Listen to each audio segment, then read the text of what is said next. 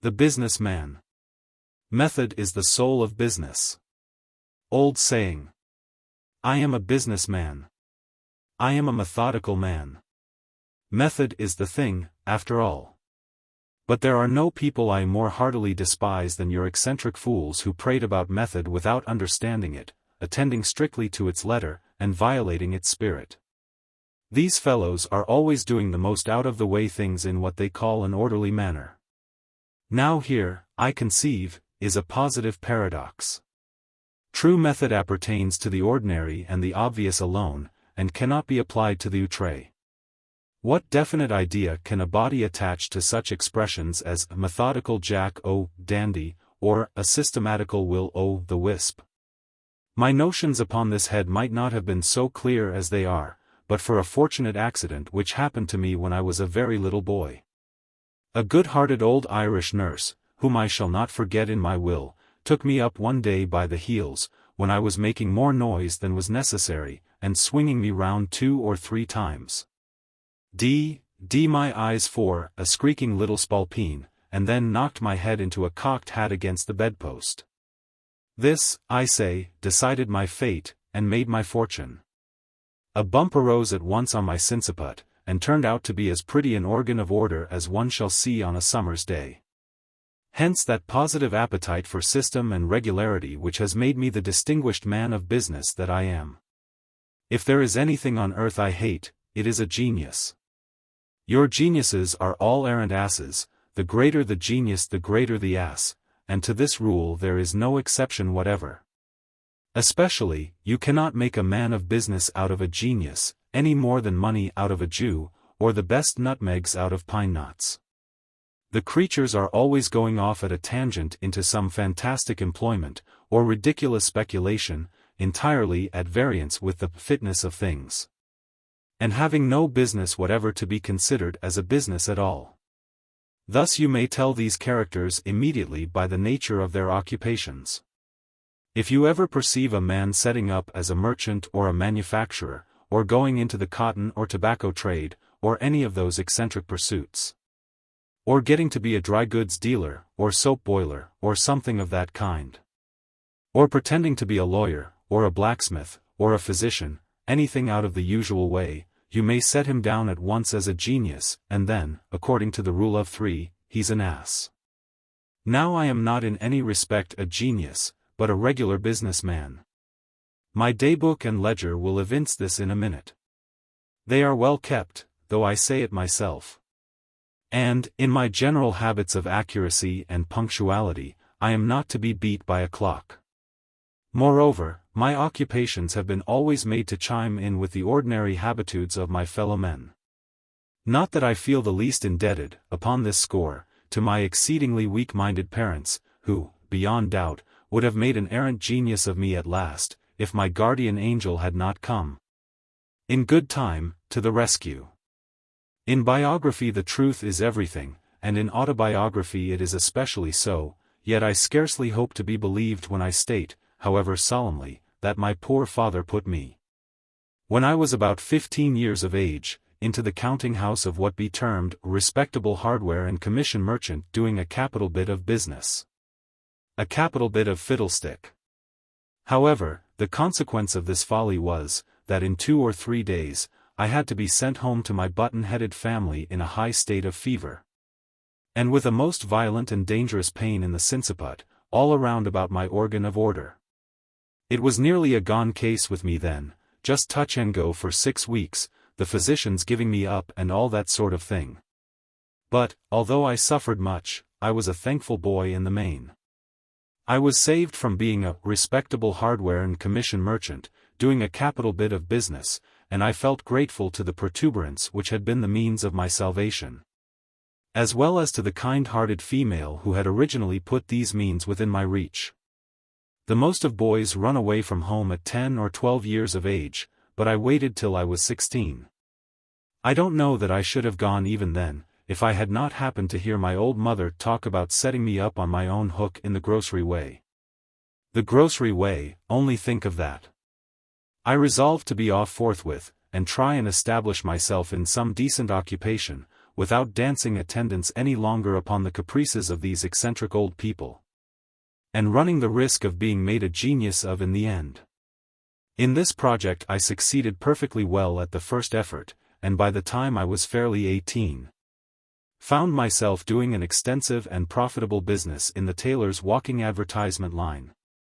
I was enabled to discharge the onerous duties of this profession, only by that rigid adherence to system which formed the leading feature of my mind. A scrupulous method characterized my actions as well as my accounts. In my case it was method, not money, which made the man, at least all of him that was not made by the tailor whom I served. At 9, every morning, I called upon that individual for the clothes of the day. 10 o'clock found me in some fashionable promenade or other place of public amusement. The precise regularity with which I turned my handsome person about, so as to bring successively into view every portion of the suit upon my back, was the admiration of all the knowing men in the trade. Noon never passed without my bringing home a customer to the house of my employers, Messrs. Cut and Come Again. I say this proudly, but with tears in my eyes, for the firm proved themselves the basest of ingrates.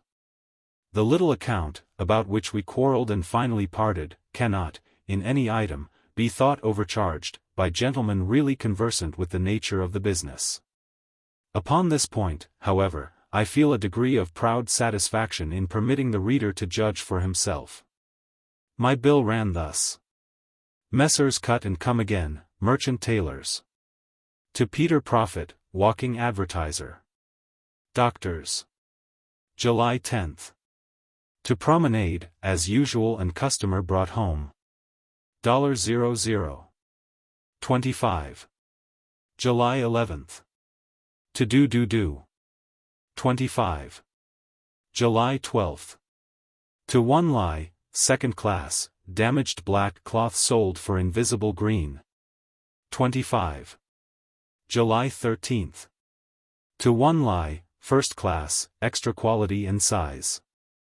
Recommended milled satinette as broadcloth. 75. July 20th. To purchasing brand new paper shirt collar or dicky, to set off grey Petersham. 2. August 15th. To wearing double-padded bobtail frock, thermometer 106 in the shade.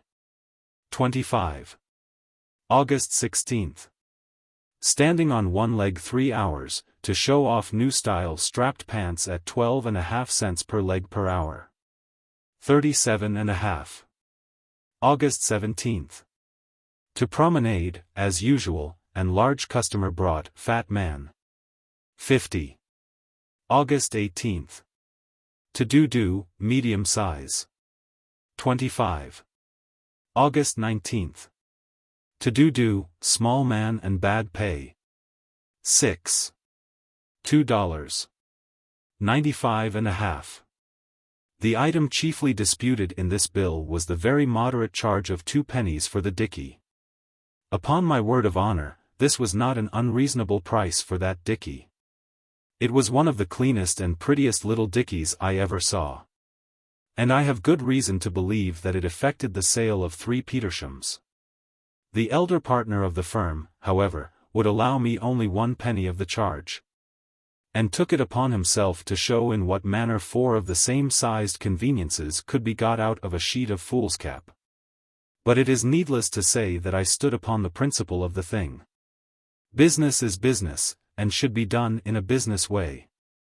There was no system whatever in swindling me out of a penny, a clear fraud of 50%, no method in any respect. I left at once the employment of Messrs. Cut and Come Again, and set up in the eyesore line by myself, one of the most lucrative, respectable, and independent of the ordinary occupations. My strict integrity, economy, and rigorous business habits, here again came into play. I found myself driving a flourishing trade, and soon became a marked man upon 'Change. The truth is, I never dabbled in flashy matters, but jogged on in the good old sober routine of the calling, a calling in which I should, no doubt, have remained to the present hour, but for a little accident which happened to me in the prosecution of one of the usual business operations of the profession. Whenever a rich old hunks, or prodigal heir, or bankrupt corporation gets into the notion of putting up a palace, there is no such thing in the world as stopping either of them. And this every intelligent person knows. The fact in question is indeed the basis of the eyesore trade. As soon, therefore, as a building project is fairly afoot by one of these parties, we merchants secure a nice corner of the lot in contemplation, or a prime little situation just adjoining, or tight in front. This done, we wait until the palace is halfway up, and then we pay some tasty architect to run us up an ornamental mud hovel, right against it. Or a down east or Dutch pagoda, or a pigsty, or an ingenious little bit of fancy work, either Eskimo, Kickapoo, or Hottentot. Of course we can't afford to take these structures down under a bonus of 500% upon the prime cost of our lot and plaster. Can we? I ask the question. I ask it of business men. It would be irrational to suppose that we can. And yet there was a rascally corporation which asked me to do this very thing, I did not reply to their absurd proposition, of course. But I felt it a duty to go that same night, and lampblack the whole of their palace. For this the unreasonable villains clapped me into jail. And the gentlemen of the eyesore trade could not well avoid cutting my connection when I came out. The assault and battery business, into which I was now forced to adventure for a livelihood, was somewhat ill-adapted to the delicate nature of my constitution. But I went to work in it with a good heart, and found my account here, as heretofore. In those stern habits of methodical accuracy which had been thumped into me by that delightful old nurse, I would indeed be the basest of men not to remember her well in my will. By observing, as I say, the strictest system in all my dealings, and keeping a well-regulated set of books, I was enabled to get over many serious difficulties, and, in the end, to establish myself very decently in the profession. The truth is, that few individuals, in any line, did a snugger little business than I. I will just copy a page or so out of my daybook. And this will save me the necessity of blowing my own trumpet, a contemptible practice of which no high-minded man will be guilty. Now, the daybook is a thing that don't lie. January 1st. New Year's Day. Met Snap in the street, groggy. He'll do. Met Gruff shortly afterward, blind drunk. He'll answer, too. Entered both gentlemen in my ledger, and opened a running account with each. January 2, saw Snap at the exchange, and went up and trod on his toe. Doubled his fist and knocked me down. Good. Got up again. Some trifling difficulty with Bag, my attorney. I want the damages at 1,000, but he says that for so simple a knockdown we can't lay them at more than 500. Must get rid of Bag, no system at all. January 3, went to the theater, to look for Gruff. Saw him sitting in a side box, in the second tier, between a fat lady and a lean one. Quizzed the whole party through an opera glass, till I saw the fat lady blush and whisper to G, went round, then, into the box, and put my nose within reach of his hand. Wouldn't pull it, no go. Blew it, and tried again, no go.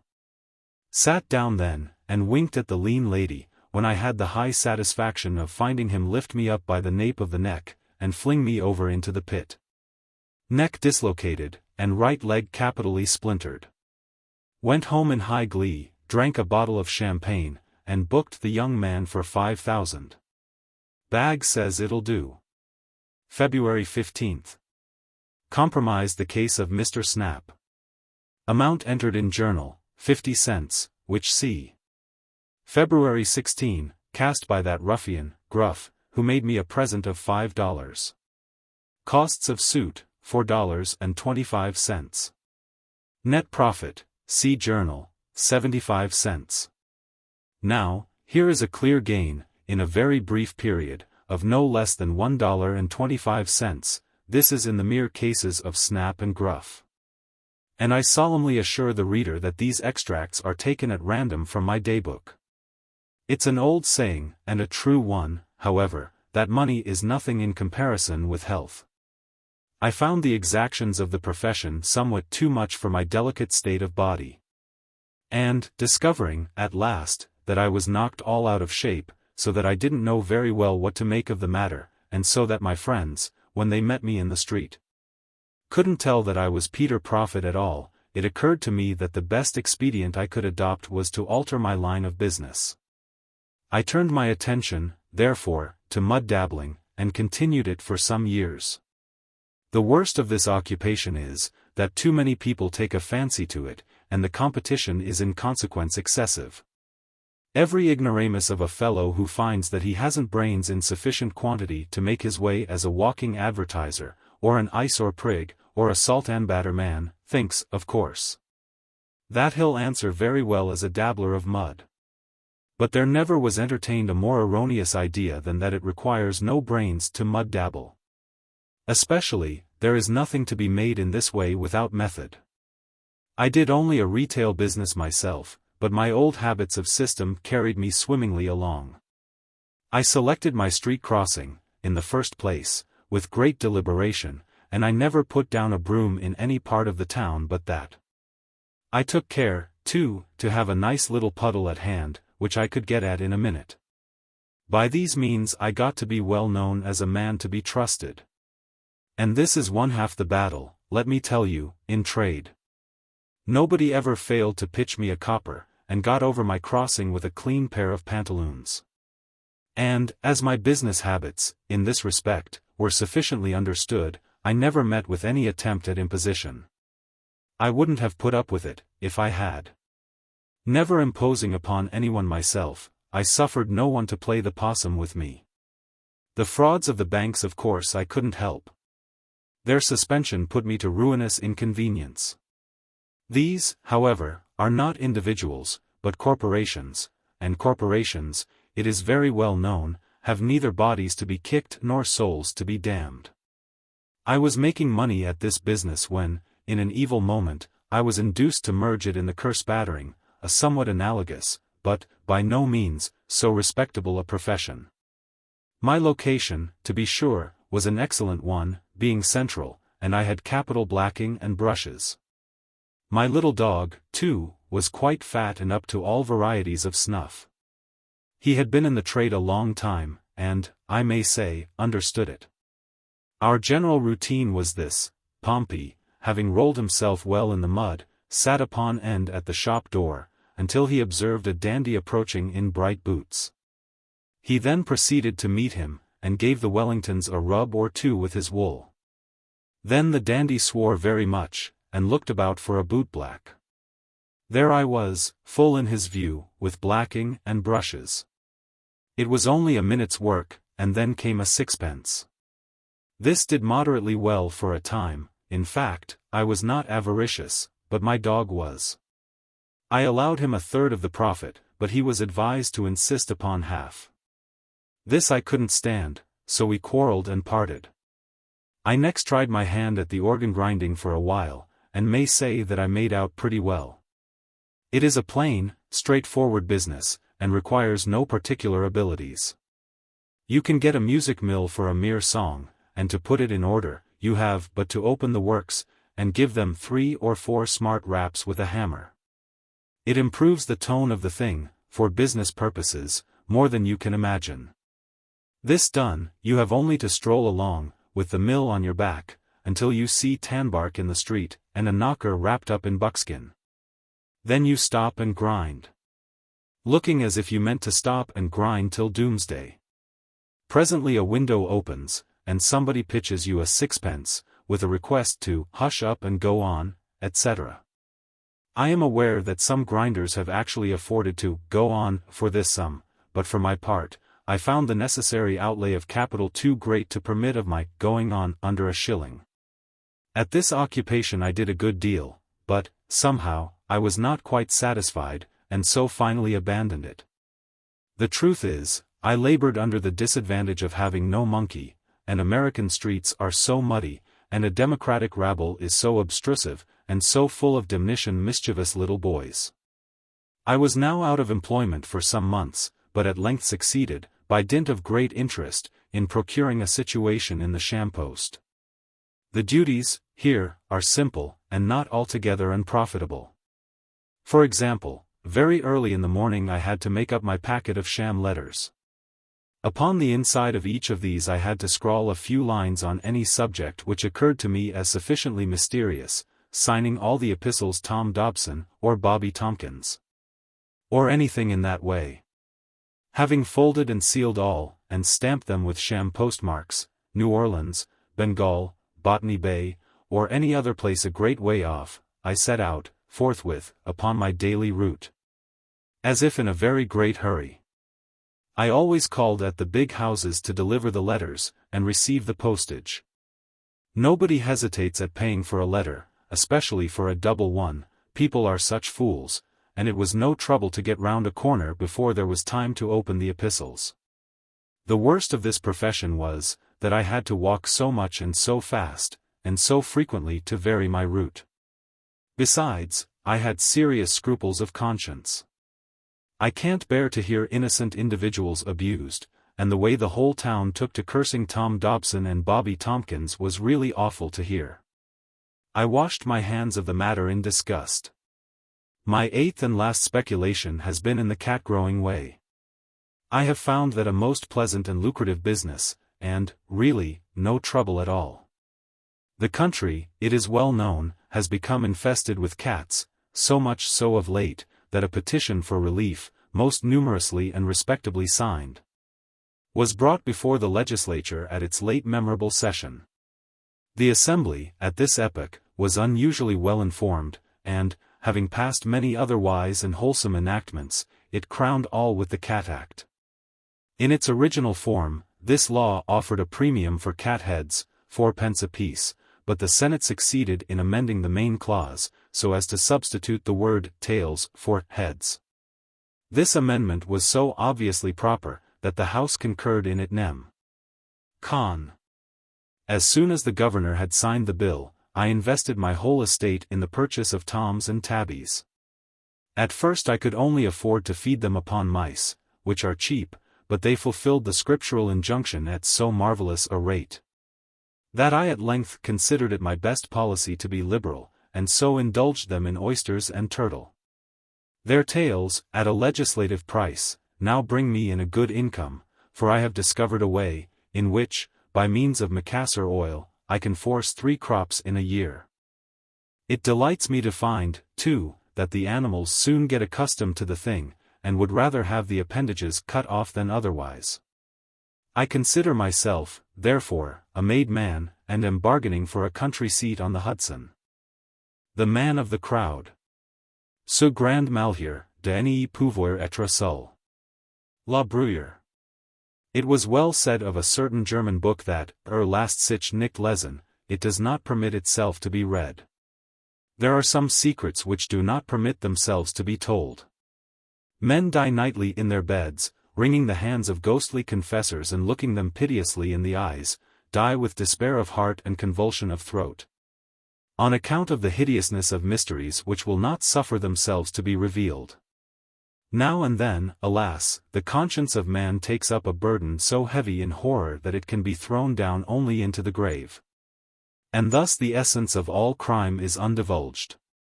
Not long ago, about the closing in of an evening in autumn, I sat at the large bow window of the D. Coffee House in London. For some months I had been ill in health, but was now convalescent, and, with returning strength, found myself in one of those happy moods which are so precisely the converse of ennui, moods of the keenest appetency. When the film from the mental vision departs, the alpha chi lambda upsilon pi rho iota nu epsilon pi epsilon nu, and the intellect, electrified, surpasses as greatly its everyday condition, as does the vivid yet candid reason of Leibniz.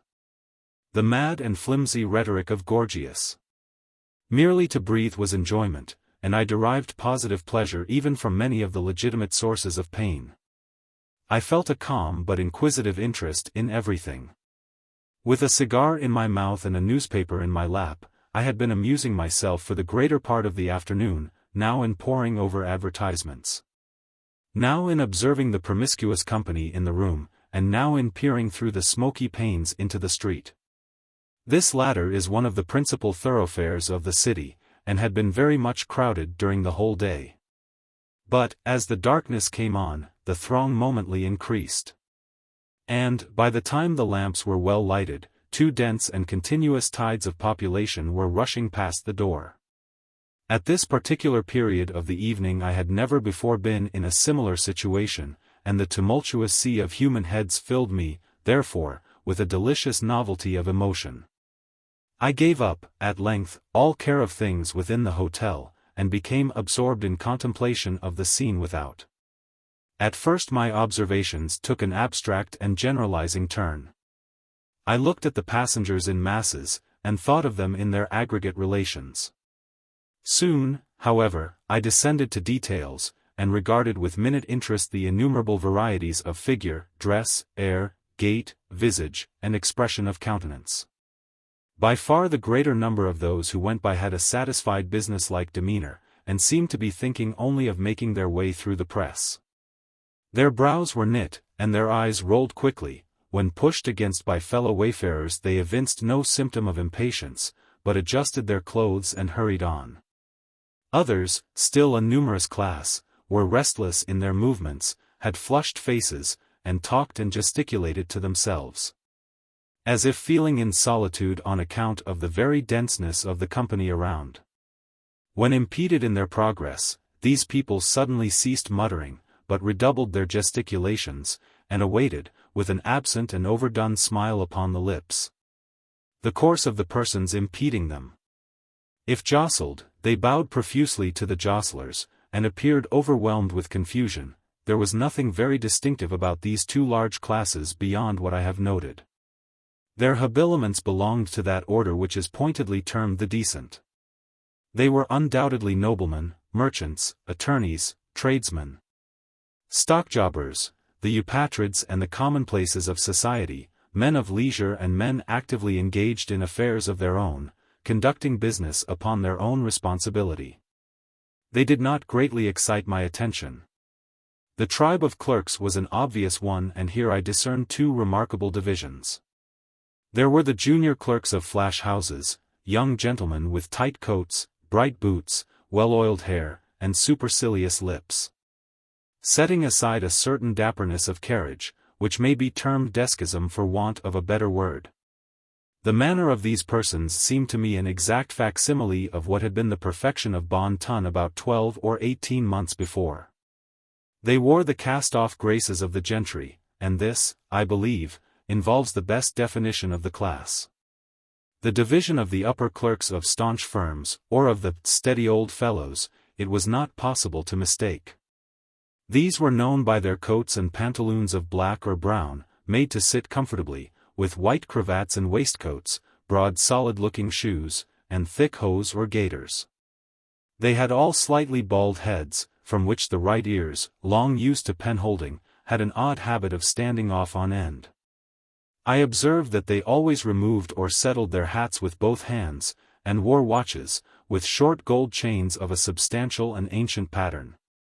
Theirs was the affectation of respectability, if indeed there be an affectation so honorable.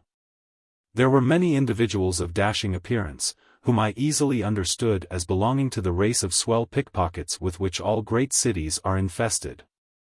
I watched these gentry with much inquisitiveness, and found it difficult to imagine how they should ever be mistaken for gentlemen by gentlemen themselves.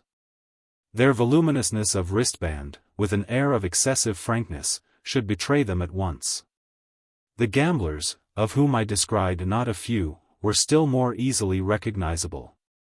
They wore every variety of dress, from that of the desperate thimble-rig bully, with velvet waistcoat, fancy neckerchief, gilt chains, and filigreed buttons, to that of the scrupulously inornate clergyman, than which nothing could be less liable to suspicion. Still all were distinguished by a certain sodden swarthiness of complexion, a filmy dimness of eye, and pallor and compression of lip. There were two other traits, moreover, by which I could always detect them, a guarded lowness of tone in conversation, and a more than ordinary extension of the thumb in a direction at right angles with the fingers. Very often, in company with these sharpers, I observed an order of men somewhat different in habits, but still birds of a kindred feather. They may be defined as the gentlemen who live by their wits. They seem to prey upon the public in two battalions, that of the dandies and that of the military men. Of the first grade the leading features are long locks and smiles. Of the second, frogged coats and frowns. Descending in the scale of what is termed gentility, I found darker and deeper themes for speculation. I saw Jew pedlars, with hawk eyes flashing from countenances whose every other feature wore only an expression of abject humility. Sturdy professional street beggars scowling upon mendicants of a better stamp, whom despair alone had driven forth into the night for charity. Feeble and ghastly invalids, upon whom death had placed a sure hand, and who sidled and tottered through the mob, looking everyone beseechingly in the face, as if in search of some chance consolation, some lost hope. Modest young girls returning from long and late labor to a cheerless home, and shrinking more tearfully than indignantly from the glances of ruffians, whose direct contact, even, could not be avoided. Women of the town of all kinds and of all ages, the unequivocal beauty in the prime of her womanhood, putting one in mind of the statue in Lucian, with the surface of Parian marble, and the interior filled with filth, the loathsome and utterly lost leper in rags, the wrinkled, bejeweled and paint-begrimed beldame, making a last effort at youth, the mere child of immature form.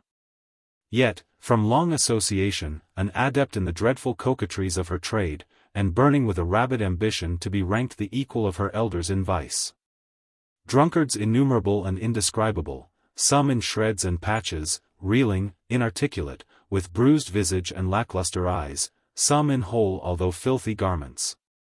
With a slightly unsteady swagger, thick sensual lips, and hearty-looking rubicund faces, others clothed in materials which had once been good, and which even now were scrupulously well brushed, men who walked with a more than naturally firm and springy step, but whose countenances were fearfully pale, whose eyes hideously wild and red, and who clutched with quivering fingers, as they strode through the crowd, at every object which came within their reach.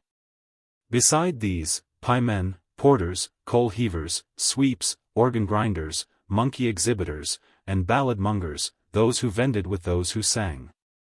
Ragged artisans and exhausted laborers of every description, and all full of a noisy and inordinate vivacity which jarred discordantly upon the ear, and gave an aching sensation to the eye. As the night deepened, so deepened to me the interest of the scene.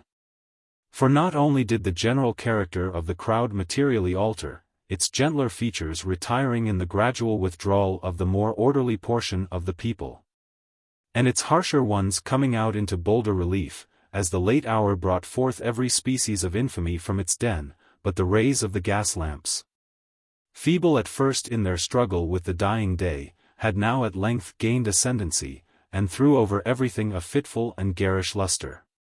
All was dark yet splendid, as that ebony to which has been likened the style of Tertullian. The wild effects of the light enchained me to an examination of individual faces. And although the rapidity with which the world of light flitted before the window, prevented me from casting more than a glance upon each visage, still it seemed that, in my then peculiar mental state, I could frequently read, even in that brief interval of a glance, the history of long years. With my brow to the glass, I was thus occupied in scrutinizing the mob, when suddenly there came into view a countenance, that of a decrepit old man, some 65 or 70 years of age, a countenance which at once arrested and absorbed my whole attention, on account of the absolute idiosyncrasy of its expression. Anything even remotely resembling that expression I had never seen before. I well remember that my first thought, upon beholding it, was that wretch, had he viewed it, would have greatly preferred it to his own pictorial incarnations of the fiend. As I endeavored, during the brief minute of my original survey, to form some analysis of the meaning conveyed, there arose confusedly and paradoxically within my mind, the ideas of vast mental power, of caution, of penuriousness, of avarice, of coolness, of malice, of blood-thirstiness, of triumph, of merriment, of excessive terror, of intense, of supreme despair. I felt singularly aroused, startled, fascinated. How wild a history, I said to myself, is written within that bosom. Then came a craving desire to keep the man in view, to know more of him. Hurriedly putting on an overcoat, and seizing my hat and cane, I made my way into the street, and pushed through the crowd in the direction which I had seen him take, for he had already disappeared. With some little difficulty I at length came within sight of him, approached, and followed him closely, yet cautiously, so as not to attract his attention. I had now a good opportunity of examining his person. He was short in stature, very thin, and apparently very feeble. His clothes, generally, were filthy and ragged. But as he came, now and then, within the strong glare of a lamp, I perceived that his linen, although dirty, was of beautiful texture. And my vision deceived me, or, through a rent in a closely buttoned and evidently second-handed roquelaire which enveloped him, I caught a glimpse both of a diamond and of a dagger. These observations heightened my curiosity, and I resolved to follow the stranger whithersoever he should go. It was now fully nightfall, and a thick humid fog hung over the city, soon ending in a settled and heavy rain. This change of weather had an odd effect upon the crowd, the whole of which was at once put into new commotion, and overshadowed by a world of umbrellas.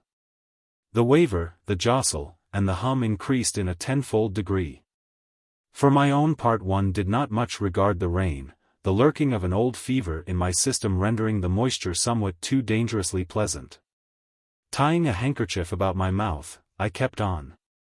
For half an hour the old man held his way with difficulty along the great thoroughfare, and I here walked close at his elbow through fear of losing sight of him.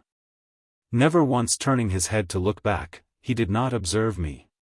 By and by he passed into a cross street, which, although densely filled with people, was not quite so much thronged as the main one he had quitted. Here a change in his demeanor became evident. He walked more slowly and with less object than before, more hesitatingly.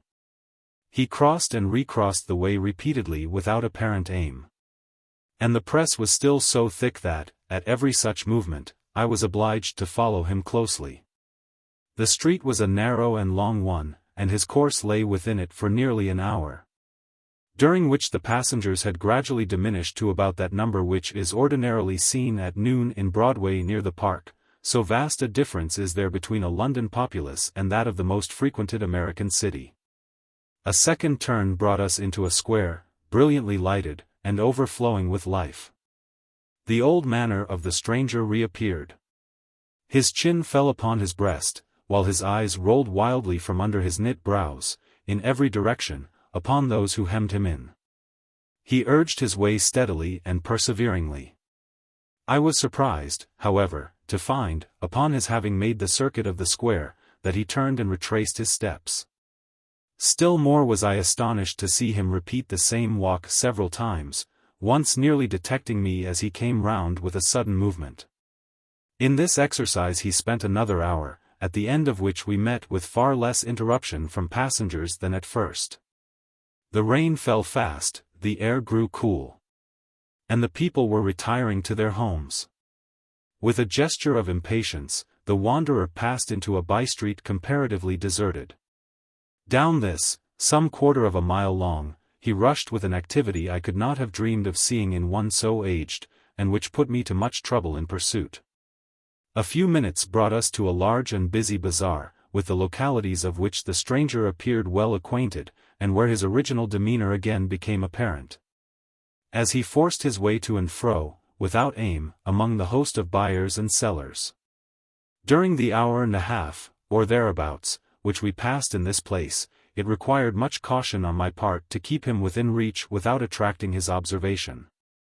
Luckily I wore a pair of caoutchouc overshoes, and could move about in perfect silence. At no moment did he see that I watched him.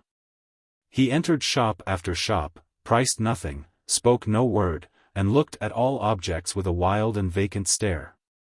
I was now utterly amazed at his behavior, and firmly resolved that we should not part until I had satisfied myself in some measure respecting him. A loud-toned clock struck 11, and the company were fast deserting the bazaar. A shopkeeper, in putting up a shutter, jostled the old man, and at the instant I saw a strong shudder come over his frame. He hurried into the street, looked anxiously around him for an instant, and then ran with incredible swiftness through many crooked and people-less lanes. Until we emerged once more upon the great thoroughfare whence we had started, the street of the Hotel. It no longer wore, however, the same aspect. It was still brilliant with gas, but the rain fell fiercely, and there were few persons to be seen. The stranger grew pale. He walked moodily some paces up the once populous avenue, then, with a heavy sigh, turned in the direction of the river, and, plunging through a great variety of devious ways, came out, at length, in view of one of the principal theatres. It was about being closed, and the audience were thronging from the doors. I saw the old man gasp as if for breath while he threw himself amid the crowd. But I thought that the intense agony of his countenance had, in some measure, abated. His head again fell upon his breast, he appeared as I had seen him at first. I observed that he now took the course in which had gone the greater number of the audience, but, upon the whole, I was at a loss to comprehend the waywardness of his actions. As he proceeded, the company grew more scattered, and his old uneasiness and vacillation were resumed. For some time he followed closely a party of some 10 or 12 roisterers. But from this number one by one dropped off, until 3 only remained together, in a narrow and gloomy lane little frequented. The stranger paused, and, for a moment, seemed lost in thought. Then, with every mark of agitation, pursued rapidly a route which brought us to the verge of the city, amid regions very different from those we had hitherto traversed. It was the most noisome quarter of London, where everything wore the worst impress of the most deplorable poverty, and of the most desperate crime. By the dim light of an accidental lamp, tall, antique, worm-eaten, wooden tenements were seen tottering to their fall, in directions so many and capricious that scarce the semblance of a passage was discernible between them. The paving stones lay at random, displaced from their beds by the rankly growing grass. Horrible filth festered in the dammed-up gutters. The whole atmosphere teemed with desolation. Yet, as we proceeded, the sounds of human life revived by sure degrees, and at length large bands of the most abandoned of a London populace were seen reeling to and fro. The spirits of the old man again flickered up, as a lamp which is near its death hour. Once more he strode onward with elastic tread. Suddenly a corner was turned, a blaze of light burst upon our sight, and we stood before one of the huge suburban temples of intemperance, one of the palaces of the fiend, Gin. It was now nearly daybreak, but a number of wretched inebriates still pressed in and out of the flaunting entrance. With a half-shriek of joy the old man forced a passage within, resumed at once his original bearing, and stalked backward and forward, without apparent object, among the throng. He had not been thus long occupied, however, before a rush to the doors gave token that the host was closing them for the night. It was something even more intense than despair that I then observed upon the countenance of the singular being whom I had watched so pertinaciously. Yet he did not hesitate in his career, but, with a mad energy, retraced his steps at once, to the heart of the mighty London. Long and swiftly he fled, while I followed him in the wildest amazement, resolute not to abandon a scrutiny in which I now felt an interest all-absorbing. The sun arose while we proceeded, and, when we had once again reached that most thronged mart of the populous town, the street of the Hotel, it presented an appearance of human bustle and activity scarcely inferior to what I had seen on the evening before. And here, long, amid the momently increasing confusion, did I persist in my pursuit of the stranger. But, as usual, he walked to and fro, and during the day did not pass from out the turmoil of that street. And, as the shades of the second evening came on, I grew wearied unto death, and, stopping fully in front of the wanderer, gazed at him steadfastly in the face. He noticed me not, but resumed his solemn walk, while I, ceasing to follow, remained absorbed in contemplation. This old man, I said at length, is the type and the genius of deep crime. He refuses to be alone. He is the man of the crowd. It will be in vain to follow, for I shall learn no more of him, nor of his deeds. The worst heart of the world is a grosser book than the Hortulus Animi, 16, and perhaps it is but one of the great mercies of God that, last sich nicht lesen. The murders in the Rue Morgue. What song the sirens sang, or what name Achilles assumed when he hid himself among women, although puzzling questions, are not beyond all conjecture. Sir Thomas Browne. The mental features discoursed of as the analytical, are, in themselves, but little susceptible of analysis. We appreciate them only in their effects. We know of them, among other things, that they are always to their possessor, when inordinately possessed, a source of the liveliest enjoyment. As the strong man exults in his physical ability, delighting in such exercises as call his muscles into action, so glories the analyst in that moral activity which disentangles. He derives pleasure from even the most trivial occupations bringing his talent into play. He is fond of enigmas, of conundrums, of hieroglyphics. Exhibiting in his solutions of each a degree of acumen which appears to the ordinary apprehension preternatural. His results, brought about by the very soul and essence of method, have, in truth, the whole air of intuition. The faculty of resolution is possibly much invigorated by mathematical study, and especially by that highest branch of it which, unjustly, and merely on account of its retrograde operations, has been called, as if par excellence, analysis. Yet to calculate is not in itself to analyze. A chess player, for example, does the one without effort at the other. It follows that the game of chess, in its effects upon mental character, is greatly misunderstood.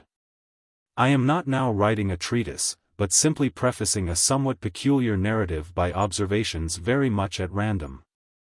I will, therefore, take occasion to assert that the higher powers of the reflective intellect are more decidedly and more usefully tasked by the unostentatious game of draughts than by all the elaborate frivolity of chess. In this latter, where the pieces have different and bizarre motions, with various and variable values, what is only complex is mistaken, a not unusual error, for what is profound. The attention is here called powerfully into play. If it flag for an instant, an oversight is committed resulting in injury or defeat. The possible moves being not only manifold but involute, the chances of such oversights are multiplied. And in 9 cases out of 10 it is the more concentrative rather than the more acute player who conquers. In drafts, on the contrary, where the moves are unique and have but little variation, the probabilities of inadvertence are diminished, and the mere attention being left comparatively unemployed. What advantages are obtained by either party are obtained by superior acumen. To be less abstract, let us suppose a game of draughts where the pieces are reduced to 4 kings, and where, of course, no oversight is to be expected. It is obvious that here the victory can be decided, the players being at all equal, only by some recherché movement, the result of some strong exertion of the intellect. Deprived of ordinary resources, the analyst throws himself into the spirit of his opponent, identifies himself therewith, and not unfrequently sees thus, at a glance, the sole methods, sometime indeed absurdly simple ones, by which he may seduce into error or hurry into miscalculation. Whist has long been noted for its influence upon what is termed the calculating power. And men of the highest order of intellect have been known to take an apparently unaccountable delight in it, while eschewing chess as frivolous. Beyond doubt there is nothing of a similar nature so greatly tasking the faculty of analysis. The best chess player in Christendom may be little more than the best player of chess. But proficiency in whist implies capacity for success in all those more important undertakings where mind struggles with mind. When I say proficiency, I mean that perfection in the game which includes a comprehension of all the sources whence legitimate advantage may be derived. These are not only manifold but multiform, and lie frequently among recesses of thought altogether inaccessible to the ordinary understanding. To observe attentively is to remember distinctly. And, so far, the concentrative chess player will do very well at whist, while the rules of Hoyle, themselves based upon the mere mechanism of the game, are sufficiently and generally comprehensible. Thus to have a retentive memory, and to proceed by the book, are points commonly regarded as the sum total of good playing. But it is in matters beyond the limits of mere rule that the skill of the analyst is evinced. He makes, in silence, a host of observations and inferences. So, perhaps, do his companions. And the difference in the extent of the information obtained lies not so much in the validity of the inference as in the quality of the observation. The necessary knowledge is that of what to observe. Our player confines himself not at all, nor, because the game is the object, does he reject deductions from things external to the game. He examines the countenance of his partner, comparing it carefully with that of each of his opponents. He considers the mode of assorting the cards in each hand. Often counting trump by trump, and honor by honor, through the glances bestowed by their holders upon each.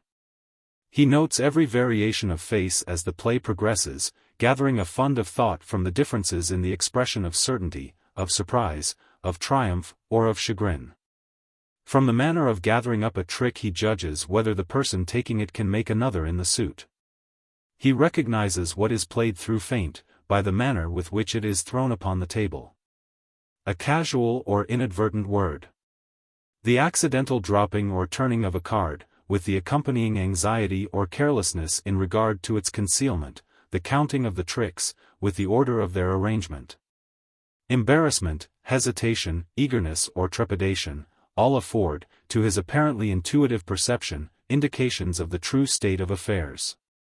The first 2 or 3 rounds having been played, he is in full possession of the contents of each hand. And thenceforward puts down his cards with as absolute a precision of purpose as if the rest of the party had turned outward the faces of their own. The analytical power should not be confounded with ample ingenuity, for while the analyst is necessarily ingenious, the ingenious man is often remarkably incapable of analysis. The constructive or combining power, by which ingenuity is usually manifested, and to which the phrenologists, I believe erroneously, have assigned a separate organ, supposing it a primitive faculty, has been so frequently seen in those whose intellect bordered otherwise upon idiocy, as to have attracted general observation among writers on morals. Between ingenuity and the analytic ability there exists a difference far greater, indeed, than that between the fancy and the imagination, but of a character very strictly analogous. It will be found, in fact, that the ingenious are always fanciful, and the truly imaginative never otherwise than analytic. The narrative which follows will appear to the reader somewhat in the light of a commentary upon the propositions just advanced. Residing in Paris during the spring and part of the summer of 18, I there became acquainted with a Monsieur C. Auguste Dupin. This young gentleman was of an excellent, indeed of an illustrious family, but, by a variety of untoward events, had been reduced to such poverty that the energy of his character succumbed beneath it, and he ceased to bestir himself in the world, or to care for the retrieval of his fortunes. By courtesy of his creditors, there still remained in his possession a small remnant of his patrimony. And, upon the income arising from this, he managed, by means of a rigorous economy, to procure the necessaries of life, without troubling himself about its superfluities. Books, indeed, were his sole luxuries, and in Paris these are easily obtained. Our first meeting was at an obscure library in the Rue Montmartre, where the accident of our both being in search of the same very rare and very remarkable volume, brought us into closer communion. We saw each other again and again. I was deeply interested in the little family history which he detailed to me with all that candor which a Frenchman indulges whenever mere self is his theme. I was astonished, too, at the vast extent of his reading, and, above all, I felt my soul enkindled within me by the wild fervor, and the vivid freshness of his imagination.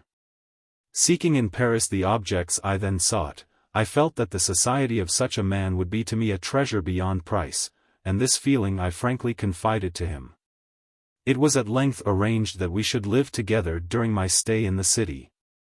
And as my worldly circumstances were somewhat less embarrassed than his own, I was permitted to be at the expense of renting and furnishing in a style which suited the rather fantastic gloom of our common temper, a time-eaten and grotesque mansion, long deserted through superstitions into which we did not inquire, and tottering to its fall in a retired and desolate portion of the Faubourg St.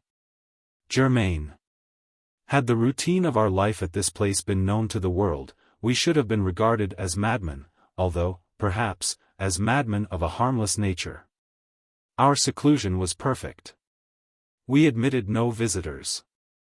Indeed, the locality of our retirement had been carefully kept a secret from my own former associates. And it had been many years since Dupin had ceased to know or be known in Paris. We existed within ourselves alone. It was a freak of fancy in my friend, for what else shall I call it? To be enamored of the night for her own sake, and into this bizarrerie, as into all his others, I quietly fell, giving myself up to his wild whims with a perfect abandon. The sable divinity would not herself dwell with us always, but we could counterfeit her presence. At the first dawn of the morning we closed all the messy shutters of our old building. Lighting a couple of tapers which, strongly perfumed, threw out only the ghastliest and feeblest of rays.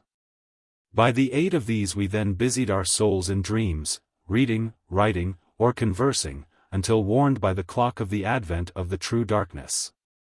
Then we sallied forth into the streets arm in arm, continuing the topics of the day, or roaming far and wide until a late hour, seeking, amid the wild lights and shadows of the populous city, that infinity of mental excitement which quiet observation can afford. At such times I could not help remarking and admiring, although from his rich ideality I had been prepared to expect it, a peculiar analytic ability in Dupin.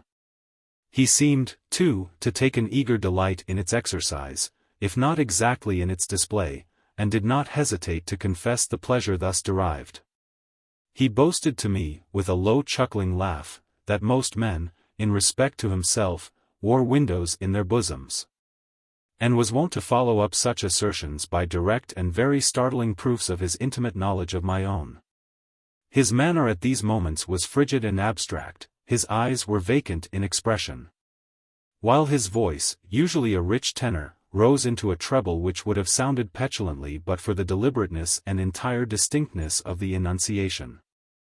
Observing him in these moods, I often dwelt meditatively upon the old philosophy of the bipart soul, and amused myself with the fancy of a double Dupin, the creative and the resolvent. Let it not be supposed, from what I have just said, that I am detailing any mystery, or penning any romance. What I have described in the Frenchman, was merely the result of an excited, or perhaps of a diseased intelligence. But of the character of his remarks at the periods in question an example will best convey the idea. We were strolling one night down a long dirty street in the vicinity of the Palais Royal. Being both, apparently, occupied with thought, neither of us had spoken a syllable for 15 minutes at least. All at once Dupin broke forth with these words. "He is a very little fellow, that's true, and would do better for the Théâtre de Variétés." "There can be no doubt of that," I replied unwittingly. And not at first observing, so much had I been absorbed in reflection, the extraordinary manner in which the speaker had chimed in with my meditations. In an instant afterward I recollected myself, and my astonishment was profound. "Dupin," said I, gravely, "this is beyond my comprehension.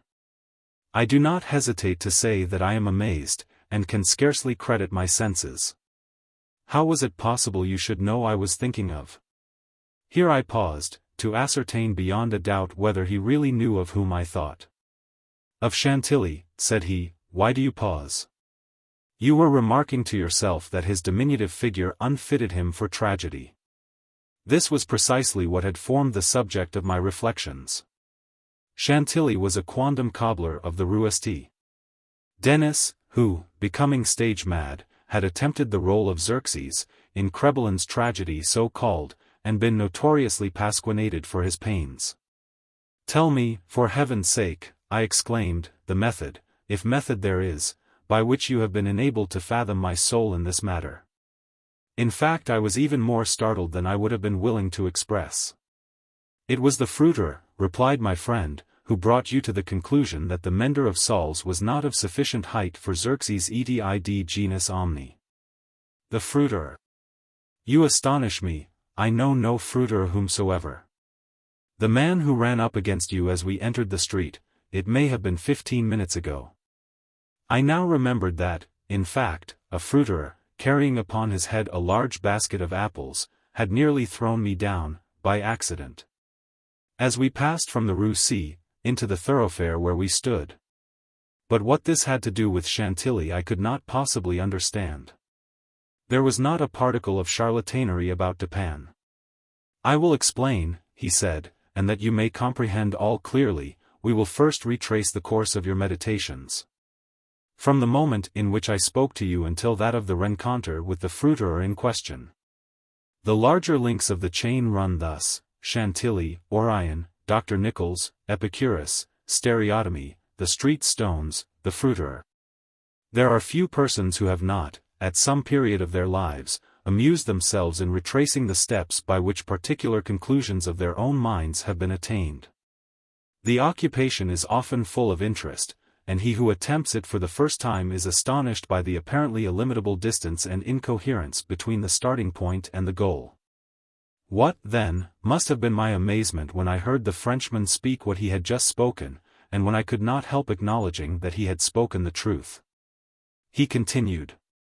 "We had been talking of horses, if I remember aright, just before leaving the Rue C. This was the last subject we discussed. As we crossed into this street, a fruiterer, with a large basket upon his head, brushing quickly past us, thrust you upon a pile of paving stones collected at a spot where the causeway is undergoing repair. You stepped upon one of the loose fragments, slipped, slightly strained your ankle, appeared vexed or sulky, muttered a few words, turned to look at the pile, and then proceeded in silence. I was not particularly attentive to what you did, but observation has become with me, of late, a species of necessity. You kept your eyes upon the ground, glancing, with a petulant expression, at the holes and ruts in the pavement, so that I saw you were still thinking of the stones. Until we reached the little alley called Lamartine, which has been paved, by way of experiment, with the overlapping and riveted blocks. Here your countenance brightened up, and, perceiving your lips move, I could not doubt that you murmured the word stereotomy, a term very affectedly applied to this species of pavement. I knew that you could not say to yourself stereotomy without being brought to think of atomies, and thus of the theories of Epicurus. And since, when we discussed this subject not very long ago, I mentioned to you how singularly, yet with how little notice, the vague guesses of that noble Greek had met with confirmation in the late nebular cosmogony, I felt that you could not avoid casting your eyes upward to the great nebula in Orion. And I certainly expected that you would do so. You did look up, and I was now assured that I had correctly followed your steps. But in that bitter tirade upon Chantilly, which appeared in yesterday's Musée, the satirist, making some disgraceful allusions to the cobbler's change of name upon assuming the buskin, quoted a Latin line about which we have often conversed. I mean the line, "Perdidet antiquum litera prima sonum." I had told you that this was in reference to Orion, formerly written Urion. And, from certain pungencies connected with this explanation, I was aware that you could not have forgotten it. It was clear, therefore, that you would not fail to combine the two ideas of Orion and Chantilly. That you did combine them I saw by the character of the smile which passed over your lips. You thought of the poor cobbler's immolation. So far, you had been stooping in your gait, but now I saw you draw yourself up to your full height. I was then sure that you reflected upon the diminutive figure of Chantilly. At this point I interrupted your meditations to remark that as, in fact, he was a very little fellow, that Chantilly, he would do better at the Théâtre de Variétés. Not long after this, we were looking over an evening edition of the Gazette de Tribunaux, when the following paragraphs arrested our attention. Extraordinary murders. This morning, about 3 o'clock, the inhabitants of the Quartier St. Roch were aroused from sleep by a succession of terrific shrieks, issuing, apparently, from the 4th story of a house in the Rue Morgue, known to be in the sole occupancy of one Madame L'Espanaye, and her daughter, Mademoiselle Camille L'Espanaye. After some delay, occasioned by a fruitless attempt to procure admission in the usual manner, the gateway was broken in with a crowbar. And 8 or 10 of the neighbors entered accompanied by 2 gendarmes. By this time the cries had ceased. But, as the party rushed up the first flight of stairs, 2 or more rough voices in angry contention were distinguished and seemed to proceed from the upper part of the house. As the second landing was reached, these sounds, also, had ceased and everything remained perfectly quiet. The party spread themselves and hurried from room to room. Upon arriving at a large back chamber in the 4th story, the door of which, being found locked, with the key inside, was forced open. A spectacle presented itself which struck everyone present not less with horror than with astonishment. The apartment was in the wildest disorder, the furniture broken and thrown about in all directions. There was only one bedstead. And from this the bed had been removed, and thrown into the middle of the floor. On a chair lay a razor, besmeared with blood. On the hearth were 2 or 3 long and thick tresses of grey human hair, also dabbled in blood, and seeming to have been pulled out by the roots. Upon the floor were found 4 napoleons, an earring of topaz, 3 large silver spoons, 3 smaller of metal d'Alger, and 2 bags, containing nearly 4,000 francs in gold. The drawers of a bureau, which stood in one corner, were open, and had been, apparently, rifled, although many articles still remained in them. A small iron safe was discovered under the bed, not under the bedstead. It was open, with the key still in the door. It had no contents beyond a few old letters, and other papers of little consequence. Of Madame L'Espanaye no traces were here seen. But an unusual quantity of soot being observed in the fireplace, a search was made in the chimney, and, horrible to relate, the corpse of the daughter, head downward, was dragged therefrom. It having been thus forced up the narrow aperture for a considerable distance. The body was quite warm. Upon examining it, many excoriations were perceived, no doubt occasioned by the violence with which it had been thrust up and disengaged. Upon the face were many severe scratches, and, upon the throat, dark bruises, and deep indentations of finger-nails, as if the deceased had been throttled to death. After a thorough investigation of every portion of the house, without farther discovery, the party made its way into a small paved yard in the rear of the building, where lay the corpse of the old lady, with her throat so entirely cut that, upon an attempt to raise her, the head fell off. The body, as well as the head, was fearfully mutilated, the former so much so as scarcely to retain any semblance of humanity. To this horrible mystery there is not as yet, we believe, the slightest clue. The next day's paper had these additional particulars. The tragedy in the Rue Morgue. Many individuals have been examined in relation to this most extraordinary and frightful affair. The word affair has not yet, in France, that levity of import which it conveys with us, but nothing whatever has transpired to throw light upon it.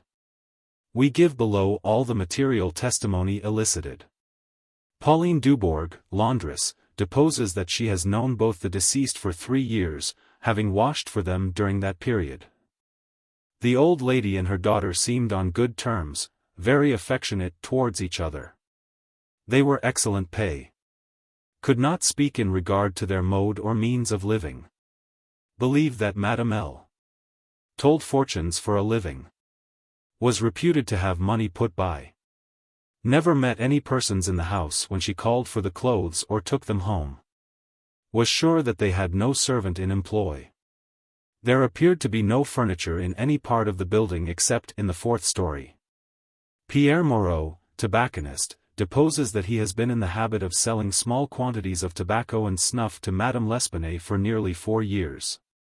Was born in the neighborhood, and has always resided there. The deceased and her daughter had occupied the house in which the corpses were found, for more than 6 years. It was formerly occupied by a jeweler, who underlet the upper rooms to various persons. The house was the property of Madame L. She became dissatisfied with the abuse of the premises by her tenant, and moved into them herself, refusing to let any portion. The old lady was childish. Witness had seen the daughter some 5 or 6 times during the 6 years. The two lived an exceedingly retired life, were reputed to have money. Had heard it said among the neighbors that Madame L.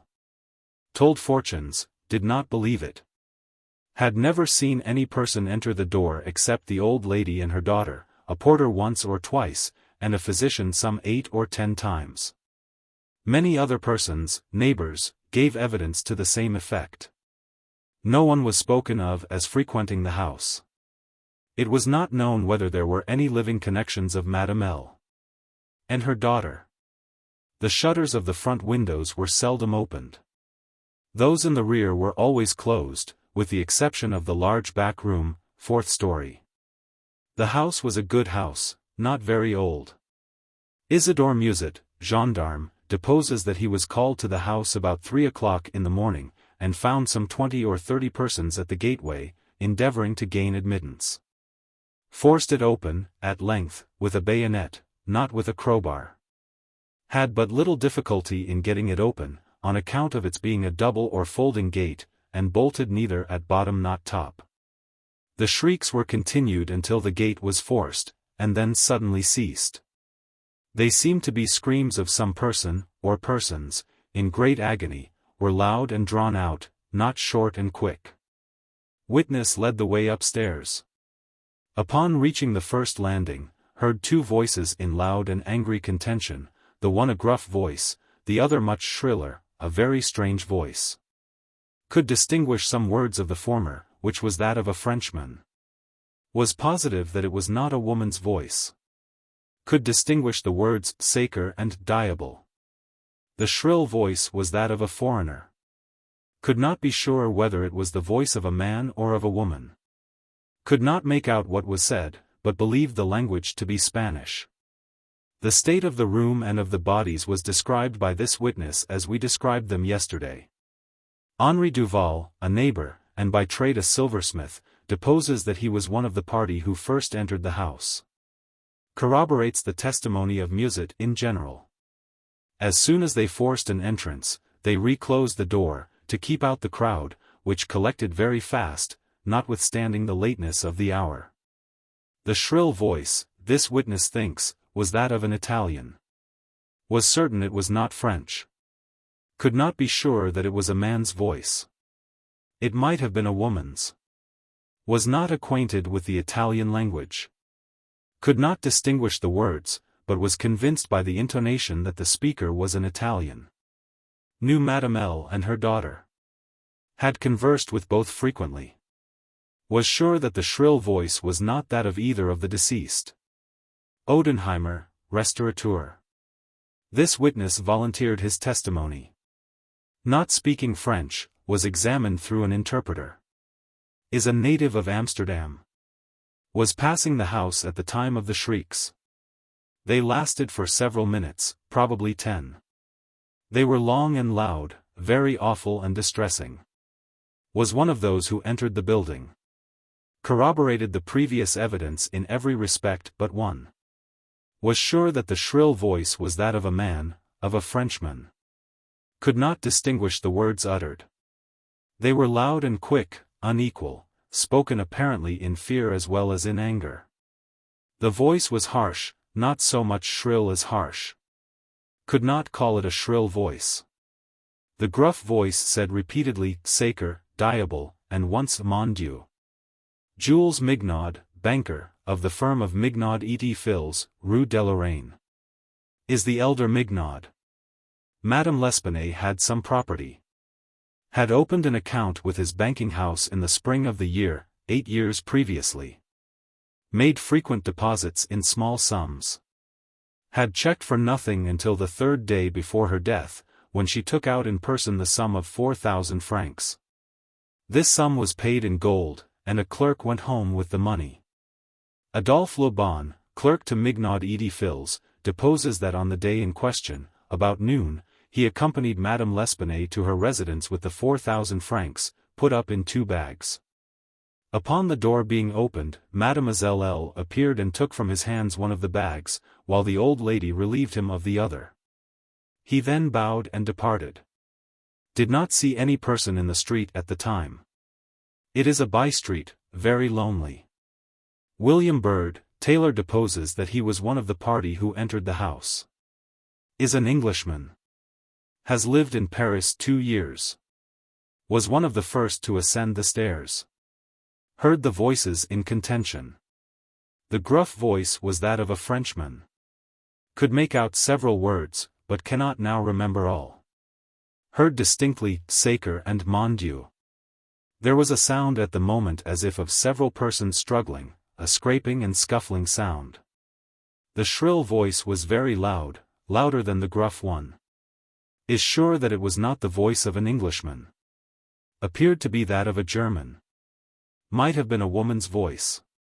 Does not understand German. 4 of the above-named witnesses, being recalled, deposed that the door of the chamber in which was found the body of Mademoiselle L. was locked on the inside when the party reached it. Everything was perfectly silent, no groans or noises of any kind. Upon forcing the door no person was seen. The windows, both of the back and front room, were down and firmly fastened from within. A door between the 2 rooms was closed, but not locked. The door leading from the front room into the passage was locked, with the key on the inside. A small room in the front of the house, on the 4th story, at the head of the passage was open, the door being ajar. This room was crowded with old beds, boxes, and so forth. These were carefully removed and searched. There was not an inch of any portion of the house which was not carefully searched. Sweeps were sent up and down the chimneys. The house was a 4-story one, with garrets, mansards. A trapdoor on the roof was nailed down very securely, did not appear to have been opened for years. The time elapsing between the hearing of the voices in contention and the breaking open of the room door, was variously stated by the witnesses. Some made it as short as 3 minutes, some as long as 5. The door was opened with difficulty. Alfonso Garcio, undertaker, deposes that he resides in the Rue Morgue. Is a native of Spain. Was one of the party who entered the house. Did not proceed upstairs. Is nervous, and was apprehensive of the consequences of agitation. Heard the voices in contention. The gruff voice was that of a Frenchman. Could not distinguish what was said. The shrill voice was that of an Englishman, is sure of this.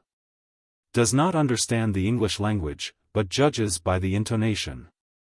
Alberto Montani, confectioner, deposes that he was among the first to ascend the stairs. Heard the voices in question. The gruff voice was that of a Frenchman. Distinguished several words. The speaker appeared to be expostulating. Could not make out the words of the shrill voice. Spoke quick and unevenly. Thinks it the voice of a Russian. Corroborates the general testimony. Is an Italian. Never conversed with a native of Russia. Several witnesses, recalled, here testified that the chimneys of all the rooms on the 4th story were too narrow to admit the passage of a human being. By sweeps were meant cylindrical sweeping brushes, such as are employed by those who clean chimneys. These brushes were passed up and down every flue in the house. There is no back passage by which anyone could have descended while the party proceeded upstairs. The body of Mademoiselle L'Espanaye was so firmly wedged in the chimney that it could not be got down until 4 or 5 of the party united their strength. Paul Dumas, physician, deposes that he was called to view the bodies about daybreak. They were both then lying on the sacking of the bedstead in the chamber where Mademoiselle L. was found. The corpse of the young lady was much bruised and excoriated. The fact that it had been thrust up the chimney would sufficiently account for these appearances. The throat was greatly chafed. There were several deep scratches just below the chin, together with a series of livid spots which were evidently the impression of fingers. The face was fearfully discolored, and the eyeballs protruded. The tongue had been partially bitten through. A large bruise was discovered upon the pit of the stomach, produced, apparently, by the pressure of a knee. In the opinion of M. Dumas, Mademoiselle L'Espanaye had been throttled to death by some person or persons unknown. The corpse of the mother was horribly mutilated. All the bones of the right leg and arm were more or less shattered. The left tibia much splintered, as well as all the ribs of the left side. Whole body dreadfully bruised and discolored. It was not possible to say how the injuries had been inflicted. A heavy club of wood, or a broad bar of iron, a chair, any large, heavy, and obtuse weapon would have produced such results, if wielded by the hands of a very powerful man. No woman could have inflicted the blows with any weapon. The head of the deceased, when seen by witness, was entirely separated from the body, and was also greatly shattered. The throat had evidently been cut with some very sharp instrument, probably with a razor. Alexander Etienne, surgeon, was called with M. Dumas to view the bodies. Corroborated the testimony, and the opinions of M. Dumas. Nothing farther of importance was elicited, although several other persons were examined. A murder so mysterious, and so perplexing in all its particulars, was never before committed in Paris, if indeed a murder has been committed at all. The police are entirely at fault, an unusual occurrence in affairs of this nature. There is not, however, the shadow of a clue apparent. The evening edition of the paper stated that the greatest excitement still continued in the Quartier St. Roch, that the premises in question had been carefully researched, and fresh examinations of witnesses instituted, but all to no purpose. A postscript, however, mentioned that Adolphe Lubon had been arrested and imprisoned, although nothing appeared to criminate him beyond the facts already detailed. Dupin seemed singularly interested in the progress of this affair, at least so I judged from his manner, for he made no comments. It was only after the announcement that Lubon had been imprisoned, that he asked me my opinion respecting the murders. I could merely agree with all Paris in considering them an insoluble mystery. I saw no means by which it would be possible to trace the murderer. We must not judge of the means, said Dupin, by this shell of an examination. The Parisian police, so much extolled for acumen, are cunning, but no more. There is no method in their proceedings, beyond the method of the moment. They make a vast parade of measures. But, not unfrequently, these are so ill adapted to the objects proposed, as to put us in mind of Monsieur Jourdain's calling for his robe de chambre, pour mieux entendre la musique. The results attained by them are not unfrequently surprising, but, for the most part, are brought about by simple diligence and activity. When these qualities are unavailing, their schemes fail. Vidocq, for example, was a good guesser and a persevering man. But, without educated thought, he erred continually by the very intensity of his investigations. He impaired his vision by holding the object too close. He might see, perhaps, one or two points with unusual clearness, but in so doing he, necessarily, lost sight of the matter as a whole. Thus there is such a thing as being too profound. Truth is not always in a well. In fact, as regards the more important knowledge, I do believe that she is invariably superficial. The depth lies in the valleys where we seek her, and not upon the mountain tops where she is found. The modes and sources of this kind of error are well typified in the contemplation of the heavenly bodies. To look at a star by glances, to view it in a sidelong way, by turning toward it the exterior portions of the retina, more susceptible of feeble impressions of light than the interior, is to behold the star distinctly, is to have the best appreciation of its luster, a luster which grows dim just in proportion as we turn our vision fully upon it. A greater number of rays actually fall upon the eye in the latter case, but, in the former, there is the more refined capacity for comprehension. By undue profundity we perplex and enfeeble thought. And it is possible to make even Venus herself vanish from the firmament by a scrutiny too sustained, too concentrated, or too direct. As for these murders, let us enter into some examinations for ourselves, before we make up an opinion respecting them. An inquiry will afford us amusement. I thought this an odd term, so applied, but said nothing, and, besides, Lubon once rendered me a service for which I am not ungrateful. We will go and see the premises with our own eyes. I know G., the prefect of police, and shall have no difficulty in obtaining the necessary permission. The permission was obtained, and we proceeded at once to the Rue Morgue. This is one of those miserable thoroughfares which intervene between the Rue Richelieu and the Rue Saint-Roch. It was late in the afternoon when we reached it, as this quarter is at a great distance from that in which we resided. The house was readily found. For there were still many persons gazing up at the closed shutters, with an objectless curiosity, from the opposite side of the way. It was an ordinary Parisian house, with a gateway, on one side of which was a glazed watchbox, with a sliding panel in the window, indicating a loge de concierge. Before going in we walked up the street, turned down an alley, and then, again turning, passed in the rear of the building, Dupin, meanwhile examining the whole neighborhood, as well as the house, with a minuteness of attention for which I could see no possible object. Retracing our steps, we came again to the front of the dwelling, rang, and, having shown our credentials, were admitted by the agents in charge. We went upstairs, into the chamber where the body of Mademoiselle L'Espanaye had been found, and where both the deceased still lay. The disorders of the room had, as usual, been suffered to exist. I saw nothing beyond what had been stated in the Gazette de Tribunox. Dupin scrutinized everything, not excepting the bodies of the victims. We then went into the other rooms, and into the yard, a gendarme accompanying us throughout. The examination occupied us until dark, when we took our departure. On our way home my companion stepped in for a moment at the office of one of the daily papers. I have said that the whims of my friend were manifold, and that les ménages, for this phrase there is no English equivalent. It was his humor, now, to decline all conversation on the subject of the murder, until about noon the next day. He then asked me, suddenly, if I had observed anything peculiar at the scene of the atrocity. There was something in his manner of emphasizing the word peculiar, which caused me to shudder, without knowing why. No, nothing peculiar, I said.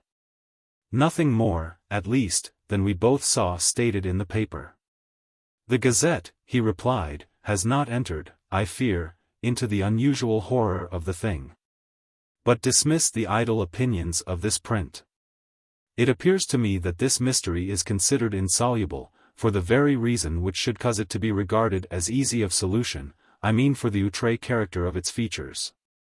The police are confounded by the seeming absence of motive, not for the murder itself, but for the atrocity of the murder.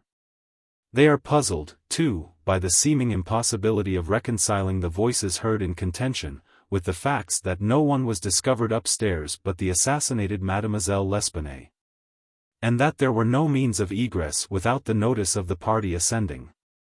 The wild disorder of the room, the corpse thrust, with the head downward, up the chimney, the frightful mutilation of the body of the old lady.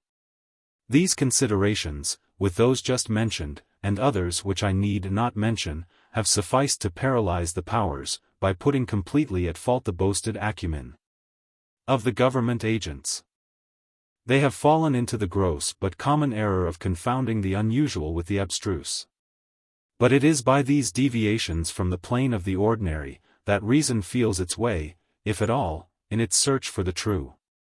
In investigations such as we are now pursuing, it should not be so much asked what has occurred, as what has occurred that has never occurred before. In fact, the facility with which I shall arrive, or have arrived, at the solution of this mystery, is in the direct ratio of its apparent insolubility in the eyes of the police. I stared at the speaker in mute astonishment. I am now awaiting, continued he, looking toward the door of our apartment, I am now awaiting a person who, although perhaps not the perpetrator of these butcheries, must have been in some measure implicated in their perpetration. Of the worst portion of the crimes committed, it is probable that he is innocent. I hope that I am right in this supposition, for upon it I build my expectation of reading the entire riddle. I look for the man here, in this room, every moment. It is true that he may not arrive, but the probability is that he will. Should he come, it will be necessary to detain him. Here are pistols. And we both know how to use them when occasion demands their use. I took the pistols, scarcely knowing what I did, or believing what I heard, while Dupin went on, very much as if in a soliloquy. I have already spoken of his abstract manner at such times. His discourse was addressed to myself. But his voice, although by no means loud, had that intonation which is commonly employed in speaking to someone at a great distance. His eyes, vacant in expression, regarded only the wall. That the voices heard in contention, he said, by the party upon the stairs, were not the voices of the women themselves, was fully proved by the evidence. This relieves us of all doubt upon the question whether the old lady could have first destroyed the daughter and afterward have committed suicide. I speak of this point chiefly for the sake of method. For the strength of Madame L'Espanaye would have been utterly unequal to the task of thrusting her daughter's corpse up the chimney as it was found. And the nature of the wounds upon her own person entirely preclude the idea of self-destruction. Murder, then, has been committed by some third party. And the voices of this third party were those heard in contention. Let me now advert, not to the whole testimony respecting these voices, but to what was peculiar in that testimony. Did you observe anything peculiar about it? I remarked that, while all the witnesses agreed in supposing the gruff voice to be that of a Frenchman, there was much disagreement in regard to the shrill, or, as one individual termed it, the harsh voice. That was the evidence itself, said Dupin, but it was not the peculiarity of the evidence. You have observed nothing distinctive. Yet there was something to be observed. The witnesses, as you remark, agreed about the gruff voice, they were here unanimous. But in regard to the shrill voice, the peculiarity is, not that they disagreed, but that, while an Italian, an Englishman, a Spaniard, a Hollander, and a Frenchman attempted to describe it, each one spoke of it as that of a foreigner. Each is sure that it was not the voice of one of his own countrymen. Each likens it, not to the voice of an individual of any nation with whose language he is conversant, but the converse. The Frenchman supposes it the voice of a Spaniard, and might have distinguished some words had he been acquainted with the Spanish. The Dutchman maintains it to have been that of a Frenchman. But we find it stated that, not understanding French, this witness was examined through an interpreter. The Englishman thinks it the voice of a German, and does not understand German. The Spaniard is sure that it was that of an Englishman, but judges by the intonation altogether, as he has no knowledge of the English. The Italian believes it the voice of a Russian, but has never conversed with a native of Russia. A second Frenchman differs, moreover, with the first, and is positive that the voice was that of an Italian. But, not being cognizant of that tongue, is, like the Spaniard, convinced by the intonation. Now, how strangely unusual must that voice have really been, about which such testimony as this could have been elicited. In whose tones, even, denizens of the 5 great divisions of Europe could recognize nothing familiar. You will say that it might have been the voice of an Asiatic, of an African. Neither Asiatics nor Africans abound in Paris, but, without denying the inference, I will now merely call your attention to 3 points. The voice is termed by one witness harsh rather than shrill. It is represented by 2 others to have been quick and unequal. No words, no sounds resembling words, were by any witness mentioned as distinguishable. I know not, continued Dupin, what impression I may have made, so far, upon your own understanding. But I do not hesitate to say that legitimate deductions even from this portion of the testimony, the portion respecting the gruff and shrill voices, are in themselves sufficient to engender a suspicion which should give direction to all farther progress in the investigation of the mystery. I said legitimate deductions, but my meaning is not thus fully expressed. I design to imply that the deductions are the sole proper ones, and that the suspicion arises inevitably from them as the single result. What the suspicion is, however, I will not say just yet. I merely wish you to bear in mind that, with myself, it was sufficiently forcible to give a definite form, a certain tendency, to my inquiries in the chamber. Let us now transport ourselves, in fancy, to this chamber. What shall we first seek here? The means of egress employed by the murderers. It is not too much to say that neither of us believe in preternatural events. Madame and Mademoiselle L'Espanaye were not destroyed by spirits. The doers of the deed were material, and escaped materially. Then how? Fortunately, there is but one mode of reasoning upon the point, and that mode must lead us to a definite decision. Let us examine, each by each, the possible means of egress.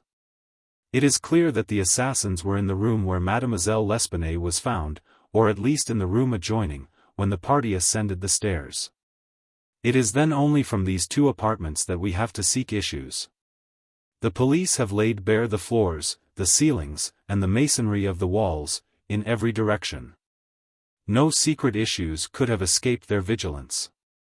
But, not trusting to their eyes, I examined with my own. There were, then, no secret issues. Both doors leading from the rooms into the passage were securely locked, with the keys inside. Let us turn to the chimneys. These, although of ordinary width for some 8 or 10 feet above the hearths, will not admit, throughout their extent, the body of a large cat. The impossibility of egress, by means already stated, being thus absolute, we are reduced to the windows.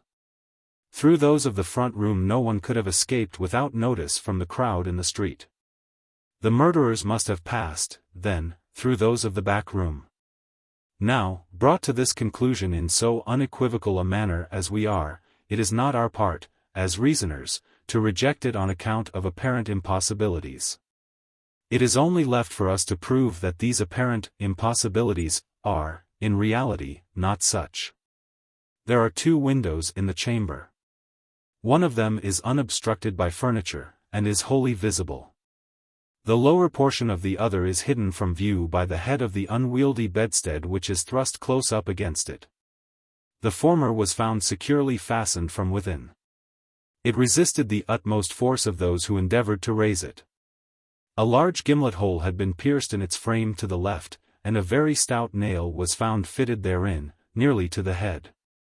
Upon examining the other window, a similar nail was seen similarly fitted in it, and a vigorous attempt to raise this sash failed also. The police were now entirely satisfied that egress had not been in these directions. And, therefore, it was thought a matter of supererogation to withdraw the nails and open the windows. My own examination was somewhat more particular, and was so for the reason I have just given, because here it was, I knew, that all apparent impossibilities must be proved to be not such in reality. I proceeded to think thus, a posteriori. The murderers did escape from one of these windows. This being so, they could not have refastened the sashes from the inside, as they were found fastened. The consideration which put a stop, through its obviousness, to the scrutiny of the police in this quarter. Yet the sashes were fastened. They must, then, have the power of fastening themselves. There was no escape from this conclusion. I stepped to the unobstructed casement, withdrew the nail with some difficulty and attempted to raise the sash. It resisted all my efforts, as I had anticipated. A concealed spring must, I now know, exist.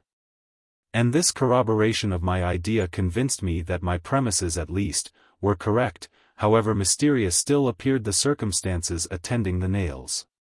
A careful search soon brought to light the hidden spring. I pressed it, and, satisfied with the discovery, forbore to upraise the sash. I now replaced the nail and regarded it attentively. A person passing out through this window might have reclosed it, and the spring would have caught, but the nail could not have been replaced. The conclusion was plain, and again narrowed in the field of my investigations. The assassins must have escaped through the other window. Supposing, then, the springs upon each sash to be the same, as was probable, there must be found a difference between the nails, or at least between the modes of their fixture. Getting upon the sacking of the bedstead, I looked over the headboard minutely at the second casement. Passing my hand down behind the board, I readily discovered and pressed the spring, which was, as I had supposed, identical in character with its neighbor. I now looked at the nail. It was as stout as the other, and apparently fitted in the same manner, driven in nearly up to the head. You will say that I was puzzled. But, if you think so, you must have misunderstood the nature of the inductions. To use a sporting phrase, I had not been once at fault. The scent had never for an instant been lost. There was no flaw in any link of the chain. I had traced the secret to its ultimate result, and that result was the nail.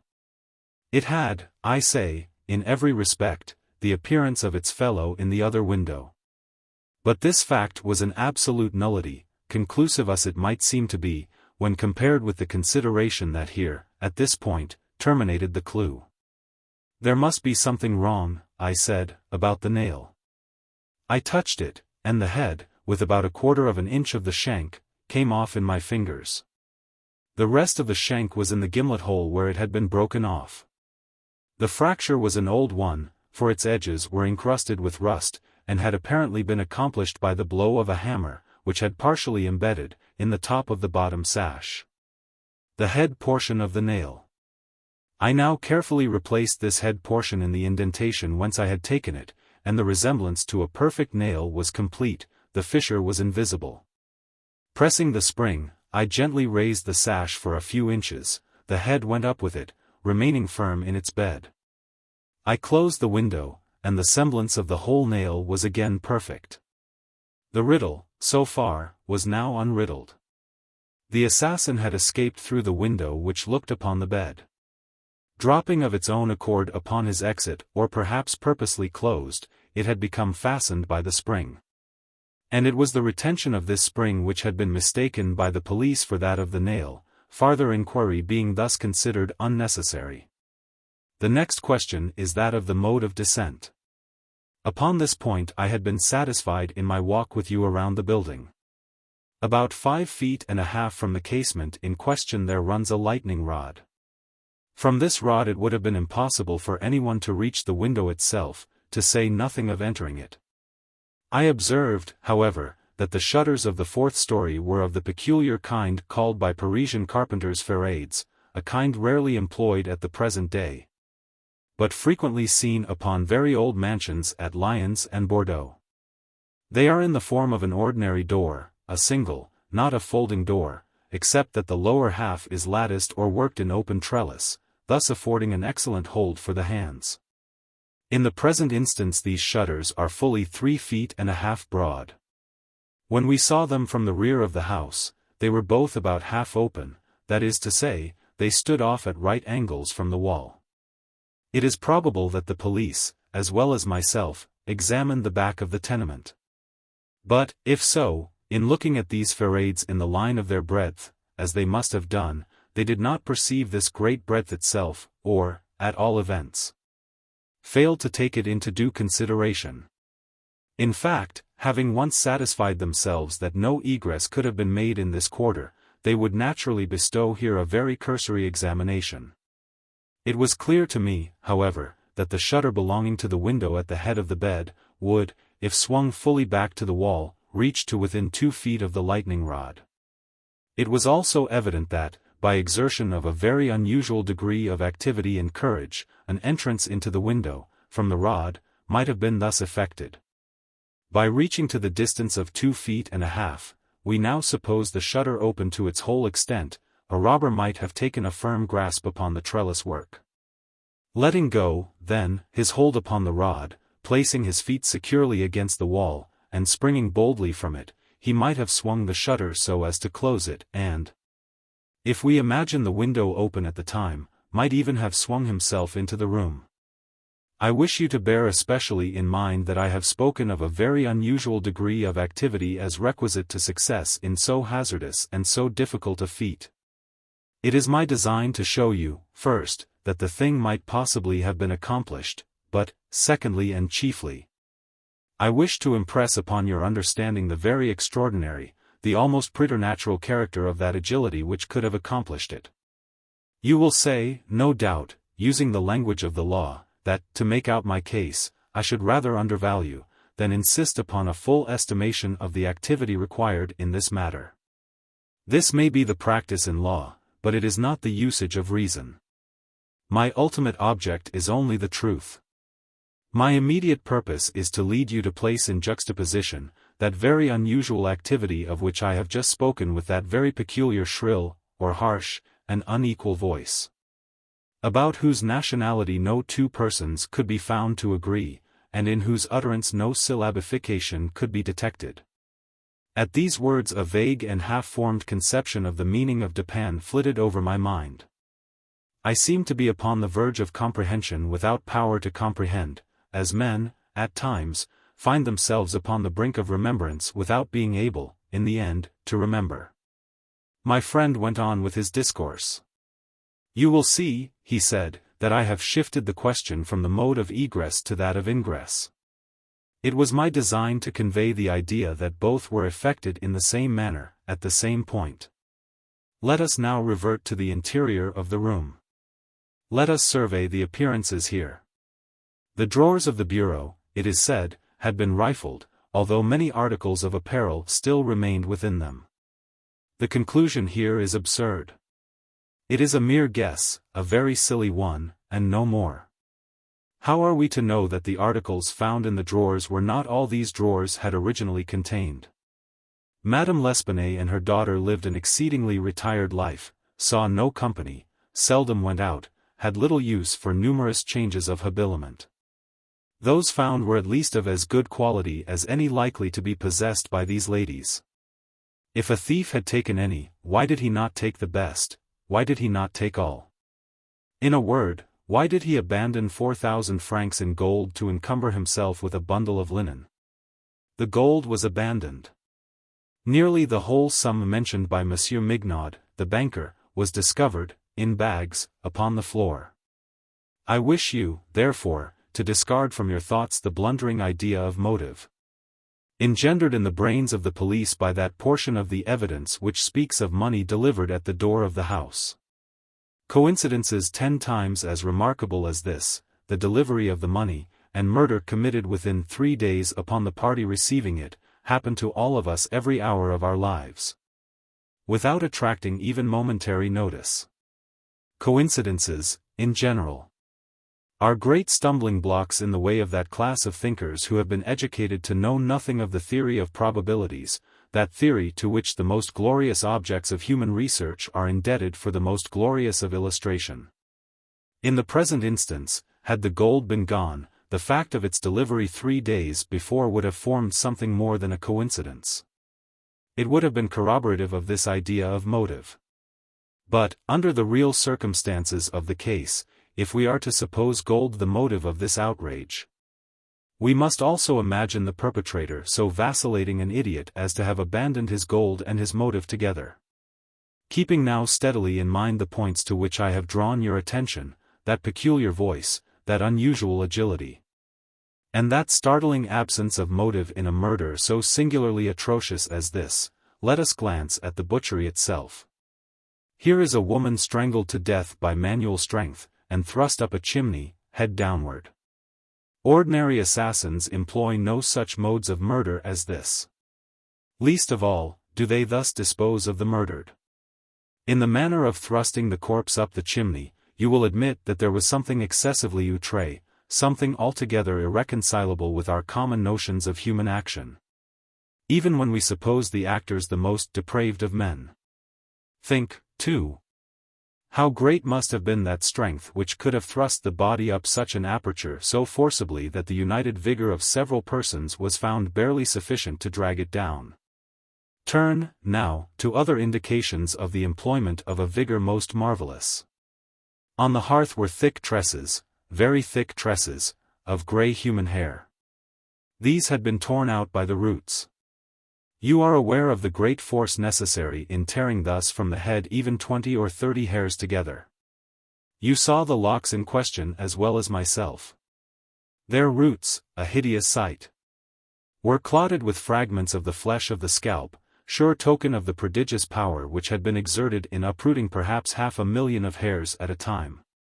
The throat of the old lady was not merely cut, but the head absolutely severed from the body. The instrument was a mere razor. I wish you also to look at the brutal ferocity of these deeds. Of the bruises upon the body of Madame L'Espanaye I do not speak. Monsieur Dumas, and his worthy coadjutor Monsieur Etienne, have pronounced that they were inflicted by some obtuse instrument. And so far these gentlemen are very correct. The obtuse instrument was clearly the stone pavement in the yard, upon which the victim had fallen from the window which looked in upon the bed. This idea, however simple it may now seem, escaped the police for the same reason that the breadth of the shutters escaped them, because, by the affair of the nails, their perceptions had been hermetically sealed against the possibility of the windows having ever been opened at all.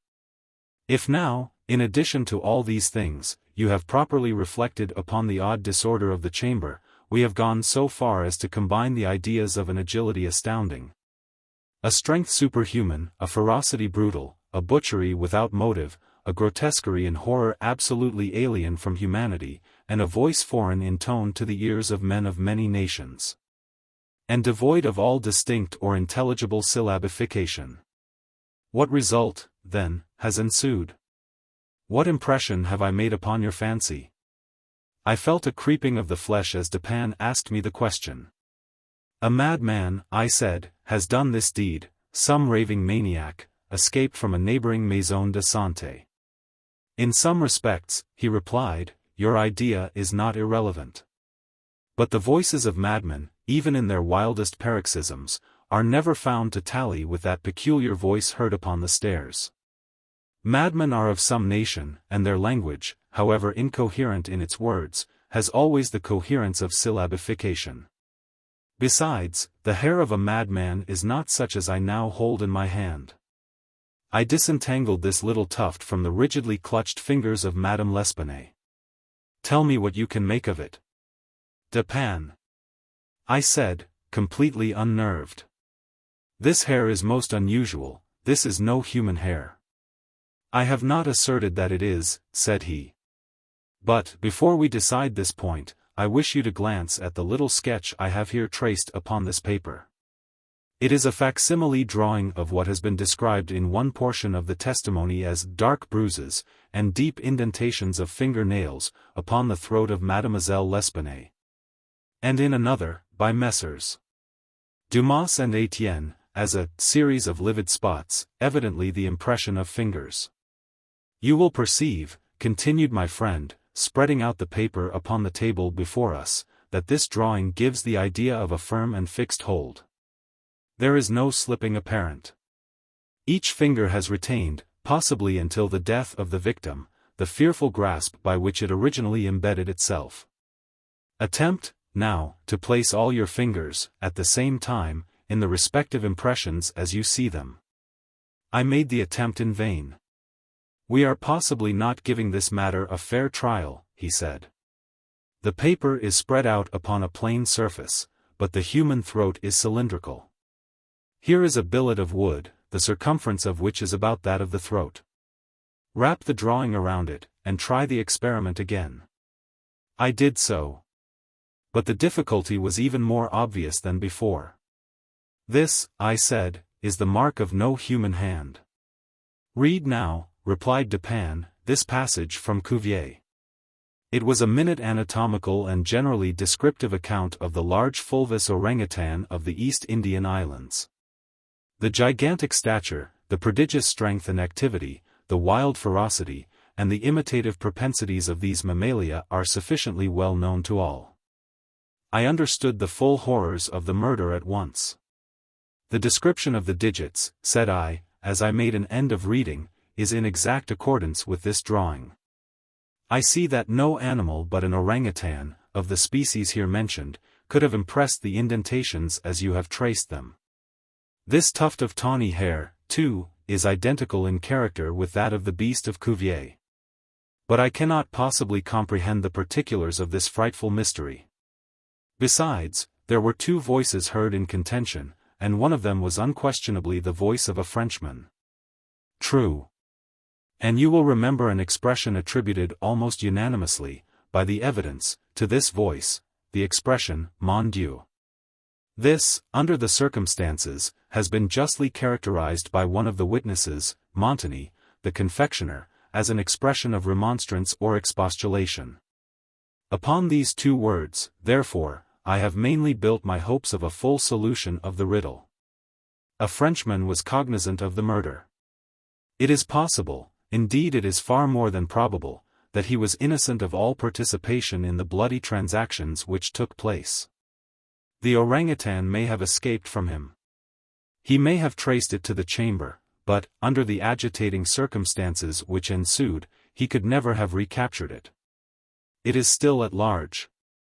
I will not pursue these guesses, for I have no right to call them more, since the shades of reflection upon which they are based are scarcely of sufficient depth to be appreciable by my own intellect. And since I could not pretend to make them intelligible to the understanding of another. We will call them guesses then, and speak of them as such. If the Frenchman in question is indeed, as I suppose, innocent of this atrocity, this advertisement which I left last night, upon our return home, at the office of Le Monde, a paper devoted to the shipping interest, and much sought by sailors, will bring him to our residence. He handed me a paper, and I read thus. Caught, in the Bois de Boulogne, early in the morning of the the morning of the murder, a very large, tawny orangutan of the Bornese species. The owner, who is ascertained to be a sailor, belonging to a Maltese vessel, may have the animal again, upon identifying it satisfactorily, and paying a few charges arising from its capture and keeping. Call at No. Rue, Faubourg Saint-Germain, au Troisième. How was it possible, I asked, that you should know the man to be a sailor, and belonging to a Maltese vessel? I do not know it, said Dupin. I am not sure of it. Here, however, is a small piece of ribbon, which from its form, and from its greasy appearance, has evidently been used in tying the hair in one of those long queues of which sailors are so fond. Moreover, this knot is one which few besides sailors can tie, and is peculiar to the Maltese. I picked the ribbon up at the foot of the lightning rod. It could not have belonged to either of the deceased. Now if, after all, I am wrong in my induction from this ribbon, that the Frenchman was a sailor belonging to a Maltese vessel, still I can have done no harm in saying what I did in the advertisement. If I am in error, he will merely suppose that I have been misled by some circumstance into which he will not take the trouble to inquire. But if I am right, a great point is gained. Cognizant although innocent of the murder, the Frenchman will naturally hesitate about replying to the advertisement, about demanding the orangutan. He will reason thus: I am innocent, I am poor. My orangutan is of great value, to one in my circumstances a fortune of itself, why should I lose it through idle apprehensions of danger? Here it is, within my grasp. It was found in the Bois de Boulogne, at a vast distance from the scene of that butchery. How can it ever be suspected that a brute beast should have done the deed? The police are at fault, they have failed to procure the slightest clue. Should they even trace the animal, it would be impossible to prove me cognizant of the murder, or to implicate me in guilt on account of that cognizance. Above all, I am known. The advertiser designates me as the possessor of the beast. I am not sure to what limit his knowledge may extend. Should I avoid claiming a property of so great value, which it is known that I possess, I will render the animal at least liable to suspicion. It is not my policy to attract attention either to myself or to the beast. I will answer the advertisement, get the orangutan, and keep it close until this matter has blown over. At this moment we heard a step upon the stairs. Be ready, said Dupin, with your pistols, but neither use them nor show them until at a signal from myself. The front door of the house had been left open, and the visitor had entered, without ringing, and advanced several steps upon the staircase. Now, however, he seemed to hesitate. Presently we heard him descending. Dupin was moving quickly to the door, when we again heard him coming up. He did not turn back a second time, but stepped up with decision, and rapped at the door of our chamber. Come in, said Dupin, in a cheerful and hearty tone. A man entered. He was a sailor, evidently, a tall, stout, and muscular-looking person, with a certain daredevil expression of countenance, not altogether unprepossessing. His face, greatly sunburnt, was more than half hidden by whisker and mustachio. He had with him a huge oaken cudgel, but appeared to be otherwise unarmed. He bowed awkwardly, and bade us good evening, in French accents, which, although somewhat Neuchâtelish, were still sufficiently indicative of a Parisian origin. Sit down, my friend, said Dupin. I suppose you have called about the orangutan. Upon my word, I almost envy you the possession of him, a remarkably fine, and no doubt a very valuable animal. How old do you suppose him to be?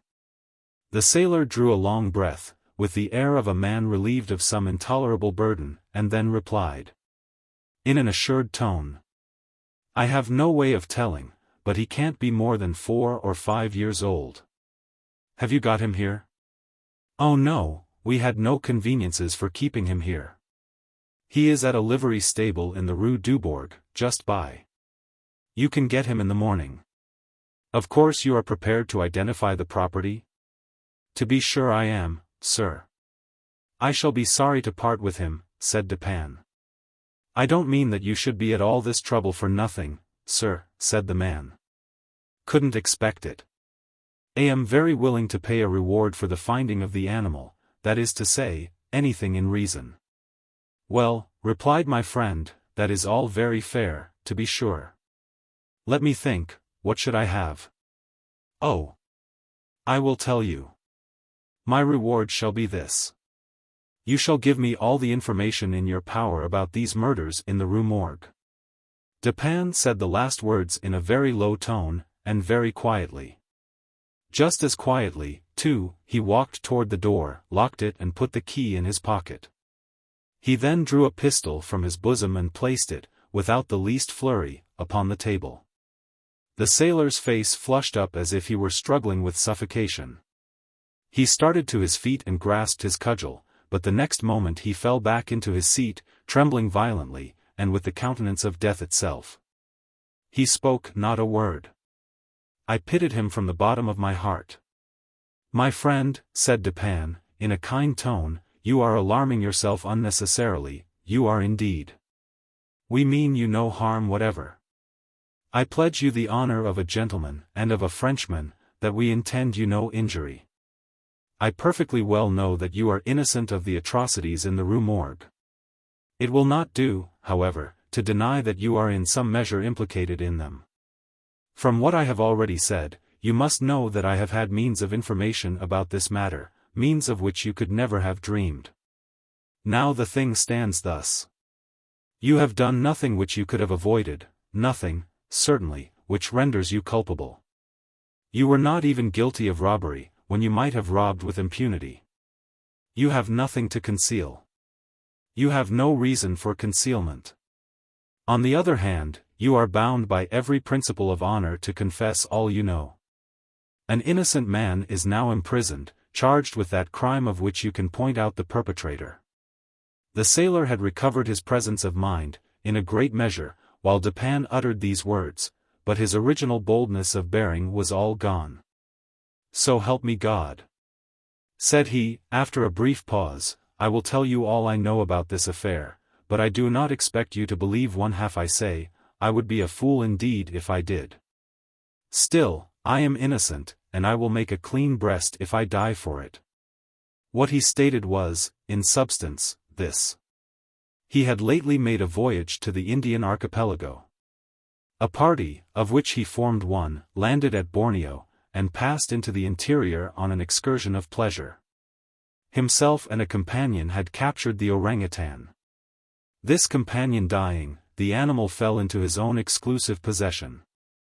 After great trouble, occasioned by the intractable ferocity of his captive during the home voyage, he at length succeeded in lodging it safely at his own residence in Paris, where, not to attract toward himself the unpleasant curiosity of his neighbors, he kept it carefully secluded, until such time as it should recover from a wound in the foot, received from a splinter on board ship. His ultimate design was to sell it. Returning home from some sailor's frolic the night, or rather in the morning of the murder, he found the beast occupying his own bedroom, into which it had broken from a closet adjoining, where it had been, as was thought, securely confined. Razor in hand, and fully lathered, it was sitting before a looking-glass, attempting the operation of shaving, in which it had no doubt previously watched its master through the keyhole of the closet. Terrified at the sight of so dangerous a weapon in the possession of an animal so ferocious, and so well able to use it, the man, for some moments, was at a loss what to do. He had been accustomed, however, to quiet the creature, even in its fiercest moods, by the use of a whip, and to this he now resorted.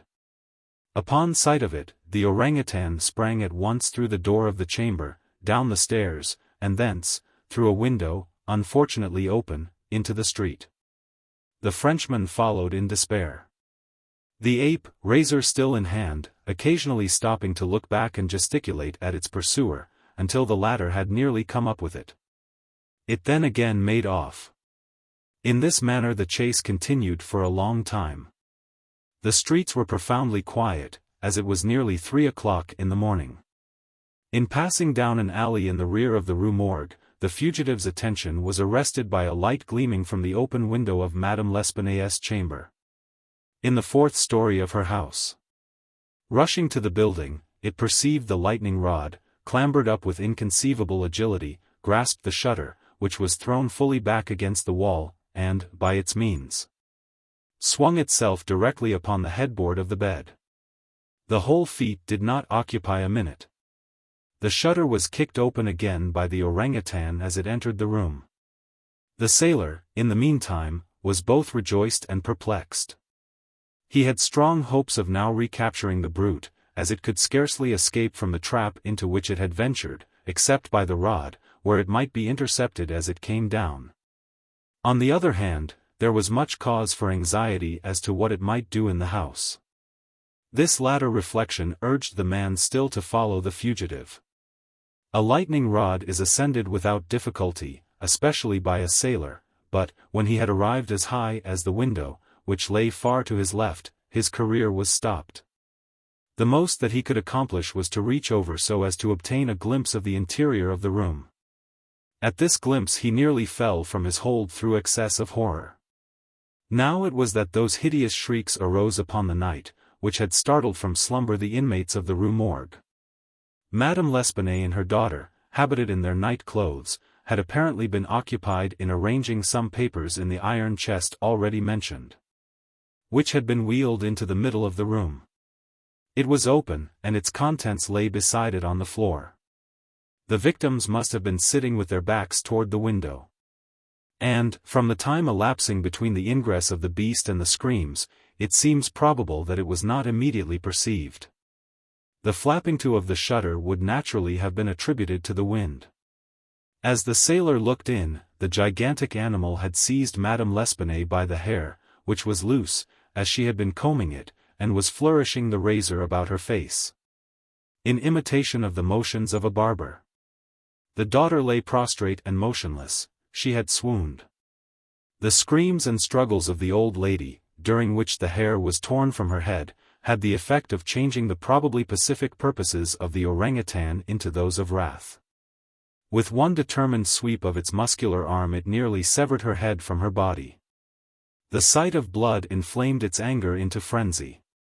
Gnashing its teeth, and flashing fire from its eyes, it flew upon the body of the girl, and embedded its fearful talons in her throat, retaining its grasp until she expired. Its wandering and wild glances fell at this moment upon the head of the bed, over which the face of its master, rigid with horror, was just discernible. The fury of the beast, who no doubt bore still in mind the dreaded whip, was instantly converted into fear. Conscious of having deserved punishment, it seemed desirous of concealing its bloody deeds, and skipped about the chamber in an agony of nervous agitation, throwing down and breaking the furniture as it moved, and dragging the bed from the bedstead. In conclusion, it seized first the corpse of the daughter, and thrust it up the chimney, as it was found. Then that of the old lady, which it immediately hurled through the window headlong. As the ape approached the casement with its mutilated burden, the sailor shrank aghast to the rod, and, rather gliding than clambering down it, hurried at once home, dreading the consequences of the butchery, and gladly abandoning, in his terror, all solicitude about the fate of the orangutan. The words heard by the party upon the staircase were the Frenchman's exclamations of horror and affright, commingled with the fiendish jabberings of the brute. I have scarcely anything to add. The orangutan must have escaped from the chamber, by the rod, just before the breaking of the door. It must have closed the window as it passed through it. It was subsequently caught by the owner himself, who obtained for it a very large sum at the Jardin des Plantes. Loudon was instantly released, upon our narration of the circumstances, with some comments from Dupin, at the bureau of the prefect of police. This functionary, however well disposed to my friend, could not altogether conceal his chagrin at the turn which affairs had taken, and was fain to indulge in a sarcasm or two about the propriety of every person minding his own business. "Let him talk," said Dupin, who had not thought it necessary to reply. "Let him discourse, it will ease his conscience. I am satisfied with having defeated him in his own castle." Nevertheless, that he failed in the solution of this mystery, is by no means that matter for wonder which he supposes it, for, in truth, our friend the prefect is somewhat too cunning to be profound. In his wisdom is no stamen. It is all head and no body, like the pictures of the goddess Laverna, or, at best, all head and shoulders, like a codfish. But he is a good creature after all. I like him especially for one master stroke of cant, by which he has attained his reputation for ingenuity. I mean the way he has «denir ce que est, et d'expliquer ce que n'est pas». 17. A descent into the Maelström. The ways of God in nature, as in providence, are not as our ways. Nor are the models that we frame any way commensurate to the vastness, profundity, and unsearchableness of his works, which have a depth in them greater than the well of Democritus. Joseph Glanville. We had now reached the summit of the loftiest crag. For some minutes the old man seemed too much exhausted to speak. "Not long ago," said he at length, "and I could have guided you on this route as well as the youngest of my sons. But, about 3 years past, there happened to me an event such as never happened to mortal man, or at least such as no man ever survived to tell of, and the 6 hours of deadly terror which I then endured have broken me up body and soul. You suppose me a very old man, but I am not.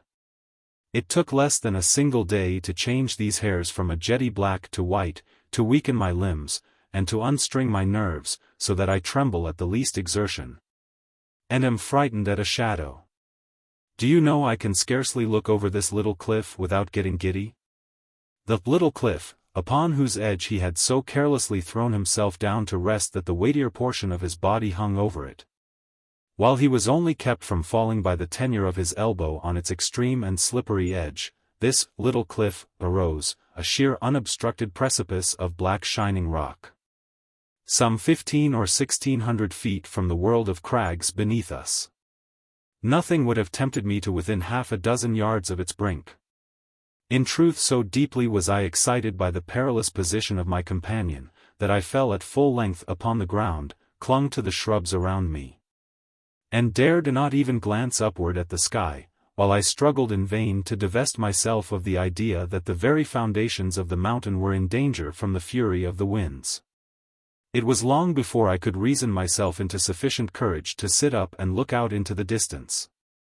"You must get over these fancies," said the guide, "for I have brought you here that you might have the best possible view of the scene of that event I mentioned, and to tell you the whole story with the spot just under your eye. We are now," he continued, in that particularizing manner which distinguished him, "we are now close upon the Norwegian coast, in the 68th degree of latitude, in the great province of Nordland, and in the dreary district of Lofoten. The mountain upon whose top we sit is Helseggen, the Cloudy.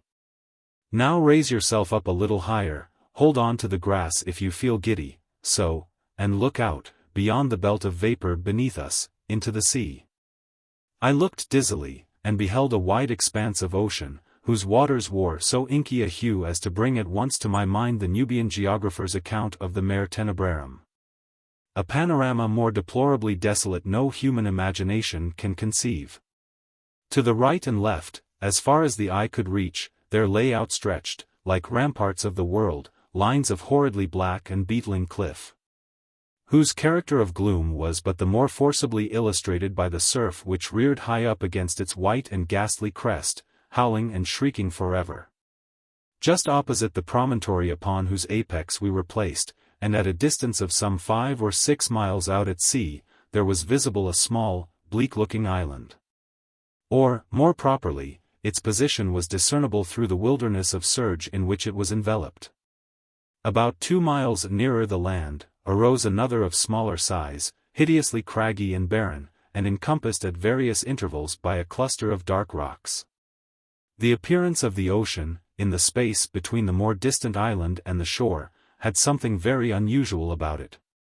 Although, at the time, so strong a gale was blowing landward that a brig in the remote offing lay to under a double-reefed trysail, and constantly plunged her whole hull out of sight. Still there was here nothing like a regular swell, but only a short, quick, angry cross-dashing of water in every direction, as well in the teeth of the wind as otherwise. Of foam there was little except in the immediate vicinity of the rocks. The island in the distance, resumed the old man, is called by the Norwegians Vurrgh. The one midway is Masque. That a mile to the northward is Amberen. Yonder are Ilesen, Hotholm, Keeldhelm, Swarven, and Buckholm. Farther off, between Masque and Vurrgh, are Otterholm, Flymen, Sandflesen, and Stockholm. These are the true names of the places, but why it has been thought necessary to name them at all, is more than either you or I can understand. Do you hear anything? Do you see any change in the water? We had now been about 10 minutes upon the top of Helseggen, to which we had ascended from the interior of Lofoten. So that we had caught no glimpse of the sea until it had burst upon us from the summit. As the old man spoke, I became aware of a loud and gradually increasing sound, like the moaning of a vast herd of buffaloes upon an American prairie. And at the same moment I perceived that what seamen term the chopping character of the ocean beneath us, was rapidly changing into a current which set to the eastward. Even while I gazed, this current acquired a monstrous velocity. Each moment added to its speed, to its headlong impetuosity. In 5 minutes the whole sea, as far as Vurrgh, was lashed into ungovernable fury, but it was between Masque and the coast that the main uproar held its sway. Here the vast bed of the waters, seamed and scarred into 1,000 conflicting channels, burst suddenly into frenzied convulsion, heaving, boiling, hissing, gyrating in gigantic and innumerable vortices, and all whirling and plunging on to the eastward with a rapidity which water never elsewhere assumes except in precipitous descents.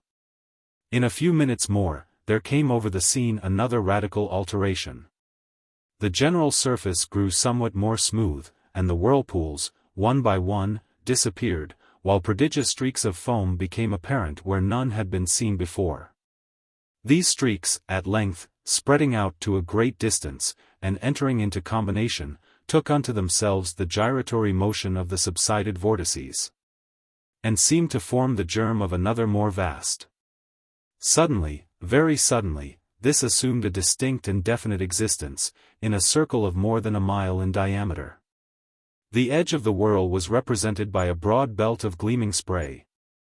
But no particle of this slipped into the mouth of the terrific funnel, whose interior, as far as the eye could fathom it, was a smooth, shining, and jet-black wall of water. Inclined to the horizon at an angle of some 45 degrees, speeding dizzily round and round with a swaying and sweltering motion, and sending forth to the winds an appalling voice, half shriek, half roar, such as not even the mighty cataract of Niagara ever lifts up in its agony to heaven. The mountain trembled to its very base, and the rock rocked. I threw myself upon my face, and clung to the scant herbage in an excess of nervous agitation. "This," said I at length, to the old man, "this can be nothing else than the great whirlpool of the Maelström." "So it is sometimes termed," said he. "We Norwegians call it the Masque, from the island of Masque in the Midway." The ordinary accounts of this vortex had by no means prepared me for what I saw. That of Jonas Ramus, which is perhaps the most circumstantial of any, cannot impart the faintest conception either of the magnificence, or of the horror of the scene, or of the wild bewildering sense of the novel which confounds the beholder. I am not sure from what point of view the writer in question surveyed it, nor at what time, but it could neither have been from the summit of Helseggen, nor during a storm. There are some passages of his description, nevertheless, which may be quoted for their details, although their effect is exceedingly feeble in conveying an impression of the spectacle. Between Lofoten and Masque, he says, the depth of the water is between 36 and 40 fathoms.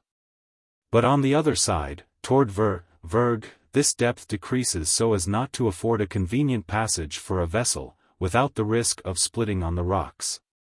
Which happens even in the calmest weather. When it is flood, the stream runs up the country between Lofoten and Masque with a boisterous rapidity. But the roar of its impetuous ebb to the sea is scarce equalled by the loudest and most dreadful cataracts. The noise being heard several leagues off, and the vortices or pits are of such an extent and depth, that if a ship comes within its attraction, it is inevitably absorbed and carried down to the bottom, and there beat to pieces against the rocks. And when the water relaxes, the fragments thereof are thrown up again.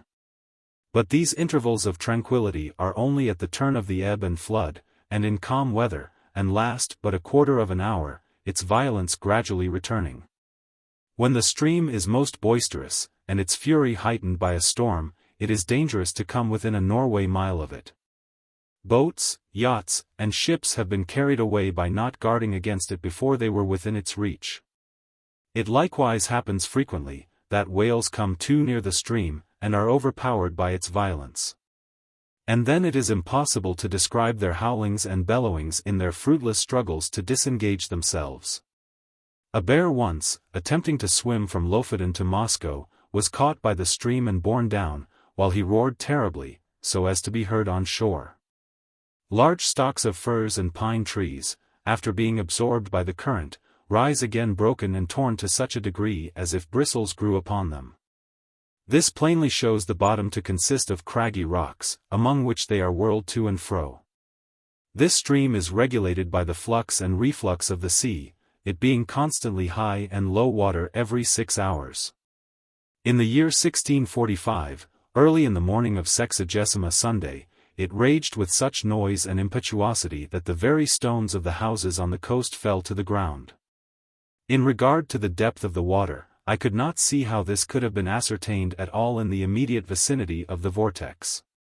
The 40 fathoms must have reference only to portions of the channel close upon the shore either of Masque or Lofoten.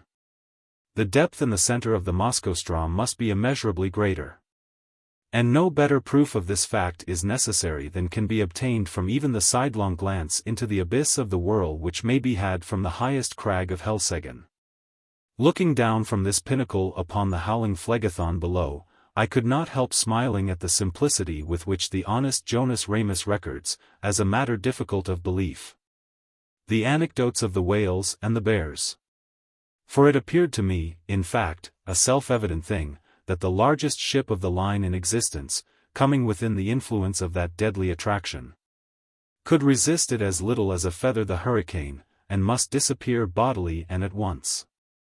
The attempts to account for the phenomenon, some of which, I remember, seemed to me sufficiently plausible in perusal, now wore a very different and unsatisfactory aspect. The idea generally received is that this, as well as 3 smaller vortices among the Faroe Islands, have no other cause than the collision of waves rising and falling, at flux and reflux, against a ridge of rocks and shelves, which confines the water so that it precipitates itself like a cataract.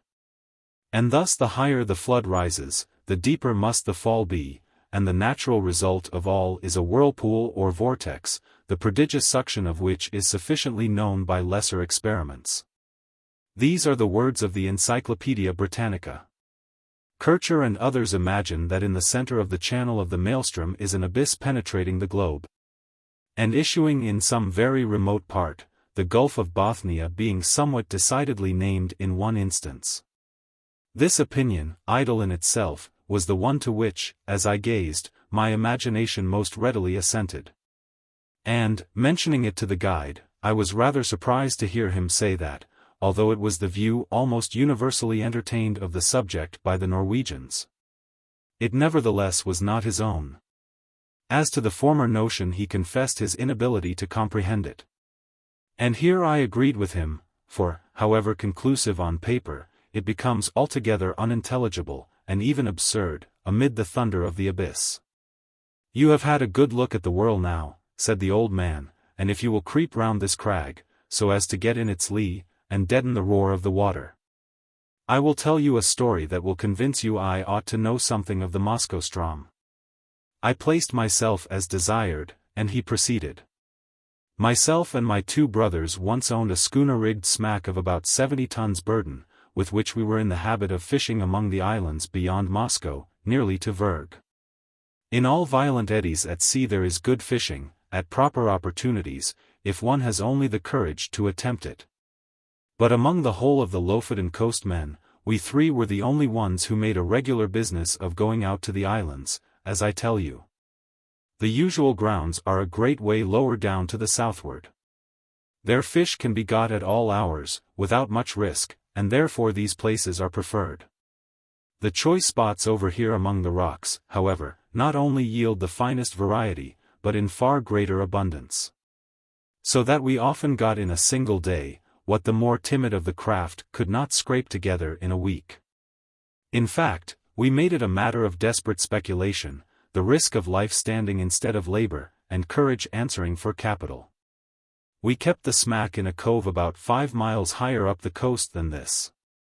And it was our practice, in fine weather, to take advantage of the 15 minutes slack to push across the main channel of the Maelström, far above the pool. And then drop down upon anchorage somewhere near Otterholm, or Sandflesen, where the eddies are not so violent as elsewhere. Here we used to remain until nearly time for slack water again, when we weighed and made for home. We never set out upon this expedition without a steady side wind for going and coming, one that we felt sure would not fail us before our return, and we seldom made a miscalculation upon this point. Twice, during 6 years, we were forced to stay all night at anchor on account of a dead calm, which is a rare thing indeed just about here. And once we had to remain on the grounds nearly a week, starving to death, owing to a gale which blew up shortly after our arrival, and made the channel too boisterous to be thought of. Upon this occasion we should have been driven out to sea in spite of everything, for the whirlpools threw us round and round so violently, that, at length, we fouled our anchor and dragged it, if it had not been that we drifted into one of the innumerable cross-currents, here today and gone tomorrow, which drove us under the lee of Flyman, where, by good luck, we brought up. I could not tell you the 20th part of the difficulties we encountered on the grounds. It is a bad spot to be in, even in good weather, but we made shift always to run the gauntlet of the Maelström itself without accident. Although at times my heart has been in my mouth when we happened to be a minute or so behind or before the slack. The wind sometimes was not as strong as we thought it at starting, and then we made rather less way than we could wish, while the current rendered the smack unmanageable. My eldest brother had a son 18 years old, and I had 2 stout boys of my own. These would have been of great assistance at such times, in using the sweeps, as well as afterward in fishing, but, somehow, although we ran the risk ourselves, we had not the heart to let the young ones get into the danger, for, after all is said and done, it was a horrible danger, and that is the truth. It is now within a few days of 3 years since what I am going to tell you occurred. It was on the 10th day of July, 18, a day which the people of this part of the world will never forget, for it was one in which blew the most terrible hurricane that ever came out of the heavens. And yet all the morning, and indeed until late in the afternoon, there was a gentle and steady breeze from the southwest, while the sun shone brightly. So that the oldest seaman among us could not have foreseen what was to follow. The 3 of us, my 2 brothers and myself, had crossed over to the islands about 2:00 p.m. and had soon nearly loaded the smack with fine fish, which, we all remarked, were more plenty that day than we had ever known them. It was just 7, by my watch, when we weighed and started for home, so as to make the worst of the Strom at slack water, which we knew would be at 8. We set out with a fresh wind on our starboard quarter, and for some time spanked along at a great rate, never dreaming of danger, for indeed we saw not the slightest reason to apprehend it. All at once we were taken aback by a breeze from over Helseggen. This was most unusual, something that had never happened to us before, and I began to feel a little uneasy, without exactly knowing why. We put the boat on the wind, but could make no headway at all for the eddies, and I was upon the point of proposing to return to the anchorage, when, looking astern, We saw the whole horizon covered with a singular copper-colored cloud that rose with the most amazing velocity.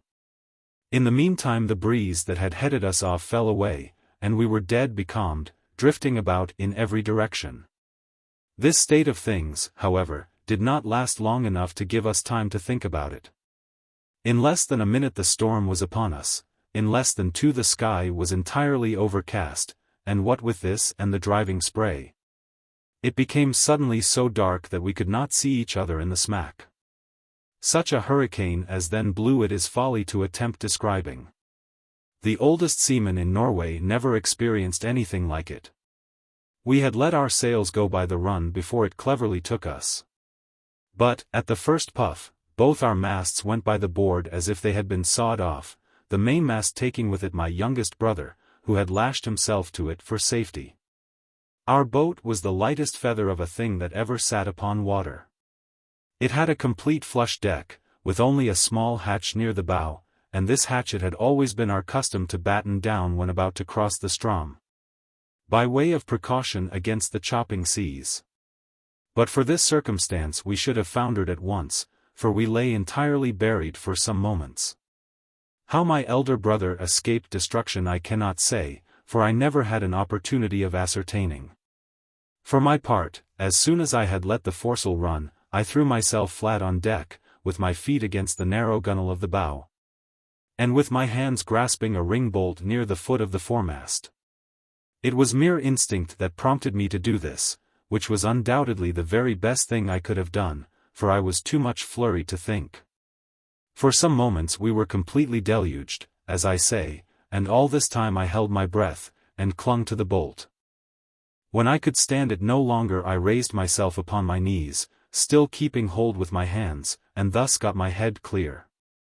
Presently our little boat gave herself a shake, just as a dog does in coming out of the water, and thus rid herself, in some measure, of the seas. I was now trying to get the better of the stupor that had come over me, and to collect my senses so as to see what was to be done, when I felt somebody grasp my arm. It was my elder brother, and my heart leaped for joy, for I had made sure that he was overboard, but the next moment all this joy was turned into horror, for he put his mouth close to my ear, and screamed out the word Masque. No one ever will know what my feelings were at that moment. I shook from head to foot as if I had had the most violent fit of the ague. I knew what he meant by that one word well enough, I knew what he wished to make me understand. With the wind that now drove us on, we were bound for the whirl of the Ström, and nothing could save us. You perceive that in crossing the Ström channel, we always went a long way up above the whirl, even in the calmest weather, and then had to wait and watch carefully for the slack, but now we were driving right upon the pool itself, and in such a hurricane as this. To be sure, I thought, we shall get there just about the slack, there is some little hope in that, but in the next moment I cursed myself for being so great a fool as to dream of hope at all. I knew very well that we were doomed, had we been 10 times a 90-gun ship. By this time the first fury of the tempest had spent itself, or perhaps we did not feel it so much, as we scud before it, but at all events the seas, which at first had been kept down by the wind, and lay flat and frothing, now got up into absolute mountains. A singular change, too, had come over the heavens. Around in every direction it was still as black as pitch, but nearly overhead there burst out, all at once, a circular rift of clear sky, as clear as I ever saw, and of a deep bright blue, and through it there blazed forth the full moon with a luster that I never before knew her to wear.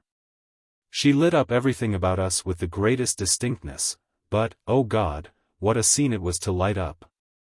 I now made 1 or 2 attempts to speak to my brother, but, in some manner which I could not understand, the din had so increased that I could not make him hear a single word, although I screamed at the top of my voice in his ear. Presently he shook his head, looking as pale as death, and held up one of his fingers, as if to say, "Listen." At first I could not make out what he meant, but soon a hideous thought flashed upon me.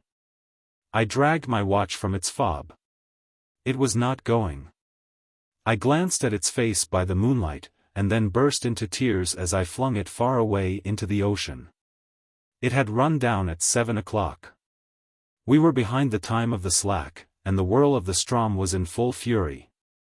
When a boat is well built, properly trimmed, and not deep laden, the waves in a strong gale, when she is going large, seem always to slip from beneath her, which appears very strange to a landsman, and this is what is called riding, in sea phrase. Well, so far we had ridden the swells very cleverly, but presently a gigantic sea happened to take us right under the counter, and bore us with it as it rose, up, as if into the sky. I would not have believed that any wave could rise so high. And then down we came with a sweep, a slide, and a plunge, that made me feel sick and dizzy, as if I was falling from some lofty mountaintop in a dream. But while we were up I had thrown a quick glance around, and that one glance was all sufficient. I saw our exact position in an instant. The Maelström whirlpool was about 1/4 of a mile dead ahead, but no more like the everyday Maelström than the whirl, as you now see it, is like a mill race. If I had not known where we were, and what we had to expect, I should not have recognized the place at all. As it was, I involuntarily closed my eyes in horror. The lids clenched themselves together as if in a spasm. It could not have been more than 2 minutes afterward until we suddenly felt the waves subside, and were enveloped in foam. The boat made a sharp half-turn to larboard, and then shot off in its new direction like a thunderbolt. At the same moment the roaring noise of the water was completely drowned in a kind of shrill shriek, such a sound as you might imagine given out by the wastepipes of many thousand steam vessels, letting off their steam altogether. We were now in the belt of surf that always surrounds the whirl. And I thought, of course, that another moment would plunge us into the abyss, down which we could only see indistinctly on account of the amazing velocity with which we were borne along. The boat did not seem to sink into the water at all, but to skim like an air bubble upon the surface of the surge. Her starboard side was next the whirl, and on the larboard arose the world of ocean we had left. It stood like a huge writhing wall between us and the horizon. It may appear strange, but now, when we were in the very jaws of the gulf, I felt more composed than when we were only approaching it. Having made up my mind to hope no more, I got rid of a great deal of that terror which unmanned me at first. I suppose it was despair that strung my nerves. It may look like boasting, but what I tell you is truth. I began to reflect how magnificent a thing it was to die in such a manner. And how foolish it was in me to think of so paltry a consideration as my own individual life, in view of so wonderful a manifestation of God's power. I do believe that I blushed with shame when this idea crossed my mind. After a little while I became possessed with the keenest curiosity about the whirl itself. I positively felt a wish to explore its depths, even at the sacrifice I was going to make. And my principal grief was that I should never be able to tell my old companions on shore about the mysteries I should see. These, no doubt, were singular fancies to occupy a man's mind in such extremity, and I have often thought since that the revolutions of the boat around the pool might have rendered me a little light-headed. There was another circumstance which tended to restore my self-possession. And this was the cessation of the wind, which could not reach us in our present situation, for, as you saw yourself, the belt of surf is considerably lower than the general bed of the ocean. And this latter now towered above us, a high, black, mountainous ridge. If you have never been at sea in a heavy gale, you can form no idea of the confusion of mind occasioned by the wind and spray together. They blind, deafen, and strangle you, and take away all power of action or reflection. But we were now, in a great measure, rid of these annoyances, just as death-condemned felons in prison are allowed petty indulgences, forbidden them while their doom is yet uncertain. How often we made the circuit of the belt it is impossible to say. We careered round and round for perhaps an hour, flying rather than floating, getting gradually more and more into the middle of the surge, and then nearer and nearer to its horrible inner edge. All this time I had never let go of the ring-bolt. My brother was at the stern, holding on to a small empty water cask which had been securely lashed under the coop of the counter, and was the only thing on deck that had not been swept overboard when the gale first took us. As we approached the brink of the pit he let go his hold upon this, and made for the ring, from which, in the agony of his terror, he endeavored to force my hands. As it was not large enough to afford us both a secure grasp.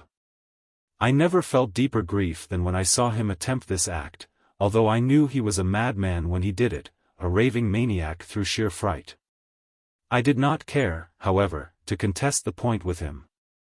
I knew it could make no difference whether either of us held on at all, so I let him have the bolt, and went astern to the cask.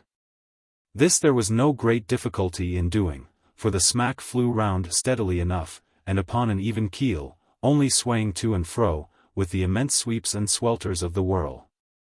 Scarcely had I secured myself in my new position, when we gave a wild lurch to starboard, and rushed headlong into the abyss. I muttered a hurried prayer to God, and thought all was over. As I felt the sickening sweep of the descent, I had instinctively tightened my hold upon the barrel, and closed my eyes. For some seconds I dared not open them, while I expected instant destruction, and wondered that I was not already in my death struggles with the water. But moment after moment elapsed. I still lived. The sense of falling had ceased, and the motion of the vessel seemed much as it had been before, while in the belt of foam, with the exception that she now lay more along. I took courage, and looked once again upon the scene. Never shall I forget the sensations of awe, horror, and admiration with which I gazed about me. The boat appeared to be hanging, as if by magic, midway down, upon the interior surface of a funnel vast in circumference, prodigious in depth, and whose perfectly smooth sides might have been mistaken for ebony, but for the bewildering rapidity with which they spun around, and for the gleaming and ghastly radiance they shot forth. As the rays of the full moon, from that circular rift amid the clouds which I have already described, streamed in a flood of golden glory along the black walls, and far away down into the inmost recesses of the abyss. At first I was too much confused to observe anything accurately. The general burst of terrific grandeur was all that I beheld. When I recovered myself a little, however, my gaze fell instinctively downward. In this direction I was able to obtain an unobstructed view, from the manner in which the smack hung on the inclined surface of the pool. She was quite upon an even keel, that is to say, her deck lay in a plane parallel with that of the water, but this latter sloped at an angle of more than 45 degrees. So that we seemed to be lying upon our beam ends. I could not help observing, nevertheless, that I had scarcely more difficulty in maintaining my hold and footing in this situation, than if we had been upon a dead level. And this, I suppose, was owing to the speed at which we revolved. The rays of the moon seemed to search the very bottom of the profound gulf. But still I could make out nothing distinctly, on account of a thick mist in which everything there was enveloped, and over which there hung a magnificent rainbow. Like that narrow and tottering bridge which Mussulmans say is the only pathway between time and eternity. This mist, or spray, was no doubt occasioned by the clashing of the great walls of the funnel, as they all met together at the bottom, but the yell that went up to the heavens from out of that mist, I dare not attempt to describe. Our first slide into the abyss itself, from the belt of foam above, had carried us a great distance down the slope, but our farther descent was by no means proportionate. Round and round we swept, not with any uniform movement, but in dizzying swings and jerks, that sent us sometimes only a few hundred yards, sometimes nearly the complete circuit of the whirl. Our progress downward, at each revolution, was slow, but very perceptible.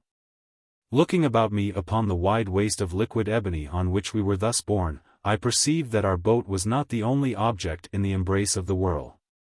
Both above and below us were visible fragments of vessels, large masses of building timber and trunks of trees, with many smaller articles, such as pieces of house furniture, broken boxes, barrels and staves.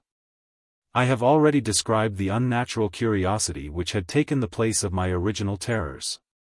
It appeared to grow upon me as I drew nearer and nearer to my dreadful doom. I now began to watch, with a strange interest, the numerous things that floated in our company. I must have been delirious, for I even sought amusement in speculating upon the relative velocities of their several descents toward the foam below. This fir tree, I found myself at one time saying, will certainly be the next thing that takes the awful plunge and disappears. And then I was disappointed to find that the wreck of a Dutch merchant ship overtook it and went down before. At length, after making several guesses of this nature, and being deceived in all, this fact, the fact of my invariable miscalculation, set me upon a train of reflection that made my limbs again tremble, and my heart beat heavily once more. It was not a new terror that thus affected me, but the dawn of a more exciting hope. This hope arose partly from memory, and partly from present observation. I called to mind the great variety of buoyant matter that strewed the coast of Lofoten, having been absorbed and then thrown forth by the Maelström. By far the greater number of the articles were shattered in the most extraordinary way, so chafed and roughened as to have the appearance of being stuck full of splinters, but then I distinctly recollected that there were some of them which were not disfigured at all. Now I could not account for this difference except by supposing that the roughened fragments were the only ones which had been completely absorbed, that the others had entered the whirl at so late a period of the tide, or, for some reason, had descended so slowly after entering, that they did not reach the bottom before the turn of the flood came, or of the ebb, as the case might be. I conceived it possible, in either instance, that they might thus be whirled up again to the level of the ocean, without undergoing the fate of those which had been drawn in more early, or absorbed more rapidly. I made, also, 3 important observations. The first was, that, as a general rule, the larger the bodies were, the more rapid their descent. The second, that, between 2 masses of equal extent, the one spherical, and the other of any other shape, the superiority in speed of descent was with the sphere. The third, that, between 2 masses of equal size, the one cylindrical, and the other of any other shape, the cylinder was absorbed the more slowly. Since my escape, I have had several conversations on this subject with an old schoolmaster of the district, and it was from him that I learned the use of the words cylinder and sphere. He explained to me, although I have forgotten the explanation, how what I observed was, in fact, the natural consequence of the forms of the floating fragments, and showed me how it happened that a cylinder, swimming in a vortex, offered more resistance to its suction, and was drawn in with greater difficulty than an equally bulky body, of any form whatever. 18. There was one startling circumstance which went a great way in enforcing these observations, and rendering me anxious to turn them to account, and this was that, at every revolution, we passed something like a barrel, or else the yard or the mast of a vessel, while many of these things, which had been on our level when I first opened my eyes upon the wonders of the whirlpool, were now high up above us, and seemed to have moved but little from their original station. I no longer hesitated what to do. I resolved to lash myself securely to the water cask upon which I now held, to cut it loose from the counter, and to throw myself with it into the water. I attracted my brother's attention by signs, pointed to the floating barrels that came near us, and did everything in my power to make him understand what I was about to do. I thought at length that he comprehended my design, but, whether this was the case or not, he shook his head despairingly, and refused to move from his station by the ring bolt.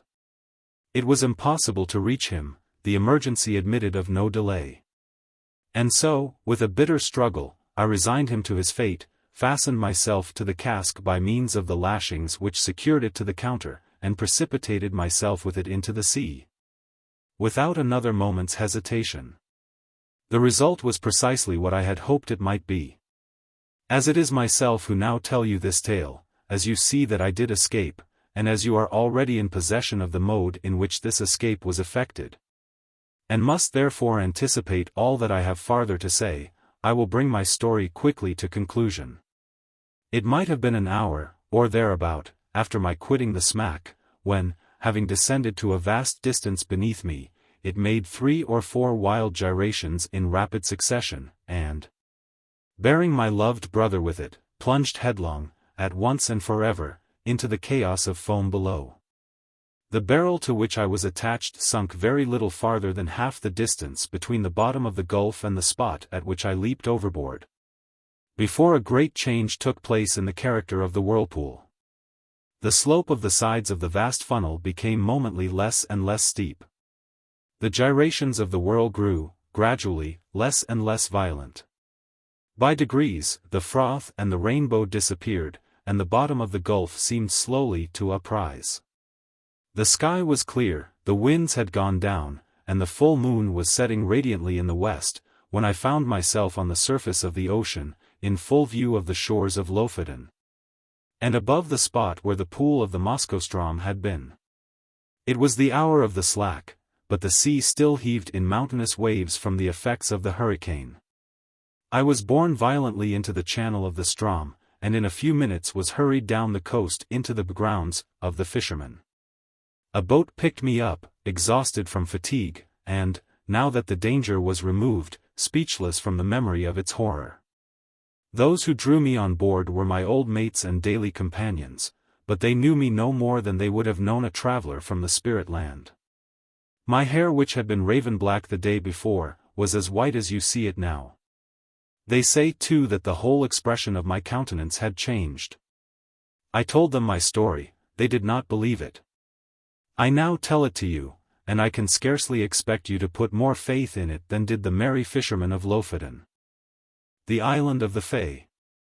Nullus enim locus sine genio est. Servius. La musique, says Marmontel, in those Contes Moraux 19 which in all our translations, we have insisted upon calling moral tales. As if in mockery of their spirit, la musique est le seul de talents que jouissent de lui-même. Tous les autres violent de témoins. He here confounds the pleasure derivable from sweet sounds with the capacity for creating them. No more than any other talent, is that for music susceptible of complete enjoyment, where there is no second party to appreciate its exercise. And it is only in common with other talents that it produces effects which may be fully enjoyed in solitude. The idea which the raconteur has either failed to entertain clearly, or has sacrificed in its expression to his national love of point, is, doubtless, the very tenable one that the higher order of music is the most thoroughly estimated when we are exclusively alone. The proposition, in this form, will be admitted at once by those who love the lyre for its own sake, and for its spiritual uses. But there is one pleasure still within the reach of fallen mortality, and perhaps only one, which owes even more than does music to the accessory sentiment of seclusion. I mean the happiness experienced in the contemplation of natural scenery. In truth, the man who would behold aright the glory of God upon earth must in solitude behold that glory. To me, at least, the presence, not of human life only, but of life in any other form than that of the green things which grow upon the soil and are voiceless, is a stain upon the landscape, is at war with the genius of the scene. I love, indeed, to regard the dark valleys, and the grey rocks, and the waters that silently smile, and the forests that sigh in uneasy slumbers, and the proud watchful mountains that look down upon all. I love to regard these as themselves but the colossal members of one vast animate and sentient whole, a whole whose form, that of the sphere, is the most perfect and most inclusive of all. Whose path is among associate planets, whose meek handmaiden is the moon, whose mediate sovereign is the sun, whose life is eternity, whose thought is that of a god, whose enjoyment is knowledge, whose destinies are lost in immensity, whose cognizance of ourselves is akin with our own cognizance of the animalculae which infest the brain, a being which we, in consequence, regard as purely inanimate and material much in the same manner as these animalculae must thus regard us. Our telescopes and our mathematical investigations assure us on every hand, notwithstanding the cant of the more ignorant of the priesthood, that space, and therefore that bulk, is an important consideration in the eyes of the Almighty. The cycles in which the stars move are those best adapted for the evolution, without collision, of the greatest possible number of bodies. The forms of those bodies are accurately such as, within a given surface, to include the greatest possible amount of matter, while the surfaces themselves are so disposed as to accommodate a denser population than could be accommodated on the same surfaces otherwise arranged. Nor is it any argument against bulk being an object with God, that space itself is infinite, for there may be an infinity of matter to fill it. And since we see clearly that the endowment of matter with vitality is a principle, indeed, as far as our judgments extend, the leading principle in the operations of deity, it is scarcely logical to imagine it confined to the regions of the minute, where we daily trace it, and not extending to those of the august. As we find cycle without end, yet all revolving around one far distant center which is the Godhead, may we not analogically suppose in the same manner, life within life, the less within the greater, and all within the Spirit divine? In short, we are madly erring, through self-esteem, in believing man, in either his temporal or future destinies, to be of more moment in the universe than that vast clod of the valley which he tills and contemns, and to which he denies a soul for no more profound reason than that he does not behold it in operation. 20. These fancies, and such as these, have always given to my meditations among the mountains and the forests, by the rivers and the ocean, a tinge of what the everyday world would not fail to term fantastic. My wanderings amid such scenes have been many, and far-searching, and often solitary. And the interest with which I have strayed through many a dim, deep valley, or gazed into the reflected heaven of many a bright lake, has been an interest greatly deepened by the thought that I have strayed and gazed alone. What flippant Frenchman 21 was it who said in allusion to the well-known work of Zimmermann, that la solitude est une belle chose? Mais il faut quelqu'un pour vous dire que la solitude est une belle chose? The epigram cannot be gainsayed, but the necessity is a thing that does not exist. It was during one of my lonely journeyings, amid a far distant region of mountain locked within mountain, and sad rivers and melancholy tarn writhing or sleeping within all, that I chanced upon a certain rivulet and island. I came upon them suddenly in the leafy June, and threw myself upon the turf, beneath the branches of an unknown odorous shrub, that I might doze as I contemplated the scene. I felt that thus only should I look upon it, such was the character of phantasm which it wore. On all sides, save to the west, where the sun was about sinking, arose the verdant walls of the forest. The little river which turned sharply in its course, and was thus immediately lost to sight, seemed to have no exit from its prison, but to be absorbed by the deep green foliage of the trees to the east, while in the opposite quarter, so it appeared to me as I lay at length and glanced upward, there poured down noiselessly and continuously into the valley a rich golden and crimson waterfall from the sunset fountains of the sky. About midway in the short vista which my dreamy vision took in, one small circular island, profusely verdured, reposed upon the bosom of the stream. So blended bank and shadow there, that each seemed pendulous in air. So mirror-like was the glassy water, that it was scarcely possible to say at what point upon the slope of the emerald turf its crystal dominion began. My position enabled me to include in a single view both the eastern and western extremities of the islet, and I observed a singularly marked difference in their aspects. The latter was all one radiant harem of garden beauties. It glowed and blushed beneath the eyes of the slant sunlight, and fairly laughed with flowers. The grass was short, springy, sweet-scented, and asphodel interspersed. The trees were lithe, mirthful, erect, bright, slender, and graceful, of eastern figure and foliage, with bark smooth, glossy, and party-colored. There seemed a deep sense of life and joy about all. And although no airs blew from out the heavens, yet everything had motion through the gentle sweepings to and fro of innumerable butterflies, that might have been mistaken for tulips with wings. 22. The other or eastern end of the isle was whelmed in the blackest shade. A somber, yet beautiful and peaceful gloom here pervaded all things. The trees were dark in color, and mournful in form and attitude, wreathing themselves into sad, solemn, and spectral shapes that conveyed ideas of mortal sorrow and untimely death. The grass wore the deep tint of the cypress, and the heads of its blades hung droopingly, and hither and thither among it were many small unsightly hillocks, low and narrow, and not very long, that had the aspect of graves, but were not. Although over and all about them the rue and the rosemary clambered.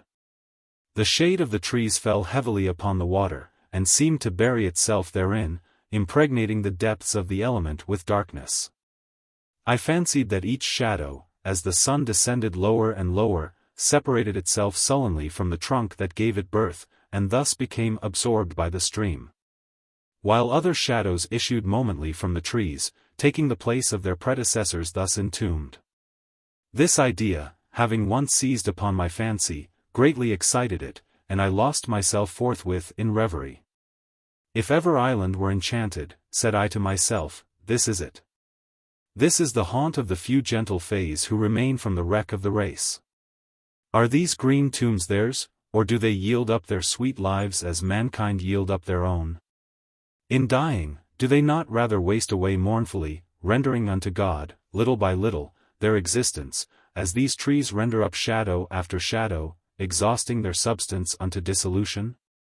What the wasting tree is to the water that imbibes its shade, growing thus blacker by what it preys upon, may not the life of the fay be to the death which engulfs it? As I thus mused, with half-shut eyes, while the sun sank rapidly to rest, and eddying currents careered round and round the island, bearing upon their bosom large, dazzling white flakes of the bark of the sycamore, flakes which, in their multiform positions upon the water, a quick imagination might have converted into anything it pleased, while I thus mused. It appeared to me that the form of one of those very fays about whom I had been pondering made its way slowly into the darkness from out the light at the western end of the island. She stood erect in a singularly fragile canoe, and urged it with the mere phantom of an oar.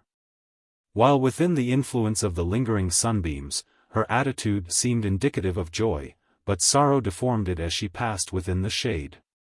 Slowly she glided along, and at length rounded the islet and re-entered the region of light.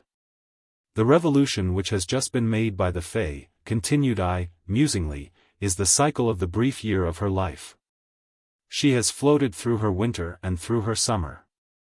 She is a year nearer unto death, for I did not fail to see that, as she came into the shade, her shadow fell from her, and was swallowed up in the dark water, making its blackness more black. And again the boat appeared, and the Fae, but about the attitude of the latter there was more of care and uncertainty and less of elastic joy. She floated again from out the light and into the gloom, which deepened momently, and again her shadow fell from her into the ebony water, and became absorbed into its blackness. And again she made the circuit of the island, while the sun rushed down to his slumbers, and at each issuing into the light there was more sorrow about her person. While it grew feebler and far fainter and more indistinct, and at each passage into the gloom there fell from her a darker shade, which became whelmed in a shadow more black. But at length when the sun had utterly departed, the Fae, now the mere ghost of her former self, went disconsolately with her boat into the region of the ebony flood, and that she issued thence at all I cannot say, for darkness fell over all things and I beheld her magical figure no more. The Colloquy of Manos and Una. Mu epsilon lambda omicron nu tau alpha upsilon tau alpha. These things are in the near future. Sophocles, and Tig. Una. Born again? Manos. Yes, fairest and best beloved Una, born again. These were the words upon whose mystical meaning I had so long pondered, rejecting the explanations of the priesthood, until Death himself resolved for me the secret. Una. Death. Manos. How strangely, sweet Una, you echo my words. I observe, too, a vacillation in your step, a joyous inquietude in your eyes. You are confused and oppressed by the majestic novelty of the life eternal. Yes, it was of death I spoke. And hear how singularly sounds that word which of old was wont to bring terror to all hearts, throwing a mildew upon all pleasures. Una. Ah, death, the spectre which sat at all feasts. How often, Manos, did we lose ourselves in speculations upon its nature? How mysteriously did it act as a check to human bliss, saying unto it, thus far, and no farther. That earnest mutual love, my own Manos, which burned within our bosoms, how vainly did we flatter ourselves, feeling happy in its first upspringing. That our happiness would strengthen with its strength. Alas! As it grew, so grew in our hearts the dread of that evil hour which was hurrying to separate us forever. Thus, in time, it became painful to love. Hate would have been mercy then. Manos. Speak not here of these griefs, dear Una, mine, forever now. Una. But the memory of past sorrow, is it not present joy? I have much to say yet of the things which have been. Above all, I burn to know the incidents of your own passage through the dark valley and shadow. Manos. And when did the radiant Una ask anything of her Manos in vain? I will be minute in relating all, but at what point shall the weird narrative begin? Una. At what point? Manos. You have said. Una. Manos, I comprehend you. In death we have both learned the propensity of man to define the indefinable. I will not say, then, commence with the moment of life's cessation, but commence with that sad instant when, the fever having abandoned you, you sank into a breathless and motionless torpor.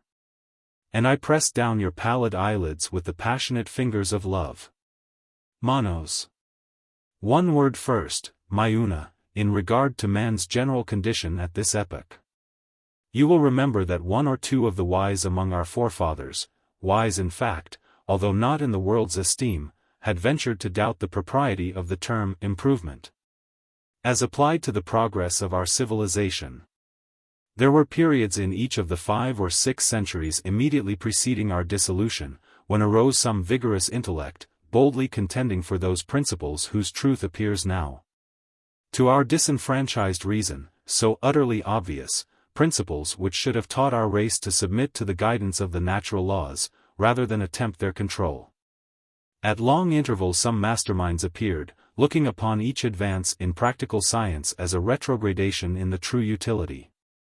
Occasionally the poetic intellect, that intellect which we now feel to have been the most exalted of all, since those truths which to us were of the most enduring importance could only be reached by that analogy which speaks in proof tones to the imagination alone and to the unaided reason bears no weight, occasionally did this poetic intellect proceed a step farther in the evolving of the vague idea of the philosophic, and find in the mystic parable that tells of the tree of knowledge, and of its forbidden fruit, death-producing, a distinct intimation that knowledge was not meet for man in the infant condition of his soul.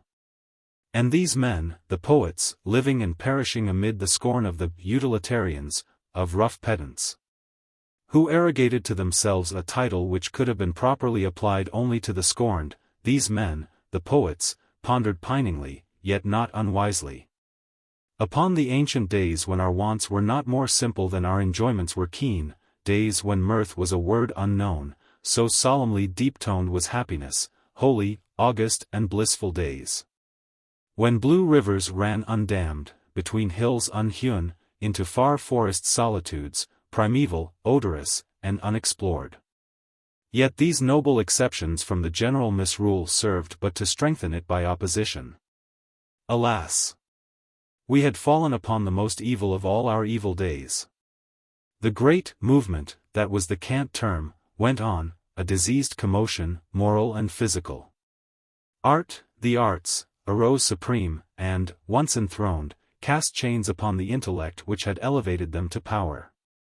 Man, because he could not but acknowledge the majesty of nature, fell into childish exultation at his acquired and still increasing dominion over her elements. Even while he stalked a god in his own fancy, an infantine imbecility came over him. As might be supposed from the origin of his disorder, he grew infected with system, and with abstraction. He enwrapped himself in generalities. Among other odd ideas, that of universal equality gained ground. And in the face of analogy and of God, in despite of the loud warning voice of the laws of gradation so visibly pervading all things in earth and heaven, wild attempts at an omniprevalent democracy were made. Yet this evil sprang necessarily from the leading evil, knowledge. Man could not both know and succumb. Meantime huge smoking cities arose, innumerable. Green leaves shrank before the hot breath of furnaces. The fair face of nature was deformed as with the ravages of some loathsome disease. And methinks, sweet Una, even our slumbering sense of the forced and of the far-fetched might have arrested us here. But now it appears that we had worked out our own destruction in the perversion of our taste, or rather in the blind neglect of its culture in the schools. For, in truth, it was at this crisis that taste alone, that faculty which, holding a middle position between the pure intellect and the moral sense, could never safely have been disregarded, it was now that taste alone could have led us gently back to beauty, to nature, and to life. But alas for the pure contemplative spirit and majestic intuition of Plato. Alas for the mu omicron upsilon sigma iota kappa eta which he justly regarded as an all-sufficient education for the soul. Alas for him and for it.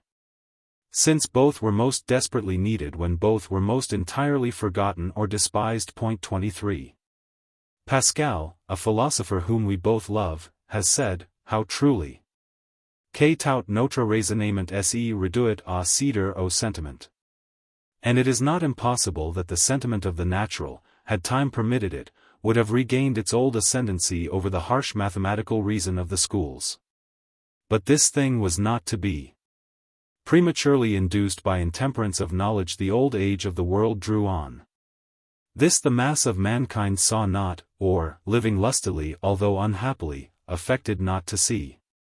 But, for myself, the earth's records had taught me to look for widest ruin as the price of highest civilization.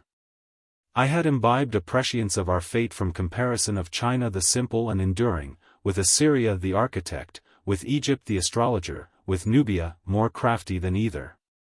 The turbulent mother of all arts.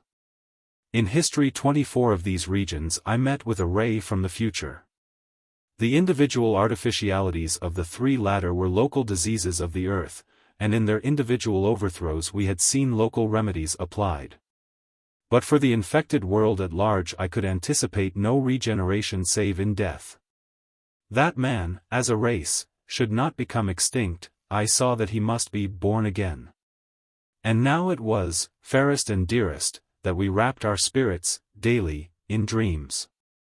Now it was that, in twilight, we discoursed of the days to come, when the art-scarred surface of the earth, having undergone that purification 25 which alone could efface its rectangular obscenities, should clothe itself anew in the verdure and the mountain slopes and the smiling waters of paradise, and be rendered at length a fit dwelling place for man the death purged, for man to whose now exalted intellect there should be poison in knowledge no more, for the redeemed, regenerated, blissful, and now immortal, but still for the material, man. Una. Well do I remember these conversations, dear Manos. But the epoch of the fiery overthrow was not so near at hand as we believed, and as the corruption you indicate did surely warrant us in believing. Men lived, and died individually. You yourself sickened, and passed into the grave, and thither your constant Una speedily followed you. And though the century which has since elapsed, and whose conclusion brings us thus together once more, tortured our slumbering senses with no impatience of duration, yet, my Manos, it was a century still. Manos. Say, rather, a point in the vague infinity. Unquestionably, it was in the earth's dotage that I died. Wearied at heart with anxieties which had their origin in the general turmoil and decay, I succumbed to the fierce fever. After some few days of pain, and many of dreamy delirium replete with ecstasy, the manifestations of which you mistook for pain. While I longed but was impotent to undeceive you, after some days there came upon me, as you have said, a breathless and motionless torpor. And this was termed death by those who stood around me. Words are vague things. My condition did not deprive me of sentience. It appeared to me not greatly dissimilar to the extreme quiescence of him, who, having slumbered long and profoundly, lying motionless and fully prostrate in a midsummer noon, begins to steal slowly back into consciousness, through the mere sufficiency of his sleep, and without being awakened by external disturbances. I breathed no longer. The pulses were still. The heart had ceased to beat. Volition had not departed, but was powerless. The senses were unusually active, although eccentrically so, assuming often each other's functions at random. The taste and the smell were inextricably confounded, and became one sentiment, abnormal and intense. The rose water with which your tenderness had moistened my lips to the last, affected me with sweet fancies of flowers, fantastic flowers, far more lovely than any of the old earth, but whose prototypes we have here blooming around us. The eyelids, transparent and bloodless, offered no complete impediment to vision. As volition was in abeyance, the balls could not roll in their sockets, but all objects within the range of the visual hemisphere were seen with more or less distinctness. The rays which fell upon the external retina, or into the corner of the eye, producing a more vivid effect than those which struck the front or interior surface. Yet, in the former instance, this effect was so far anomalous that I appreciated it only as sound sweet or discordant as the matters presenting themselves at my side were light or dark in shade, curved or angular in outline.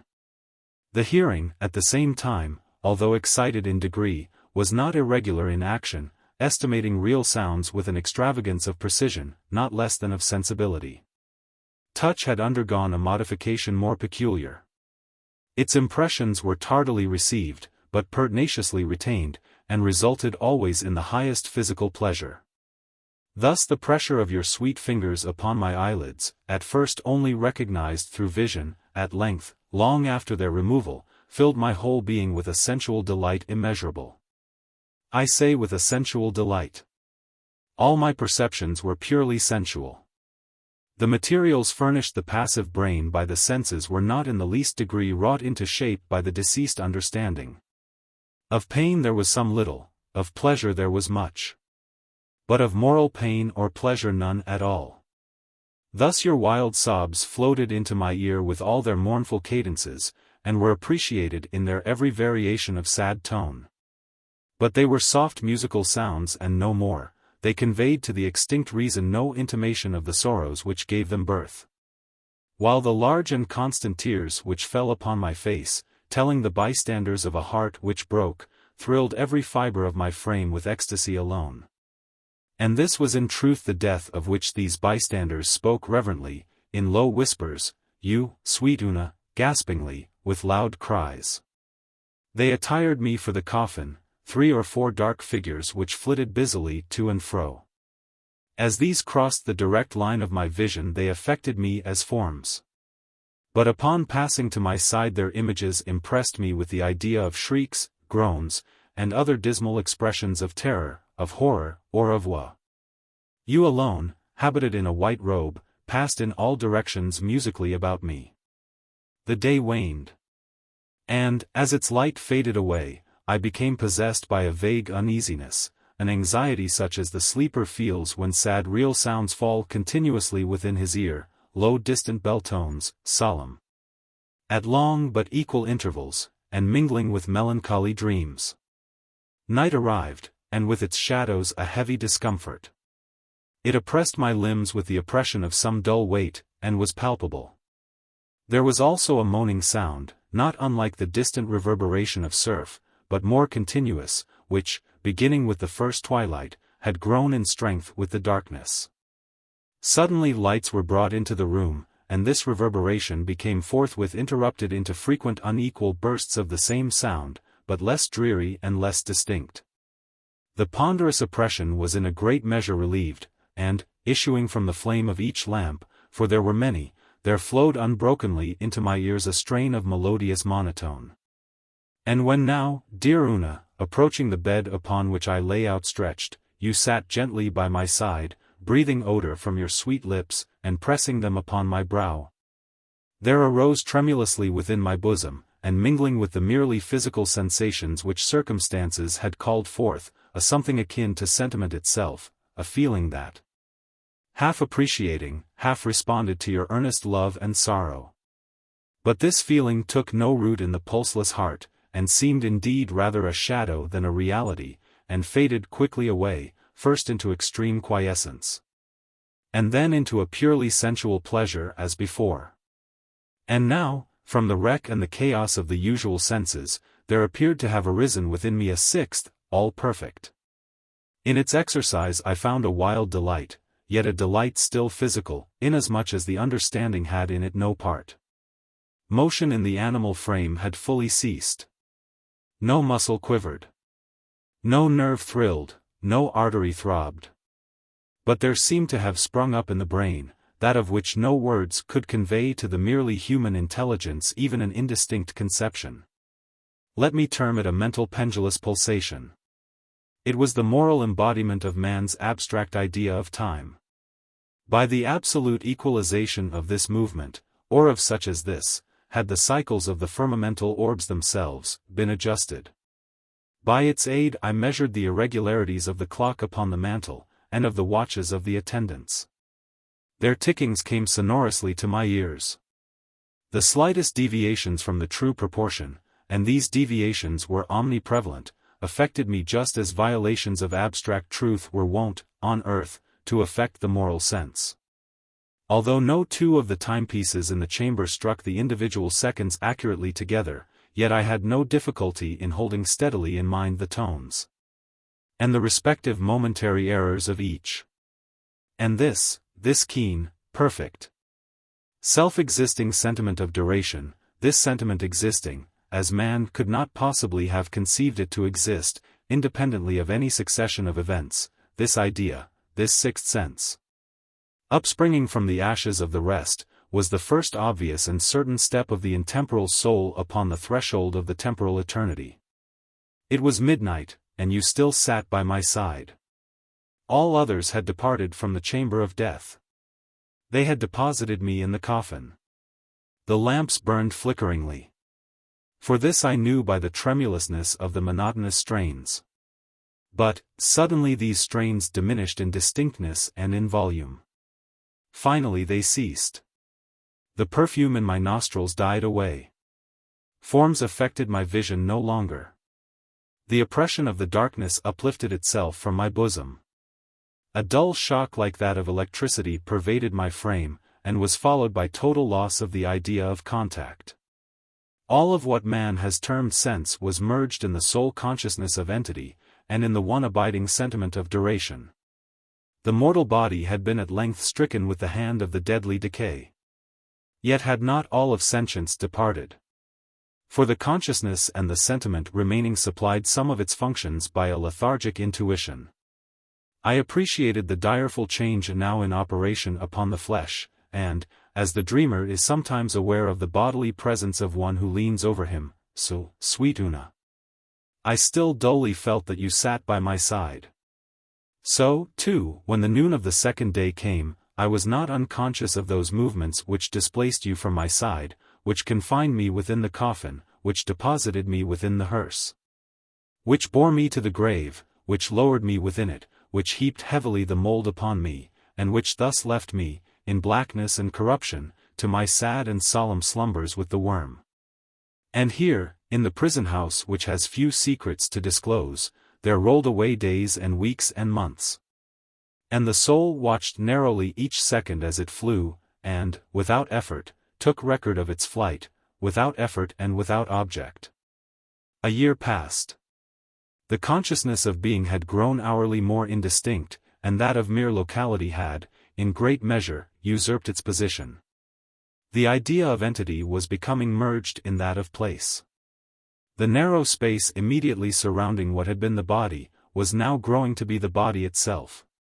At length, as often happens to the sleeper, by sleep and its world alone is death imaged, at length, as sometimes happened on earth to the deep slumberer, when some flitting light half startled him into awaking, yet left him half enveloped in dreams, so to me. In the strict embrace of the shadow came that light which alone might have had power to startle, the light of enduring love. Men toiled at the grave in which I lay darkling. They upthrew the damp earth. Upon my mouldering bones there descended the coffin of Una. And now again all was void. That nebulous light had been extinguished. That feeble thrill had vibrated itself into quiescence. Many lustra had supervened.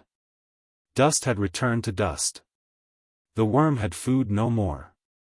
The sense of being had at length utterly departed, and there reigned in its stead, instead of all things, dominant and perpetual, the autocrat's place and time.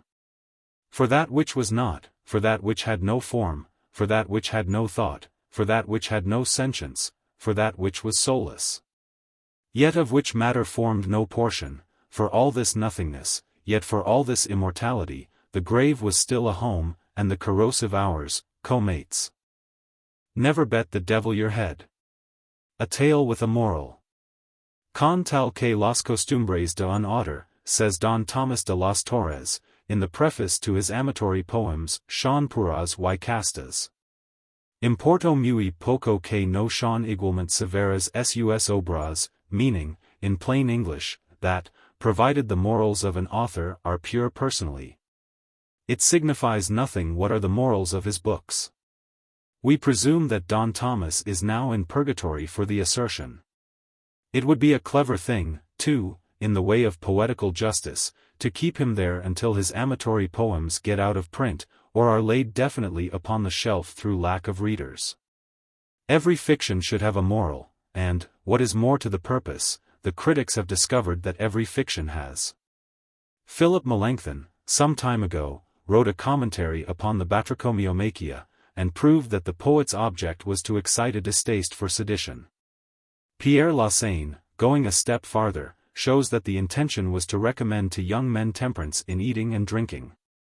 Just so, too, Jacobus Hugo has satisfied himself that, by Euenes, Homer meant to insinuate John Calvin, by Antinous, Martin Luther, by the Lotophagi, Protestants in general, and, by the Harpies, the Dutch. Our more modern scholiasts are equally acute. These fellows demonstrate a hidden meaning in The Antediluvians, a parable in Powhatan, new views in Cock Robin, and transcendentalism in Hop O' My Thumb. In short, it has been shown that no man can sit down to write without a very profound design. Thus to authors in general much trouble is spared. A novelist, for example, need have no care of his moral. It is there, that is to say, it is somewhere, and the moral and the critics can take care of themselves. When the proper time arrives, all that the gentleman intended, and all that he did not intend, will be brought to light, in the Dial, or the Down Easter. Together with all that he ought to have intended, and the rest that he clearly meant to intend, so that it will all come very straight in the end. There is no just ground, therefore, for the charge brought against me by certain ignoramuses, that I have never written a moral tale, or, in more precise words, a tale with a moral. They are not the critics predestined to bring me out, and develop my morals, that is the secret. By and by the North American quarterly humdrum will make them ashamed of their stupidity. In the meantime, by way of staying execution, by way of mitigating the accusations against me, I offer the sad history appended, a history about whose obvious moral there can be no question whatever. Since he who runs may read it in the large capitals which form the title of the tale. I should have credit for this arrangement, a far wiser one than that of La Fontaine and others, who reserve the impression to be conveyed until the last moment, and thus sneak it in at the fag end of their fables. Defuncti injuria any officianter was a law of the 12 tables, and de mortuis nil nisi bonum is an excellent injunction, even if the dead in question be nothing but dead small beer. It is not my design, therefore, to vituperate my deceased friend, Toby Dammit. He was a sad dog, it is true, and a dog's death it was that he died, but he himself was not to blame for his vices. They grew out of a personal defect in his mother. She did her best in the way of flogging him while an infant, for duties to her well-regulated mind were always pleasures, and babies, like tough steaks, or the modern Greek olive trees, are invariably the better for beating, but, poor woman, she had the misfortune to be left-handed, and a child flogged left-handedly had better be left unflogged. The world revolves from right to left.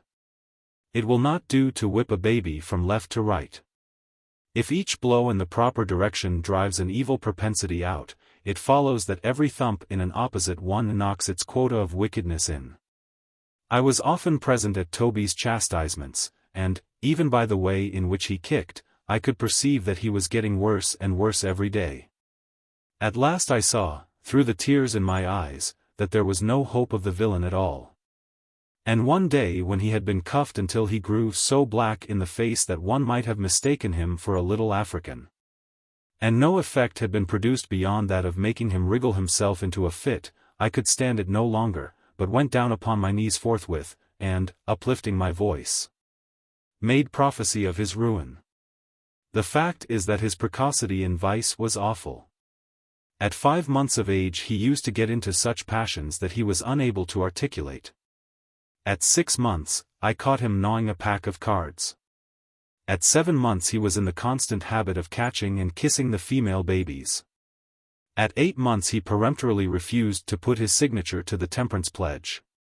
Thus he went on increasing in iniquity, month after month, until, at the close of the first year, he not only insisted upon wearing mustaches, but had contracted a propensity for cursing and swearing, and for backing his assertions by bets. Through this latter most ungentlemanly practice, the ruin which I had predicted to Toby Dammit overtook him at last. The fashion had grown with his growth and strengthened with his strength, so that, when he came to be a man, he could scarcely utter a sentence without interlarding it with a proposition to gamble. Not that he actually laid wagers, no. I will do my friend the justice to say that he would as soon have laid eggs. With him the thing was a mere formula, nothing more. His expressions on this head had no meaning attached to them whatever. They were simple if not altogether innocent expletives, imaginative phrases wherewith to round off a sentence. When he said, "I'll bet you so-and-so," nobody ever thought of taking him up, but still I could not help thinking it my duty to put him down. The habit was an immoral one, and so I told him. It was a vulgar one, this I begged him to believe. It was discountenanced by society, here I said nothing but the truth. It was forbidden by Act of Congress, here I had not the slightest intention of telling a lie. I remonstrated, but to no purpose. I demonstrated, in vain. I entreated, he smiled. I implored, he laughed. I preached, he sneered. I threatened, he swore. I kicked him, he called for the police. I pulled his nose, he blew it, and offered to bet the devil his head that I would not venture to try that experiment again. Poverty was another vice which the peculiar physical deficiency of Dammit's mother had entailed upon her son. He was detestably poor, and this was the reason, no doubt, that his expletive expressions about betting seldom took a pecuniary turn. I will not be bound to say that I ever heard him make use of such a figure of speech as, "I'll bet you $1." It was usually, "I'll bet you what you please," or "I'll bet you what you dare," or "I'll bet you a trifle," or else, more significantly still, "I'll bet the devil my head." This latter form seemed to please him best, perhaps because it involved the least risk, for Dammit had become excessively parsimonious.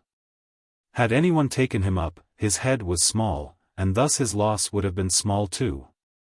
But these are my own reflections and I am by no means sure that I am right in attributing them to him. At all events the phrase in question grew daily in favor.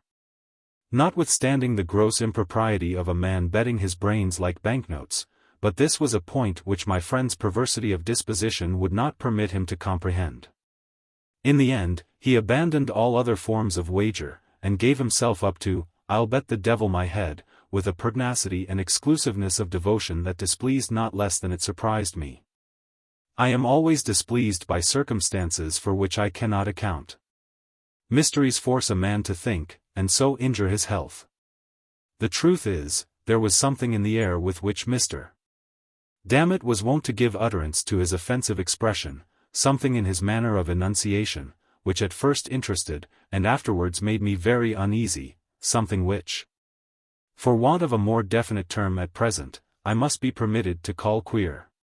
But which Mr. Coleridge would have called mystical, Mr. Kant pantheistical, Mr. Carlyle twistical, and Mr. Emerson hyperquisitistical. I began not to like it at all. Mr. Dammit's soul was in a perilous state. I resolved to bring all my eloquence into play to save it. I vowed to serve him as St. Patrick, in the Irish Chronicle, is said to have served the toad, that is to say, awaken him to a sense of his situation. I addressed myself to the task forthwith. Once more I betook myself to remonstrance. Again I collected my energies for a final attempt at expostulation. When I had made an end of my lecture, Mr. Dammit indulged himself in some very equivocal behavior. For some moments he remained silent, merely looking me inquisitively in the face. But presently he threw his head to one side, and elevated his eyebrows to a great extent. Then he spread out the palms of his hands and shrugged up his shoulders. Then he winked with the right eye. Then he repeated the operation with the left. Then he shut them both up very tight. Then he opened them both so very wide that I became seriously alarmed for the consequences. Then, applying his thumb to his nose, he thought proper to make an indescribable movement with the rest of his fingers.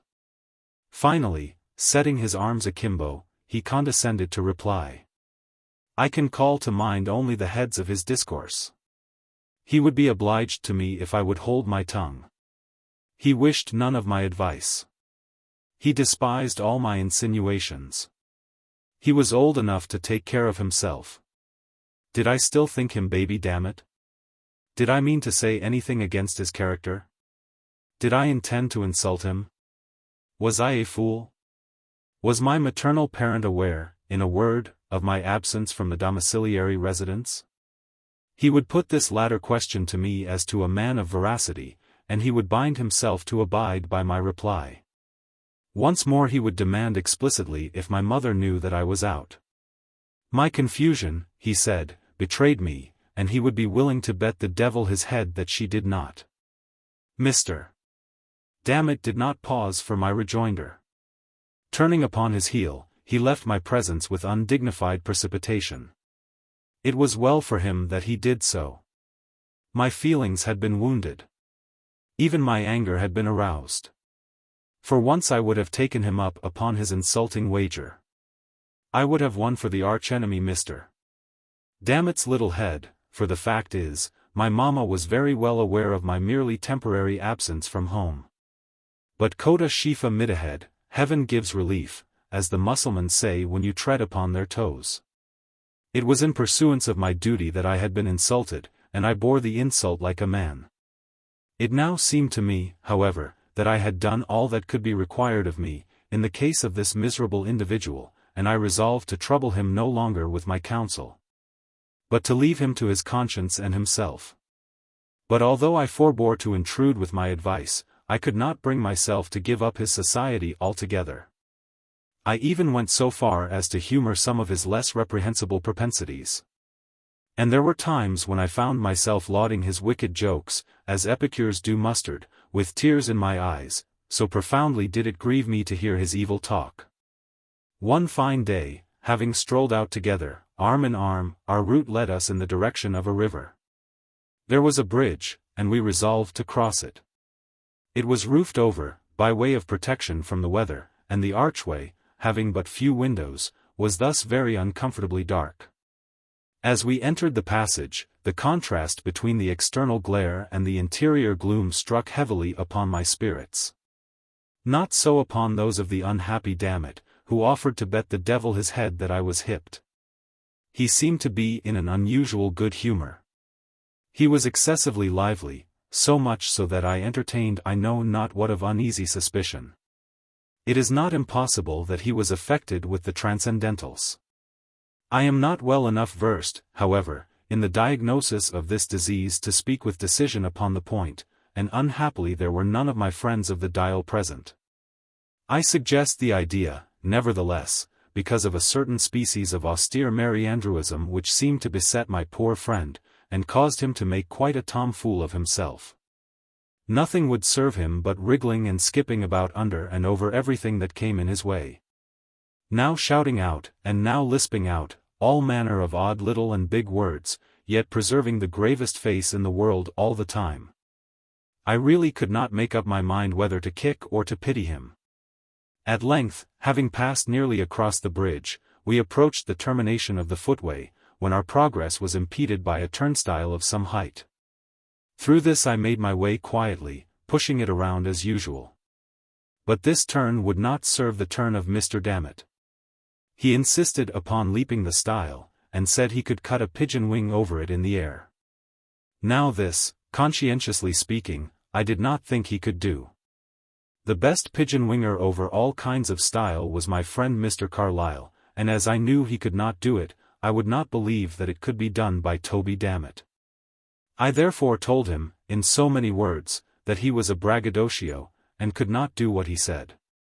For this I had reason to be sorry afterward. For he straightway offered to bet the devil his head that he could.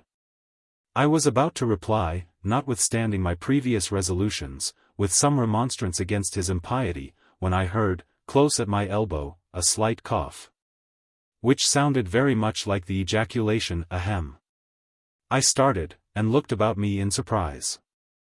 My glance at length fell into a nook of the frame, work of the bridge, and upon the figure of a little lame old gentleman of venerable aspect.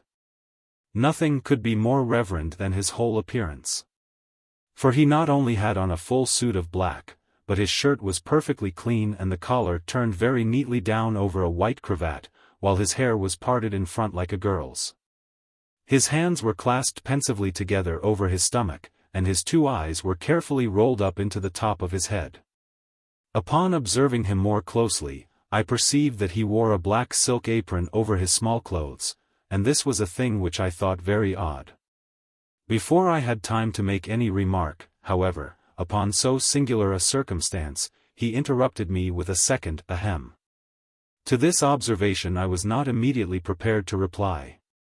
The fact is, remarks of this laconic nature are nearly unanswerable. I have known a quarterly review nonplussed by the word fudge. I am not ashamed to say, therefore, that I turned to Mr. Dammit for assistance. Dammit, said I, what are you about? Don't you hear, the gentleman says ahem. I looked sternly at my friend while I thus addressed him. For, to say the truth, I felt particularly puzzled, and when a man is particularly puzzled he must knit his brows and look savage, or else he is pretty sure to look like a fool. Damn it, observed I, although this sounded very much like an oath, than which nothing was further from my thoughts. Damn it, I suggested, the gentleman says ahem. I do not attempt to defend my remark on the score of profundity, I did not think it profound myself. But I have noticed that the effect of our speeches is not always proportionate with their importance in our own eyes, and if I had shot Mr. D. through and through with a Pakistan bomb, or knocked him in the head with the poets and poetry of America, he could hardly have been more discomfited than when I addressed him with those simple words, damn it, what are you about? Don't you hear, the gentleman says ahem. You don't say so, gasped he at length, after turning more colors than a pirate runs up, one after the other, when chased by a man of war. Are you quite sure he said that? Well, at all events I am in for it now, and may as well put a bold face upon the matter. Here goes, then, ahem. At this the little old gentleman seemed pleased, God only knows why. He left his station at the nook of the bridge, limped forward with a gracious air, took Dammit by the hand and shook it cordially, looking all the while straight up in his face with an air of the most unadulterated benignity which it is possible for the mind of man to imagine. I am quite sure you will win it, Dammit, said he, with the frankest of all smiles, but we are obliged to have a trial, you know, for the sake of mere form. Ahem, replied my friend, taking off his coat, with a deep sigh, tying a pocket handkerchief around his waist, and producing an unaccountable alteration in his countenance by twisting up his eyes and bringing down the corners of his mouth, ahem. And, ahem, said he again, after a pause, and not another word more than ahem, did I ever know him to say after that. Aha! Thought I, without expressing myself aloud, this is quite a remarkable silence on the part of Toby Dammit, and is no doubt a consequence of his verbosity upon a previous occasion. One extreme induces another.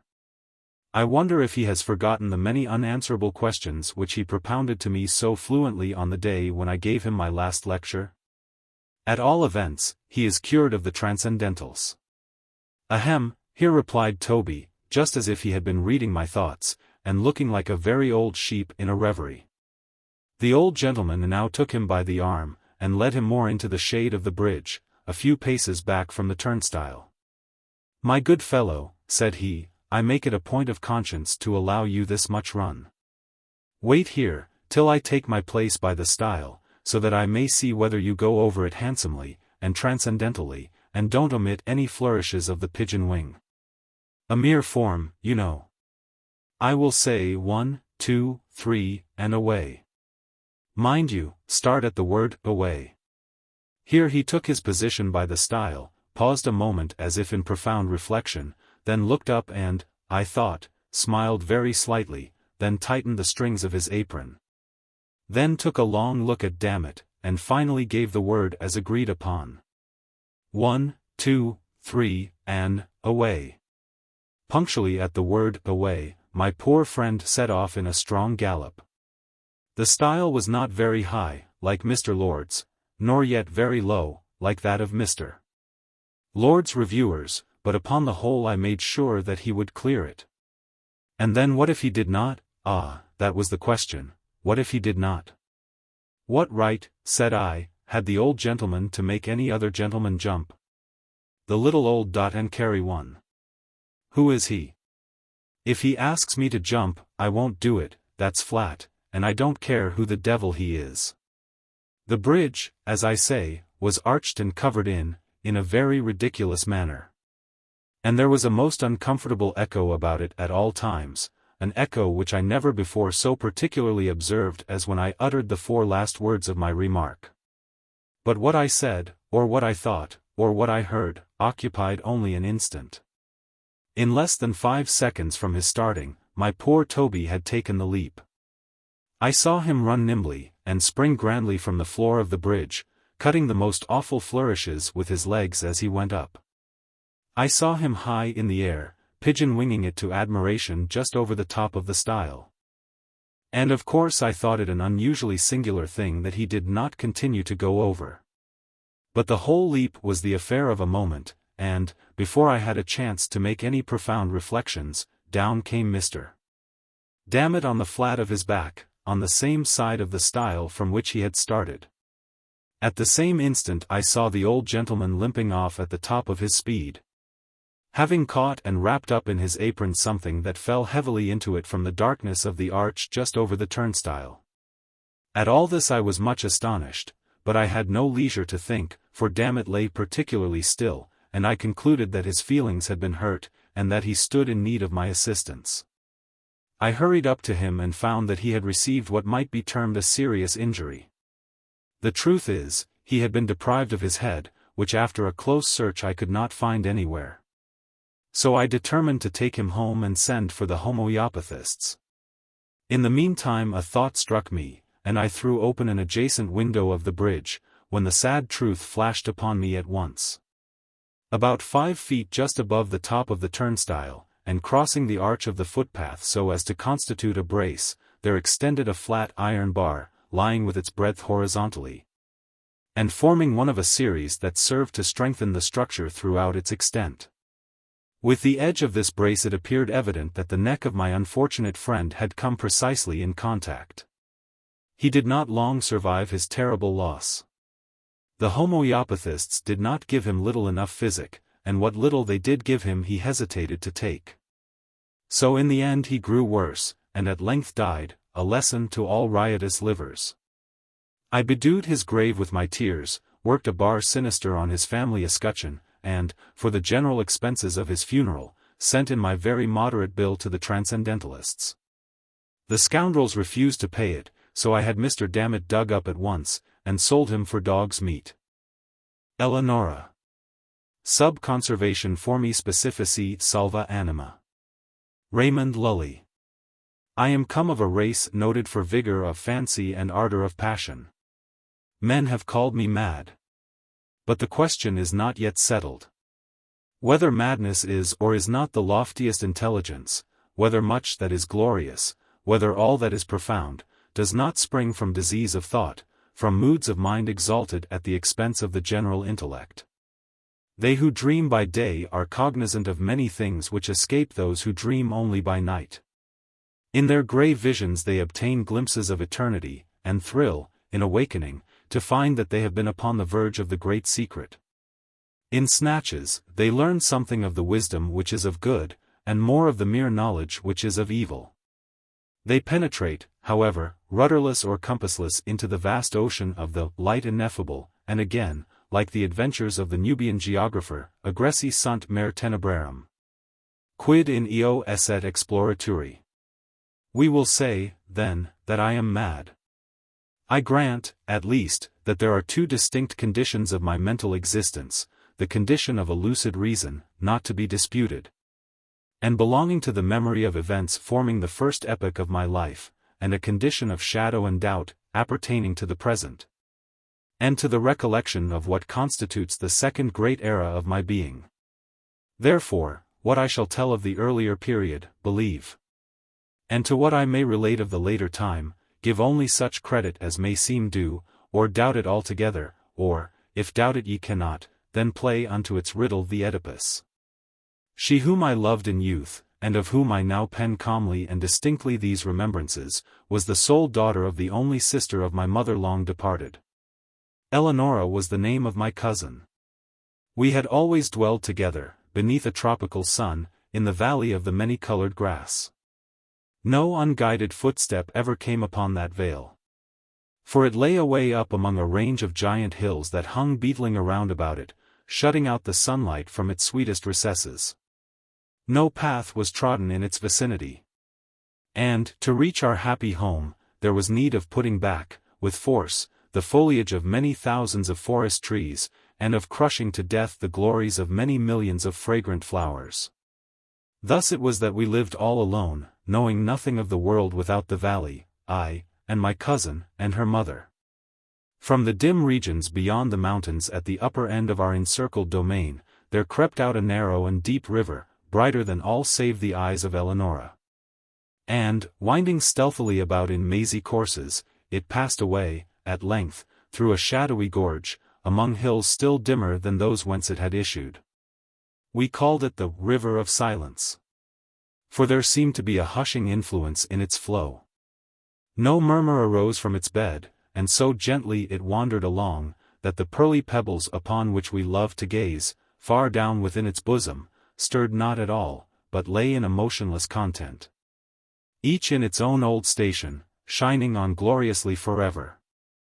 The margin of the river, and of the many dazzling rivulets that glided through devious ways into its channel, as well as the spaces that extended from the margins away down into the depths of the streams until they reached the bed of pebbles at the bottom, these spots, not less than the whole surface of the valley, from the river to the mountains that girdled it in, were carpeted all by a soft green grass, thick, short, perfectly even, and vanilla-perfumed, but so besprinkled throughout with the yellow buttercup, the white daisy, the purple violet, and the ruby-red asphodel, that its exceeding beauty spoke to our hearts in loud tones of the love and of the glory of God. And, here and there, in groves about this grass, like wildernesses of dreams, sprang up fantastic trees, whose tall slender stems stood not upright, but slanted gracefully toward the light that peered at noonday into the center of the valley. Their mark was speckled with the vivid alternate splendor of ebony and silver, and was smoother than all save the cheeks of Eleonora. So that, but for the brilliant green of the huge leaves that spread from their summits in long, tremulous lines, dallying with the zephyrs, one might have fancied them giant serpents of Syria doing homage to their sovereign the sun. Hand in hand about this valley, for 15 years, roamed I with Eleonora before love entered within our hearts. It was one evening at the close of the 3rd lustrum of her life, and of the 4th of my own, that we sat, locked in each other's embrace, beneath the serpent-like trees, and looked down within the water of the river of silence at our images therein. We spoke no words during the rest of that sweet day, and our words even upon the morrow were tremulous and few. We had drawn the god Eros from that wave, and now we felt that he had enkindled within us the fiery souls of our forefathers. The passions which had for centuries distinguished our race, came thronging with the fancies for which they had been equally noted, and together breathed a delirious bliss over the valley of the many-colored grass. A change fell upon all things. Strange, brilliant flowers, star-shaped, burn out upon the trees where no flowers had been known before. The tints of the green carpet deepened. And when, one by one, the white daisies shrank away, there sprang up in place of them, 10 by 10 of the ruby-red asphodel. And life arose in our paths. For the tall flamingo, hitherto unseen, with all gay glowing birds, flaunted his scarlet plumage before us. The golden and silver fish haunted the river, out of the bosom of which issued, little by little, a murmur that swelled, at length, into a lulling melody more divine than that of the harp of Aeolus, sweeter than all save the voice of Eleonora. And now, too, a voluminous cloud, which we had long watched in the regions of Hesper, floated out thence, all gorgeous in crimson and gold, and settling in peace above us, sank, day by day, lower and lower, until its edges rested upon the tops of the mountains, turning all their dimness into magnificence, and shutting us up, as if forever, within a magic prison house of grandeur and of glory. The loveliness of Eleonora was that of the seraphim, but she was a maiden artless and innocent as the brief life she had led among the flowers. No guile disguised the fervor of love which animated her heart, and she examined with me its inmost recesses as we walked together in the valley of the many-colored grass, and discoursed of the mighty changes which had lately taken place therein. At length, having spoken one day, in tears, of the last sad change which must befall humanity, she thenceforward dwelt only upon this one sorrowful theme, interweaving it into all our converse, as in the songs of the bard of Skyraz, the same images are found occurring, again and again, in every impressive variation of phrase. She had seen that the finger of death was upon her bosom, that, like the ephemeron, she had been made perfect in loveliness only to die. But the terrors of the grave to her lay solely in a consideration which she revealed to me, one evening at twilight, by the banks of the river of silence. She grieved to think that, having entombed her in the valley of the many-colored grass, would quit forever its happy recesses, transferring the love which now was so passionately her own to some maiden of the outer and everyday world. And, then and there, I threw myself hurriedly at the feet of Eleonora, and offered up a vow, to herself and to heaven, that I would never bind myself in marriage to any daughter of earth, that I would in no manner prove recreant to her dear memory, or to the memory of the devout affection with which she had blessed me. And I called the mighty ruler of the universe to witness the pious solemnity of my vow. And the curse which I invoked of him and of her, a saint in illusion should I prove traitorous to that promise, involved a penalty the exceeding great horror of which will not permit me to make record of it here. And the bright eyes of Eleonora grew brighter at my words, and she sighed as if a deadly burden had been taken from her breast, and she trembled and very bitterly wept. But she made acceptance of the vow, for what was she but a child, and it made easy to her the bed of her death. And she said to me, not many days afterward, tranquilly dying, that, because of what I had done for the comfort of her spirit she would watch over me in that spirit when departed, and, if so it were permitted her return to me visibly in the watches of the night. But, if this thing were, indeed, beyond the power of the souls in paradise, that she would, at least, give me frequent indications of her presence, sighing upon me in the evening winds, or filling the air which I breathed with perfume from the censers of the angels. And, with these words upon her lips, she yielded up her innocent life, putting an end to the first epoch of my own. Thus far I have faithfully said.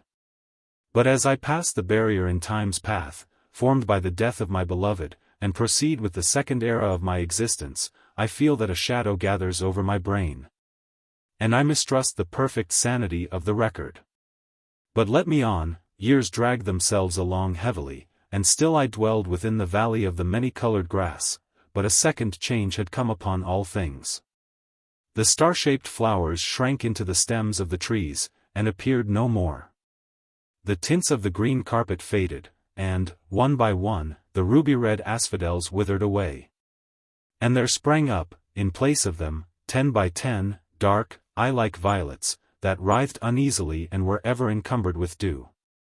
And life departed from our paths. For the tall flamingo flaunted no longer his scarlet plumage before us, but flew sadly from the vale into the hills, with all the gay glowing birds that had arrived in his company. And the golden and silver fish swam down through the gorge at the lower end of our domain and bedecked the sweet river never again.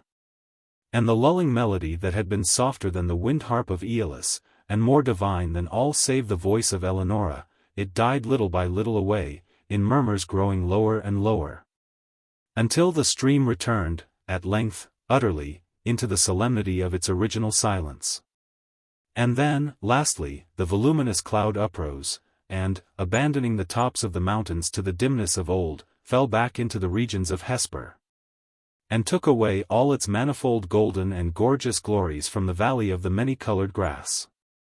Yet the promises of Eleonora were not forgotten, for I heard the sounds of the swinging of the censers of the angels, and streams of a holy perfume floated ever and ever about the valley.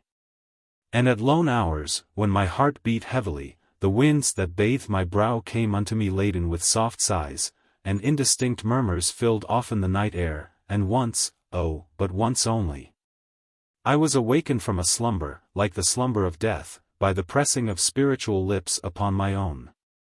But the void within my heart refused, even thus, to be filled. I longed for the love which had before filled it to overflowing. At length the valley pained me through its memories of Eleonora, and I left it forever for the vanities and the turbulent triumphs of the world.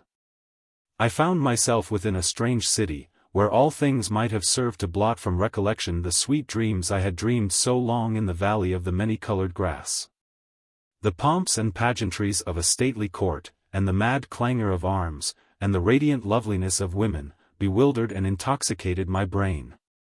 But as yet my soul had proved true to its vows, and the indications of the presence of Eleonora were still given me in the silent hours of the night. Suddenly these manifestations they ceased, and the world grew dark before mine eyes, and I stood aghast at the burning thoughts which possessed, at the terrible temptations which beset me. For there came from some far, far distant and unknown land, into the gay court of the king I served, a maiden to whose beauty my whole recreant heart yielded at once, at whose footstool I bowed down without a struggle, in the most ardent, in the most abject worship of love. What, indeed, was my passion for the young girl of the valley in comparison with the fervor, and the delirium, and the spirit-lifting ecstasy of adoration with which I poured out my whole soul in tears at the feet of the ethereal Ermengarde? Oh, bright was the seraph Ermengarde! And in that knowledge I had room for none other. Oh, divine was the angel Ermengarde! And as I looked down into the depths of her memorial eyes, I thought only of them, and of her. I wedded, nor dreaded the curse I had invoked, and its bitterness was not visited upon me. And once, but once again in the silence of the night, there came through my lattice the soft sighs which had forsaken me. And they modeled themselves into familiar and sweet voice, saying, "Sleep in peace. For the spirit of love reigneth and ruleth, and, in taking to thy passionate heart her who is Ermengarde, thou art absolved, for reasons which shall be made known to thee in heaven. Of thy vows unto Eleonora. 3 Sundays in a week. You hard-headed, dunder-headed, obstinate, rusty, crusty, musty, fusty, old savage," said I, in fancy, one afternoon, to my grand-uncle Rumgudgeon, shaking my fist at him in imagination. Only in imagination. The fact is, some trivial discrepancy did exist, just then, between what I said and what I had not the courage to say, between what I did and what I had half a mind to do. The old porpoise, as I opened the drawing-room door, was sitting with his feet upon the mantelpiece, and a bumper of port in his paw, making strenuous efforts to accomplish the ditty. Remplis ton ver vide. Vide ton ver plen. My dear uncle, said I, closing the door gently, and approaching him with the blandest of smiles, you are always so very kind and considerate, and have evinced your benevolence in so very many ways, that I feel I have only to suggest this little point to you once more to make sure of your full acquiescence. Hem, said he, good boy. Go on. I am sure, my dearest uncle, you confounded old rascal, that you have no design really, seriously, to oppose my union with Kate. This is merely a joke of yours, I know, ha. Ha. Ha, how very pleasant you are at times. Ha. Ha. Ha, said he, curse you. Yes. To be sure, of course. I knew you were jesting. Now, uncle, all that Kate and myself wish at present, is that you would oblige us with your advice as regards the time, you know, uncle, in short, when will it be most convenient for yourself? That the wedding shall, come off, you know. Come off, you scoundrel, what do you mean by that? Better wait till it goes on. Ha. Ha. Ha, he. Hi. Hi. Hi, ho. Ho. Ho, who. Who. Who, oh, that's good. Oh, that's capital, such a wit. But all we want just now, you know, uncle, is that you would indicate the time precisely. Ah, precisely? Yes, uncle, that is, if it would be quite agreeable to yourself. Wouldn't it answer, Bobby, if I were to leave it at random, some time within a year or so, for example, must I say precisely? If you please, uncle, precisely. Well, then, Bobby, my boy, you're a fine fellow, aren't you, since you will have the exact time I'll oblige you for once. Dear uncle. Hush, sir. Drowning my voice, I'll oblige you for once. You shall have my consent, and the plum, we mustn't forget the plum, let me see. When shall it be? Today's Sunday, isn't it? Well, then, you shall be married precisely, now mind, when 3 Sundays come together in a week. Do you hear me, sir? What are you gaping at? I say, you shall have Kate and her plum when 3 Sundays come together in a week, but not till then, you young scapegrace, not till then, if I die for it. You know me, I'm a man of my word, now be off. Here he swallowed his bumper of port, while I rushed from the room in despair. A very fine old English gentleman, was my granduncle Rumgudgeon, but unlike him of the song, he had his weak points. He was a little, pursy, pompous, passionate semicircular somebody, with a red nose, a thick skull, a long purse, and a strong sense of his own consequence. With the best heart in the world, he contrived, through a predominant whim of contradiction, to earn for himself, among those who only knew him superficially, the character of a curmudgeon. Like many excellent people, he seemed possessed with a spirit of tantalization, which might easily, at a casual glance, have been mistaken for malevolence. To every request, a positive no was his immediate answer, but in the end, in the long, long end, there were exceedingly few requests which he refused. Against all attacks upon his purse he made the most sturdy defense.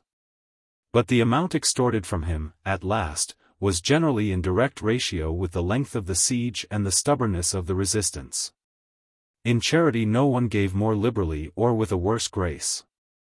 For the fine arts, and especially for the belles lettres, he entertained a profound contempt. With this he had been inspired by Casimir Purrier, whose pert little query, quoi un poète est-il bon? He was in the habit of quoting, with a very droll pronunciation, as the ne plus ultra of logical wit. Thus my own inkling for the muses had excited his entire displeasure. He assured me one day, when I asked him for a new copy of Horace, that the translation of Pota nascitur non fit was a nasty poet for nothing fit, a remark which I took in high dudgeon. His repugnance to the humanities had, also, much increased of late, by an accidental bias in favor of what he supposed to be natural science. Somebody had accosted him in the street, mistaking him for no less a personage than Dr. L.D., the lecturer upon quack physics. This set him off at a tangent. And just at the epoch of this story, for story it is getting to be after all, my granduncle Rumgudgeon was accessible and pacific only upon points which happened to chime in with the caprioles of the hobby he was riding. For the rest, he laughed with his arms and legs, and his politics were stubborn and easily understood. He thought, with Horsley, that the people have nothing to do with the laws but to obey them. I had lived with the old gentleman all my life. My parents, in dying, had bequeathed me to him as a rich legacy. I believe the old villain loved me as his own child, nearly if not quite as well as he loved Kate, but it was a dog's existence that he led me, after all. From my first year until my 5th, he obliged me with very regular floggings. From 5 to 15, he threatened me, hourly, with the house of correction. From 15 to 20, not a day passed in which he did not promise to cut me off with a shilling. I was a sad dog, it is true, but then it was a part of my nature, a point of my faith. In Kate, however, I had a firm friend, and I knew it. She was a good girl, and told me very sweetly that I might have her, plum and all, whenever I could badger my granduncle Rumgudgeon into the necessary consent. Poor girl! She was barely 15, and without this consent, her little amount in the funds was not come at able until 5 immeasurable summers had dragged their slow length along. What, then, to do? At 15, or even at 21, for I had now passed my 5th Olympiad, 5 years in prospect are very much the same as 500. In vain we besieged the old gentleman with importunities. Here was a piece de resistance, as Messrs. Ude and Karim would say, which suited his perverse fancy to a T. It would have stiffed the indignation of Job himself, to see how much like an old Mauser he behaved to us 2 poor wretched little mice. In his heart he wished for nothing more ardently than our union. He had made up his mind to this all along. In fact, he would have given £10,000 from his own pocket, Kate's plum was her own, if he could have invented anything like an excuse for complying with our very natural wishes. But then we had been so imprudent as to broach the subject ourselves. Not to oppose it under such circumstances, I sincerely believe, was not in his power. I have said already that he had his weak points. But in speaking of these, I must not be understood as referring to his obstinacy, which was one of his strong points, assurement cienitate pas a foible. When I mention his weakness I have allusion to a bizarre old womanish superstition which beset him. He was great in dreams, portents, id genus omni of rigmarole.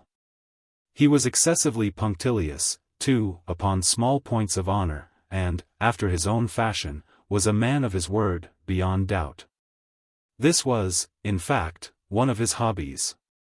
The spirit of his vows he made no scruple of setting at naught, but the letter was a bond inviolable.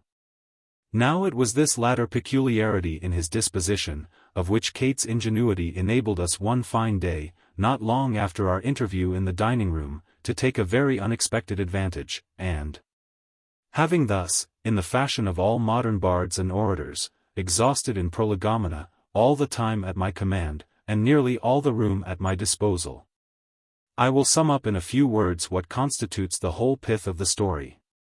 It happened then, so the fates ordered it, that among the naval acquaintances of my betrothed, were 2 gentlemen who had just set foot upon the shores of England, after a year's absence, each in foreign travel. In company with these gentlemen, my cousin and I, preconcertedly paid Uncle Rumgudgeon a visit on the afternoon of Sunday, October the 10th, just 3 weeks after the memorable decision which had so cruelly defeated our hopes. For about half an hour the conversation ran upon ordinary topics, but at last, we contrived, quite naturally, to give it the following turn. Captain Pratt. Well, I have been absent just 1 year, just 1 year today, as I live, let me see. Yes, this is October the 10th. You remember, Mr. Rumgudgeon, I called, this day year to bid you goodbye. And by the way, it does seem something like a coincidence, does it not, that our friend, Captain Smitherton, here, has been absent exactly a year also, a year today. Smitherton. Yes. Just 1 year to a fraction. You will remember, Mr. Rumgudgeon, that I called with Captain Prattle on this very day, last year, to pay my parting respects. Uncle. Yes, yes, yes, I remember it very well, very queer indeed. Both of you gone just 1 year. A very strange coincidence, indeed. Just what Dr. D would denominate an extraordinary concurrence of events. Dr. Kate. Interrupting. To be sure, Papa, it is something strange. But then Captain Pratt and Captain Smitherton didn't go altogether the same route, and that makes a difference, you know. Uncle. I don't know any such thing, you hussy. How should I? I think it only makes the matter more remarkable, Dr. D. Kate. Why, Papa, Captain Pratt went round Cape Horn, and Captain Smitherton doubled the Cape of Good Hope. Uncle. Precisely, the one went east and the other went west, you jade, and they both have gone quite round the world. By the by, Dr. D. Myself. Hurriedly. Captain Pratt, you must come and spend the evening with us tomorrow, you and Smitherton, you can tell us all about your voyage, and we'll have a game of whist and Pratt. Whist. My dear fellow, you forget. Tomorrow will be Sunday. Some other evening. Kate. Oh, no, fie, Robert's not quite so bad as that. Today's Sunday. Pratt. I beg both your pardons, but I can't be so much mistaken. I know tomorrow's Sunday, because... Smitherton. Much surprised. What are you all thinking about? Wasn't yesterday, Sunday, I should like to know? All. Yesterday indeed. You are out. Uncle. Today's Sunday, I say, don't I know? Pratt. Oh no, tomorrow's Sunday. Smitherton. You are all mad, every one of you. I am as positive that yesterday was Sunday as I am that I sit upon this chair. Kate. Jumping up eagerly. I see it all. Papa, this is a judgment upon you, about you know what. Let me alone, and I'll explain it all in a minute. It's a very simple thing, indeed. Captain Smitherton says that yesterday was Sunday, so it was, he is right. Cousin Bobby, and Uncle and I say that today is Sunday, so it is, we are right. Captain Pratt maintains that tomorrow will be Sunday, so it will, he is right, too. The fact is, we are all right, and thus 3 Sundays have come together in a week. Smitherton. After a pause. By the by, Pratt, Kate has us completely. What fools we two are. Mr. Rumgudgeon, the matter stands thus, the earth, you know, is 24,000 miles in circumference. Now this globe of the earth turns upon its own axis, revolves, spins round, these 24,000 miles of extent, going from west to east, in precisely 24 hours. Do you understand, Mr. Rumgudgeon? Uncle. To be sure, Dr. Smitherton. Drowning his voice. Well, sir, that is at the rate of 1,000 miles per hour. Now, suppose that I sail from this position 1,000 miles east. Of course I anticipate the rising of the sun here at London by just 1 hour. I see the sun rise 1 hour before you do. Proceeding, in the same direction, yet another 1,000 miles, I anticipate the rising by 2 hours, another 1,000, and I anticipate it by 3 hours, and so on. Until I go entirely round the globe, and back to this spot, when, having gone 24,000 miles east, I anticipate the rising of the London sun by no less than 24 hours. That is to say, I am a day in advance of your time. Understand, Uncle. But D. Smitherton. Speaking very loud. Captain Pratt, on the contrary, when he had sailed 1,000 miles west of this position, was an hour, and when he had sailed 24,000 miles west, was 24 hours, or 1 day. Behind the time at London. Thus, with me, yesterday was Sunday, thus, with you, today is Sunday, and thus, with Pratt, tomorrow will be Sunday. And what is more, Mr. Rumgudgeon, it is positively clear that we are all right. For there can be no philosophical reason assigned why the idea of one of us should have preference over that of the other. Uncle. My eyes, well, Kate, well, Bobby. This is a judgment upon me, as you say. But I am a man of my word, mark that. You shall have her, boy, plum and all, when you please. Done up, by Jove. 3 Sundays all in a row. I'll go, and take double LD's opinion upon that. The oval portrait. The chateau into which my valet had ventured to make forcible entrance, rather than permit me, in my desperately wounded condition, to pass a night in the open air, was one of those piles of commingled gloom and grandeur which have so long frowned among the Apennines, not less in fact than in the fancy of Mrs. Radcliffe. To all appearance it had been temporarily and very lately abandoned. We established ourselves in one of the smallest and least sumptuously furnished apartments. It lay in a remote turret of the building. Its decorations were rich, yet tattered and antique. Its walls were hung with tapestry and bedecked with manifold and multiform armorial trophies, together with an unusually great number of very spirited modern paintings in frames of rich golden arabesque. In these paintings, which depended from the walls not only in their main surfaces, but in very many nooks which the bizarre architecture of the chateau rendered necessary, in these paintings my incipient delirium, perhaps, had caused me to take deep interest. So that I bade Pedro to close the heavy shutters of the room, since it was already night, to light the tongues of a tall candelabrum which stood by the head of my bed, and to throw open far and wide the fringed curtains of black velvet which enveloped the bed itself. I wished all this done that I might resign myself, if not to sleep, at least alternately to the contemplation of these pictures, and the perusal of a small volume which had been found upon the pillow, and which purported to criticize and describe them. Long, long I read, and devotedly I gazed. Rapidly and gloriously the hours flew by and the deep midnight came. The position of the candelabrum displeased me, and outreaching my hand with difficulty, rather than disturb my slumbering valet, I placed it so as to throw its rays more fully upon the book. But the action produced an effect altogether unanticipated. The rays of the numerous candles, for there were many, now fell within a niche of the room which had hitherto been thrown into deep shade by one of the bedposts. I thus saw in vivid light a picture all unnoticed before. It was the portrait of a young girl just ripening into womanhood. I glanced at the painting hurriedly, and then closed my eyes.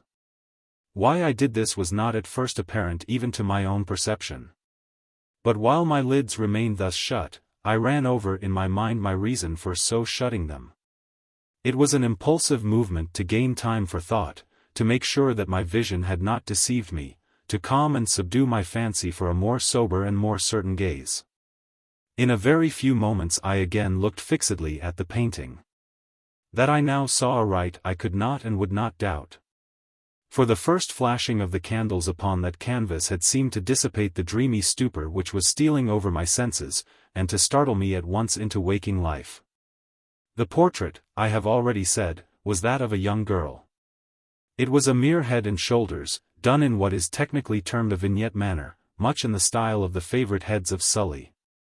The arms, the bosom, and even the ends of the radiant hair melted imperceptibly into the vague yet deep shadow which formed the background of the whole. The frame was oval, richly gilded and filigreed in Moresque. As a thing of art nothing could be more admirable than the painting itself. But it could have been neither the execution of the work, nor the immortal beauty of the countenance, which had so suddenly and so vehemently moved me. Least of all, could it have been that my fancy, shaken from its half-slumber, had mistaken the head for that of a living person. I saw at once that the peculiarities of the design, of the vignetting, and of the frame, must have instantly dispelled such idea, must have prevented even its momentary entertainment. Thinking earnestly upon these points, I remained, for an hour perhaps, half sitting, half reclining, with my vision riveted upon the portrait. At length, satisfied with the true secret of its effect, I fell back within the bed. I had found the spell of the picture in an absolute lifelikeliness of expression, which, at first startling, finally confounded, subdued, and appalled me. With deep and reverent awe I replaced the candelabrum in its former position. The cause of my deep agitation being thus shut from view, I sought eagerly the volume which discussed the paintings and their histories. Turning to the number which designated the oval portrait, I there read the vague and quaint words which follow. She was a maiden of rarest beauty, and not more lovely than full of glee. And evil was the hour when she saw, and loved, and wedded the painter. He, passionate, studious, austere, and having already a bride in his art. She a maiden of rarest beauty, and not more lovely than full of glee, all light and smiles, and frolicsome as the young fawn, loving and cherishing all things. Hating only the art which was her rival, dreading only the palette and brushes and other untoward instruments which deprived her of the countenance of her lover. It was thus a terrible thing for this lady to hear the painter speak of his desire to portray even his young bride. But she was humble and obedient, and sat meekly for many weeks in the dark, high turret chamber where the light dripped upon the pale canvas only from overhead. But he, the painter, took glory in his work, which went on from hour to hour, and from day to day. And he was a passionate, and wild, and moody man, who became lost in reveries.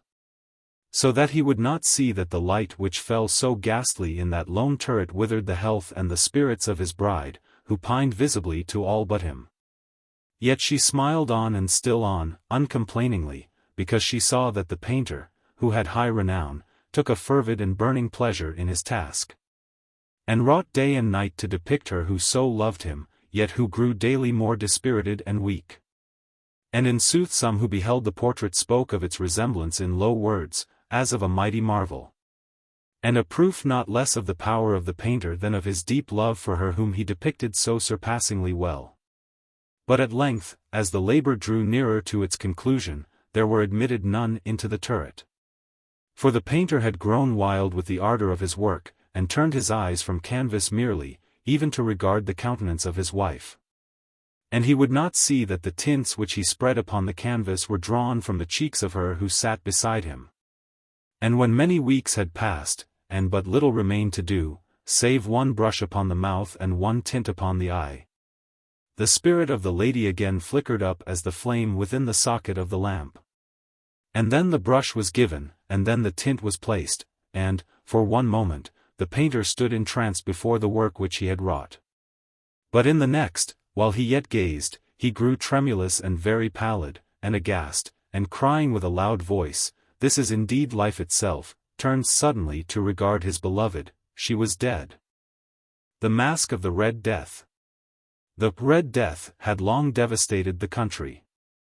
No pestilence had ever been so fatal, or so hideous. Blood was its avatar and its seal, the redness and the horror of blood. There were sharp pains, and sudden dizziness, and then profuse bleeding at the pores, with dissolution. The scarlet stains upon the body and especially upon the face of the victim, were the pest ban which shut him out from the aid and from the sympathy of his fellowmen. And the whole seizure, progress and termination of the disease, were the incidents of half an hour. But the Prince Prospero was happy and dauntless and sagacious. When his dominions were half depopulated, he summoned to his presence 1,000 hale and light-hearted friends from among the knights and dames of his court. And with these retired to the deep seclusion of one of his castellated abbeys. This was an extensive and magnificent structure, the creation of the prince's own eccentric yet august taste. A strong and lofty wall girdled it in.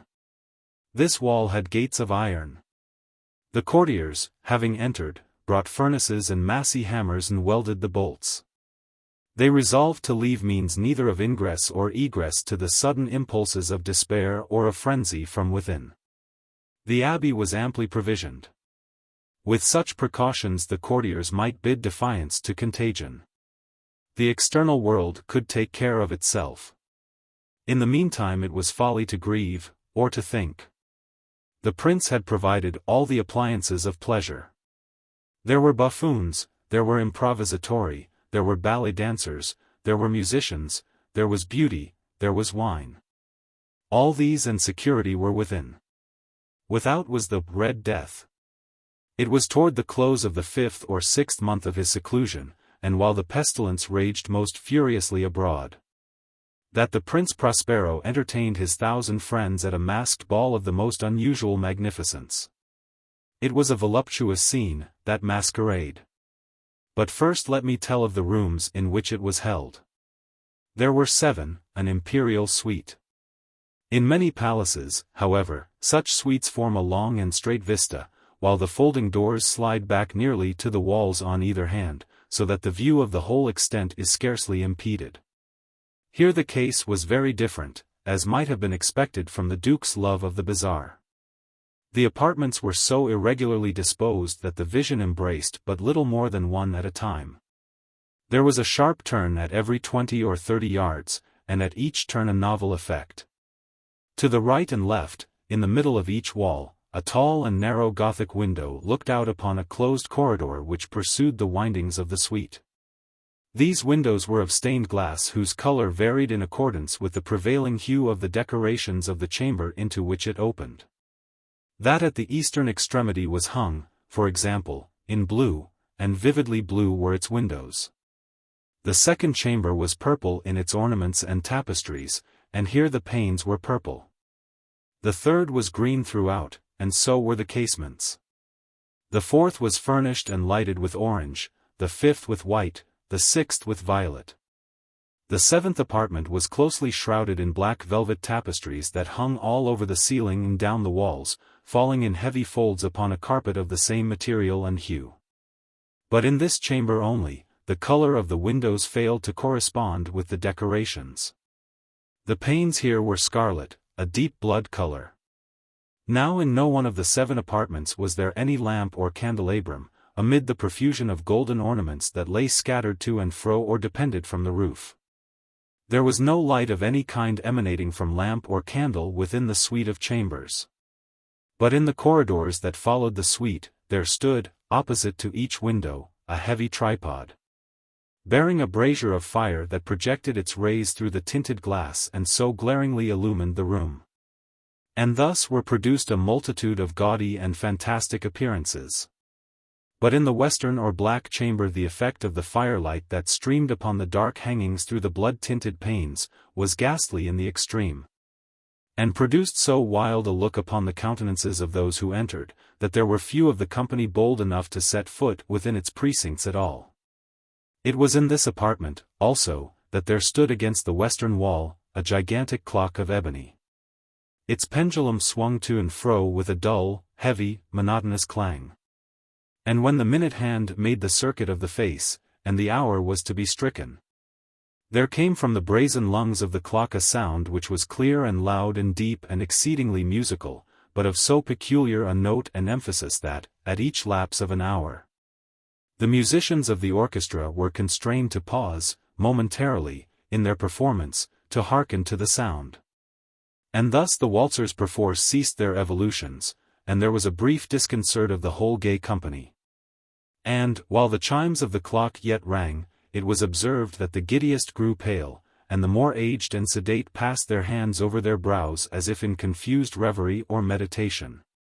But when the echoes had fully ceased, a light laughter at once pervaded the assembly. The musicians looked at each other and smiled as if at their own nervousness and folly, and made whispering vows, each to the other, that the next chiming of the clock should produce in them no similar emotion. And then, after the lapse of 60 minutes, which embrace 3,600 seconds of the time that flies, there came yet another chiming of the clock. And then were the same disconcert and tremulousness and meditation as before. But, in spite of these things, it was a gay and magnificent revel. The tastes of the Duke were peculiar. He had a fine eye for colors and effects. He disregarded the decora of mere fashion. His plans were bold and fiery, and his conceptions glowed with barbaric luster. There are some who would have thought him mad. His followers felt that he was not. It was necessary to hear and see and touch him to be sure that he was not. He had directed, in great part, the movable embellishments of the 7 chambers, upon occasion of this great fete. And it was his own guiding taste which had given character to the masqueraders. Be sure they were grotesque. There were much glare and glitter and piquancy and phantasm, much of what has been since seen in Hernani. There were arabesque figures with unsuited limbs and appointments. There were delirious fancies such as the madman fashions. There was much of the beautiful, much of the wanton, much of the bizarre, something of the terrible, and not a little of that which might have excited disgust. To and fro in the 7 chambers there stalked, in fact, a multitude of dreams.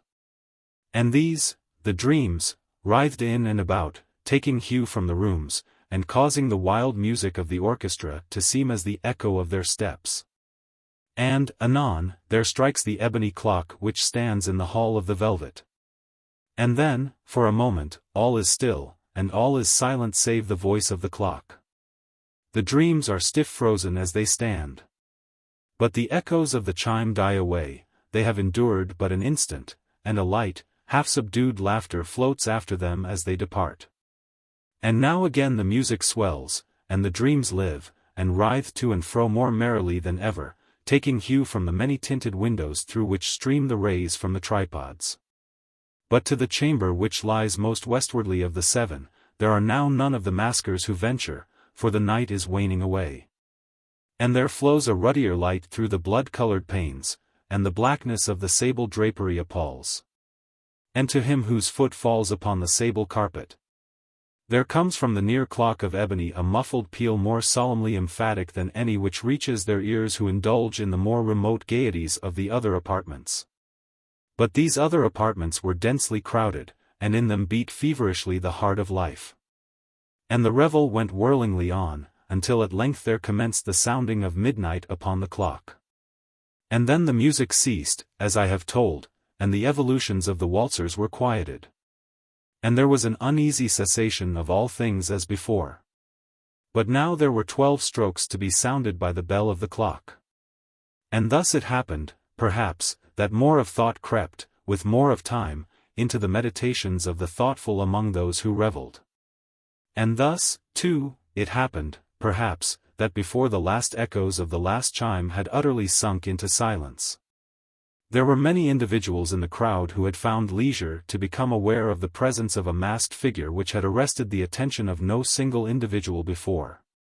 And the rumor of this new presence having spread itself whisperingly around, there arose at length from the whole company a buzz, or murmur, expressive of disapprobation and surprise, then, finally, of terror, of horror, and of disgust.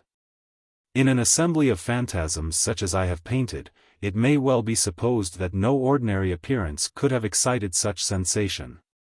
In truth, the masquerade license of the night was nearly unlimited, but the figure in question had out-Herod, and gone beyond the bounds of even the prince's indefinite decorum. There are chords in the hearts of the most reckless which cannot be touched without emotion. Even with the utterly lost, to whom life and death are equally jests, there are matters of which no jest can be made. The whole company, indeed, seemed now deeply to feel that in the costume and bearing of the stranger neither wit nor propriety existed. The figure was tall and gaunt, and shrouded from head to foot in the habiliments of the grave. The mask which concealed the visage was made so nearly to resemble the countenance of a stiffened corpse that the closest scrutiny must have had difficulty in detecting the cheat. And yet all this might have been endured, if not approved, by the mad revellers around. But the mummer had gone so far as to assume the type of the Red Death. His vesture was dabbled in blood, and his broad brow, with all the features of the face, was besprinkled with the scarlet horror. When the eyes of Prince Prospero fell upon this spectral image, which with a slow and solemn movement, as if more fully to sustain its role, stalked to and fro among the waltzers, he was seen to be convulsed, in the first moment with a strong shudder either of terror or distaste. But, in the next, his brow reddened with rage. "Who dares," he demanded hoarsely of the courtiers who stood near him, "who dares insult us with this blasphemous mockery? Seize him and unmask him, that we may know whom we have to hang at sunrise, from the battlements." It was in the eastern or blue chamber in which stood the Prince Prospero as he uttered these words. They rang throughout the 7 rooms loudly and clearly, for the prince was a bold and robust man, and the music had become hushed at the waving of his hand. It was in the blue room where stood the prince, with a group of pale courtiers by his side. At first, as he spoke, there was a slight rushing movement of this group in the direction of the intruder, who at the moment was also near at hand, and now, with deliberate and stately step, made closer approach to the speaker. But from a certain nameless awe with which the mad assumptions of the mummer had inspired the whole party, there were found none who put forth hand to seize him. So that, unimpeded, he passed within a yard of the prince's person. And, while the vast assembly, as if with one impulse, shrank from the centers of the rooms to the walls, he made his way uninterruptedly, but with the same solemn and measured step which had distinguished him from the first. Through the blue chamber to the purple, through the purple to the green, through the green to the orange, through this again to the white, and even thence to the violet. Ere a decided movement had been made to arrest him. It was then, however, that the Prince Prospero, maddening with rage and the shame of his own momentary cowardice, rushed hurriedly through the 6 chambers. While none followed him on account of a deadly terror that had seized upon all. He bore aloft a drawn dagger, and had approached, in rapid impetuosity, to within 3 or 4 feet of the retreating figure, when the latter, having attained the extremity of the velvet apartment, turned suddenly and confronted his pursuer. There was a sharp cry, and the dagger dropped gleaming upon the sable carpet, upon which, instantly afterwards, fell prostrate in death the Prince Prospero. Then, summoning the wild courage of despair, a throng of the revellers at once threw themselves into the black apartment, and, seizing the mummer, whose tall figure stood erect and motionless within the shadow of the ebony clock, gasped in unutterable horror at finding the grave cerements and corpse-like mask which they handled with so violent a rudeness, untenanted by any tangible form. And now was acknowledged the presence of the Red Death. He had come like a thief in the night. And one by one dropped the revellers in the blood-bedewed halls of their revel, and died each in the despairing posture of his fall. And the life of the ebony clock went out with that of the last of the gay. And the flames of the tripods expired. And darkness and decay and the Red Death held illimitable dominion over all. The landscape garden.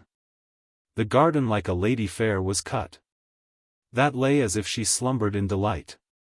And to the open skies her eyes did shut. The azure fields of heaven were assembled right, in a large round, set with the flowerets of light. The flowers de luce, and the sparks of dew, that hung upon their azure leaves did show, like twinkling stars that sparkle in the evening blue. Giles Fletcher. No more remarkable man ever lived than my friend, the young Ellison. He was remarkable in the entire and continuous profusion of good gifts ever lavished upon him by fortune. From his cradle to his grave, a gale of the blandest prosperity bore him along. Nor do I use the word prosperity in its mere wordly or external sense. I mean it as synonymous with happiness. The person of whom I speak, seemed born for the purpose of foreshadowing the wild doctrines of Turgot, Price, Priestley, and Condorcet, of exemplifying, by individual instance, what has been deemed the mere chimera of the perfectionists. In the brief existence of Ellison, I fancy, that I have seen refuted the dogma, that in man's physical and spiritual nature lies some hidden principle, the antagonist of bliss.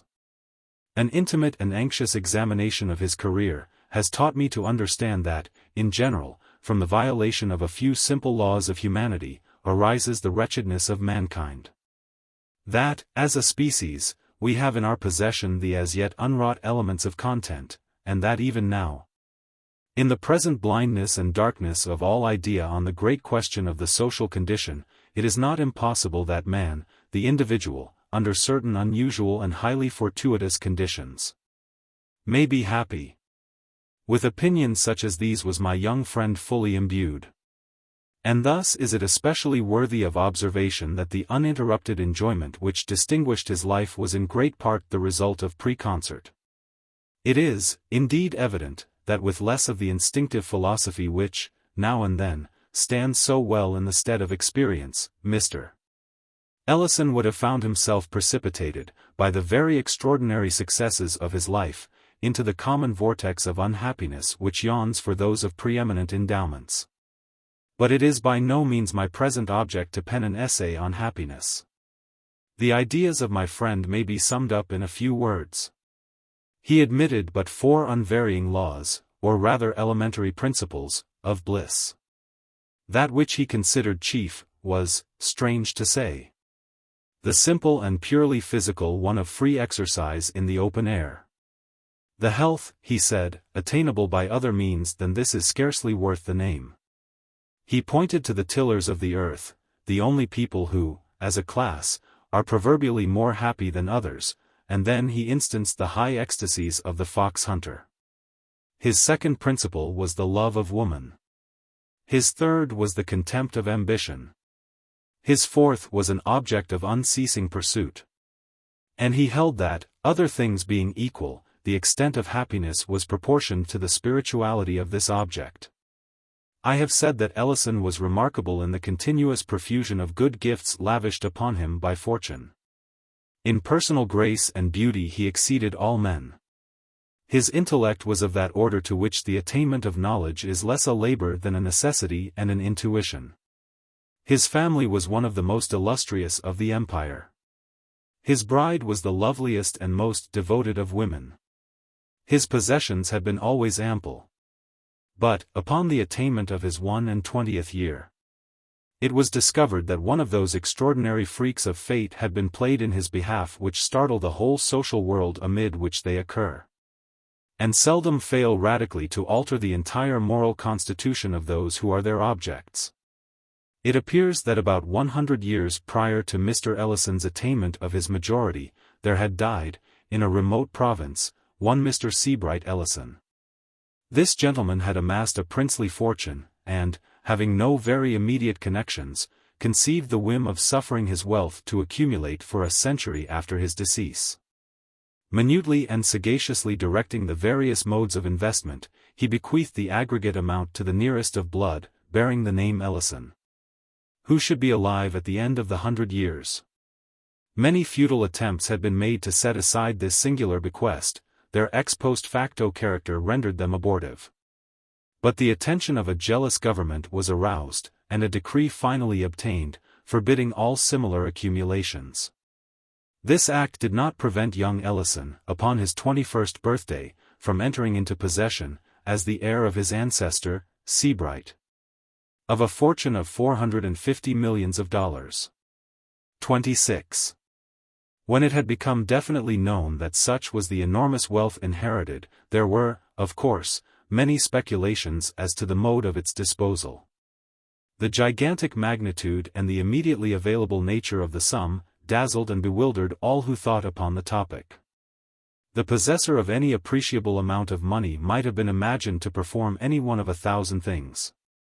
With riches merely surpassing those of any citizen, it would have been easy to suppose him engaging to supreme excess in the fashionable extravagances of his time, or busying himself with political intrigues, or aiming at ministerial power, or purchasing increase of nobility, or devising gorgeous architectural piles, or collecting large specimens of virtue, or playing the munificent patron of letters and art, or endowing and bestowing his name upon extensive institutions of charity. But, for the inconceivable wealth in the actual possession of the young heir, these objects, and all ordinary objects, were felt to be inadequate. Recourse was had to figures. And figures but sufficed to confound. It was seen, that even at 3%, the annual income of the inheritance amounted to no less than $13,500,000. Which was $1,125,000 per month. Or $36,986 per day, or $1,541 per hour, or $26 for every minute that flew. Thus the usual track of supposition was thoroughly broken up. Men knew not what to imagine. There were some who even conceived that Mr. Ellison would divest himself forthwith of at least 2/3 of his fortune as of utterly superfluous opulence, enriching whole troops of his relatives by division of his superabundance. I was not surprised, however, to perceive that he had long made up his mind upon a topic which had occasioned so much of discussion to his friends. Nor was I greatly astonished at the nature of his decision. In the widest and noblest sense, he was a poet. He comprehended, moreover, the true character, the august aims, the supreme majesty and dignity of the poetic sentiment. The proper gratification of the sentiment he instinctively felt to lie in the creation of novel forms of beauty.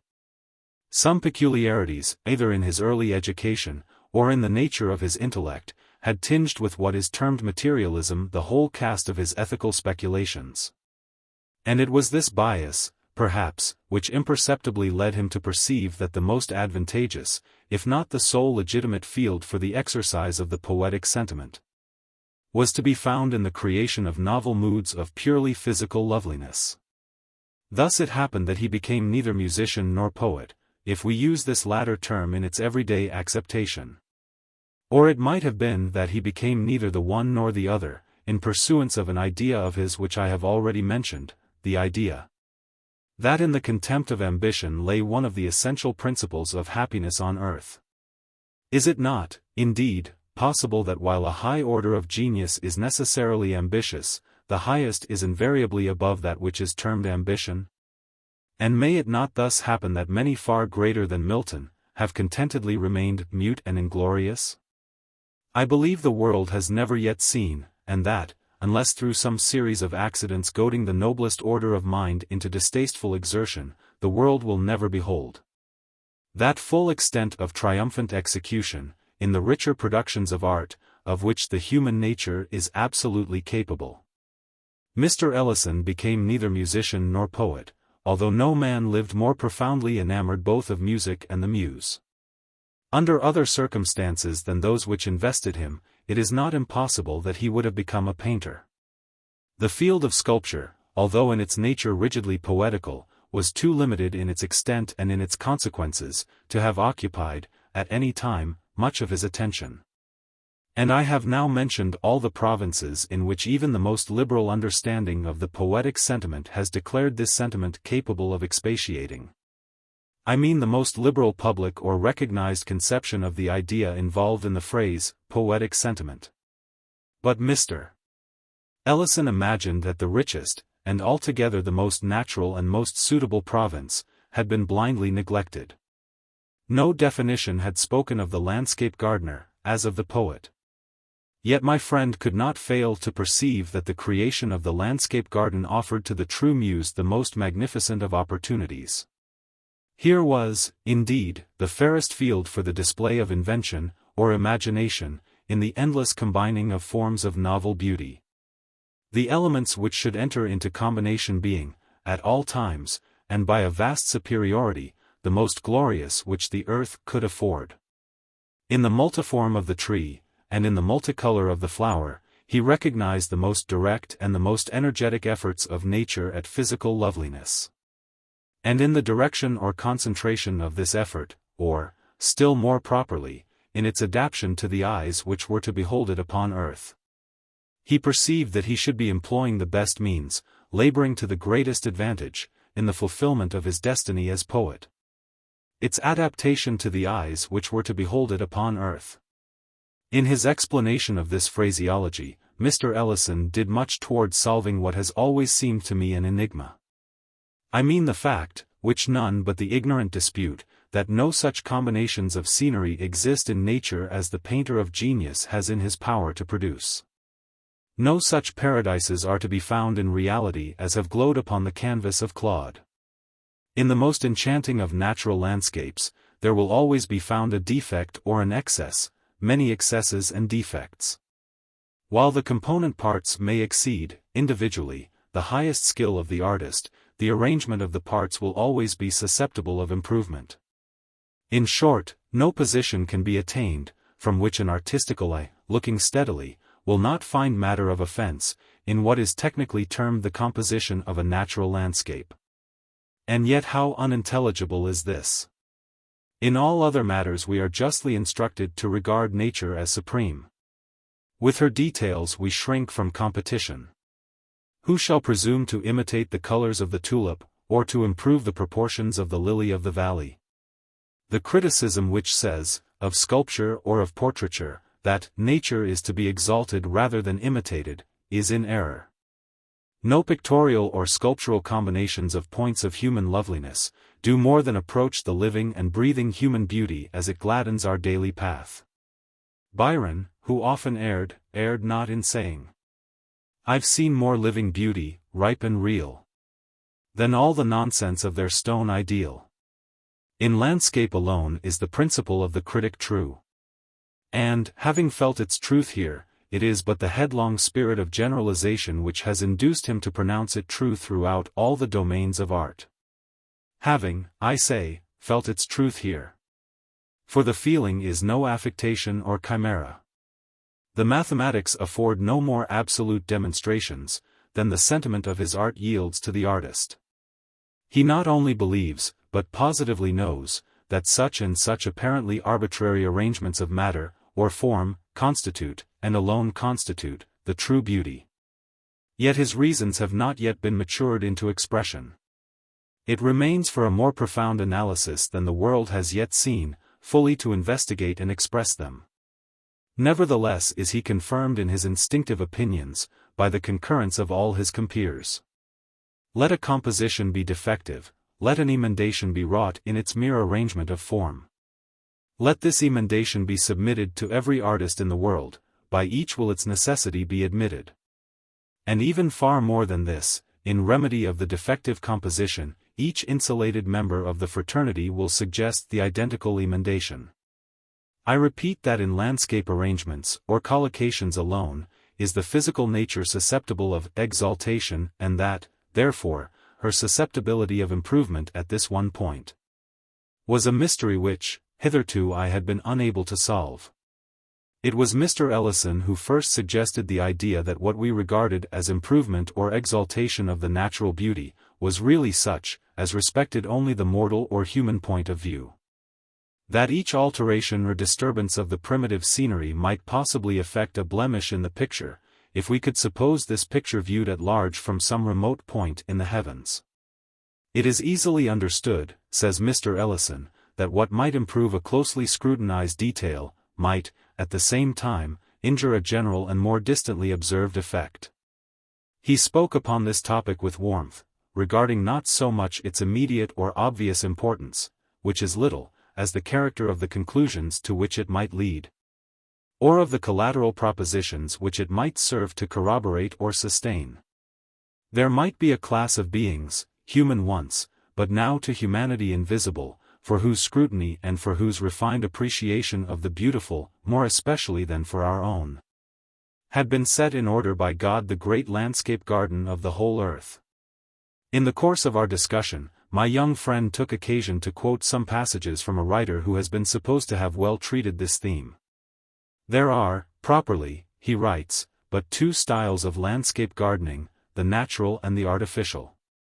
One seeks to recall the original beauty of the country, by adapting its means to the surrounding scenery, cultivating trees in harmony with the hills or plain of the neighboring land. Detecting and bringing into practice those nice relations of size, proportion and color which, hid from the common observer, are revealed everywhere to the experienced student of nature. The result of the natural style of gardening, is seen rather in the absence of all defects and incongruities, in the prevalence of a beautiful harmony and order, than in the creation of any special wonders or miracles. The artificial style has as many varieties as there are different tastes to gratify.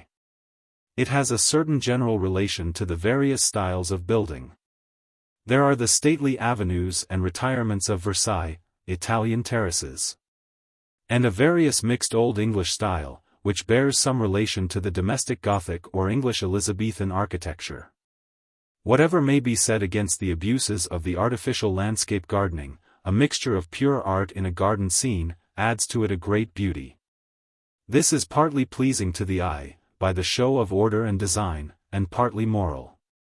A terrace, with an old moss-covered balustrade, calls up at once to the eye, the fair forms that have passed there in other days. The slightest exhibition of art is an evidence of care and human interest. From what I have already observed, said Mr. Ellison, you will understand that I reject the idea, here expressed, of recalling the original beauty of the country. The original beauty is never so great as that which may be introduced. Of course, much depends upon the selection of a spot with capabilities.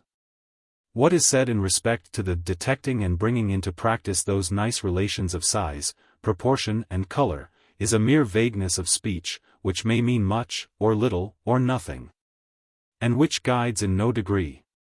That the true result of the natural style of gardening is seen rather in the absence of all defects and incongruities, than in the creation of any special wonders or miracles, is a proposition better suited to the groveling apprehension of the herd, than to the fervid dreams of the man of genius. The merit suggested is, at best, negative, and appertains to that hobbling criticism which, in letters, would elevate Addison into apotheosis. In truth, while that merit which consists in the mere avoiding demerit, appeals directly to the understanding, and can thus be foreshadowed in rule, the loftier merit, which breathes and flames in invention or creation, can be apprehended solely in its results. Rule applies but to the excellences of avoidance, to the virtues which deny or refrain. Beyond these the critical art can but suggest. We may be instructed to build an Odyssey, but it is in vain that we are told how to conceive a tempest, an inferno, a Prometheus bound, a nightingale, such as that of Keats, or the sensitive plant of Shelley. But, the thing done, the wonder accomplished, and the capacity for apprehension becomes universal. The sophists of the negative school, who, through inability to create, have scoffed at creation, are now found the loudest in applause. What, in its chrysalis condition of principle, affronted their demure reason, never fails, in its maturity of accomplishment, to extort admiration from their instinct of the beautiful or of the sublime. Our author's observations on the artificial style of gardening, continued Mr. Ellison, are less objectionable. A mixture of pure art in a garden scene, adds to it a great beauty. This is just, and the reference to the sense of human interest is equally so. I repeat that the principle here expressed, is incontrovertible, but there may be something even beyond it. There may be an object in full keeping with the principle suggested, an object unattainable by the means ordinarily in possession of mankind, yet which, if attained, would lend a charm to the landscape garden immeasurably surpassing that which a merely human interest could bestow. The true poet possessed of very unusual pecuniary resources, might possibly, while retaining the necessary idea of art or interest or culture, so imbue his designs at once with extent and novelty of beauty, as to convey the sentiment of spiritual interference. It will be seen that, in bringing about such result, he secures all the advantages of interest or design, while relieving his work of all the harshness and technicality of art. In the most rugged of wildernesses, in the most savage of the scenes of pure nature, there is apparent the art of a creator, yet is this art apparent only to reflection. In no respect has it the obvious force of a feeling.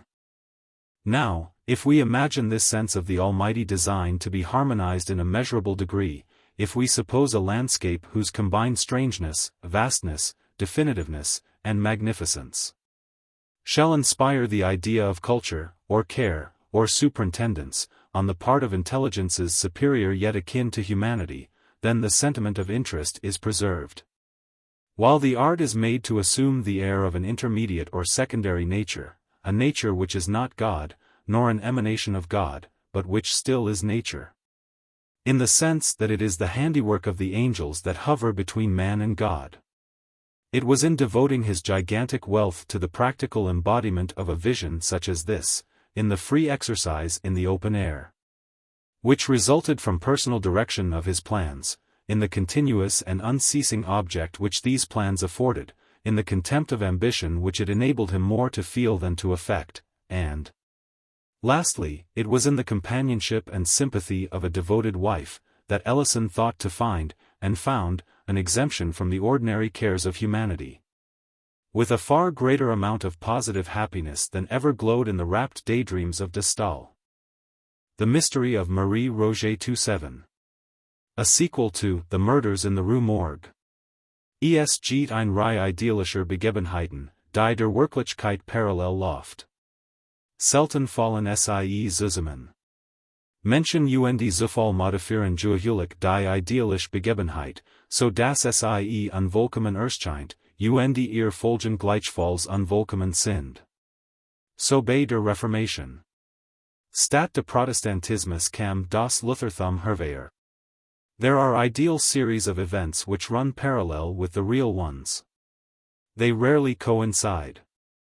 Men and circumstances generally modify the ideal train of events, so that it seems imperfect, and its consequences are equally imperfect. Thus with the Reformation. Instead of Protestantism came Lutheranism. Novalis. 28 Moral and Sichten. There are few persons, even among the calmest thinkers, who have not occasionally been startled into a vague yet thrilling half-credence in the supernatural. By coincidences of so seemingly marvelous a character that, as mere coincidences, the intellect has been unable to receive them. Such sentiments, for the half-credences of which I speak have never the full force of thought, such sentiments are seldom thoroughly stifled unless by reference to the doctrine of chance, or, as it is technically termed, the calculus of probabilities. Now this calculus is, in its essence, purely mathematical. And thus we have the anomaly of the most rigidly exact in science applied to the shadow and spirituality of the most intangible in speculation. The extraordinary details which I am now called upon to make public, will be found to form, as regards sequence of time, the primary branch of a series of scarcely intelligible coincidences, whose secondary or concluding branch will be recognized by all readers in the late murder of Mary Cecilia Rogers, at New York. When, in an article entitled The Murders in the Rue Morgue, I endeavored, about a year ago, to depict some very remarkable features in the mental character of my friend, the Chevalier C. Auguste Dupin, it did not occur to me that I should ever resume the subject. This depicting of character constituted my design. And this design was thoroughly fulfilled in the wild train of circumstances brought to instance Dupin's idiosyncrasy. I might have adduced other examples, but I should have proven no more. Late events, however, in their surprising development, have startled me into some farther details, which will carry with them the air of extorted confession. Hearing what I have lately heard, it would be indeed strange should I remain silent in regard to what I both heard and saw so long ago. Upon the winding up of the tragedy involved in the deaths of Madame L'Espanaye and her daughter, the Chevalier dismissed the affair at once from his attention, and relapsed into his old habits of moody reverie. Prone, at all times, to abstraction, I readily fell in with his humor. And, continuing to occupy our chambers in the Faubourg Saint-Germain, we gave the future to the winds, and slumbered tranquilly in the present, weaving the dull world around us into dreams. But these dreams were not altogether uninterrupted. It may readily be supposed that the part played by my friend, in the drama at the Rue Morgue, had not failed of its impression upon the fancies of the Parisian police. With its emissaries, the name of Dupin had grown into a household word. The simple character of those inductions by which he had disentangled the mystery never having been explained even to the prefect, or to any other individual than myself. Of course it is not surprising that the affair was regarded as little less than miraculous, or that the Chevalier's analytical abilities acquired for him the credit of intuition. His frankness would have led him to disabuse every inquirer of such prejudice, but his indolent humor forbade all farther agitation of a topic whose interest to himself had long ceased. It thus happened that he found himself the cynosure of the political eyes, and the cases were not few in which attempt was made to engage his services at the prefecture. One of the most remarkable instances was that of the murder of a young girl named Marie Rogêt. This event occurred about 2 years after the atrocity in the Rue Morgue. Marie, whose Christian and family name will at once arrest attention from their resemblance to those of the unfortunate cigar girl, was the only daughter of the widow Estelle Rogêt. The father had died during the child's infancy, and from the period of his death, until within 18 months before the assassination which forms the subject of our narrative. The mother and daughter had dwelt together in the Rue Pavie Saint-André. 29 Madame there keeping a pension, assisted by Marie. Affairs went on thus until the latter had attained her 22nd year, when her great beauty attracted the notice of a perfumer, who occupied one of the shops in the basement of the Palais Royal, and whose custom lay chiefly among the desperate adventurers infesting that neighborhood.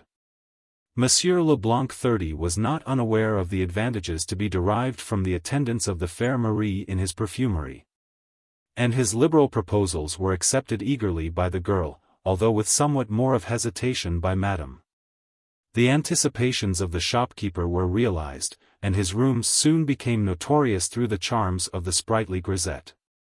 She had been in his employ about a year, when her admirers were thrown into confusion by her sudden disappearance from the shop. Monsieur Leblanc was unable to account for her absence, and Madame Rogêt was distracted with anxiety and terror. The public papers immediately took up the theme, and the police were upon the point of making serious investigations, when, one fine morning, after the lapse of a week, Marie, in good health, but with a somewhat saddened air, made her reappearance at her usual counter in the perfumery. All inquiry, except that of a private character, was of course immediately hushed. Monsieur Leblanc professed total ignorance, as before.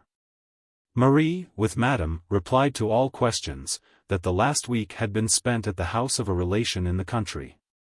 Thus the affair died away, and was generally forgotten. For the girl, ostensibly to relieve herself from the impertinence of curiosity, soon bade a final adieu to the perfumer, and sought the shelter of her mother's residence in the Rue Pavie Saint-André. It was about 5 months after this return home, that her friends were alarmed by her sudden disappearance for the second time. 3 days elapsed, and nothing was heard of her. On the 4th her corpse was found floating in the Seine, 31 near the shore which is opposite the quartier of the Rue Saint-André, and at a point not very far distant from the secluded neighborhood of the Barrière du Roule.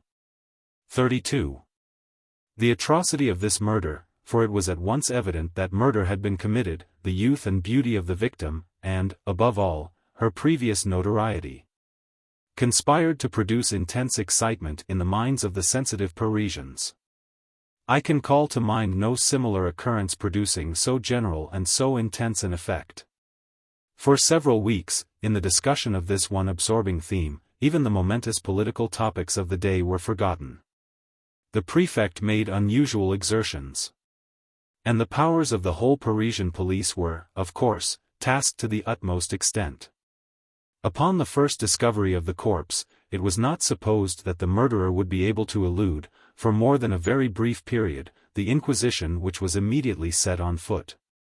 It was not until the expiration of a week that it was deemed necessary to offer a reward, and even then this reward was limited to 1,000 francs. In the meantime the investigation proceeded with vigor, if not always with judgment, and numerous individuals were examined to no purpose. While, owing to the continual absence of all clue to the mystery, the popular excitement greatly increased. At the end of the 10th day it was thought advisable to double the sum originally proposed.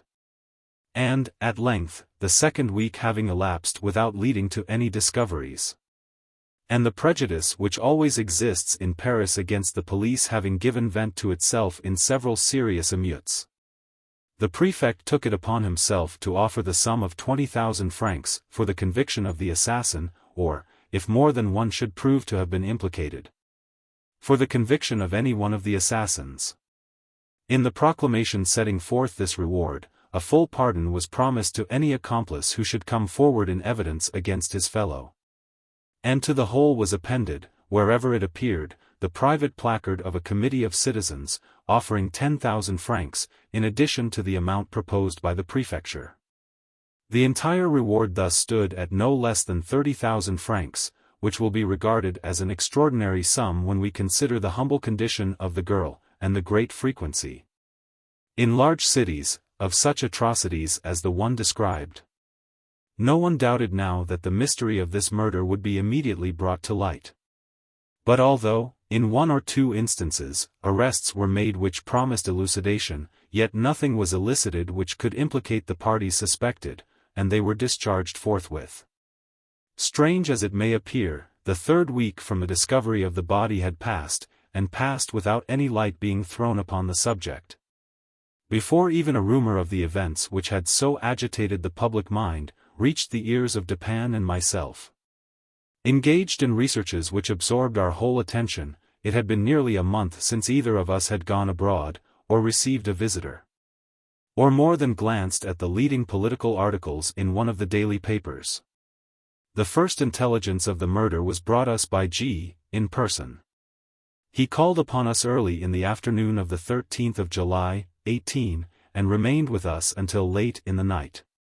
He had been piqued by the failure of all his endeavors to ferret out the assassins. His reputation, so he said with a peculiarly Parisian air, was at stake. Even his honor was concerned. The eyes of the public were upon him, and there was really no sacrifice which he would not be willing to make for the development of the mystery. He concluded a somewhat droll speech with a compliment upon what he was pleased to term the tact of Dupin, and made him a direct, and certainly a liberal proposition, the precise nature of which I do not feel myself at liberty to disclose, but which has no bearing upon the proper subject of my narrative. The compliment my friend rebutted as best he could, but the proposition he accepted at once, although its advantages were altogether provisional. This point being settled, the prefect broke forth at once into explanations of his own views, interspersing them with long comments upon the evidence, of which latter we were not yet in possession. He discoursed much, and beyond doubt, learnedly, while I hazarded an occasional suggestion as the night wore drowsily away. Dupin, sitting steadily in his accustomed armchair, was the embodiment of respectful attention. He wore spectacles, during the whole interview, and an occasional signal glance beneath their green glasses sufficed to convince me that he slept not the less soundly, because silently. Throughout the 7 or 8 leaden-footed hours which immediately preceded the departure of the prefect. In the morning, I procured, at the prefecture, a full report of all the evidence elicited, and, at the various newspaper offices, a copy of every paper in which, from first to last, had been published any decisive information in regard to this sad affair. Freed from all that was positively disproved, this mass of information stood thus. Marie Rogêt left the residence of her mother, in the Rue Paviste. André, about 9 o'clock in the morning of Sunday, June the 22nd, 18. In going out, she gave notice to a Monsieur Jacques Eustache, 33, and to him only, of her intention to spend the day with an aunt who resided in the Rue de Dromes.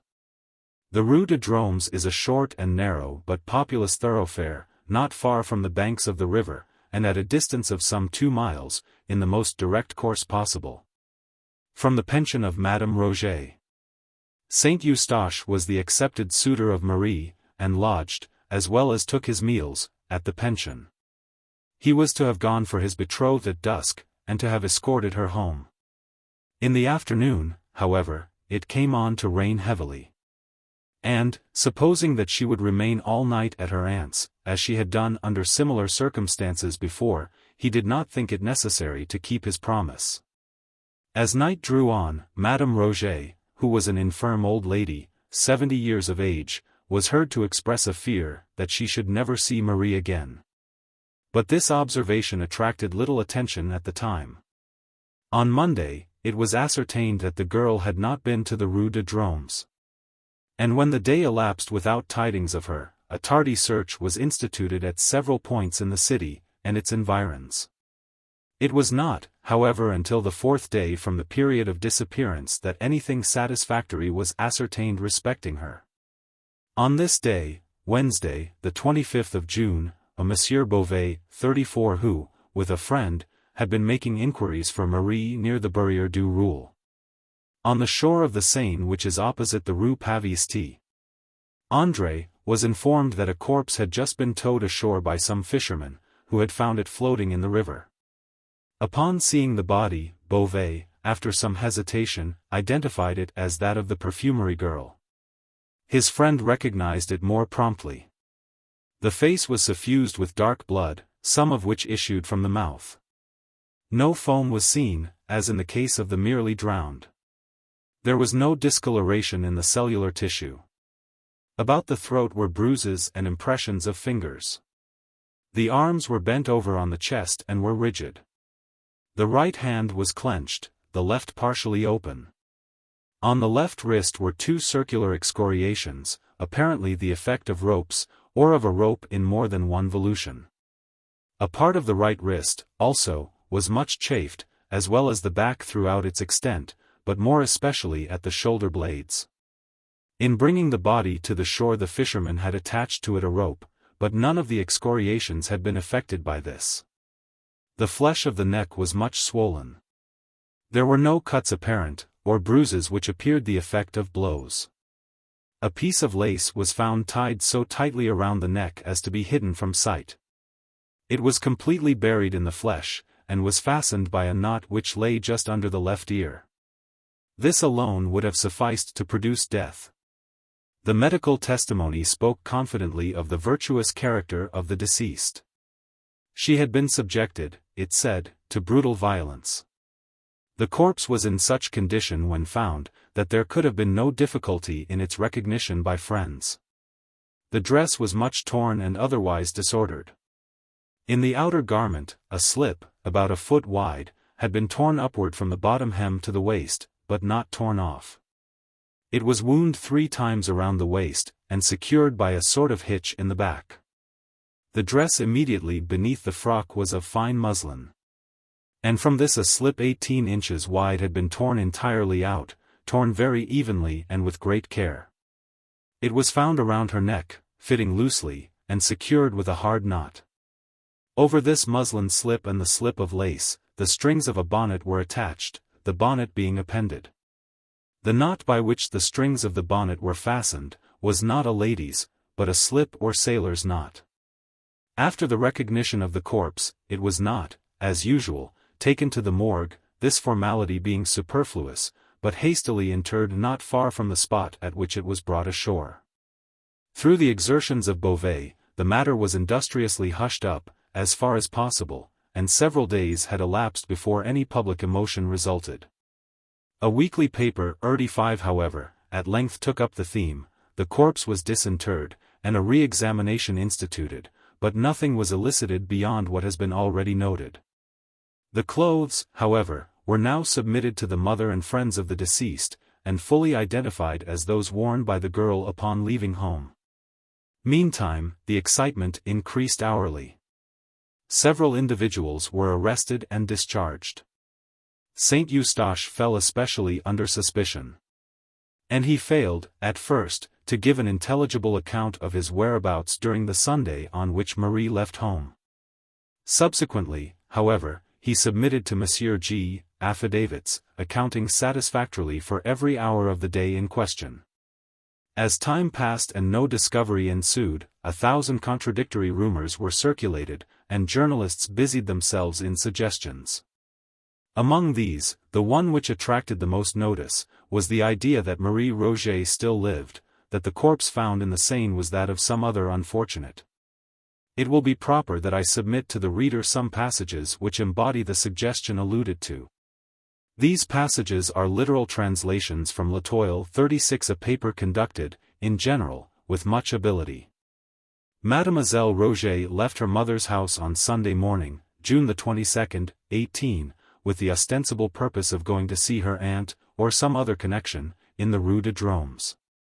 From that hour, nobody is proved to have seen her. There is no trace or tidings of her at all.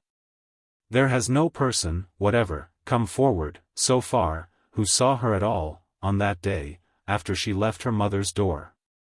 Now, though we have no evidence that Marie Rogêt was in the land of the living after 9 o'clock on Sunday, June the 22nd, we have proof that, up to that hour, she was alive. On Wednesday noon, at 12, a female body was discovered afloat on the shore of the Barrière de Roule. This was, even if we presume that Marie Rogêt was thrown into the river within 3 hours after she left her mother's house, only 3 days from the time she left her home, 3 days to an hour. But it is folly to suppose that the murder, if murder was committed on her body, could have been consummated soon enough to have enabled her murderers to throw the body into the river before midnight. Those who are guilty of such horrid crimes choose darkness rather than light. Thus we see that if the body found in the river was that of Marie Rogêt, it could only have been in the water 2.5 days, or 3 at the outside.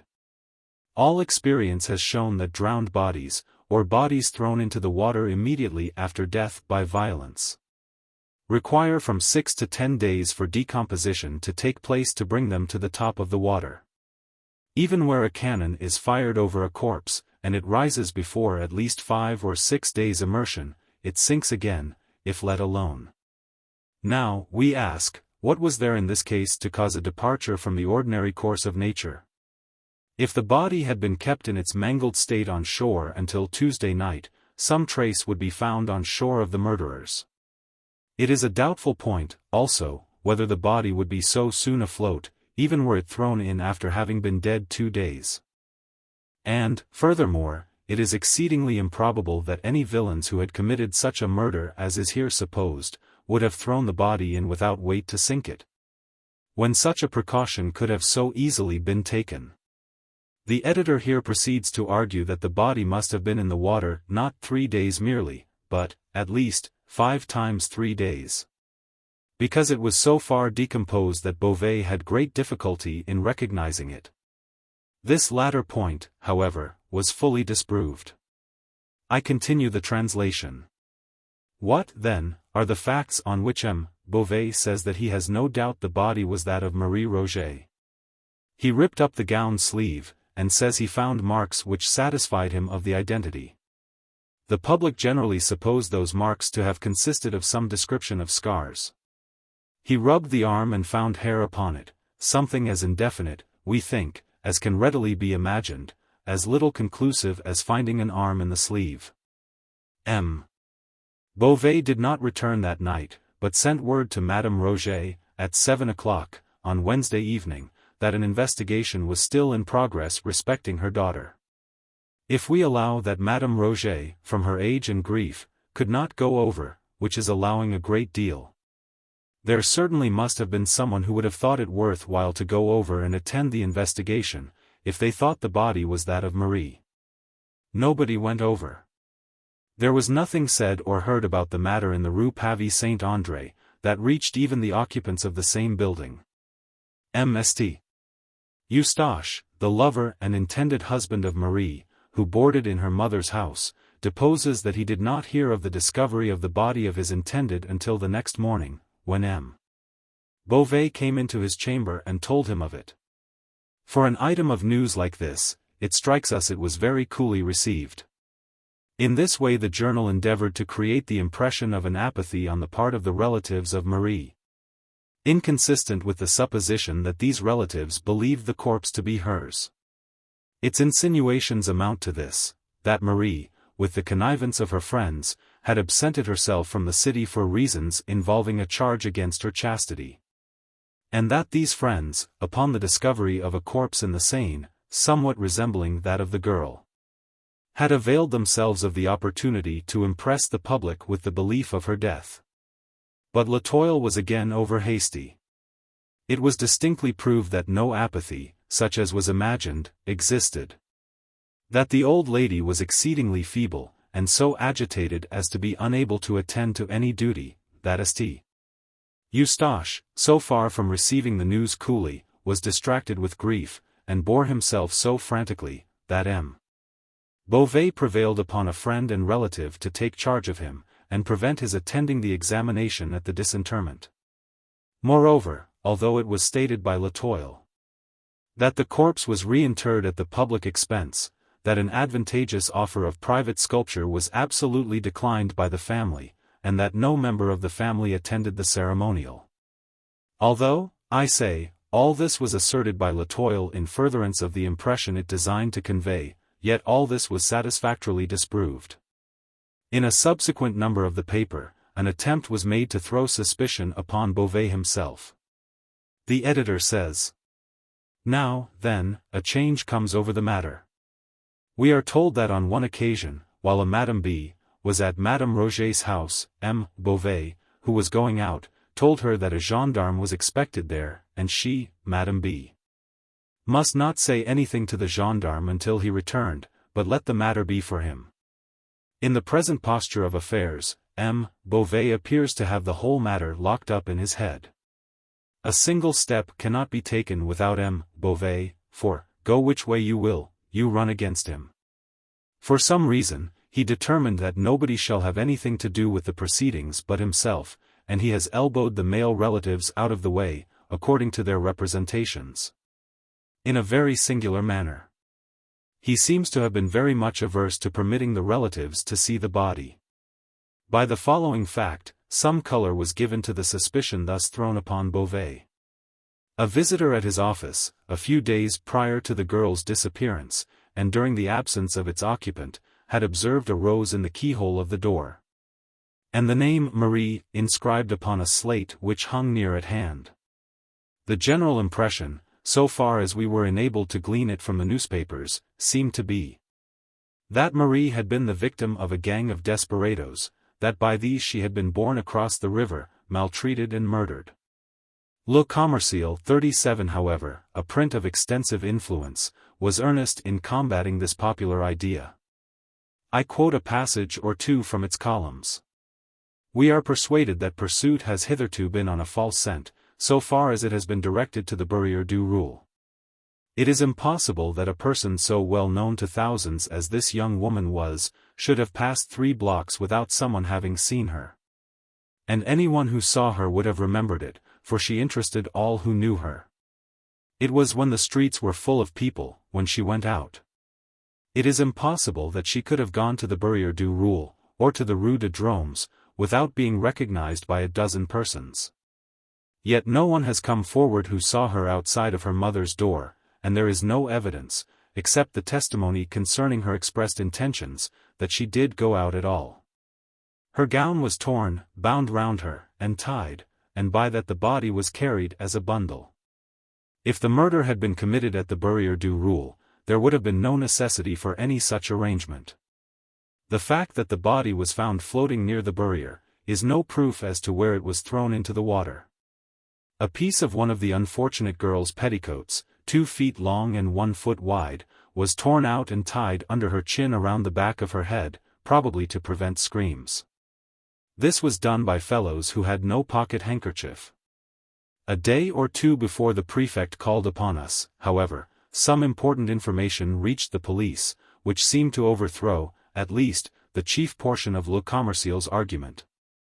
2 small boys, sons of a Madame de Luc, while roaming among the woods near the Barrière du Roule, chanced to penetrate a close thicket, within which were 3 or 4 large stones, forming a kind of seat, with a back and footstool. On the upper stone lay a white petticoat, on the second, a silk scarf. A parasol, gloves, and a pocket handkerchief were also here found. The handkerchief bore the name Marie Rogêt. Fragments of dress were discovered on the brambles around. The earth was trampled, the bushes were broken, and there was every evidence of a struggle.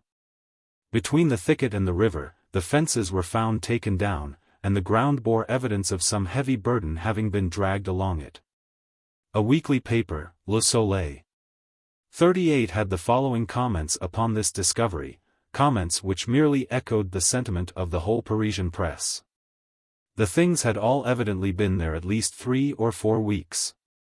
They were all mildewed down hard with the action of the rain and stuck together from mildew. The grass had grown around and over some of them. The silk on the parasol was strong, but the threads of it were run together within. The upper part, where it had been doubled and folded, was all mildewed and rotten, and tore on its being opened. The pieces of her frock torn out by the bushes were about 3 inches wide and 6 inches long. One part was the hem of the frock, and it had been mended. The other piece was part of the skirt, not the hem. They looked like strips torn off, and were on the thorn bush, about a foot from the ground. There can be no doubt, therefore, that the spot of this appalling outrage has been discovered. Consequent upon this discovery, new evidence appeared. Madame de Luc testified that she keeps a roadside inn not far from the bank of the river, opposite the Barrière du Roule. The neighborhood is secluded, particularly so. It is the usual Sunday resort of blackguards from the city, who cross the river in boats. About 3 o'clock, in the afternoon of the Sunday in question, a young girl arrived at the inn, accompanied by a young man of dark complexion.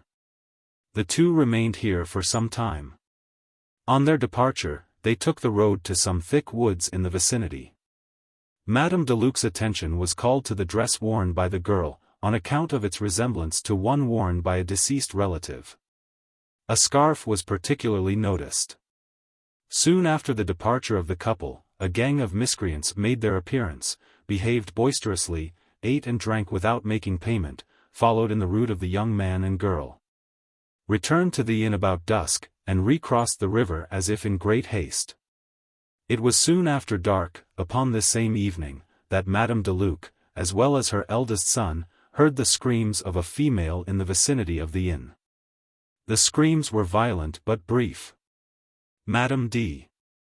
recognized not only the scarf which was found in the thicket, but the dress which was discovered upon the corpse.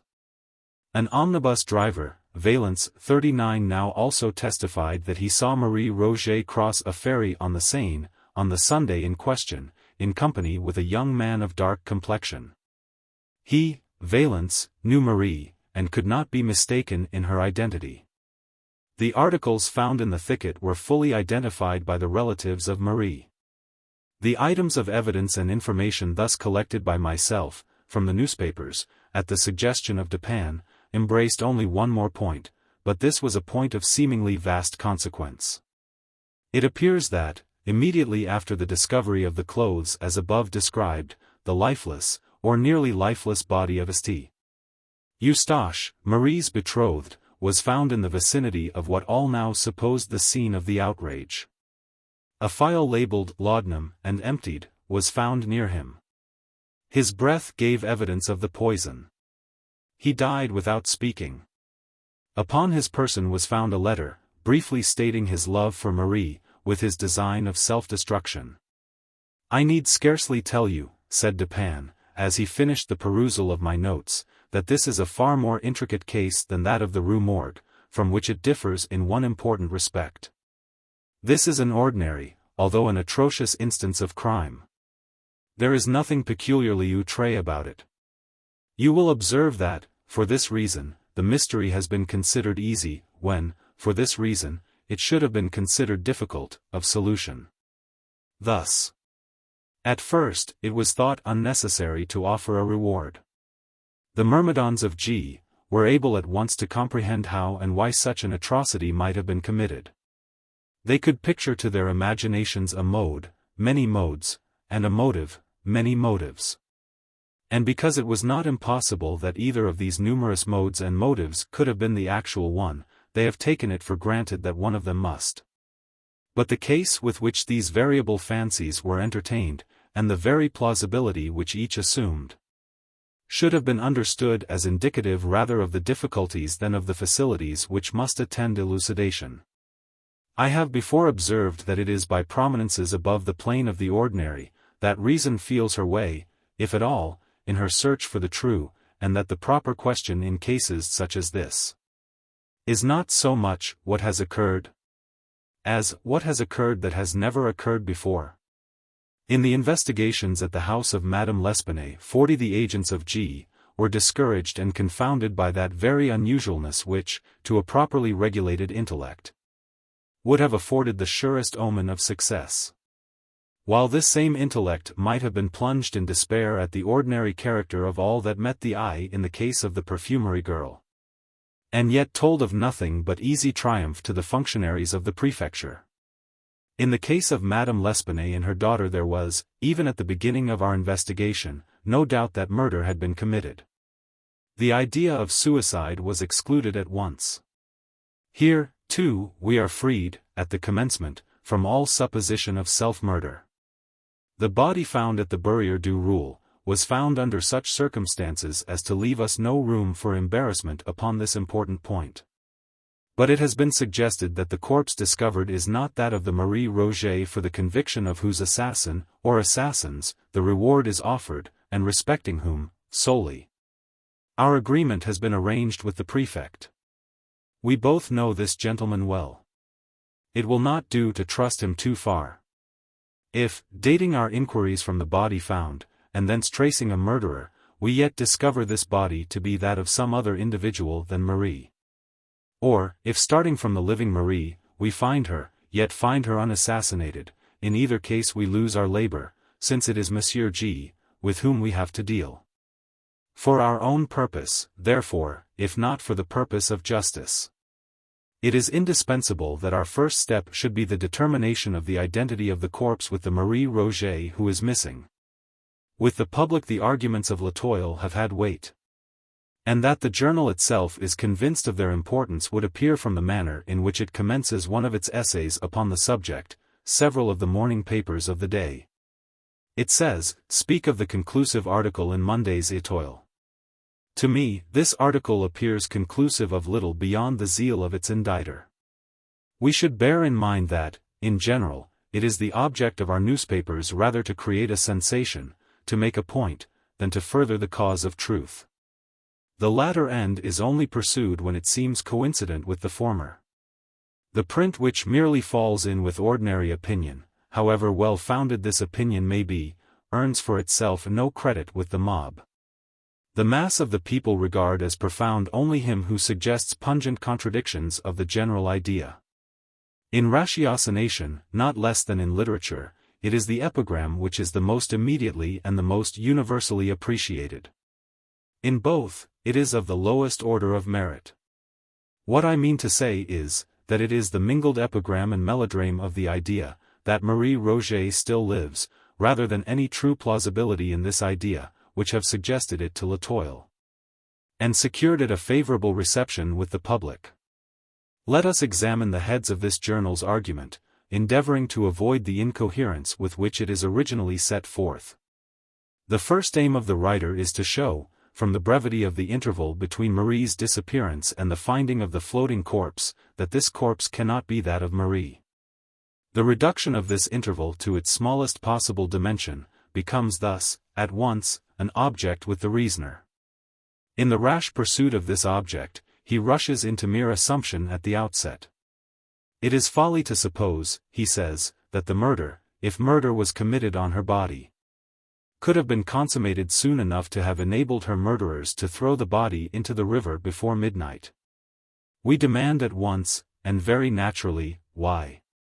Why is it folly to suppose that the murder was committed within 5 minutes after the girl's quitting her mother's house?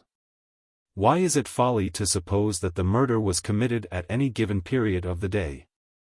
There have been assassinations at all hours. But, had the murder taken place at any moment between 9 o'clock in the morning of Sunday, and a quarter before midnight, there would still have been time enough to throw the body into the river before midnight. This assumption, then, amounts precisely to this, that the murder was not committed on Sunday at all, and, if we allow Latoile to assume this, we may permit it any liberties whatever. The paragraph beginning, "It is folly to suppose that the murder," etc., however it appears as printed in Latoile, may be imagined to have existed actually thus in the brain of its inditer: it is folly to suppose that the murder, if murder was committed on the body, could have been committed soon enough to have enabled her murderers to throw the body into the river before midnight. It is folly, we say, to suppose all this, and to suppose at the same time, as we are resolved to suppose, that the body was not thrown in until after midnight, a sentence sufficiently inconsequential in itself, but not so utterly preposterous as the one printed. Were it my purpose, continued Dupin, merely to make out a case against this passage of Latoile's argument, I might safely leave it where it is. It is not, however, with Latoile that we have to do, but with the truth. The sentence in question has but one meaning, as it stands, and this meaning I have fairly stated. But it is material that we go behind the mere words, for an idea which these words have obviously intended, and failed to convey. It was the design of the journalist to say that, at whatever period of the day or night of Sunday this murder was committed, it was improbable that the assassins would have ventured to bear the corpse to the river before midnight. And herein lies, really, the assumption of which I complain. It is assumed that the murder was committed at such a position, and under such circumstances, that the bearing it to the river became necessary. Now, the assassination might have taken place upon the river's brink, or on the river itself. And, thus, the throwing the corpse in the water might have been resorted to, at any period of the day or night, as the most obvious and most immediate mode of disposal. You will understand that I suggest nothing here as probable, or as coincident with my own opinion. My design, so far, has no reference to the facts of the case. I wish merely to caution you against the whole tone of Latoyle's suggestion, by calling your attention to its ex parte character at the outset. Having prescribed thus a limit to suit its own preconceived notions. Having assumed that, if this were the body of Marie, it could have been in the water but a very brief time, the journal goes on to say. All experience has shown that drowned bodies, or bodies thrown into the water immediately after death by violence, require from 6 to 10 days for sufficient decomposition to take place to bring them to the top of the water. Even when a cannon is fired over a corpse, and it rises before at least 5 or 6 days immersion, it sinks again if let alone. These assertions have been tacitly received by every paper in Paris, with the exception of Le Moniteur. 41. This latter print endeavors to combat that portion of the paragraph which has reference to drowned bodies only, by citing some 5 or 6 instances in which the bodies of individuals known to be drowned were found floating after the lapse of less time than is insisted upon by Latoyle. But there is something excessively unphilosophical in the attempt on the part of Le Moniteur, to rebut the general assertion of Latoyle, by a citation of particular instances militating against that assertion. Had it been possible to adduce 50 instead of 5 examples of bodies found floating at the end of 2 or 3 days, these 50 examples could still have been properly regarded only as exceptions to Latoyle's rule, until such time as the rule itself should be confuted. Admitting the rule, and this Le Moniteur does not deny, insisting merely upon its exceptions, the argument of Latoyle is suffered to remain in full force. For this argument does not pretend to involve more than a question of the probability of the body having risen to the surface in less than 3 days. And this probability will be in favor of Latoyle's position until the instances so childishly adduced shall be sufficient in number to establish an antagonistical rule. You will see at once that all argument upon this head should be urged, if at all, against the rule itself, and for this end we must examine the rationale of the rule. Now the human body, in general, is neither much lighter nor much heavier than the water of the Seine. That is to say, the specific gravity of the human body, in its natural condition, is about equal to the bulk of fresh water which it displaces. The bodies of fat and fleshy persons, with small bones, and of women generally, are lighter than those of the lean and large-boned, and of men. And the specific gravity of the water of a river is somewhat influenced by the presence of the tide from sea. But, leaving this tide out of question, it may be said that very few human bodies will sink at all, even in fresh water, of their own accord. Almost anyone, falling into a river, will be enabled to float, if he suffer the specific gravity of the water fairly to be adduced in comparison with his own, that is to say, if he suffer his whole person to be immersed, with as little exception as possible. The proper position for one who cannot swim, is the upright position of the walker on land, with the head thrown fully back, and immersed, the mouth and nostrils alone remaining above the surface. Thus circumstanced, we shall find that we float without difficulty and without exertion. It is evident, however, that the gravities of the body, and of the bulk of water displaced, are very nicely balanced, and that a trifle will cause either to preponderate. An arm, for instance, uplifted from the water, and thus deprived of its support, is an additional weight sufficient to immerse the whole head. While the accidental aid of the smallest piece of timber will enable us to elevate the head so as to look about. Now, in the struggles of one used to swimming, the arms are invariably thrown upwards, while an attempt is made to keep the head in its usual perpendicular position. The result is the immersion of the mouth and nostrils, and the inception, during efforts to breathe while beneath the surface, of water into the lungs. Much is also received into the stomach, and the whole body becomes heavier by the difference between the weight of the air originally distending these cavities and that of the fluid which now fills them. This difference is sufficient to cause the body to sink, as a general rule, but is insufficient in the cases of individuals with small bones and an abnormal quantity of flaccid or fatty matter. Such individuals float even after drowning. The corpse, being supposed at the bottom of the river, will there remain until, by some means, its specific gravity again becomes less than that of the bulk of water which it displaces. This effect is brought about by decomposition, or otherwise. The result of decomposition is the generation of gas, distending the cellular tissues and all the cavities, and giving the puffed appearance which is so horrible. When this distension has so far progressed that the bulk of the corpse is materially increased without a corresponding increase of mass or weight, its specific gravity becomes less than that of the water displaced, and it forthwith makes its appearance at the surface. But decomposition is modified by innumerable circumstances, is hastened or retarded by innumerable agencies. For example, by the heat or cold of the season, by the mineral impregnation or purity of the water, by its depth or shallowness, by its currency or stagnation, by the temperament of the body, by its infection or freedom from disease before death.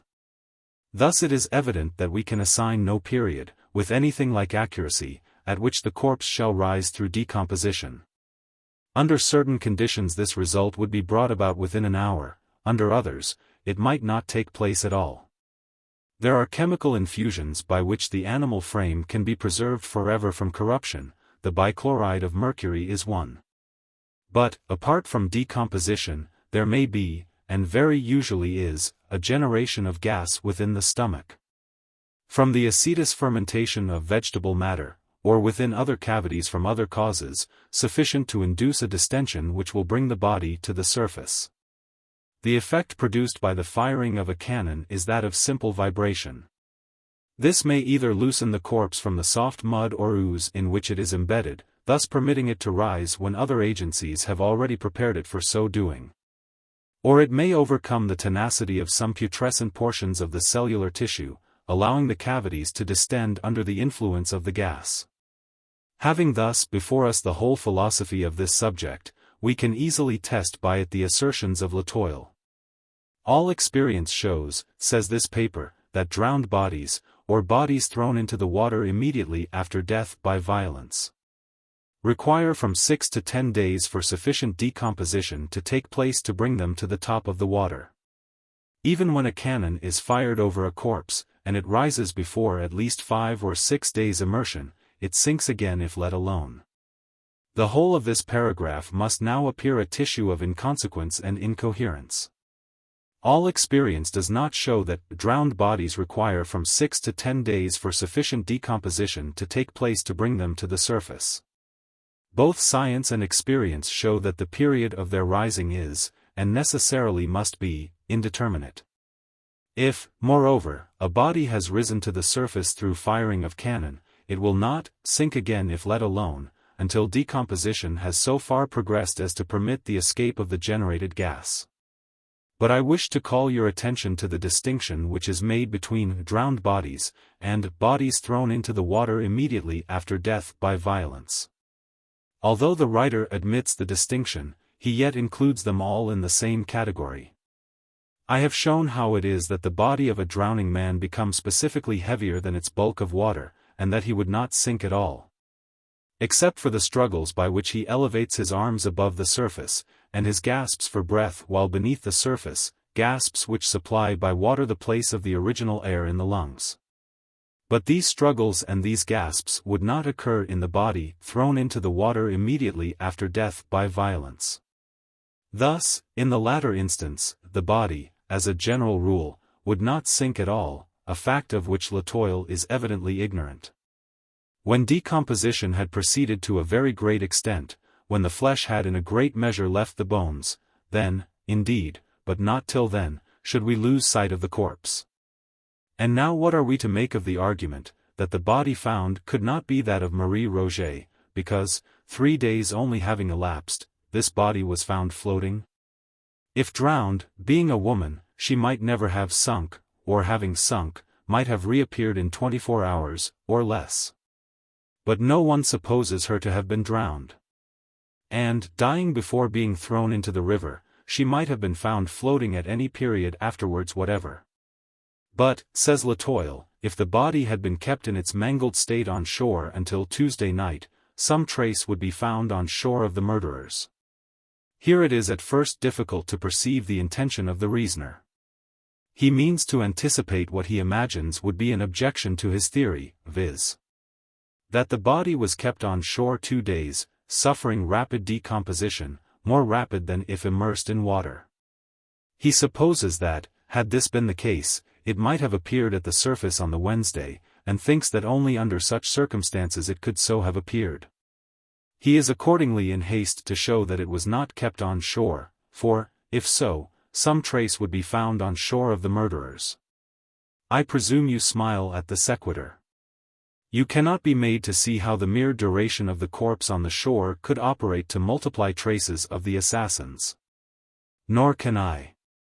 And furthermore it is exceedingly improbable, continues our journal, that any villains who had committed such a murder as is here supposed would have thrown the body in without weight to sink it, when such a precaution could have so easily been taken.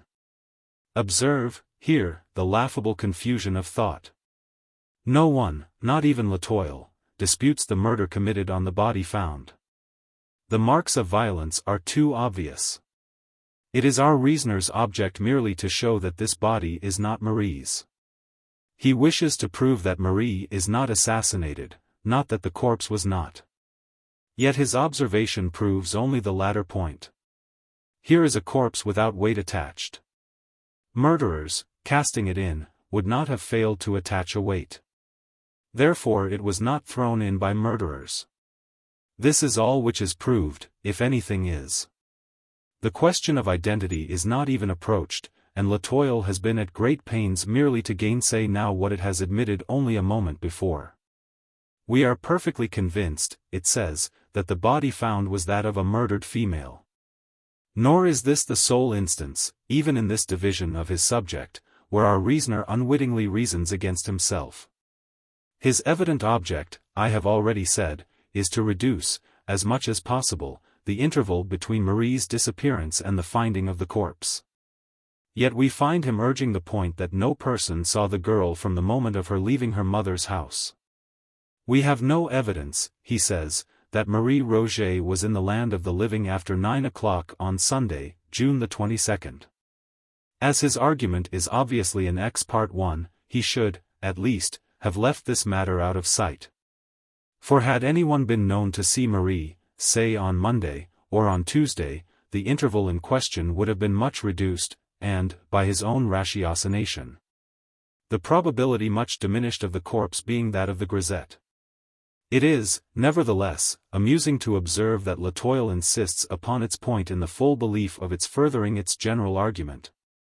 Reperuse now that portion of this argument which has reference to the identification of the corpse by Beauvais.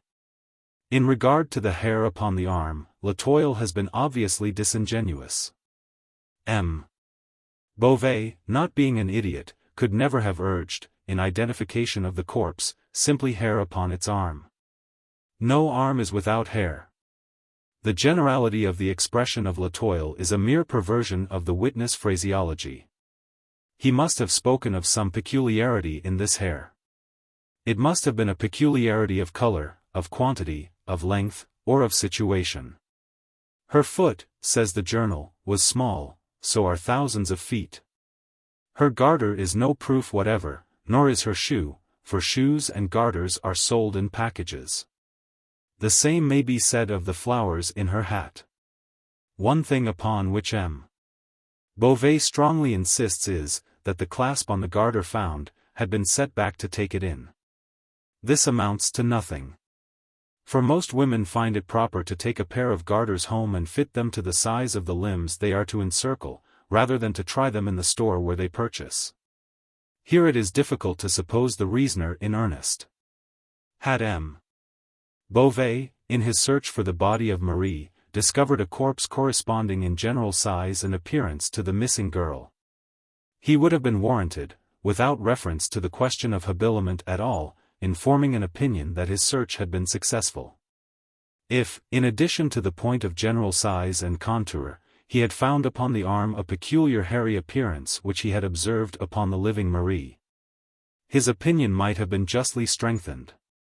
And the increase of positiveness might well have been in the ratio of the peculiarity, or unusualness, of the hairy mark. If, the feet of Marie being small, those of the corpse were also small, the increase of probability that the body was that of Marie would not be an increase in a ratio merely arithmetical, but in one highly geometrical, or accumulative. Add to all this shoes such as she had been known to wear upon the day of her disappearance, and, although these shoes may be sold in packages, you so far augment the probability as to verge upon the certain. What, of itself, would be no evidence of identity, becomes through its corroborative position, proof most sure. Give us, then, flowers in the hat corresponding to those worn by the missing girl, and we seek for nothing farther. If only one flower, we seek for nothing farther, what then if 2 or 3, or more? Each successive one is multiple evidence, proof not added to proof, but multiplied by hundreds or thousands. Let us now discover, upon the deceased, garters such as the living used, and it is almost folly to proceed. But these garters are found to be tightened, by the setting back of a clasp, in just such a manner as her own had been tightened by Marie, shortly previous to her leaving home. It is now madness or hypocrisy to doubt. What Latoile says in respect to this abbreviation of the garters being an usual occurrence, shows nothing beyond its own pertinacity in error. The elastic nature of the clasp garter is self-demonstration of the unusualness of the abbreviation. What is made to adjust itself, must of necessity require foreign adjustment but rarely. It must have been by an accident, in its strictest sense, that these garters of Marie needed the tightening described. They alone would have amply established her identity. But it is not that the corpse was found to have the garters of the missing girl, or found to have her shoes, or her bonnet, or the flowers of her bonnet, or her feet, or a peculiar mark upon the arm, or her general size and appearance. It is that the corpse had each, and all collectively. Could it be proved that the editor of Latoile really entertained a doubt, under the circumstances, there would be no need, in his case, of a commission de lunatico inquirendo. He has thought it sagacious to echo the small talk of the lawyers, who, for the most part, content themselves with echoing the rectangular precepts of the courts. I would here observe that very much of what is rejected as evidence by a court, is the best of evidence to the intellect. For the court, guiding itself by the general principles of evidence, the recognized and booked principles, is averse from swerving at particular instances. And this steadfast adherence to principle, with rigorous disregard of the conflicting exception, is a sure mode of attaining the maximum of attainable truth, in any long sequence of time. The practice, in mass, is therefore philosophical, but it is not the less certain that it engenders vast individual error. 42. In respect to the insinuations levelled at Beauvais, you will be willing to dismiss them in a breath. You have already fathomed the true character of this good gentleman. He is a busybody, with much of romance and little of wit.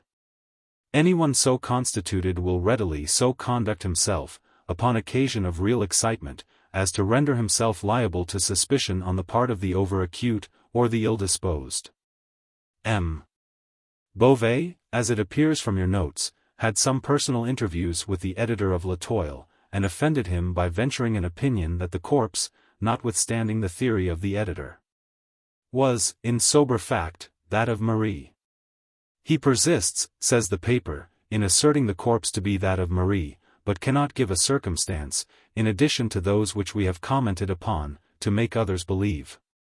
Now, without re-adverting to the fact that stronger evidence, to make others believe, could never have been adduced, it may be remarked that a man may very well be understood to believe.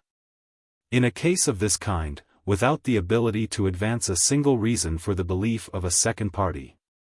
Nothing is more vague than impressions of individual identity. Each man recognizes his neighbor, yet there are few instances in which anyone is prepared to give a reason for his recognition. The editor of L'Etoile had no right to be offended at M. Beauvais' unreasoning belief. The suspicious circumstances which invest him will be found to tally much better with my hypothesis of romantic busybodyism than with the reasoner's suggestion of guilt. Once adopting the more charitable interpretation, we shall find no difficulty in comprehending the rose in the keyhole, the Marie upon the slate, the elbowing the male relatives out of the way, the aversion to permitting them to see the body, the caution given to Madame B, that she must hold no conversation with the gendarme until his return, Beauvais. And, lastly, his apparent determination that nobody should have anything to do with the proceedings except himself. It seems to me unquestionable that Beauvais was a suitor of Marie's, that she coquetted with him, and that he was ambitious of being thought to enjoy her fullest intimacy and confidence. I shall say nothing more upon this point.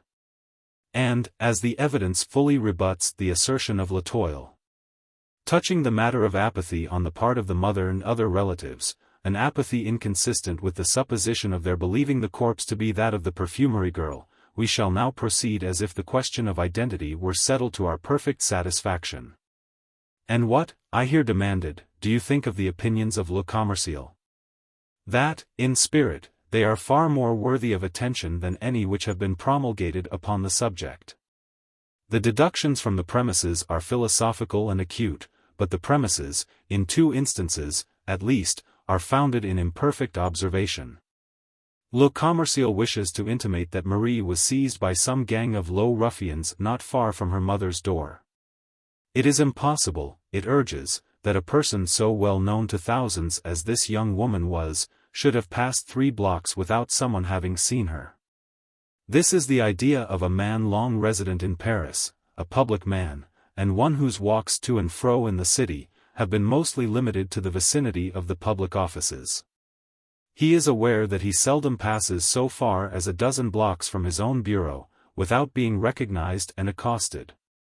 And, knowing the extent of his personal acquaintance with others, and of others with him, he compares his notoriety with that of the perfumery girl, finds no great difference between them, and reaches at once the conclusion that she, in her walks, would be equally liable to recognition with himself in his.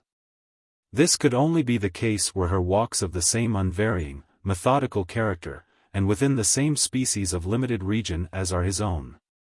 He passes to and fro, at regular intervals, within a confined periphery, abounding in individuals who are led to observation of his person through interest in the kindred nature of his occupation with their own. But the walks of Marie may, in general, be supposed discursive. In this particular instance, it will be understood as most probable, that she proceeded upon a route of more than average diversity from her accustomed ones. The parallel which we imagine to have existed in the mind of Le Commerciel would only be sustained in the event of the 2 individuals traversing the whole city. In this case, granting the personal acquaintances to be equal, the chances would be also equal that an equal number of personal rencounters would be made. For my own part, I should hold it not only as possible, but as very far more than probable, that Marie might have proceeded, at any given period, by any one of the many routes between her own residence and that of her aunt, without meeting a single individual whom she knew, or by whom she was known. In viewing this question in its full and proper light, we must hold steadily in mind the great disproportion between the personal acquaintances of even the most noted individual in Paris, and the entire population of Paris itself. But whatever force there may still appear to be in the suggestion of Le Commerciel, will be much diminished when we take into consideration the hour at which the girl went abroad. It was when the streets were full of people, says Le Commerciel, that she went out. But not so. It was at 9 o'clock in the morning. Now at 9 o'clock of every morning in the week, with the exception of Sunday, the streets of the city are, it is true, thronged with people. At 9 on Sunday, the populace are chiefly within doors preparing for church. No observing person can have failed to notice the peculiarly deserted air of the town, from about 8 until 10 on the morning of every Sabbath. Between 10 and 11 the streets are thronged, but not at so early a period as that designated. There is another point at which there seems a deficiency of observation on the part of Le Commerciel. A piece, it says, of one of the unfortunate girl's petticoats, 2 feet long, and 1 foot wide, was torn out and tied under her chin, and around the back of her head, probably to prevent screams. This was done, by fellows who had no pocket handkerchiefs. Whether this idea is, or is not well founded, we will endeavor to see hereafter. But by fellows who have no pocket handkerchiefs the editor intends the lowest class of ruffians. These, however, are the very description of people who will always be found to have handkerchiefs even when destitute of shirts. You must have had occasion to observe how absolutely indispensable, of late years, to the thorough blackguard, has become the pocket handkerchief. And what are we to think, I asked, of the article in Le Soleil? That it is a vast pity its inditer was not born a parrot, in which case he would have been the most illustrious parrot of his race. He has merely repeated the individual items of the already published opinion, collecting them, with a laudable industry, from this paper and from that. The things had all evidently been there, he says, at least, 3 or 4 weeks, and there can be no doubt that the spot of this appalling outrage has been discovered. The facts here restated by Le Soleil are very far indeed from removing my own doubts upon this subject. And we will examine them more particularly hereafter in connection with another division of the theme. At present we must occupy ourselves with other investigations. You cannot fail to have remarked the extreme laxity of the examination of the corpse. To be sure, the question of identity was readily determined, or should have been, but there were other points to be ascertained. Had the body been in any respect despoiled? Had the deceased any articles of jewelry about her person upon leaving home? If so, had she any when found? These are important questions utterly untouched by the evidence. And there are others of equal moment, which have met with no attention. We must endeavor to satisfy ourselves by personal inquiry. The case of Saint Eustache must be re-examined. I have no suspicion of this person, but let us proceed methodically. We will ascertain beyond a doubt the validity of the affidavits in regard to his whereabouts on the Sunday. Affidavits of this character are readily made matter of mystification. Should there be nothing wrong here, however, we will dismiss Saint Eustache from our investigations. His suicide, however, corroborative of suspicion, were there found to be deceit in the affidavits, is, without such deceit, in no respect an unaccountable circumstance, or one which need cause us to deflect from the line of ordinary analysis. In that which I now propose, we will discard the interior points of this tragedy, and concentrate our attention upon its outskirts. Not the least usual error, in investigations such as this, is the limiting of inquiry to the immediate, with total disregard of the collateral or circumstantial events. It is the malpractice of the courts to confine evidence and discussion to the bounds of apparent relevancy. Yet experience has shown, and a true philosophy will always show, that a vast, perhaps the larger portion of truth, arises from the seemingly irrelevant. It is through the spirit of this principle, if not precisely through its letter, that modern science has resolved to calculate upon the unforeseen. But perhaps you do not comprehend me. The history of human knowledge has so uninterruptedly shown that to collateral, or incidental, or accidental events we are indebted for the most numerous and most valuable discoveries. That it has at length become necessary, in any prospective view of improvement, to make not only large, but the largest allowances for inventions that shall arise by chance, and quite out of the range of ordinary expectation. It is no longer philosophical to base, upon what has been, a vision of what is to be. Accident is admitted as a portion of the substructure. We make chance a matter of absolute calculation. We subject the unlooked for and unimagined to the mathematical formulae of the schools. I repeat that it is no more than fact, that the larger portion of all truth has sprung from the collateral. And it is but in accordance with the spirit of the principle involved in this fact, that I would divert inquiry, in the present case, from the trodden and hitherto unfruitful ground of the event itself, to the contemporary circumstances which surround it. While you ascertain the validity of the affidavits, I will examine the newspapers more generally than you have as yet done. So far, we have only reconnoitered the field of investigation. But it will be strange indeed if a comprehensive survey, such as I propose, of the public prints, will not afford us some minute points which shall establish a direction for inquiry. In pursuance of Dupin's suggestion, I made scrupulous examination of the affair of the affidavits. The result was a firm conviction of their validity, and of the consequent innocence of St. Eustache.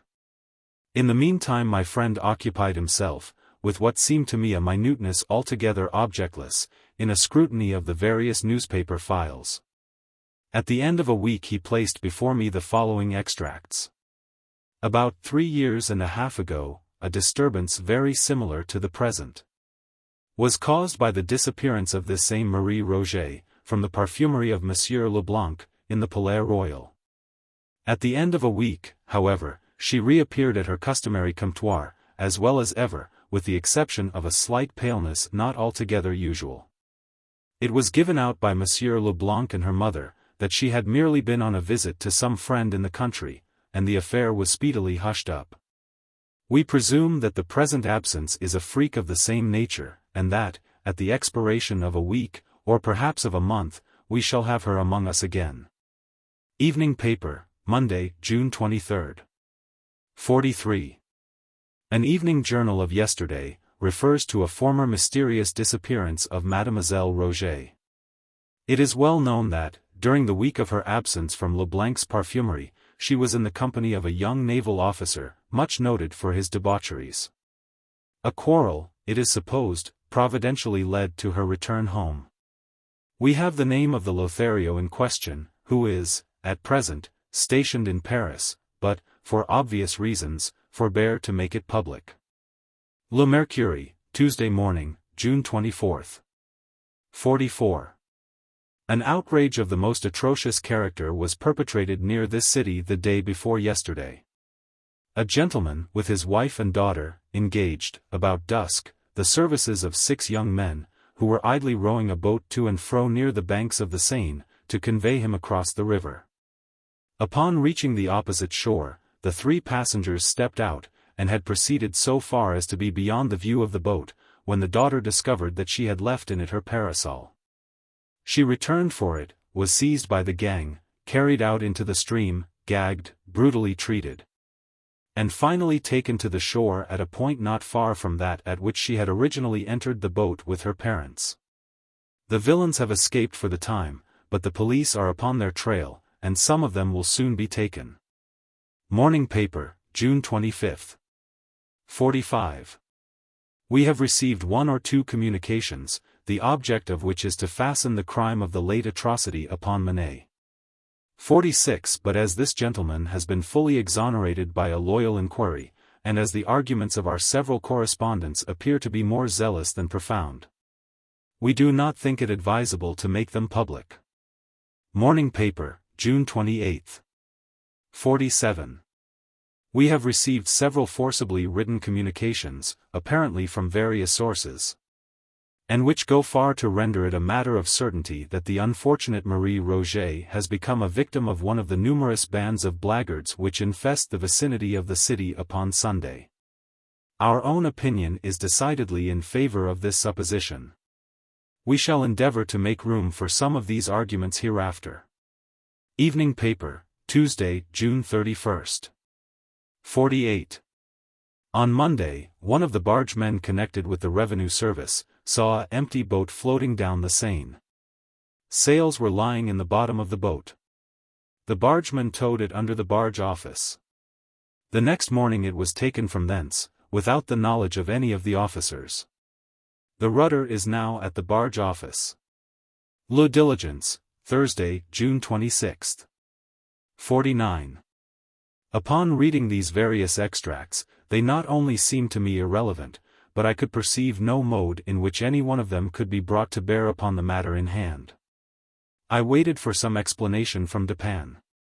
It is not my present design, he said, to dwell upon the first and second of those extracts. I have copied them chiefly to show you the extreme remissness of the police, who, as far as I can understand from the prefect, have not troubled themselves, in any respect, with an examination of the naval officer alluded to. Yet it is mere folly to say that between the first and second disappearance of Marie there is no supposable connection. Let us admit the first elopement to have resulted in a quarrel between the lovers, and the return home of the betrayed. We are now prepared to view a second elopement, if we know that an elopement has again taken place, as indicating a renewal of the betrayer's advances. Rather than as the result of new proposals by a second individual, we are prepared to regard it as a making up of the old amour, rather than as the commencement of a new one. The chances are 10 to 1, that he who had once eloped with Marie, would again propose an elopement, rather than that she to whom proposals of elopement had been made by one individual, should have them made to her by another. And here let me call your attention to the fact, that the time elapsing between the first ascertained, and the second supposed elopement, is a few months more than the general period of the cruises of our men of war. Had the lover been interrupted in his first villainy by the necessity of departure to sea, and had he seized the first moment of his return to renew the base designs not yet altogether accomplished, or not yet altogether accomplished by him? Of all these things we know nothing. You will say, however, that, in the second instance, there was no elopement as imagined. Certainly not, but are we prepared to say that there was not the frustrated design? Beyond Saint Eustache, and perhaps Beauvais, we find no recognized, no open, no honorable suitors of Marie. Of none other is there anything said. Who, then, is the secret lover, of whom the relatives, at least most of them, know nothing, but whom Marie meets upon the morning of Sunday, and who is so deeply in her confidence that she hesitates not to remain with him until the shades of the evening descend, amid the solitary groves of the Barrière du Roule? Who is that secret lover, I ask, of whom, at least, most of the relatives know nothing? And what means the singular prophecy of Madame Rogêt on the morning of Marie's departure? I fear that I shall never see Marie again. But if we cannot imagine Madame Rogêt privy to the design of elopement, may we not at least suppose this design entertained by the girl? Upon quitting home, she gave it to be understood that she was about to visit her aunt in the Rue de Drômes, and Saint Eustache was requested to call for her at dark. Now, at first glance, this fact strongly militates against my suggestion, but let us reflect. That she did meet some companion, and proceed with him across the river, reaching the Barrière du Roule at so late an hour as 3 o'clock in the afternoon, is known. But in consenting so to accompany this individual, for whatever purpose, to her mother known or unknown, she must have thought of her expressed intention when leaving home, and of the surprise and suspicion aroused in the bosom of her affianced suitor, St. Eustache, when, calling for her, at the hour appointed, in the Rue de Drômes, he should find that she had not been there, and when, moreover, upon returning to the pension with this alarming intelligence, he should become aware of her continued absence from home. She must have thought of these things, I say. She must have foreseen the chagrin of Saint Eustache, the suspicion of all. She could not have thought of returning to brave this suspicion. But the suspicion becomes a point of trivial importance to her, if we suppose her not intending to return. We may imagine her thinking thus: I am to meet a certain person for the purpose of elopement, or for certain other purposes known only to myself. It is necessary that there be no chance of interruption, there must be sufficient time given us to elude pursuit. I will give it to be understood that I shall visit and spend the day with my aunt at the Rue de Drômes. I will tell St. Eustache not to call for me until dark. In this way, my absence from home for the longest possible period, without causing suspicion or anxiety, will be accounted for. And I shall gain more time than in any other manner. If I bid Saint Eustache call for me at dark, he will be sure not to call before. But, if I wholly neglect to bid him call, my time for escape will be diminished, since it will be expected that I return the earlier, and my absence will the sooner excite anxiety. Now, if it were my design to return at all, if I had in contemplation merely a stroll with the individual in question, it would not be my policy to bid Saint Eustache call. For, calling, he will be sure to ascertain that I have played him false, a fact of which I might keep him forever in ignorance, by leaving home without notifying him of my intention, by returning before dark, and by then stating that I had been to visit my aunt in the Rue de Dromes. But, as it is my design never to return, or not for some weeks, or not until certain concealments are effected, the gaining of time is the only point about which I need give myself any concern. You have observed, in your notes, that the most general opinion in relation to this sad affair is, and was from the first, that the girl had been the victim of a gang of blackguards. Now, the popular opinion, under certain conditions, is not to be disregarded. When arising of itself, when manifesting itself in a strictly spontaneous manner, we should look upon it as analogous with that intuition which is the idiosyncrasy of the individual man of genius. In 99 cases from the 100 I would abide by its decision. But it is important that we find no palpable traces of suggestion. The opinion must be rigorously the public's own. And the distinction is often exceedingly difficult to perceive and to maintain. In the present instance, it appears to me that this public opinion, in respect to a gang, has been superinduced by the collateral event which is detailed in the third of my extracts. All Paris is excited by the discovered corpse of Marie, a girl young, beautiful, and notorious. This corpse is found, bearing marks of violence, and floating in the river. But it is now made known that, at the very period, or about the very period, in which it is supposed that the girl was assassinated, an outrage similar in nature to that endured by the deceased, although less in extent, was perpetuated, by a gang of young ruffians, upon the person of a second young female. Is it wonderful that the one known atrocity should influence the popular judgment in regard to the other unknown? This judgment awaited direction, and the known outrage seemed so opportunely to afford it. Marie, too, was found in the river, and upon this very river was this known outrage committed. The connection of the two events had about it so much of the palpable, that the true wonder would have been a failure of the populace to appreciate and to seize it. But, in fact, the one atrocity, known to be so committed, is, if anything, evidence that the other, committed at a time nearly coincident, was not so committed. It would have been a miracle indeed, if, while a gang of ruffians were perpetrating, at a given locality, a most unheard of wrong, there should have been another similar gang, in a similar locality. In the same city, under the same circumstances, with the same means and appliances, engaged in a wrong of precisely the same aspect, at precisely the same period of time. Yet in what, if not in this marvelous train of coincidence, does the accidentally suggested opinion of the populace call upon us to believe? Before proceeding farther, let us consider the supposed scene of the assassination, in the thicket at the Barrière du Roule. This thicket, although dense, was in the close vicinity of a public road. Within were 3 or 4 large stones, forming a kind of seat with a back and footstool. On the upper stone was discovered a white petticoat, on the second, a silk scarf. A parasol, gloves, and a pocket handkerchief, were also here found. The handkerchief bore the name, Marie Rogêt. Fragments of dress were seen on the branches around. The earth was trampled, the bushes were broken, and there was every evidence of a violent struggle. Notwithstanding the acclamation with which the discovery of this thicket was received by the press, and the unanimity with which it was supposed to indicate the precise scene of the outrage, it must be admitted that there was some very good reason for doubt. That it was the scene, I may or I may not believe, but there was excellent reason for doubt.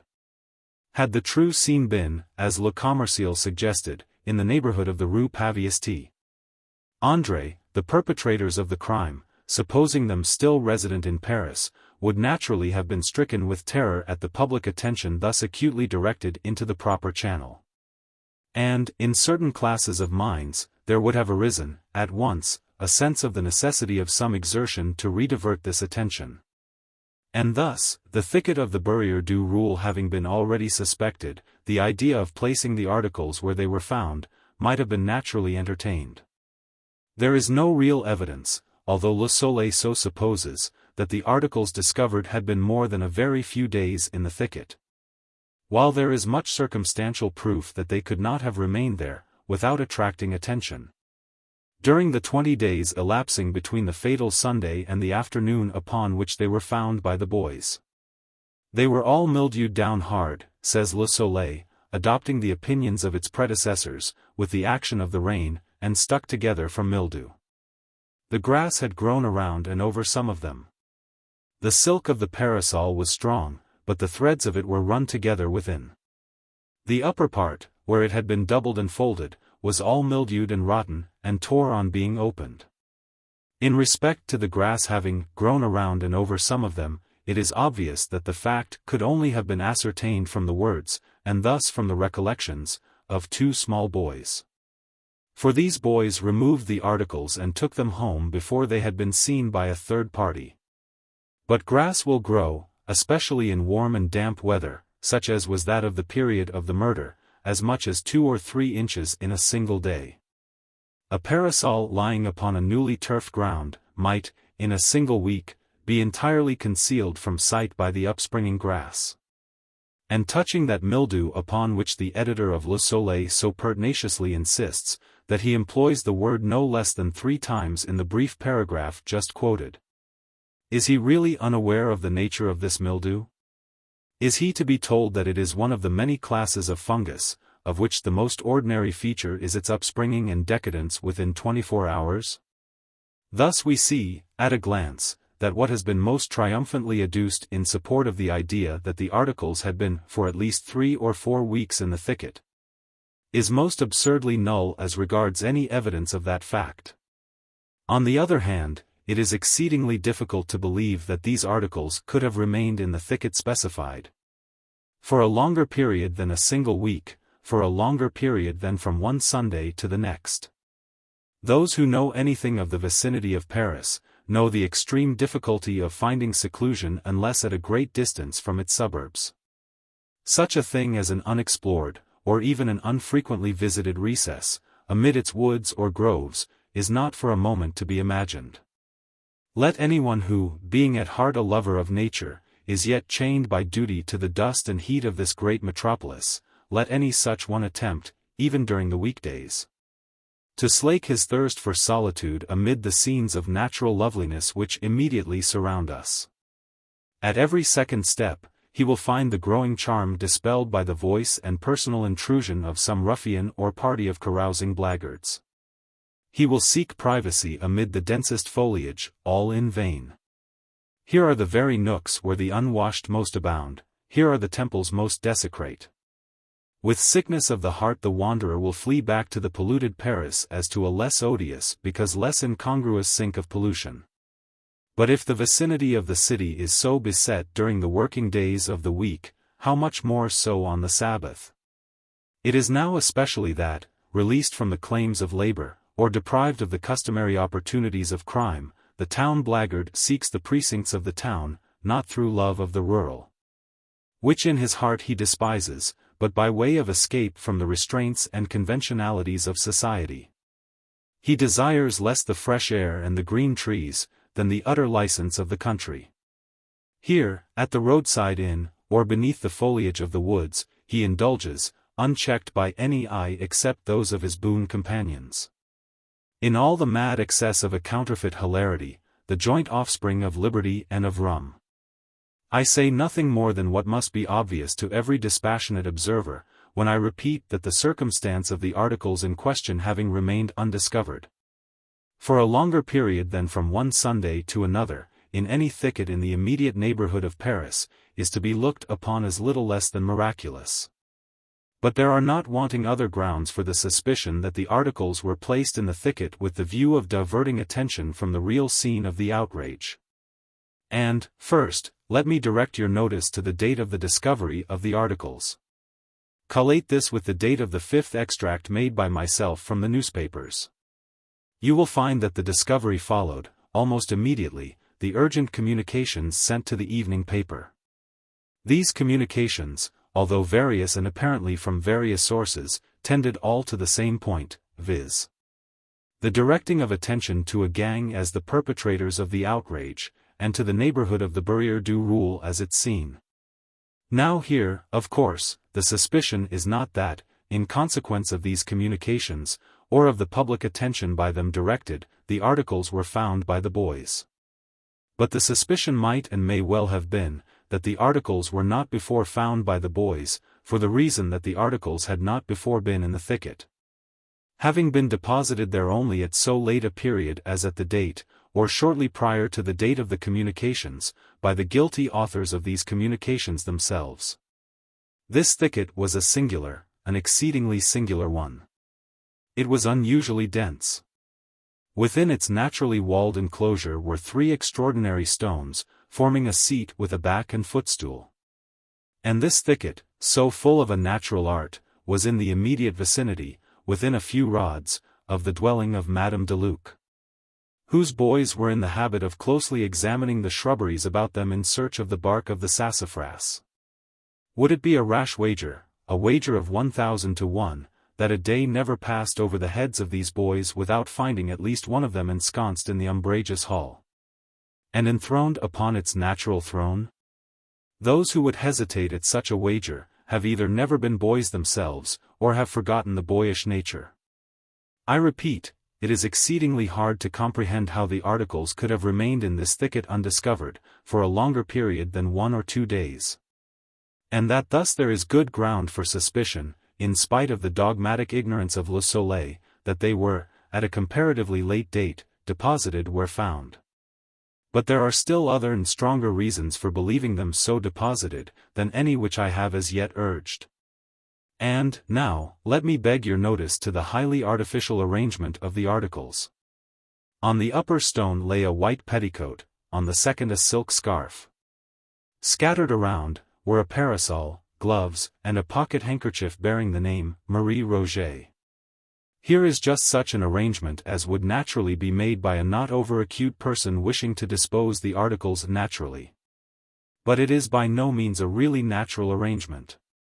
I should rather have looked to see the things all lying on the ground and trampled underfoot. In the narrow limits of that bower, it would have been scarcely possible that the petticoat and scarf should have retained a position upon the stones, when subjected to the brushing to and fro of many struggling persons. There was evidence, it is said, of a struggle, and the earth was trampled, the bushes were broken, but the petticoat and the scarf are found deposited as if upon shelves. The pieces of the frock torn out by the bushes were about 3 inches wide and 6 inches long. One part was the hem of the frock and it had been mended. They looked like strips torn off. Here, inadvertently, Le Soleil has employed an exceedingly suspicious phrase.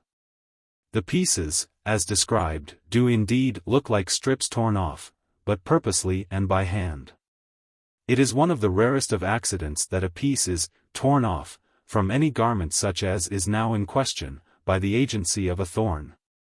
From the very nature of such fabrics, a thorn or nail becoming entangled in them, tears them rectangularly, divides them into 2 longitudinal rents, at right angles with each other, and meeting at an apex where the thorn enters, but it is scarcely possible to conceive the piece torn off.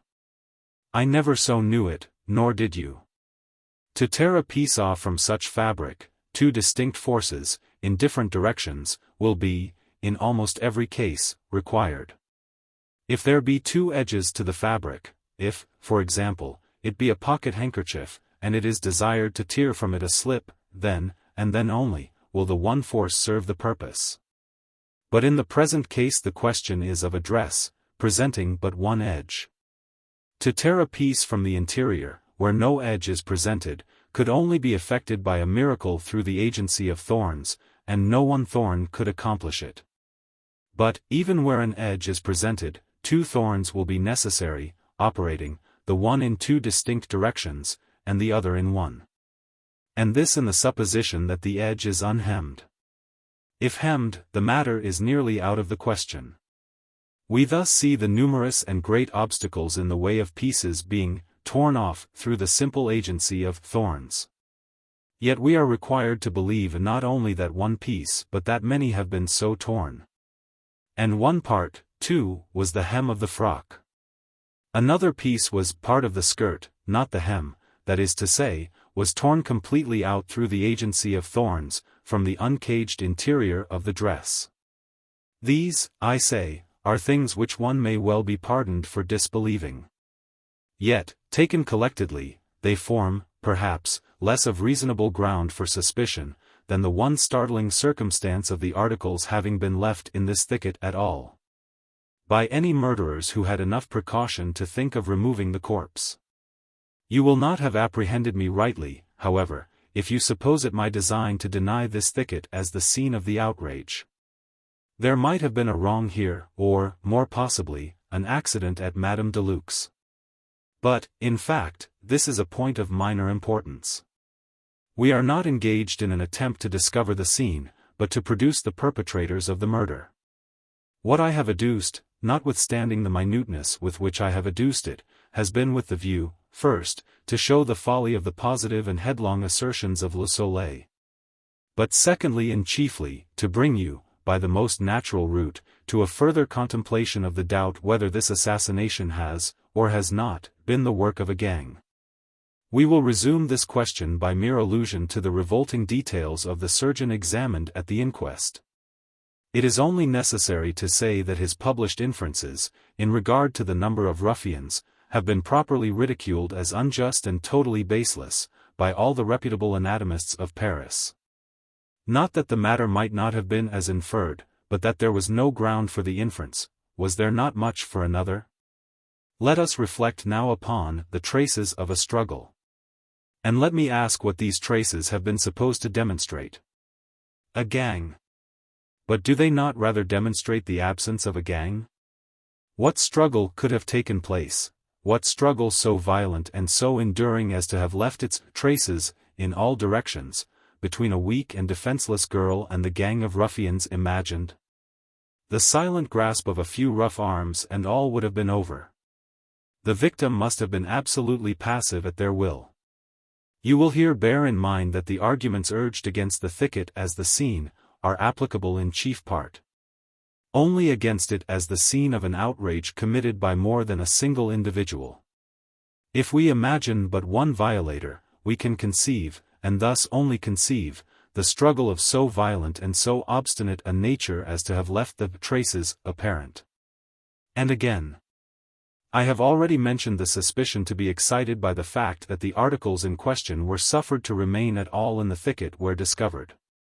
It seems almost impossible that these evidences of guilt should have been accidentally left where found. There was sufficient presence of mind, it is supposed, to remove the corpse. And yet a more positive evidence than the corpse itself, whose features might have been quickly obliterated by decay, is allowed to lie conspicuously in the scene of the outrage. I allude to the handkerchief with the name of the deceased. If this was accident, it was not the accident of a gang. We can imagine it only the accident of an individual. Let us see. An individual has committed the murder. He is alone with the ghost of the departed. He is appalled by what lies motionless before him. The fury of his passion is over, and there is abundant room in his heart for the natural awe of the deed. His is none of that confidence which the presence of numbers inevitably inspires. He is alone with the dead. He trembles and is bewildered. Yet there is a necessity for disposing of the corpse. He bears it to the river, but leaves behind him the other evidences of guilt. For it is difficult, if not impossible, to carry all the burden at once, and it will be easy to return for what is left. But in his toilsome journey to the water his fears redouble within him. The sounds of life encompass his path. A dozen times he hears or fancies the step of an observer. Even the very lights from the city bewilder him. Yet, in time and by long and frequent pauses of deep agony, he reaches the river's brink, and disposes of his ghastly charge, perhaps through the medium of a boat. But now what treasure does the world hold, what threat of vengeance could it hold out, which would have power to urge the return of that lonely murderer over that toilsome and perilous path? To the thicket and its blood-chilling recollections? He returns not, let the consequences be what they may. He could not return if he would. His sole thought is immediate escape. He turns his back forever upon those dreadful shrubberies and flees as from the wrath to come. But how with a gang? Their number would have inspired them with confidence. If, indeed, confidence is ever wanting in the breast of the errant blackguard, and of errant blackguards alone are the supposed gangs ever constituted. Their number, I say, would have prevented the bewildering and unreasoning terror which I have imagined to paralyze the single man. Could we suppose an oversight in one, or two, or three, this oversight would have been remedied by a fourth.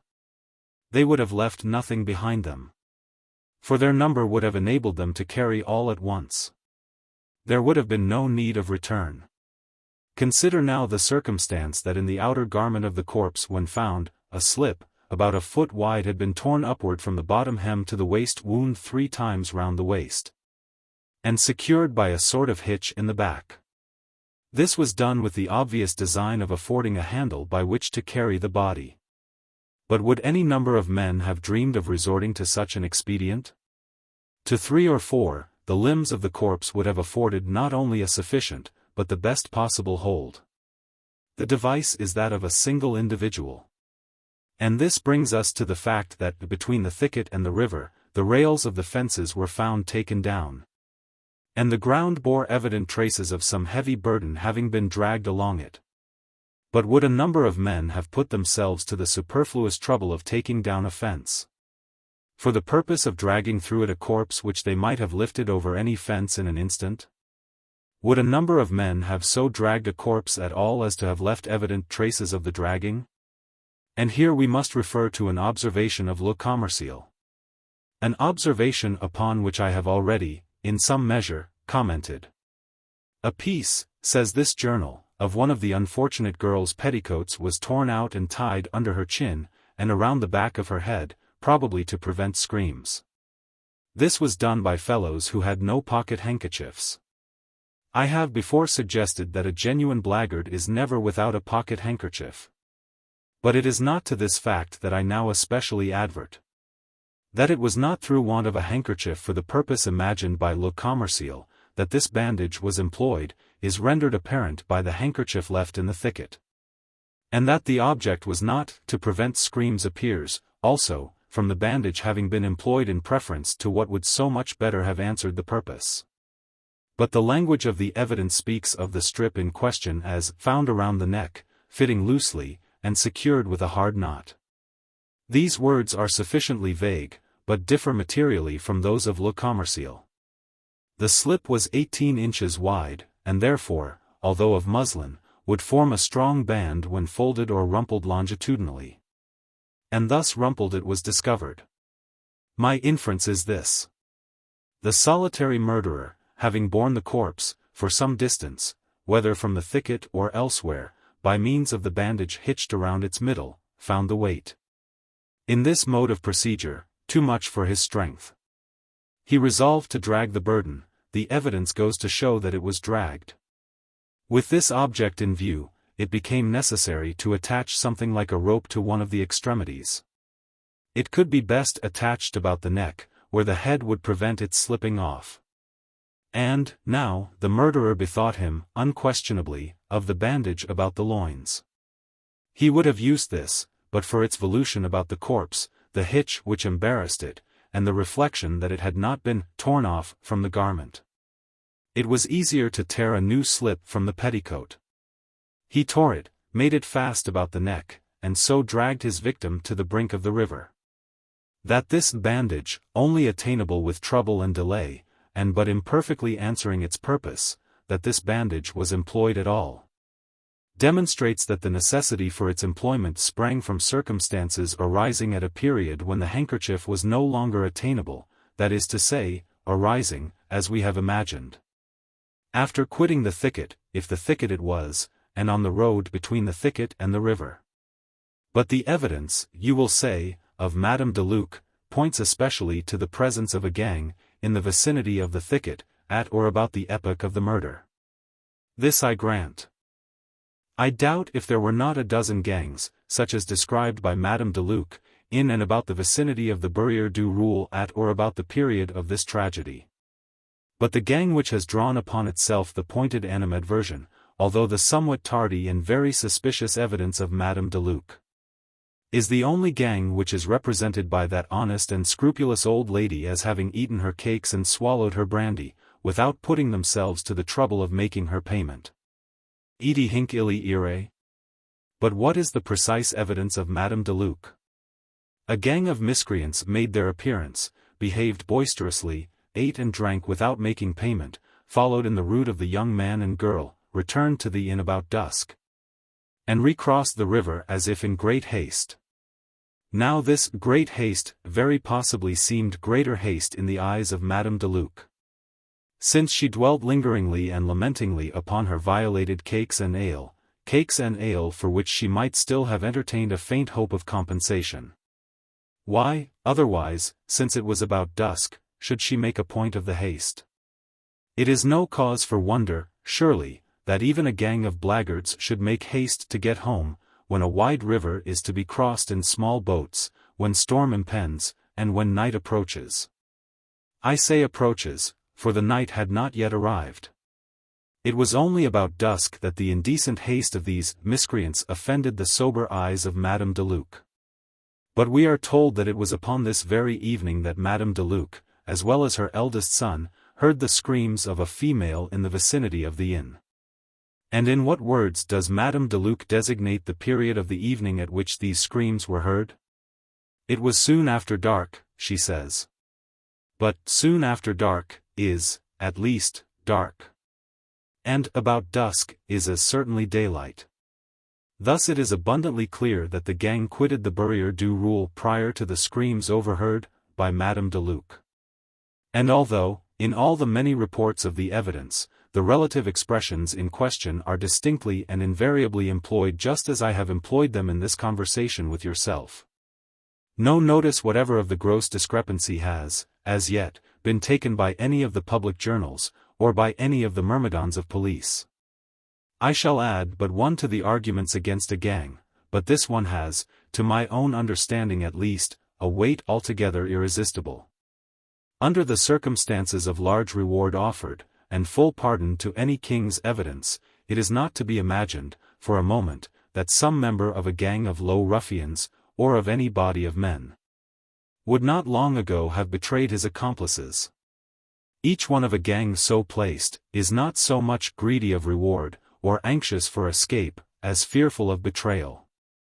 He betrays eagerly and early that he may not himself be betrayed. That the secret has not been divulged, is the very best of proof that it is, in fact, a secret. The horrors of this dark deed are known only to one, or two, living human beings, and to God. Let us sum up now the meager yet certain fruits of our long analysis. We have attained the idea either of a fatal accident under the roof of Madame de Luc, or of a murder perpetrated, in the thicket at the Barrière du Roule, by a lover, or at least by an intimate and secret associate of the deceased. This associate is of swarthy complexion.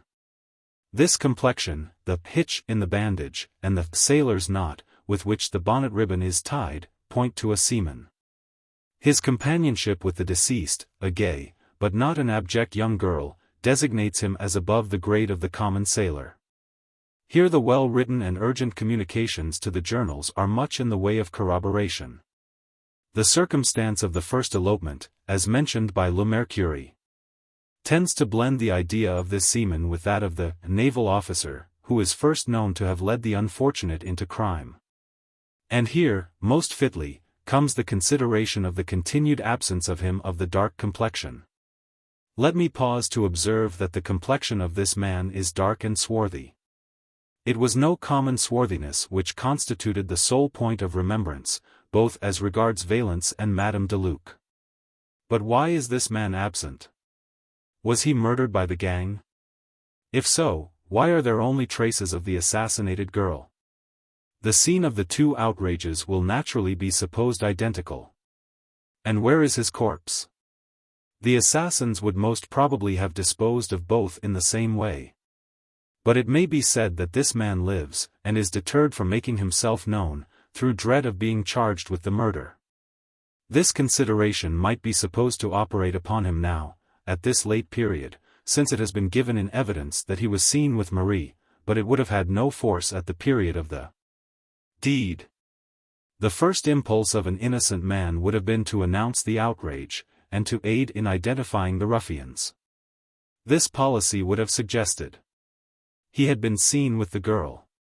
He had crossed the river with her in an open ferryboat. The denouncing of the assassins would have appeared, even to an idiot, the surest and sole means of relieving himself from suspicion. We cannot suppose him, on the night of the fatal Sunday, both innocent himself and incognizant of an outrage committed. Yet only under such circumstances is it possible to imagine that he would have failed, if alive, in the denouncement of the assassins. And what means are ours of attaining the truth? We shall find these means multiplying and gathering distinctness as we proceed. Let us sift to the bottom this affair of the first elopement. Let us know the full history of the officer, with his present circumstances, and his whereabouts at the precise period of the murder. Let us carefully compare with each other the various communications sent to the evening paper, in which the object was to inculpate a gang. This done, let us compare these communications, both as regards style and ms, with those sent to the morning paper, at a previous period, and insisting so vehemently upon the guilt of Manet. And, all this done, let us again compare these various communications with the known misses of the officer. Let us endeavor to ascertain, by repeated questionings of Madame Deluc and her boys, as well as of the omnibus driver, Valence, something more of the personal appearance and bearing of the man of dark complexion. Queries, skillfully directed, will not fail to elicit, from some of these parties, information on this particular point, or upon others, information which the parties themselves may not even be aware of possessing. And let us now trace the boat picked up by the bargeman on the morning of Monday the 23rd of June, and which was removed from the barge office. Without the cognizance of the officer in attendance, and without the rudder, at some period prior to the discovery of the corpse. With a proper caution and perseverance we shall infallibly trace this boat, for not only can the bargeman who picked it up identify it, but the rudder is at hand. The rudder of a sailboat would not have been abandoned, without inquiry, by one altogether at ease in heart. And here let me pause to insinuate a question. There was no advertisement of the picking up of this boat. It was silently taken to the barge office, and as silently removed.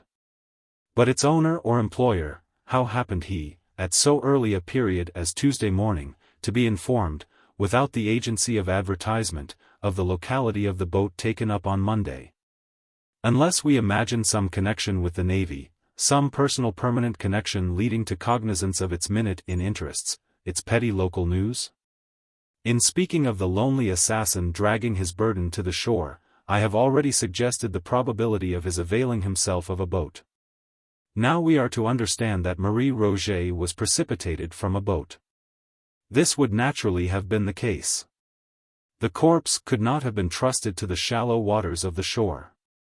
The peculiar marks on the back and shoulders of the victim tell of the bottom ribs of a boat. That the body was found without weight is also corroborative of the idea. If thrown from the shore a weight would have been attached. We can only account for its absence by supposing the murderer to have neglected the precaution of supplying himself with it before pushing off.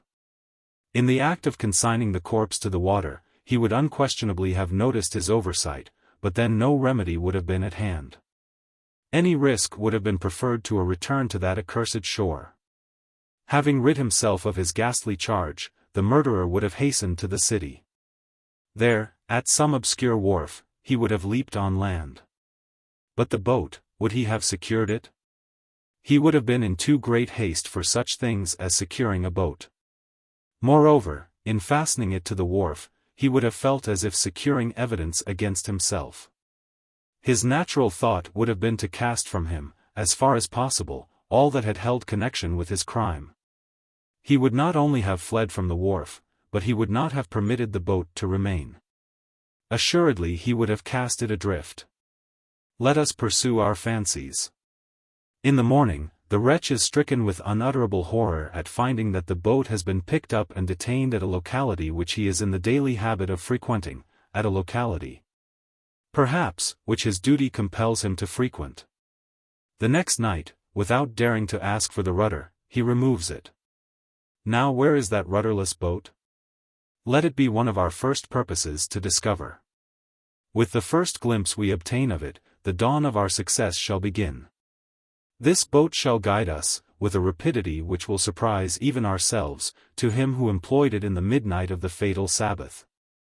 Corroboration will rise upon corroboration, and the murderer will be traced. For reasons which we shall not specify, but which to many readers will appear obvious, we have taken the liberty of here omitting, from the MSS. Placed in our hands, such portion as details the following up of the apparently slight clue obtained by Dupin. We feel it advisable only to state, in brief, that the result desired was brought to pass. And that the prefect fulfilled punctually, although with reluctance, the terms of his compact with the Chevalier. Mr. Poe's article concludes with the following words. Eds. 50. It will be understood that I speak of coincidences and no more. What I have said above upon this topic must suffice. In my own heart there dwells no faith in preternature. That nature and its God are two, no man who thinks, will deny. That the latter, creating the former, can, at will, control or modify it, is also unquestionable. I say, at will. For the question is of will, and not, as the insanity of logic has assumed, of power. It is not that the deity cannot modify his laws, but that we insult him in imagining a possible necessity for modification. In their origin these laws were fashioned to embrace all contingencies which could lie in the future. With God all is now. I repeat, then, that I speak of these things only as of coincidences. And farther, in what I relate it will be seen that between the fate of the unhappy Mary Cecilia Rogers, so far as that fate is known, and the fate of one Marie Rogêt up to a certain epoch in her history, there has existed a parallel in the contemplation of whose wonderful exactitude the reason becomes embarrassed. I say all this will be seen. But let it not for a moment be supposed that, in proceeding with the sad narrative of Marie from the epoch just mentioned, and in tracing to its denouement the mystery which enshrouded her, it is my covert design to hint at an extension of the parallel, or even to suggest that the measures adopted in Paris for the discovery of the assassin of a grisette, or measures founded in any similar ratiocination, would produce any similar result. For, in respect to the latter branch of the supposition, it should be considered that the most trifling variation in the facts of the two cases might give rise to the most important miscalculations, by diverting thoroughly the two courses of events. Very much as, in arithmetic, an error which, in its own individuality, may be inappreciable, produces, at length, by dint of multiplication at all points of the process, a result enormously at variance with truth. And, in regard to the former branch, we must not fail to hold in view that the very calculus of probabilities to which I have referred forbids all idea of the extension of the parallel, forbids it with a positiveness strong and decided just in proportion as this parallel has already been long drawn and exact.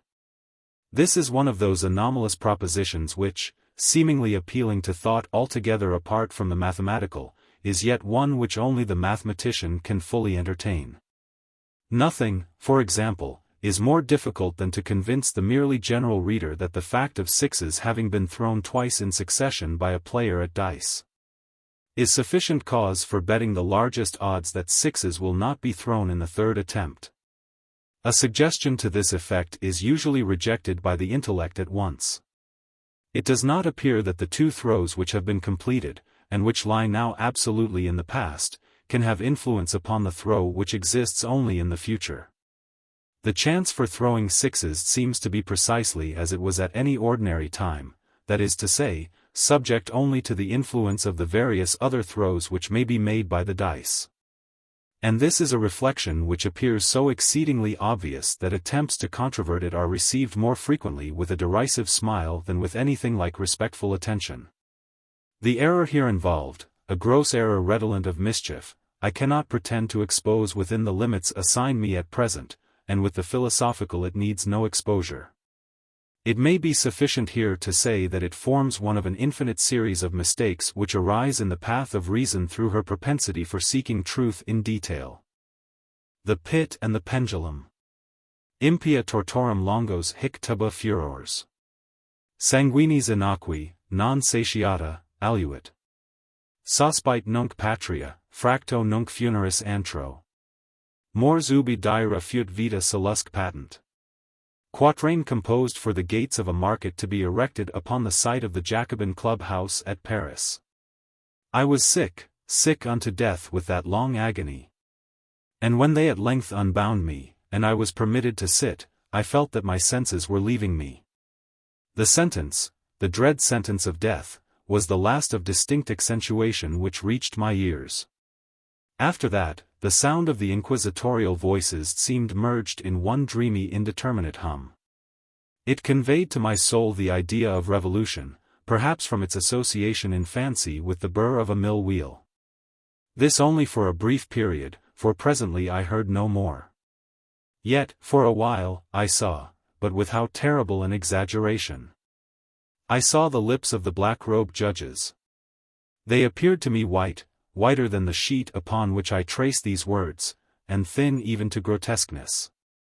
Thin with the intensity of their expression of firmness, of immovable resolution, of stern contempt of human torture. I saw that the decrees of what to me was fate were still issuing from those lips. I saw them writhe with a deadly locution. I saw them fashion the syllables of my name. And I shuddered because no sound succeeded. I saw, too, for a few moments of delirious horror, the soft and nearly imperceptible waving of the sable draperies which enwrapped the walls of the apartment. And then my vision fell upon the 7 tall candles upon the table. At first they wore the aspect of charity, and seemed white and slender angels who would save me. But then, all at once, there came a most deadly nausea over my spirit, and I felt every fiber in my frame thrill as if I had touched the wire of a galvanic battery. While the angel forms became meaningless specters, with heads of flame, and I saw that from them there would be no help. And then there stole into my fancy, like a rich musical note, the thought of what sweet rest there must be in the grave. The thought came gently and stealthily, and it seemed long before it attained full appreciation. But just as my spirit came at length properly to feel and entertain it, the figures of the judges vanished, as if magically, from before me, the tall candles sank into nothingness. Their flames went out utterly, the blackness of darkness supervened, all sensations appeared swallowed up in a mad rushing descent as of the soul into Hades. Then silence, and stillness, night were the universe. I had swooned, but still will not say that all of consciousness was lost. What of it there remained I will not attempt to define, or even to describe, yet all was not lost. In the deepest slumber, no. In delirium, no. In a swoon, no. In death, no. Even in the grave all is not lost. Else there is no immortality for man. Arousing from the most profound of slumbers, we break the gossamer web of some dream. Yet in a second afterward, so frail may that web have been, we remember not that we have dreamed. In the return to life from the swoon there are 2 stages. First, that of the sense of mental or spiritual, secondly, that of the sense of physical existence. It seems probable that if, upon reaching the second stage, we could recall the impressions of the first, we should find these impressions eloquent in memories of the gulf beyond. And that gulf is, what? How at least shall we distinguish its shadows from those of the tomb? But if the impressions of what I have termed the first stage are not, at will, recalled, yet, after long interval, do they not come unbidden, while we marvel whence they come? He who has never swooned, is not he who finds strange palaces and wildly familiar faces in coals that glow, is not he who beholds floating in midair the sad visions that the many may not view. Is not he who ponders over the perfume of some novel flower, is not he whose brain grows bewildered with the meaning of some musical cadence which has never before arrested his attention. Amid frequent and thoughtful endeavors to remember. Amid earnest struggles to regather some token of the state of seeming nothingness into which my soul had lapsed, there have been moments when I have dreamed of success. There have been brief Very brief periods when I have conjured up remembrances which the lucid reason of a later epoch assures me could have had reference only to that condition of seeming unconsciousness. These shadows of memory tell, indistinctly, of tall figures that lifted and bore me in silence down, down, still down, till a hideous dizziness oppressed me at the mere idea of the interminableness of the descent. They tell also of a vague horror at my heart, on account of that heart's unnatural stillness. Then comes a sense of sudden motionlessness throughout all things. As if those who bore me, a ghastly train, had outrun, in their descent, the limits of the limitless, and paused from the wearisomeness of their toil. After this I call to mind flatness and dampness. And then all is madness, the madness of a memory which busies itself among forbidden things. Very suddenly there came back to my soul motion and sound, the tumultuous motion of the heart, and, in my ears, the sound of its beating. Then a pause in which all is blank. Then again sound, and motion, and touch, a tingling sensation pervading my frame. Then the mere consciousness of existence, without thought, a condition which lasted long. Then, very suddenly, thought, and shuddering terror, an earnest endeavor to comprehend my true state. Then a strong desire to lapse into insensibility. Then a rushing revival of soul and a successful effort to move. And now a full memory of the trial, of the judges, of the sable draperies, of the sentence, of the sickness, of the swoon. Then entire forgetfulness of all that followed, of all that a later day and much earnestness of endeavor have enabled me vaguely to recall. So far, I had not opened my eyes. I felt that I lay upon my back, unbound. I reached out my hand, and it fell heavily upon something damp and hard. There I suffered it to remain for many minutes, while I strove to imagine where and what I could be. I longed, yet dared not to employ my vision. I dreaded the first glance at objects around me. It was not that I feared to look upon things horrible, but that I grew aghast lest there should be nothing to see. At length, with a wild desperation at heart, I quickly unclosed my eyes. My worst thoughts, then, were confirmed. The blackness of eternal night encompassed me. I struggled for breath. The intensity of the darkness seemed to oppress and stifle me. The atmosphere was intolerably close. I still lay quietly, and made effort to exercise my reason. I brought to mind the inquisitorial proceedings, and attempted from that point to deduce my real condition. The sentence had passed. And it appeared to me that a very long interval of time had since elapsed. Yet not for a moment did I suppose myself actually dead. Such a supposition, notwithstanding what we read in fiction, is altogether inconsistent with real existence, but where and in what state was I? The condemned to death, I knew, perished usually at the autos de fe, and one of these had been held on the very night of the day of my trial.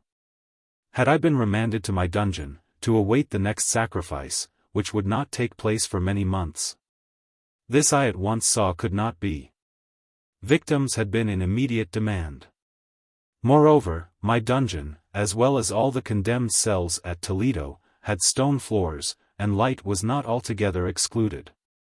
A fearful idea now suddenly drove the blood in torrents upon my heart, and for a brief period, I once more relapsed into insensibility. Upon recovering, I at once started to my feet, trembling convulsively in every fiber.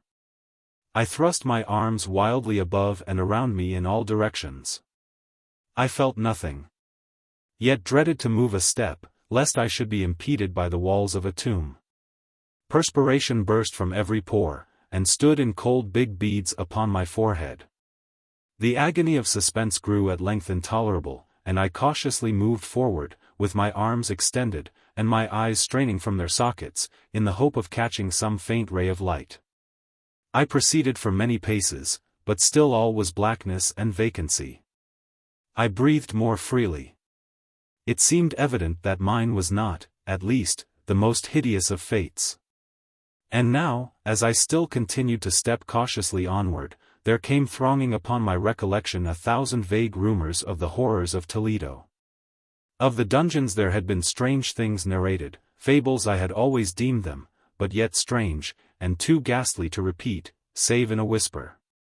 Was I left to perish of starvation in this subterranean world of darkness, or what fate, perhaps even more fearful, awaited me? That the result would be death, and a death of more than customary bitterness, I knew too well the character of my judges to doubt. The mode and the hour were all that occupied or distracted me. My outstretched hands at length encountered some solid obstruction. It was a wall, seemingly of stone masonry, very smooth, slimy, and cold. I followed it up, stepping with all the careful distrust with which certain antique narratives had inspired me. This process, however, afforded me no means of ascertaining the dimensions of my dungeon. As I might make its circuit, and return to the point whence I set out, without being aware of the fact, so perfectly uniform seemed the wall. I therefore sought the knife which had been in my pocket, when led into the inquisitorial chamber, but it was gone. My clothes had been exchanged for a wrapper of coarse serge.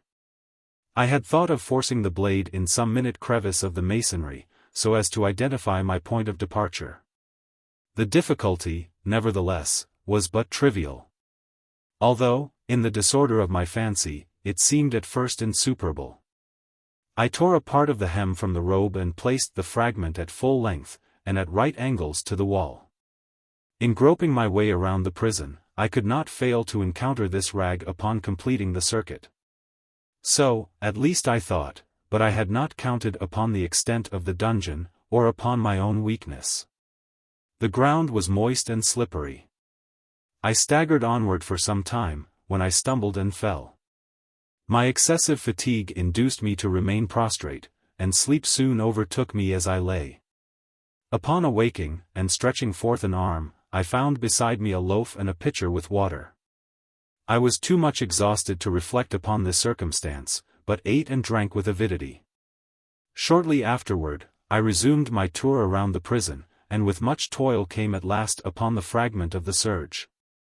Up to the period when I fell I had counted 52 paces, and upon resuming my walk, I had counted 48 more, when I arrived at the rag. There were in all, then, 100 paces. And, admitting 2 paces to the yard, I presumed the dungeon to be 50 yards in circuit. I had met, however, with many angles in the wall, and thus I could form no guess at the shape of the vault, for vault I could not help supposing it to be.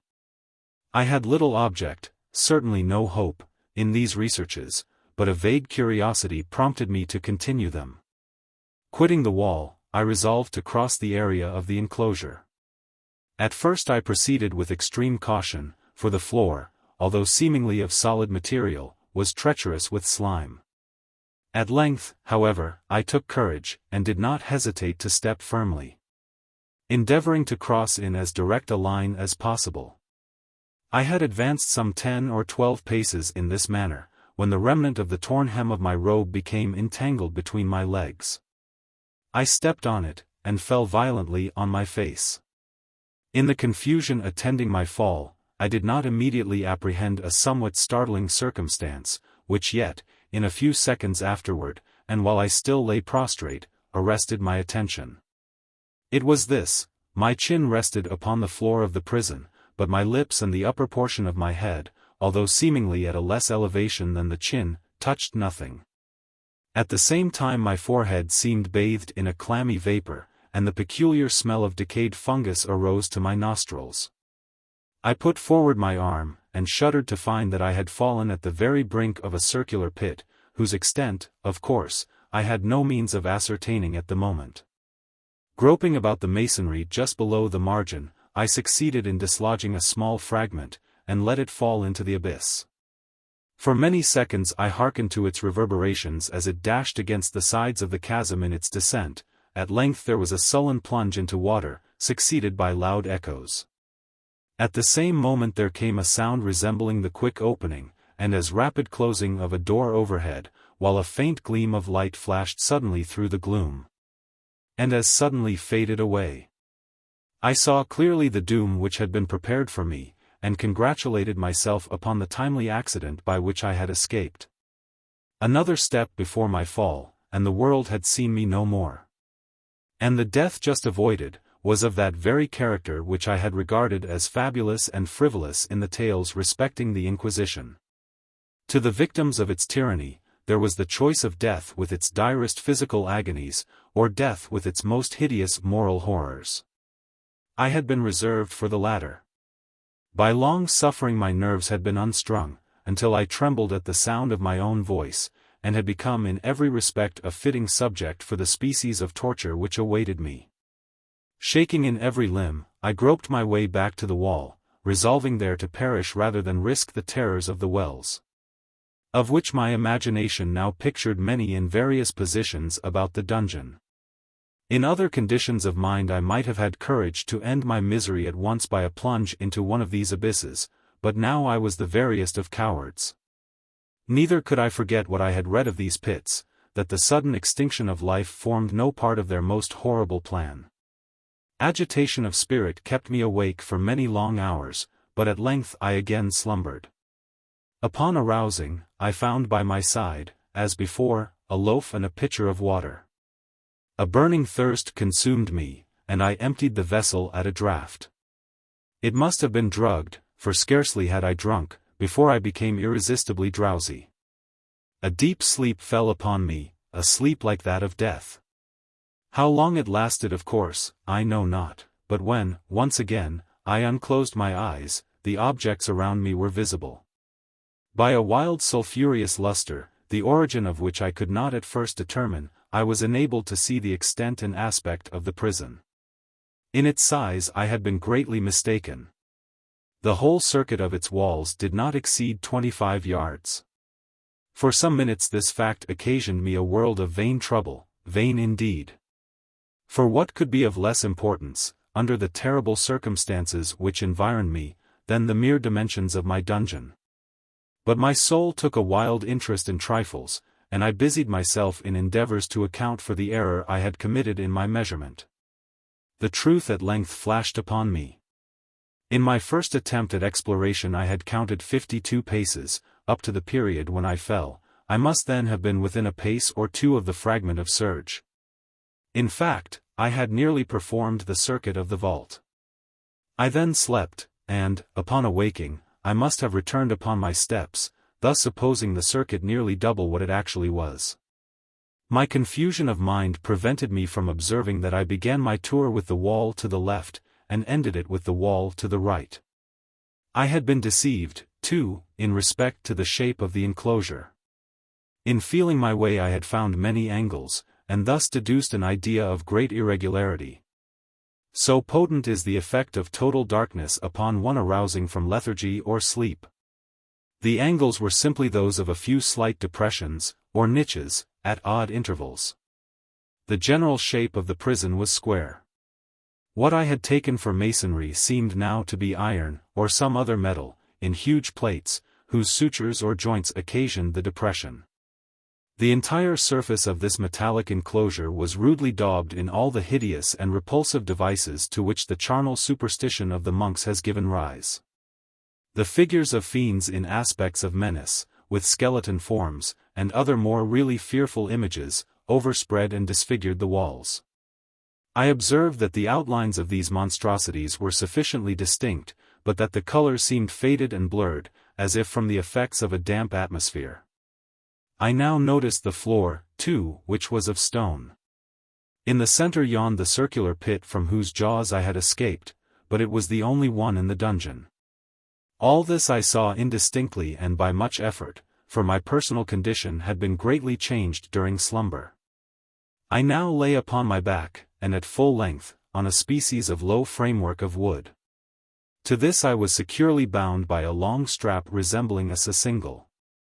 It passed in many convolutions about my limbs and body, leaving at liberty only my head, and my left arm to such extent that I could, by dint of much exertion, supply myself with food from an earthen dish which lay by my side on the floor. I saw, to my horror, that the pitcher had been removed. I say to my horror, for I was consumed with intolerable thirst. This thirst it appeared to be the design of my persecutors to stimulate, for the food in the dish was meat pungently seasoned. Looking upward, I surveyed the ceiling of my prison. It was some 30 or 40 feet overhead, and constructed much as the side walls. In one of its panels a very singular figure riveted my whole attention. It was the painted figure of Time as he is commonly represented, save that, in lieu of a scythe, he held what, at a casual glance, I suppose to be the pictured image of a huge pendulum such as we see on antique clocks. There was something, however, in the appearance of this machine which caused me to regard it more attentively. While I gazed directly upward at it, for its position was immediately over my own, I fancied that I saw it in motion. In an instant afterward the fancy was confirmed. Its sweep was brief, and of course slow. I watched it for some minutes, somewhat in fear, but more in wonder. Wearied at length with observing its dull movement, I turned my eyes upon the other objects in the cell. A slight noise attracted my notice, and, looking to the floor, I saw several enormous rats traversing it. They had issued from the well, which lay just within view to my right. Even then, while I gazed, they came up in troops, hurriedly, with ravenous eyes, allured by the scent of the meat. From this it required much effort and attention to scare them away. It might have been half an hour, perhaps even an hour, for I could take but imperfect note of time, before I again cast my eyes upward. What I then saw confounded and amazed me. The sweep of the pendulum had increased in extent by nearly a yard. As a natural consequence, its velocity was also much greater. But what mainly disturbed me was the idea that had perceptibly descended. I now observed, with what horror it is needless to say, that its nether extremity was formed of a crescent of glittering steel, about a foot in length from horn to horn. The horns upward, and the under edge evidently as keen as that of a razor. Like a razor also, it seemed massy and heavy, tapering from the edge into a solid and broad structure above. It was appended to a weighty rod of brass, and the whole hissed as it swung through the air. I could no longer doubt the doom prepared for me by monkish ingenuity in torture. My cognizance of the pit had become known to the inquisitorial agents, the pit, whose horrors had been destined for so bold a recusant as myself, the pit, typical of hell, and regarded by rumor as the ultima thule of all their punishments. The plunge into this pit I had avoided by the merest of accidents. I knew that surprise, or entrapment into torment, formed an important portion of all the grotesquerie of these dungeon deaths. Having failed to fall, it was no part of the demon plan to hurl me into the abyss, and thus, there being no alternative, a different and a milder destruction awaited me. Milder. I half smiled in my agony as I thought of such application of such a term. What boots it to tell of the long, long hours of horror more than mortal, during which I counted the rushing vibrations of the steel. Inch by inch, line by line, with a descent only appreciable at intervals that seemed ages, down and still down it came.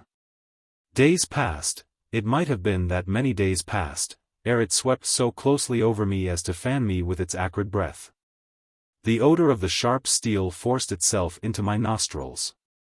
I prayed, I wearied heaven with my prayer for its more speedy descent. I grew frantically mad, and struggled to force myself upward against the sweep of the fearful scimitar. And then I fell suddenly calm, and lay smiling at the glittering death, as a child at some rare bauble. There was another interval of utter insensibility. It was brief. For, upon again lapsing into life there had been no perceptible descent in the pendulum. But it might have been long. For I knew there were demons who took note of my swoon, and who could have arrested the vibration at pleasure. Upon my recovery, too, I felt very, inexpressibly, sick and weak, as if through long inanition. Even amid the agonies of that period, the human nature craved food. With painful effort I outstretched my left arm as far as my bonds permitted, and took possession of the small remnant which had been spared me by the rats. As I put a portion of it within my lips, there rushed to my mind a half-formed thought of joy, of hope. Yet what business had I with hope? It was, as I say, a half-formed thought. Man has many such, which are never completed. I felt that it was of joy, of hope, but felt also that it had perished in its formation. In vain I struggled to regain it. Long suffering had nearly annihilated all my ordinary powers of mind. I was an imbecile, an idiot. The vibration of the pendulum was at right angles to my length. I saw that the crescent was designed to cross the region of the heart. It would fray the serge of my robe, it would return and repeat its operations, again and again. Notwithstanding its terrifically wide sweep, some 30 feet or more, and the hissing vigor of its descent, sufficient to sunder these very walls of iron. Still the fraying of my robe would be all that, for several minutes, it would accomplish. And at this thought I paused. I dared not go farther than this reflection. I dwelt upon it with a pertinacity of attention, as if, in so dwelling, I could arrest here the descent of the steel. I forced myself to ponder upon the sound of the crescent as it should pass across the garment, upon the peculiar thrilling sensation which the friction of cloth produces on the nerves. I pondered upon all this frivolity until my teeth were on edge. Down, steadily down it crept. I took a frenzied pleasure in contrasting its downward with its lateral velocity. To the right, to the left, far and wide, with the shriek of a damned spirit. To my heart with the stealthy pace of the tiger. I alternately laughed and howled as the one or the other idea grew predominant. Down, certainly, relentlessly down. It vibrated within 3 inches of my bosom. I struggled violently, furiously, to free my left arm. This was free only from the elbow to the hand. I could reach the latter, from the platter beside me, to my mouth, with great effort, but no farther. Could I have broken the fastenings above the elbow, I would have seized and attempted to arrest the pendulum. I might as well have attempted to arrest an avalanche. Down, still unceasingly, still inevitably down. I gasped and struggled at each vibration. I shrunk convulsively at its every sweep. My eyes followed its outward or upward whirls with the eagerness of the most unmeaning despair. They closed themselves spasmodically at the descent, although death would have been a relief, oh, how unspeakable. Still I quivered in every nerve to think how slight a sinking of the machinery would precipitate that keen, glistening axe upon my bosom. It was hope that prompted the nerve to quiver, the frame to shrink. It was hope, the hope that triumphs on the rack, that whispers to the death-condemned even in the dungeons of the Inquisition. I saw that some 10 or 12 vibrations would bring the steel in actual contact with my robe, and with this observation there suddenly came over my spirit all the keen, collected calmness of despair. For the first time during many hours, or perhaps days, I thought. It now occurred to me that the bandage, or sacingle, which enveloped me, was unique. I was tied by no separate cord. The first stroke of the razor-like crescent athwart any portion of the band, would so detach it that it might be unwound from my person by means of my left hand. But how fearful, in that case, the proximity of the steel. The result of the slightest struggle how deadly. Was it likely, moreover, that the minions of the torturer had not foreseen and provided for this possibility? Was it probable that the bandage crossed my bosom in the track of the pendulum? Dreading to find my feint, and, as it seemed, my last hope frustrated, I so far elevated my head as to obtain a distinct view of my breast. The sacingle enveloped my limbs and body close in all directions, save in the path of the destroying crescent. Scarcely had I dropped my head back into its original position, when there flashed upon my mind what I cannot better describe than as the unformed half of that idea of deliverance to which I have previously alluded, and of which a moiety only floated indeterminately through my brain when I raised food to my burning lips. The whole thought was now present, feeble, scarcely sane, scarcely definite, but still entire. I proceeded at once, with the nervous energy of despair, to attempt its execution. For many hours the immediate vicinity of the low framework upon which I lay had been literally swarming with rats. They were wild, bold, ravenous, their red eyes glaring upon me as if they waited but for motionlessness on my part to make me their prey. To what food, I thought, have they been accustomed in the well? They had devoured, in spite of all my efforts to prevent them, all but a small remnant of the contents of the dish. I had fallen into an habitual seesaw, or wave of the hand about the platter, and, at length, the unconscious uniformity of the movement deprived it of effect. In their voracity the vermin frequently fastened their sharp fangs in my fingers. With the particles of the oily and spicy viand which now remained, I thoroughly rubbed the bandage wherever I could reach it, then, raising my hand from the floor, I lay breathlessly still. At first the ravenous animals were startled and terrified at the change, at the cessation of movement. They shrank alarmedly back, many sought the well. But this was only for a moment. I had not counted in vain upon their voracity. Observing that I remained without motion, one or two of the boldest leaped upon the framework, and smelt at the sissingle. This seemed the signal for a general rush. Forth from the well they hurried in fresh troops. They clung to the wood, they overran it, and leaped in hundreds upon my person. The measured movement of the pendulum disturbed them not at all. Avoiding its strokes they busied themselves with the anointed bandage. They pressed, they swarmed upon me in ever-accumulating heaps. They writhed upon my throat, their cold lips sought my own, I was half stifled by their thronging pressure. Disgust, for which the world has no name, swelled my bosom, and chilled, with a heavy clamminess, my heart. Yet 1 minute, and I felt that the struggle would be over. Plainly I perceived the loosening of the bandage. I knew that in more than one place it must be already severed. With a more than human resolution I lay still. Nor had I erred in my calculations, nor had I endured in vain. I at length felt that I was free. The sissingle hung in ribbons from my body. But the stroke of the pendulum already pressed upon my bosom. It had divided the serge of the robe. It had cut through the linen beneath. Twice again it swung, and a sharp sense of pain shot through every nerve. But the moment of escape had arrived. At a wave of my hand my deliverers hurried tumultuously away. With a steady movement, cautious, sidelong, shrinking, and slow, I slid from the embrace of the bandage and beyond the reach of the scimitar. For the moment, at least, I was free. Free. And in the grasp of the Inquisition. I had scarcely stepped from my wooden bed of horror upon the stone floor of the prison, when the motion of the hellish machine ceased and I beheld it drawn up, by some invisible force, through the ceiling. This was a lesson which I took desperately to heart. My every motion was undoubtedly watched. Free, I had but escaped death in one form of agony, to be delivered unto worse than death in some other. With that thought I rolled my eaves nervously around on the barriers of iron that hemmed me in.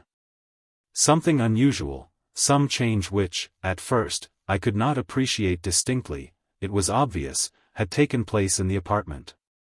For many minutes of a dreamy and trembling abstraction, I busied myself in vain, unconnected conjecture.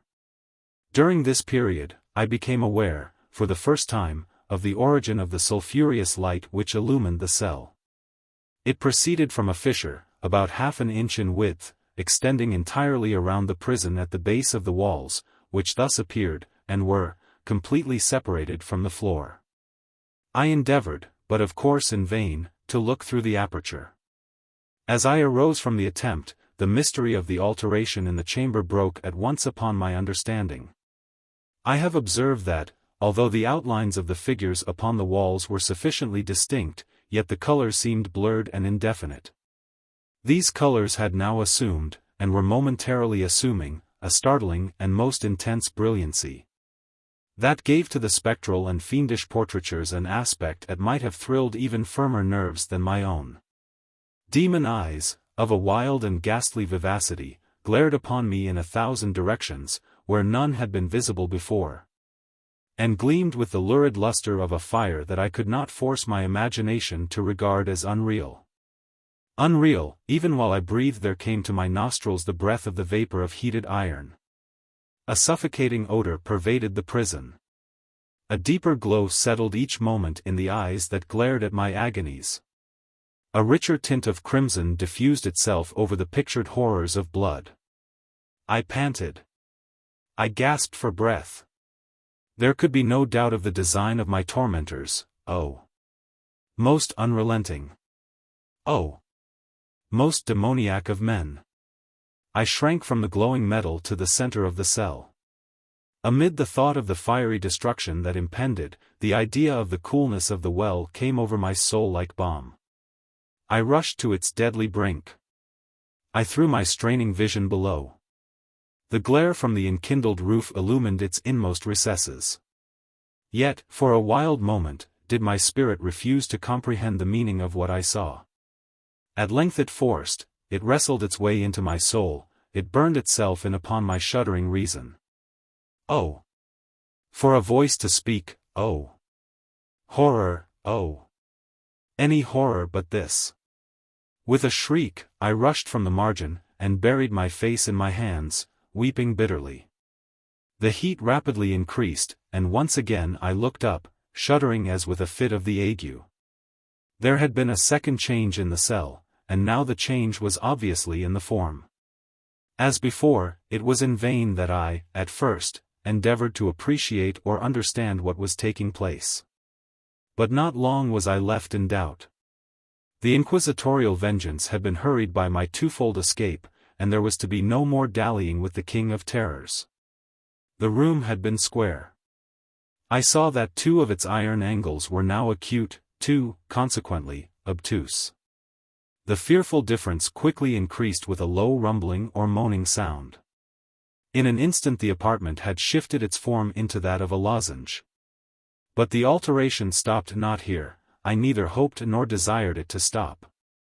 I could have clasped the red walls to my bosom as a garment of eternal peace.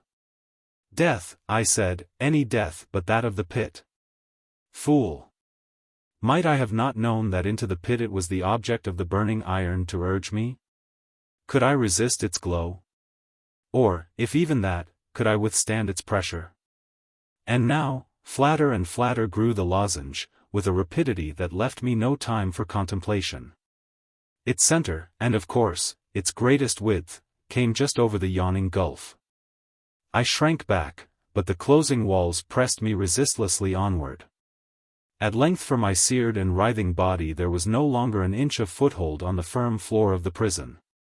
I struggled no more, but the agony of my soul found vent in one loud, long, and final scream of despair.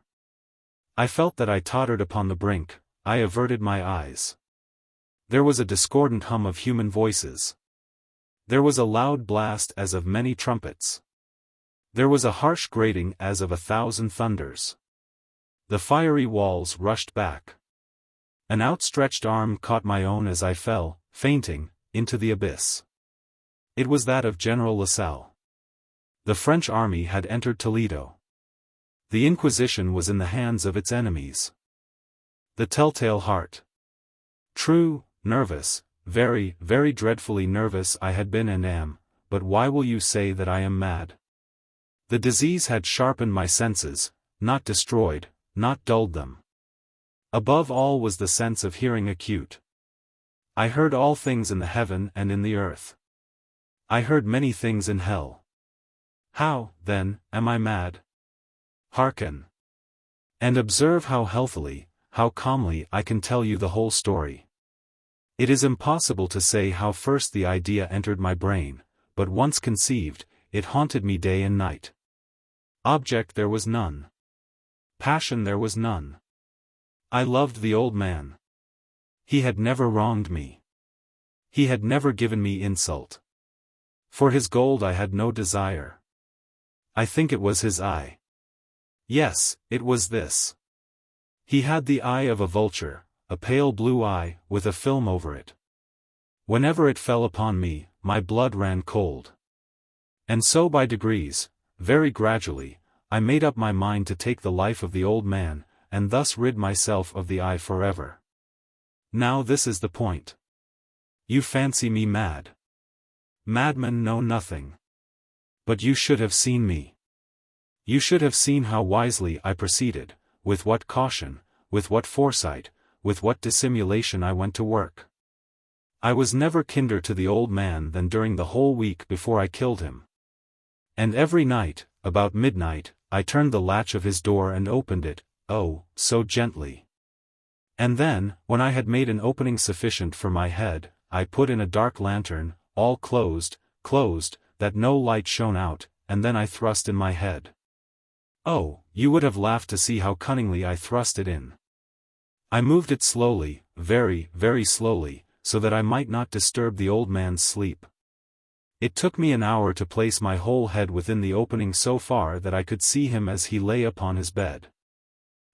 Would a madman have been so wise as this? And then, when my head was well in the room, I undid the lantern cautiously, oh. So cautiously, for the hinges creaked, I undid it just so much that a single thin ray fell upon the vulture eye. And this I did for 7 long nights, every night just at midnight, but I found the eye always closed, and so it was impossible to do the work. For it was not the old man who vexed me, but his evil eye. And every morning, when the day broke, I went boldly into the chamber, and spoke courageously to him, calling him by name in a hearty tone, and inquiring how he has passed the night. So you see he would have been a very profound old man, indeed, to suspect that every night, just at 12, I looked in upon him while he slept. Upon the 8th night I was more than usually cautious in opening the door. A watch's minute hand moves more quickly than did mine. Never before that night had I felt the extent of my own powers, of my sagacity. I could scarcely contain my feelings of triumph. To think that there I was, opening the door, little by little, and he not even to dream of my secret deeds or thoughts. I fairly chuckled at the idea, and perhaps he heard me. For he moved on the bed suddenly, as if startled. Now you may think that I drew back, but no. His room was as black as pitch with the thick darkness, for the shutters were close fastened, through fear of robbers, and so I knew that he could not see the opening of the door. And I kept pushing it on steadily. I had my head in, and was about to open the lantern, when my thumb slipped upon the tin fastening, and the old man sprang up in bed, crying out, "Who's there?" I kept quite still and said nothing. For a whole hour I did not move a muscle, and in the meantime I did not hear him lie down. He was still sitting up in the bed listening. Just as I have done, night after night, hearkening to the death watches in the wall. Presently I heard a slight groan, and I knew it was the groan of mortal terror. It was not a groan of pain or of grief, oh, no, it was the low stifled sound that arises from the bottom of the soul when overcharged with awe. I knew the sound well. Many a night, just at midnight, when all the world slept, it has welled up from my own bosom, deepening, with its dreadful echo, the terrors that distracted me. I say I knew it well.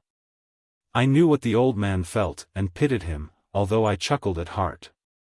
I knew that he had been lying awake ever since the first slight noise, when he had turned in the bed. His fears had been ever since growing upon him. He had been trying to fancy them causeless, but could not. He had been saying to himself, "It is nothing but the wind in the chimney, it is only a mouse crossing the floor, or, it is merely a cricket which has made a single chirp." Yes, he had been trying to comfort himself with these suppositions, but he had found all in vain. All in vain. Because death, in approaching him, had stalked with his black shadow before him, and enveloped the victim. And it was the mournful influence of the unperceived shadow that caused him to feel, although he neither saw nor heard, to feel the presence of my head within the room. When I had waited a long time, very patiently, without hearing him lie down, I resolved to open a very, very little crevice in the lantern. So I opened it, you cannot imagine how stealthily, until, at length a simple dim ray, like the thread of the spider, shot from out the crevice and fell full upon the vulture eye. It was open, wide open, and I grew furious as I gazed upon it. I saw it with perfect distinctness, all a dull blue, with a hideous veil over it that chilled the very marrow in my bones. But I could see nothing else of the old man's face or person, for I had directed the ray as if by instinct, precisely upon the damned spot. And have I not told you that what you mistake for madness is but over-acuteness of the sense?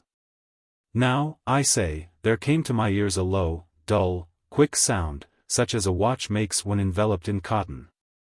I knew that sound well, too. It was the beating of the old man's heart. It increased my fury, as the beating of a drum stimulates the soldier into courage. But even yet I refrained and kept still. I scarcely breathed. I held the lantern motionless. I tried how steadily I could maintain the ray upon the eve. Meantime the hellish tattoo of the heart increased. It grew quicker and quicker, and louder every instant. The old man's terror must have been extreme. It grew louder, I say, louder every moment. Do you mark me well? I have told you that I am nervous, so I am. And now at the dead hour of the night, amid the dreadful silence of that old house, so strange a noise as this excited me to uncontrollable terror. Yet, for some minutes longer I refrained and stood still. But the beating grew louder. I thought the heart must burst. And now a new anxiety seized me, the sound would be heard by a neighbor. The old man's hour had come. With a loud yell, I threw open the lantern and leaped into the room. He shrieked once only. In an instant I dragged him to the floor, and pulled the heavy bed over him. I then smiled gaily, to find the deed so far done. But, for many minutes, the heart beat on with a muffled sound. This, however, did not vex me, it would not be heard through the wall. At length it ceased. The old man was dead. I removed the bed and examined the corpse. Yes, he was stone dead. I placed my hand upon the heart and held it there many minutes. There was no pulsation. He was stone dead. His eye would trouble me no more. If still you think me mad, you will think so no longer when I describe the wise precautions I took for the concealment of the body. The night waned, and I worked hastily, but in silence. First of all I dismembered the corpse. I cut off the head and the arms and the legs. I then took up 3 planks from the flooring of the chamber, and deposited all between the scantlings. I then replaced the board so cleverly, so cunningly, that no human eye, not even his, could have detected anything wrong. There was nothing to wash out, no stain of any kind, no blood spot whatever. I had been too wary for that. A tub had caught all, ha! When I had made an end of these labors, it was 4 o'clock, still dark as midnight. As the bell sounded the hour, there came a knocking at the street door. I went down to open it with a light heart, for what had I now to fear? There entered 3 men, who introduced themselves, with perfect suavity, as officers of the police. A shriek had been heard by a neighbor during the night, suspicion of foul play had been aroused. Information had been lodged at the police office, and they, the officers, had been deputed to search the premises. I smiled, for what had I to fear? I bade the gentleman welcome. The shriek, I said, was my own in a dream. The old man, I mentioned, was absent in the country. I took my visitors all over the house. I bade them search well. I led them, at length, to his chamber. I showed them his treasures, secure, undisturbed. In the enthusiasm of my confidence, I brought chairs into the room, and desired them here to rest from their fatigues, while I myself, in the wild audacity of my perfect triumph, placed my own seat upon the very spot beneath which reposed the corpse of the victim. The officers were satisfied. My manner had convinced them. I was singularly at ease. They sat, and while I answered cheerily, they chatted of familiar things. But, ere long, I felt myself getting pale and wished them gone. My head ached, and I fancied a ringing in my ears, but still they sat and still chatted. The ringing became more distinct, it continued and became more distinct, I talked more freely to get rid of the feeling, but it continued and gained definiteness, until, at length, I found that the noise was not within my ears. No doubt I now grew very pale, but I talked more fluently, and with a heightened voice. Yet the sound increased, and what could I do? It was a low, dull, quick sound, much such a sound as a watch makes when enveloped in cotton. I gasped for breath, and yet the officers heard it not. I talked more quickly, more vehemently. But the noise steadily increased. I arose and argued about trifles, in a high key and with violent gesticulations, but the noise steadily increased. Why would they not be gone? I paced the floor to and fro with heavy strides, as if excited to fury by the observations of the men, but the noise steadily increased. Oh God! What could I do? I foamed, I raved, I swore. I swung the chair upon which I had been sitting, and grated it upon the boards, but the noise arose over all and continually increased. It grew louder, louder, louder. And still the men chatted pleasantly, and smiled. Was it possible they heard not? Almighty God, no, no. They heard, they suspected, they knew, they were making a mockery of my horror. This I thought, and this I think. But anything was better than this agony. Anything was more tolerable than this derision. I could bear those hypocritical smiles no longer. I felt that I must scream or die. And now, again, hark! Louder! Louder! Louder! Louder! Villains! I shrieked, dissemble no more. I admit the deed, tear up the planks, here, here. It is the beating of his hideous heart. The gold bug. What ho! What ho! This fellow is dancing mad. He hath been bitten by the tarantula. All in the wrong. Many years ago, I contracted an intimacy with a Mr. William Legrand. He was of an ancient Huguenot family, and had once been wealthy, but a series of misfortunes had reduced him to want. To avoid the mortification consequent upon his disasters, he left New Orleans, the city of his forefathers, and took up his residence at Sullivan's Island, near Charleston, South Carolina. This island is a very singular one. It consists of little else than the sea sand, and is about 3 miles long. Its breadth at no point exceeds 1/4 mile. It is separated from the main land by a scarcely perceptible creek, oozing its way through a wilderness of reeds and slime, a favorite resort of the marsh hen. The vegetation, as might be supposed, is scant, or at least dwarfish. No trees of any magnitude are to be seen. Near the western extremity, where Fort Moultrie stands, and where are some miserable frame buildings, tenanted, during summer, by the fugitives from Charleston dust and fever, may be found, indeed, the bristly palmetto.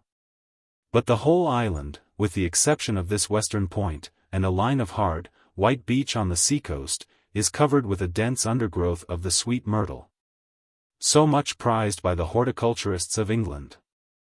The shrub here often attains the height of 15 or 20 feet, and forms an almost impenetrable coppice, burdening the air with its fragrance. In the inmost recesses of this coppice, not far from the eastern or more remote end of the island, Legrand had built himself a small hut, which he occupied when I first, by mere accident, made his acquaintance. This soon ripened into friendship, for there was much in the recluse to excite interest and esteem.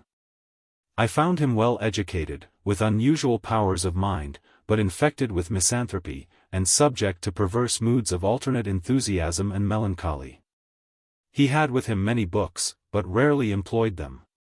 His chief amusements were gunning and fishing, or sauntering along the beach and through the myrtles. In quest of shells or entomological specimens, his collection of the latter might have been envied by a Swammerdam. In these excursions he was usually accompanied by an old Negro, called Jupiter, who had been manumitted before the reverses of the family, but who could be induced, neither by threats nor by promises, to abandon what he considered his right of attendance upon the footsteps of his young Massa Will. It is not improbable that the relatives of Legrand, conceiving him to be somewhat unsettled in intellect, had contrived to instill this obstinacy into Jupiter, with a view to the supervision and guardianship of the wanderer. The winters in the latitude of Sullivan's Island are seldom very severe, and in the fall of the year it is a rare event indeed when a fire is considered necessary. About the middle of October, 18, there occurred, however, a day of remarkable chilliness. Just before sunset I scrambled my way through the evergreens to the hut of my friend, whom I had not visited for several weeks, my residence being, at that time, in Charleston. A distance of 9 miles from the island, while the facilities of passage and repassage were very far behind those of the present day. Upon reaching the hut I rapped, as was my custom, and getting no reply, sought for the key where I knew it was secreted, unlocked the door and went in. A fine fire was blazing upon the hearth. It was a novelty, and by no means an ungrateful one. I threw off an overcoat, took an armchair by the crackling logs, and awaited patiently the arrival of my hosts. Soon after dark they arrived, and gave me a most cordial welcome. Jupiter, grinning from ear to ear, bustled about to prepare some marsh hens for supper. Legrand was in one of his fits, how else shall I term them, of enthusiasm. He had found an unknown bivalve, forming a new genus, and, more than this, he had hunted down and secured, with Jupiter's assistance, a scarabaeus which he believed to be totally new, but in respect to which he wished to have my opinion on the morrow. And why not tonight? I asked, rubbing my hands over the blaze, and wishing the whole tribe of scarabaei at the devil. Ah, if I had only known you were here, said Legrand, but it's so long since I saw you, and how could I foresee that you would pay me a visit this very night of all others? As I was coming home I met Lieutenant G, from the fort, and, very foolishly, I lent him the bug, so it will be impossible for you to see it until the morning.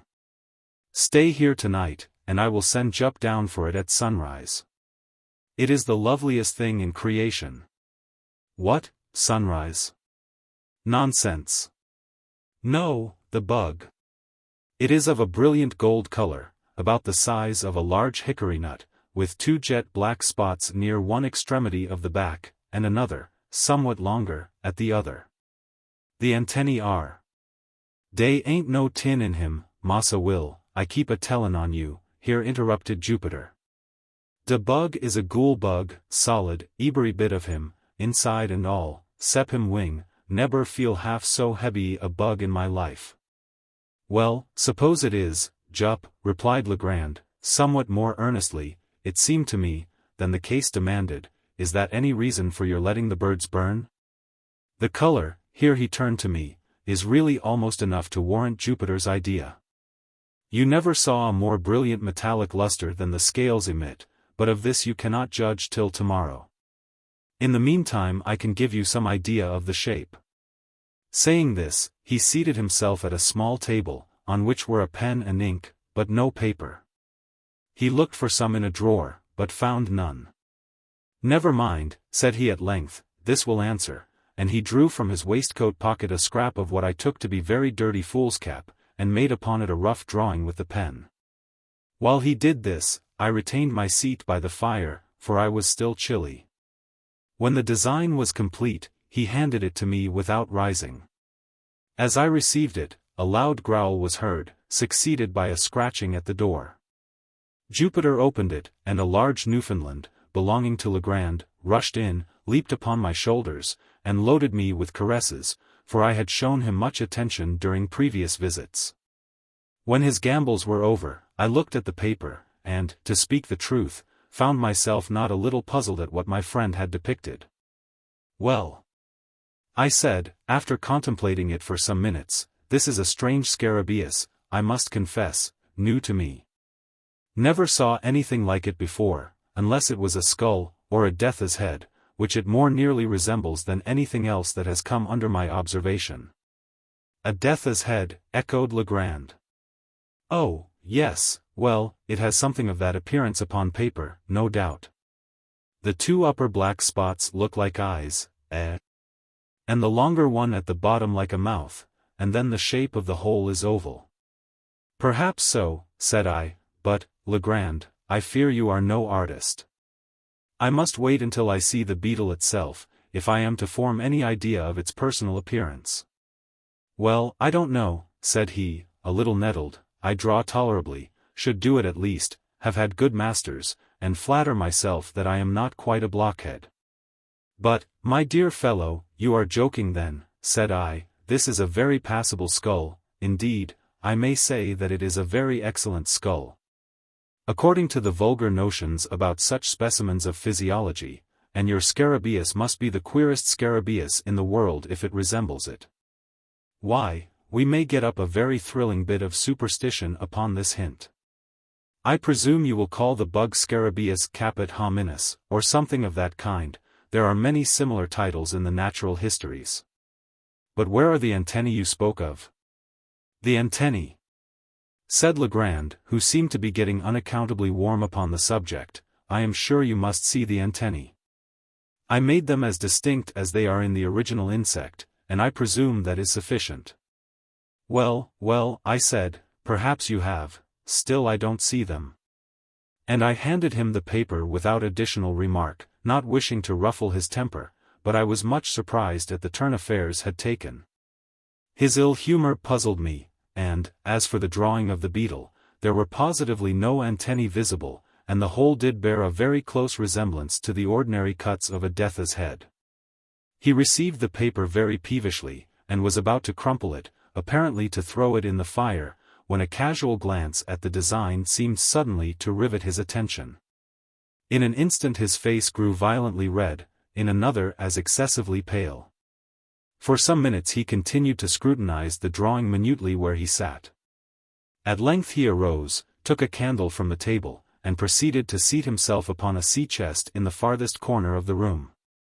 Here again he made an anxious examination of the paper, turning it in all directions. He said nothing, however, and his conduct greatly astonished me, yet I thought it prudent not to exacerbate the growing moodiness of his temper by any comment. Presently he took from his coat pocket a wallet, placed the paper carefully in it, and deposited both in a writing desk, which he locked. He now grew more composed in his demeanor. But his original air of enthusiasm had quite disappeared. Yet he seemed not so much sulky as abstracted. As the evening wore away he became more and more absorbed in reverie, from which no sallies of mine could arouse him. It had been my intention to pass the night at the hut, as I had frequently done before, but, seeing my host in this mood, I deemed it proper to take leave. He did not press me to remain, but, as I departed, he shook my hand with even more than his usual cordiality.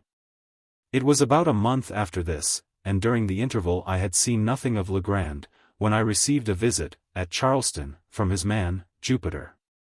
I had never seen the good old negro look so dispirited, and I feared that some serious disaster had befallen my friend. Well, Jup, said I, what is the matter now? How is your master? Why, to speak the truth, massa, him not so berry well as mought be. Not well. I am truly sorry to hear it. What does he complain of?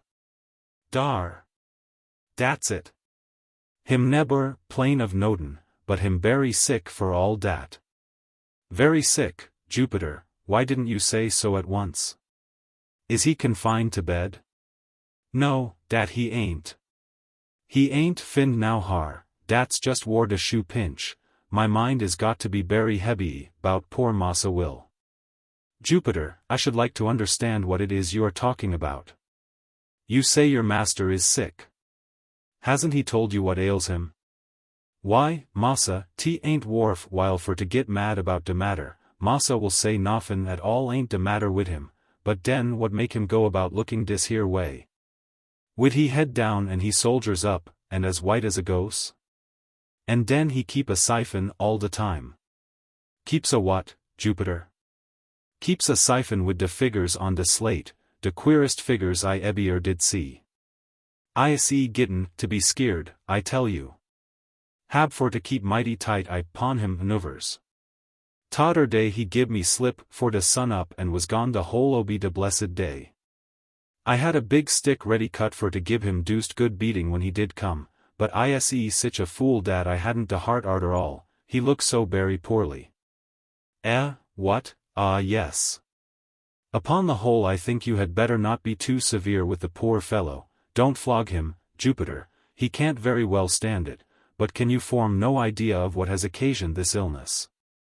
Or rather this change of conduct? Has anything unpleasant happened since I saw you? No, massa, day ain't been noffin unpleasant since den, 'twas for den I'm feared, 'twas de berry day you was dere. How? What do you mean? Why, massa, I mean de bug, dere now. The what? De bug, I'm berry sartain dat massa will been bit somewhere bout de head by dat ghoul bug. And what cause have you, Jupiter, for such a supposition? Claws enough, massa, and mouth too. I never did see sich a deuced bug, he kick and he bite ebery ting what come near him. Massa will cotch him fuss, but had for to let him go gin mighty quick, I tell you, den was de time he must ha got de bite. I didn't like de look o de bug mouth, myself, no how, so I wouldn't take hold ob him wid my finger, but I cotch him wid a piece ob paper dat I found. I wrap him up in de paper and stuff piece ob it in he mouth, dat was de way. And you think, then, that your master was really bitten by the beetle, and that the bite made him sick? I don't think noffin about it, I knows it. What make him dream 'bout de ghouls so much, if 't ain't 'cause he bit by de ghoul bug? I see heard 'bout dem ghoul bugs for dis. But how do you know he dreams about gold? How I know? Why, 'cause he talk about it in he sleep, dat's how I knows. Well, Jup, perhaps you are right. But to what fortunate circumstance am I to attribute the honor of a visit from you today? What de matter, massa? Did you bring any message from Mr. Legrand? No, massa, I bring dis here pissel, and here Jupiter handed me a note which ran thus. My dear. Why have I not seen you for so long a time?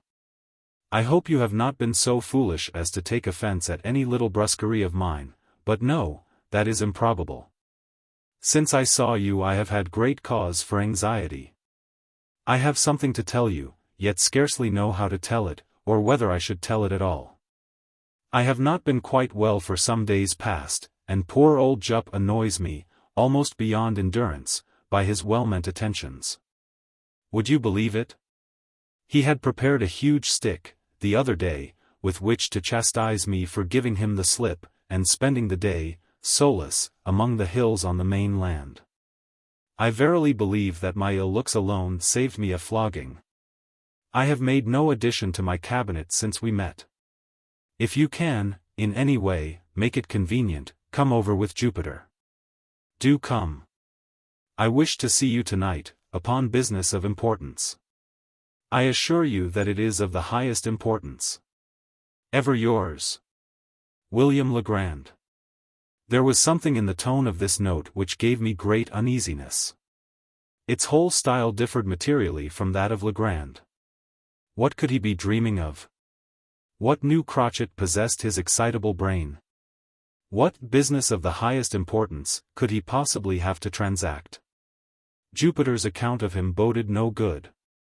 I dreaded lest the continued pressure of misfortune had, at length, fairly unsettled the reason of my friend. Without a moment's hesitation, therefore, I prepared to accompany the negro. Upon reaching the wharf, I noticed a scythe and 3 spades, all apparently new, lying in the bottom of the boat in which we were to embark. What is the meaning of all this, Jup? I inquired. Him scythe, massa, and spade. Very true, but what are they doing here?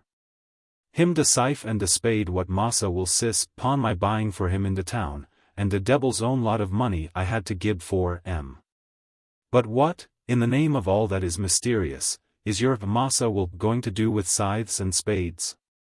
Dat's more dan I know, and de bill take me if I don't believe 'tis more dan he know, too. But it's all come ob do bug. Finding that no satisfaction was to be obtained of Jupiter, whose whole intellect seemed to be absorbed by de bug, I now stepped into the boat and made sail. With a fair and strong breeze we soon ran into the little cove to the northward of Fort Moultrie, and a walk of some 2 miles brought us to the hut. It was about 3 in the afternoon when we arrived. Legrand had been awaiting us in eager expectation. He grasped my hand with a nervous empressement which alarmed me and strengthened the suspicions already entertained. His countenance was pale even to ghastliness, and his deep-set eyes glared with unnatural luster. After some inquiries respecting his health, I asked him, not knowing what better to say, if he had yet obtained the scarabaeus from Lieutenant G. "Oh, yes," he replied, coloring violently, "I got it from him the next morning. Nothing should tempt me to part with that scarabaeus. Do you know that Jupiter is quite right about it?" "In what way?" I asked, with a sad foreboding at heart. "In supposing it to be a bug of real gold." He said this with an air of profound seriousness, and I felt inexpressibly shocked. "This bug is to make my fortune," he continued, with a triumphant smile, "to reinstate me in my family possessions. Is it any wonder, then, that I prize it? Since fortune has thought fit to bestow it upon me, I have only to use it properly and I shall arrive at the gold of which it is the index. Jupiter, bring me that scarabaeus." "What? De bug, massa? I'd rudder not go fair trouble dat bug, you muse get him for your own self." Hereupon Legrand arose, with a grave and stately air, and brought me the beetle from a glass case in which it was enclosed. It was a beautiful scarabaeus, and, at that time, unknown to naturalists, of course a great prize in a scientific point of view. There were 2 round, black spots near one extremity of the back, and a long one near the other. The scales were exceedingly hard and glossy, with all the appearance of burnished gold. The weight of the insect was very remarkable, and, taking all things into consideration, I could hardly blame Jupiter for his opinion respecting it. But what to make of Legrand's concordance with that opinion, I could not, for the life of me, tell. "I sent for you," said he, in a grandiloquent tone, when I had completed my examination of the beetle, "I sent for you. That I might have your counsel and assistance in furthering the views of fate and of the bug."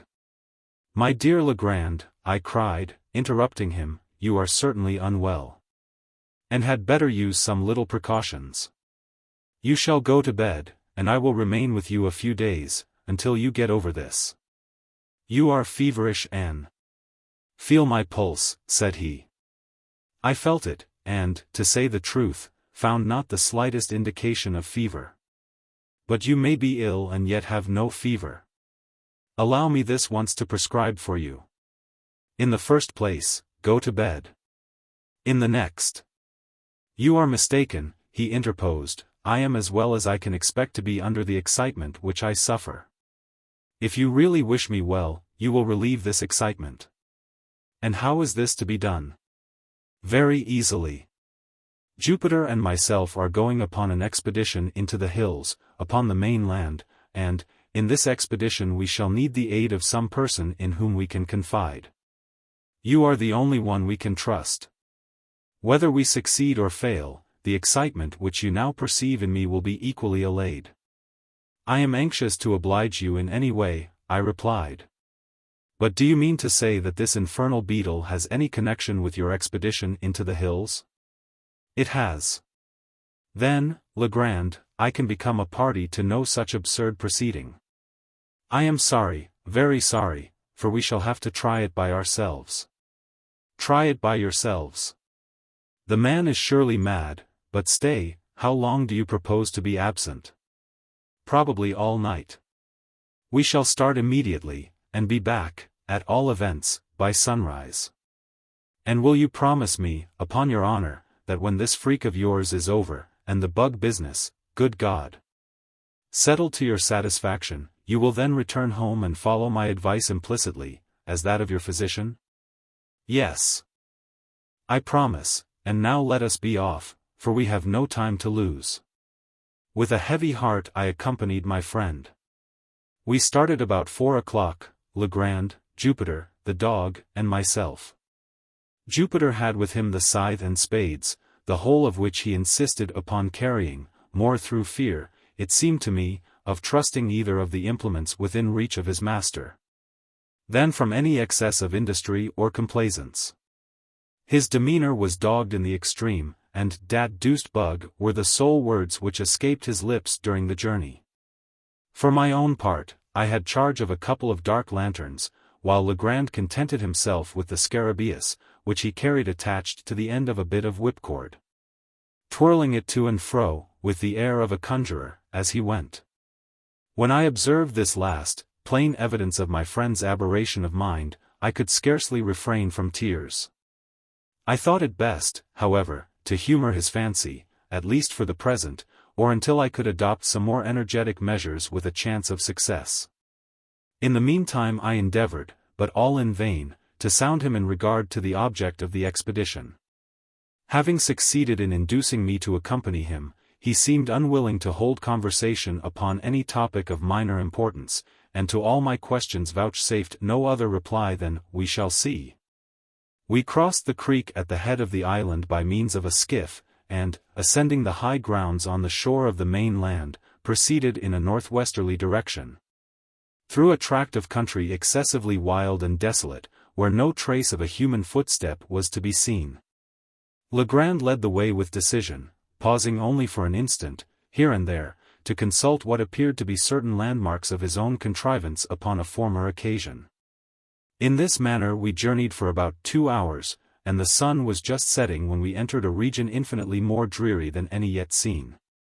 It was a species of table land, near the summit of an almost inaccessible hill, densely wooded from base to pinnacle, and interspersed with huge crags that appeared to lie loosely upon the soil, and in many cases were prevented from precipitating themselves into the valleys below, merely by the support of the trees against which they reclined.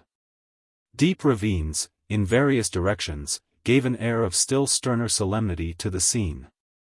The natural platform to which we had clambered was thickly overgrown with brambles, through which we soon discovered that it would have been impossible to force our way but for the scythe. And Jupiter, by direction of his master, proceeded to clear for us a path to the foot of an enormously tall tulip tree, which stood, with some 8 or 10 oaks, upon the level, and far surpassed them all, and all other trees which I had then ever seen, in the beauty of its foliage and form, in the wide spread of its branches, and in the general majesty of its appearance. When we reached this tree, Legrand turned to Jupiter, and asked him if he thought he could climb it. The old man seemed a little staggered by the question, and for some moments made no reply. At length he approached the huge trunk, walked slowly around it, and examined it with minute attention. When he had completed his scrutiny, he merely said, "Yes, massa, Jup climb any tree he ever see in he life. Then up with you as soon as possible, for it will soon be too dark to see what we are about." "How far muse go up, massa?" inquired Jupiter. "Get up the main trunk first, and then I will tell you which way to go, and here, stop. Take this beetle with you." "De bug, massa will, de ghoul bug," cried the negro, drawing back in dismay. "What for muse tote de bug way up de tree, and if I do?" "If you are afraid, Jup, a great big negro like you, to take hold of a harmless little dead beetle, why you can carry it up by this string, but, if you do not take it up with you in some way, I shall be under the necessity of breaking your head with this shovel." "What de matter now, massa?" said Jup, evidently shamed into compliance. "Always want for to raise fuss wid old nigger. Was only fun neen anyhow. Me fared de bug. What I care for de bug?" Here he took cautiously hold of the extreme end of the string, and, maintaining the insect as far from his person as circumstances would permit, prepared to ascend the tree. In youth, the tulip tree, or Liriodendron tulipiferum, the most magnificent of American foresters, has a trunk peculiarly smooth, and often rises to a great height without lateral branches. But, in its riper age, the bark becomes gnarled and uneven, while many short limbs make their appearance on the stem. Thus the difficulty of ascension, in the present case, lay more in semblance than in reality. Embracing the huge cylinder, as closely as possible, with his arms and knees, seizing with his hands some projections, and resting his naked toes upon others, Jupiter, after 1 or 2 narrow escapes from falling, at length wriggled himself into the first great fork, and seemed to consider the whole business as virtually accomplished. The risk of the achievement was, in fact, now over, although the climber was some 60 or 70 feet from the ground. Which way Muse go now, Massa will? He asked. Keep up the largest branch, the one on this side, said Legrand. The Negro obeyed him promptly, and apparently with but little trouble. Ascending higher and higher, until no glimpse of his squat figure could be obtained through the dense foliage which enveloped it. Presently his voice was heard in a sort of halloo. How much fudder is got for go? How high up are you? Asked Legrand. Ebier so fur, replied the Negro, can see de sky through de top o' de tree. Never mind the sky, but attend to what I say. Look down the trunk and count the limbs below you on this side. How many limbs have you passed? 1, 2, 3, 4, 5, I done pass 5 big limb, massa, pon dis side. Then go 1 limb higher. In a few minutes the voice was heard again, announcing that the 7th limb was attained. Now, Jup, cried Legrand, evidently much excited, I want you to work your way out upon that limb as far as you can. If you see anything strange, let me know. By this time what little doubt I might have entertained of my poor friend's insanity, was put finally at rest. I had no alternative but to conclude him stricken with lunacy, and I became seriously anxious about getting him home. While I was pondering upon what was best to be done, Jupiter's voice was again heard. Mose feared for to venter pon dis limb berry far, 'tis dead limb putty much all de way. Did you say it was a dead limb, Jupiter? Cried Legrand in a quavering voice. Yes, massa, him dead as de doornail, done up for sartain, done departed dis here life. What in the name heaven shall I do? Asked Legrand, seemingly in the greatest distress. Do, said I, glad of an opportunity to interpose a word, why come home and go to bed. Come now. That's a fine fellow. It's getting late, and, besides, you remember your promise. Jupiter, cried he, without heeding me in the least, do you hear me? Yes, massa will, hear you Ebier so plain. Try the wood well, then, with your knife, and see if you think it very rotten. Him rotten, massa, sure enough, replied the Negro in a few moments, but not so berry rotten as mought be. Mought venter out leetle way pon de limb by myself, dat's true. By yourself? What do you mean? Why, I mean de bug. 'Tis berry heavy bug.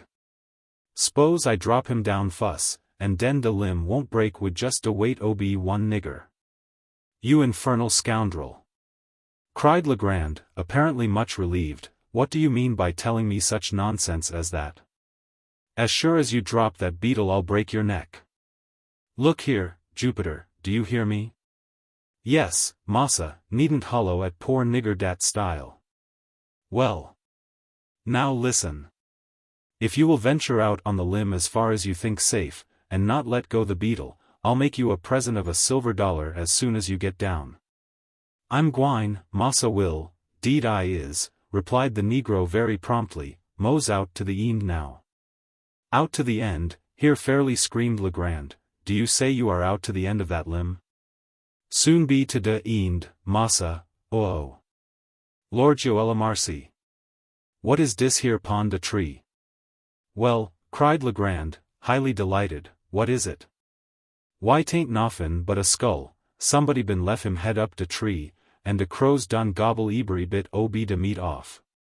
A skull, you say, very well, how is it fastened to the limb? What holds it on? Sure enough, massa, Muse look. Why dis berry curious circumstance, pon my word, dere's a great big nail in de skull, what fastens ob it on to de tree. Well now, Jupiter, do exactly as I tell you, do you hear? Yes, massa. Pay attention, then, find the left eye of the skull. Who? Dat's good. Why dere ain't no eye left at all. Curse your stupidity. Do you know your right hand from your left? Yes, I knows dat, knows all 'bout dat, 'tis my left hand what I chops de wood wid. To be sure. You are left-handed. And your left eye is on the same side as your left hand. Now, I suppose, you can find the left eye of the skull, or the place where the left eye has been. Have you found it? Here was a long pause. At length the Negro asked. Is de left eye of de skull pon de same side as de left hand of de skull, too, 'cause de skull ain't got not a bit ob a hand at all, neber mind. I got de left eye now, here de left eye. What muse do wid it? Let the beetle drop through it, as far as the string will reach, but be careful and not let go your hold of the string. All dat done, massa will, mighty easy ting for to put de bug fru de hole, look out for him dere below. During this colloquy no portion of Jupiter's person could be seen. But the beetle, which he had suffered to descend, was now visible at the end of the string, and glistened, like a globe of burnished gold, in the last rays of the setting sun, some of which still faintly illumined the eminence upon which we stood. The scarabaeus hung quite clear of any branches, and, if allowed to fall, would have fallen at our feet. Legrand immediately took the scythe, and cleared with it a circular space, 3 or 4 yards in diameter, just beneath the insect, and, having accomplished this, ordered Jupiter to let go the string and come down from the tree. Driving a peg, with great nicety, into the ground, at the precise spot where the beetle fell, my friend now produced from his pocket a tape measure. Fastening one end of this at that point of the trunk, of the tree which was nearest the peg, he unrolled it till it reached the peg, and thence farther unrolled it. In the direction already established by the 2 points of the tree and the peg, for the distance of 50 feet, Jupiter clearing away the brambles with the scythe. At the spot thus attained a second peg was driven, and about this, as a center, a rude circle, about 4 feet in diameter, described. Taking now a spade himself, and giving one to Jupiter and one to me, Legrand begged us to set about digging as quickly as possible. To speak the truth, I had no especial relish for such amusement at any time, and, at that particular moment, would most willingly have declined it. For the night was coming on, and I felt much fatigued with the exercise already taken, but I saw no mode of escape, and was fearful of disturbing my poor friend's equanimity by a refusal. Could I have depended, indeed, upon Jupiter's aid, would have had no hesitation in attempting to get the lunatic home by force. But I was too well assured of the old Negro's disposition, to hope that he would assist me, under any circumstances, in a personal contest with his master. I made no doubt that the latter had been infected with some of the innumerable southern superstitions about money buried, and that his fantasy had received confirmation by the finding of the scarabaeus, or, perhaps, by Jupiter's obstinacy in maintaining it to be a bug of real gold. A mind disposed to lunacy would readily be led away by such suggestions, especially if chiming in with favorite preconceived ideas, and then I called to mind the poor fellow's speech about the beetles being the index of his fortune. Upon the whole, I was sadly vexed and puzzled, but, at length, I concluded to make a virtue of necessity, to dig with a good will, and thus the sooner to convince the visionary, by ocular demonstration, of the fallacy of the opinions he entertained. The lanterns having been lit, we all fell to work with a zeal worthy a more rational cause. And, as the glare fell upon our persons and implements, I could not help thinking how picturesque a group we composed, and how strange and suspicious our labors must have appeared to any interloper who, by chance, might have stumbled upon our whereabouts. We dug very steadily for 2 hours. Little was said, and our chief embarrassment lay in the yelpings of the dog, who took exceeding interest in our proceedings. He, at length, became so obstreperous that we grew fearful of his giving the alarm to some stragglers in the vicinity, or, rather, this was the apprehension of Legrand. For myself, I should have rejoiced at any interruption which might have enabled me to get the wanderer home. The noise was, at length, very effectually silenced by Jupiter, who, getting out of the hole with a dogged air of deliberation, tied the brute's mouth up with one of his suspenders, and then returned, with a grave chuckle, to his task. When the time mentioned had expired, we had reached a depth of 5 feet, and yet no signs of any treasure became manifest. A general pause ensued, and I began to hope that the farce was at an end. Legrand, however, although evidently much disconcerted, wiped his brow thoughtfully and recommenced. We had excavated the entire circle of 4 feet diameter, and now we slightly enlarged the limit, and went to the farther depth of 2 feet. Still nothing appeared. The gold seeker, whom I sincerely pitied, at length clambered from the pit, with the bitterest disappointment imprinted upon every feature, and proceeded, slowly and reluctantly, to put on his coat, which he had thrown off at the beginning of his labor. In the meantime I made no remark. Jupiter, at a signal from his master, began to gather up his tools. This done, and the dog having been unmuzzled, we turned in profound silence towards home. We had taken, perhaps, a dozen steps in this direction, when, with a loud oath, Legrand strode up to Jupiter, and seized him by the collar. The astonished negro opened his eyes and mouth to the fullest extent, let fall the spades, and fell upon his knees. "You scoundrel," said Legrand, hissing out the syllables from between his clenched teeth, "you infernal black villain, speak, I tell you, answer me this instant, without prevarication. Which is your left eye?" "Oh, my golly, Massa Will. Ain't dis here my left eye for sartain?" roared the terrified Jupiter, placing his hand upon his right organ of vision, and holding it there with a desperate pertinacity, as if in immediate dread of his master's attempt at a gouge. "I thought so, I knew it." "Hurrah!" vociferated Legrand, letting the negro go, and executing a series of curvets and caracoles, much to the astonishment of his valet, who, arising from his knees, looked, mutely, from his master to myself, and then from myself to his master. "Come. We must go back," said the latter, "the game's not up yet," and he again led the way to the tulip tree. "Jupiter," said he, when we reached its foot, "come here. Was the skull nailed to the limb with the face outwards, or with the face to the limb?" "De face was out, massa, so dat de crows could get at de eyes good, widout any trouble." "Well, then, was it this eye or that through which you dropped the beetle?" Here Legrand touched each of Jupiter's eyes. "'Twas dis eye, massa, de left eye, jis as you tell me," and here it was his right eye that the negro indicated. "That will do, we must try it again." Here my friend, about whose madness I now saw, or fancied that I saw, certain indications of method, removed the peg which marked the spot where the beetle fell, to a spot about 3 inches to the westward of its former position. Taking, now, the tape measure from the nearest point of the trunk to the peg, as before, and continuing the extension in a straight line to the distance of 50 feet, a spot was indicated, removed by several yards, from the point at which we had been digging. Around the new position a circle, somewhat larger than in the former instance, was now described, and we again set to work with the spades. I was dreadfully weary, but, scarcely understanding what had occasioned the change in my thoughts, I felt no longer any great aversion from the labor imposed. I had become most unaccountably interested, nay, even excited. Perhaps there was something, amid all the extravagant demeanor of Legrand, some air of forethought, or of deliberation, which impressed me.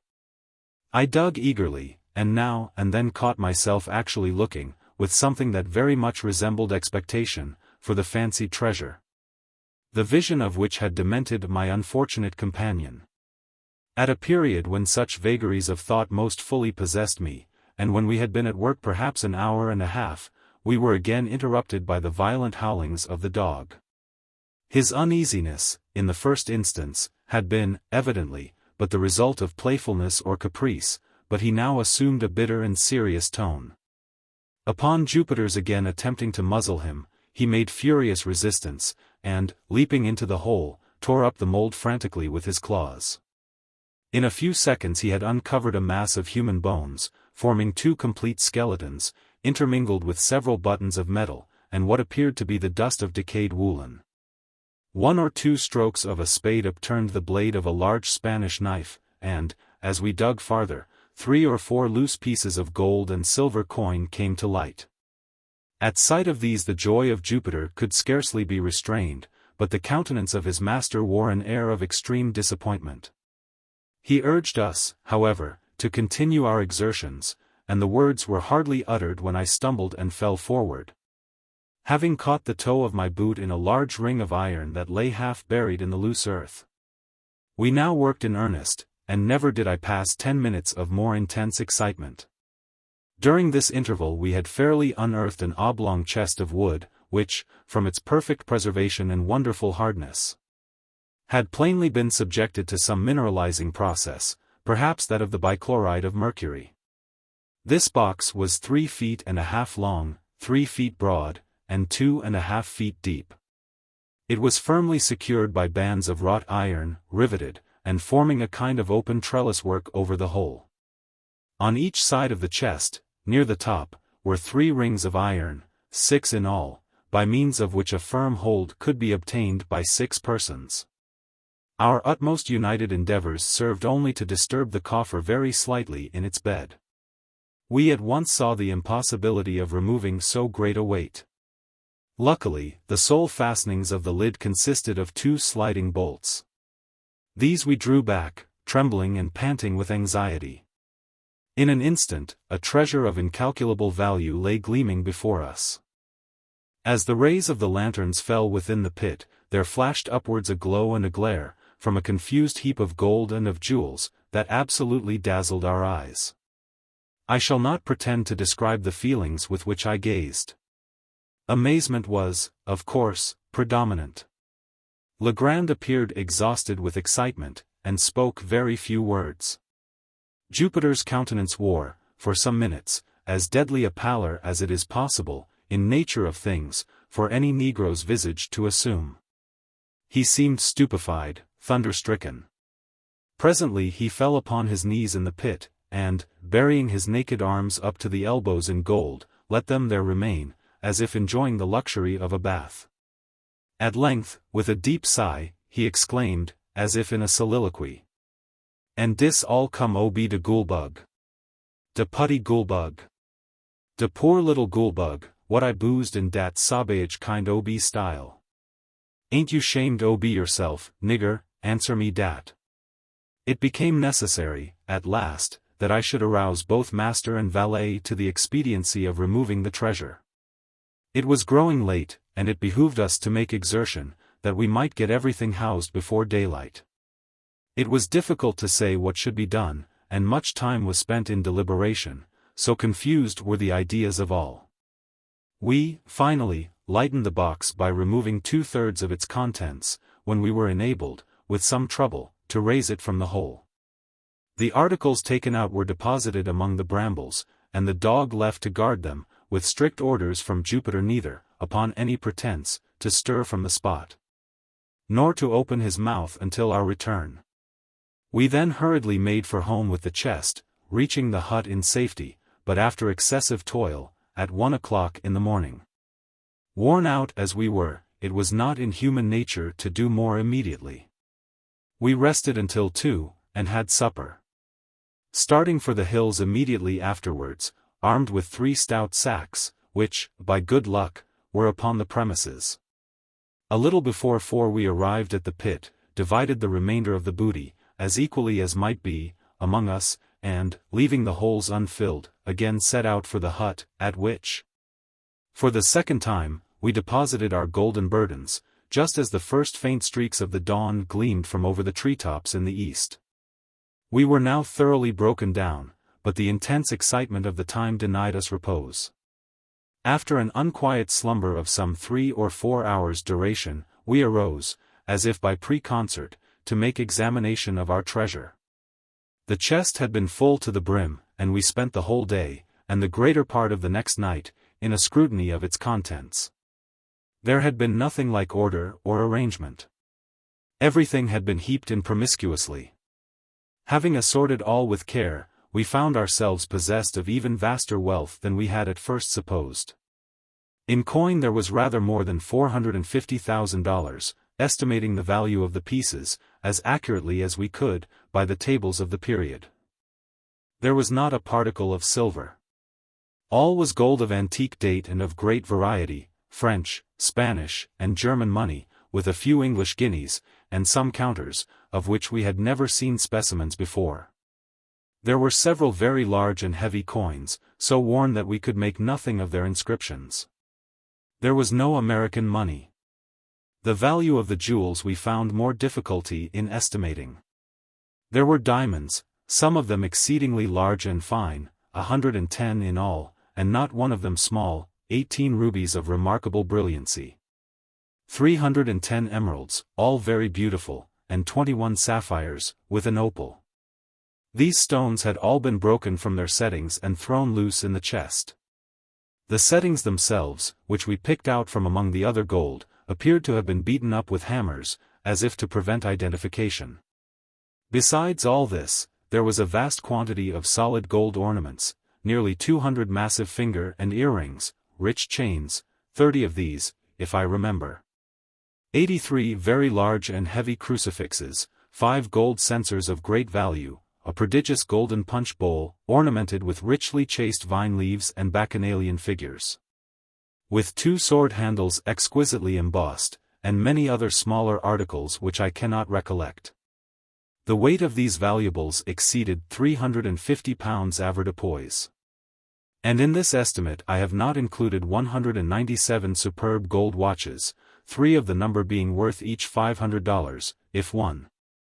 Many of them were very old, and as timekeepers valueless, the works having suffered, more or less, from corrosion, but all were richly jeweled and in cases of great worth. We estimated the entire contents of the chest, that night, at $1.5 million. And upon the subsequent disposal of the trinkets and jewels, a few being retained for our own use, it was found that we had greatly undervalued the treasure. When, at length, we had concluded our examination, and the intense excitement of the time had, in some measure, subsided, Legrand, who saw that I was dying with impatience for a solution of this most extraordinary riddle, entered into a full detail of all the circumstances connected with it. "You remember," said he, "the night when I handed you the rough sketch I had made of the scarabaeus. You recollect also, that I became quite vexed at you for insisting that my drawing resembled a death's head. When you first made this assertion I thought you were jesting. But afterwards I called to mind the peculiar spots on the back of the insect, and admitted to myself that your remark had some little foundation in fact. Still, the sneer at my graphic powers irritated me, for I am considered a good artist, and, therefore, when you handed me the scrap of parchment, I was about to crumple it up and throw it angrily into the fire." "The scrap of paper, you mean," said I. "No. It had much of the appearance of paper, and at first I supposed it to be such, but when I came to draw upon it, I discovered it, at once, to be a piece of very thin parchment. It was quite dirty, you remember. Well, as I was in the very act of crumpling it up, my glance fell upon the sketch at which you had been looking, and you may imagine my astonishment when I perceived, in fact, the figure of a death's head just where, it seemed to me, I had made the drawing of the beetle. For a moment I was too much amazed to think with accuracy. I knew that my design was very different in detail from this, although there was a certain similarity in general outline. Presently I took a candle, and seating myself at the other end of the room, proceeded to scrutinize the parchment more closely. Upon turning it over, I saw my own sketch upon the reverse, just as I had made it.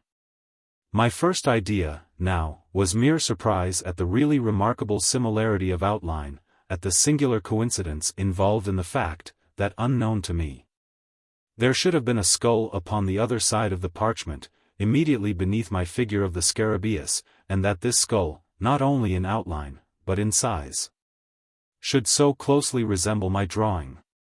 I say the singularity of this coincidence absolutely stupefied me for a time. This is the usual effect of such coincidences. The mind struggles to establish a connection, a sequence of cause and effect, and, being unable to do so, suffers a species of temporary paralysis. But, when I recovered from this stupor, there dawned upon me gradually a conviction which startled me even far more than the coincidence. I began distinctly, positively, to remember that there had been no drawing upon the parchment when I made my sketch of the scarabaeus. I became perfectly certain of this.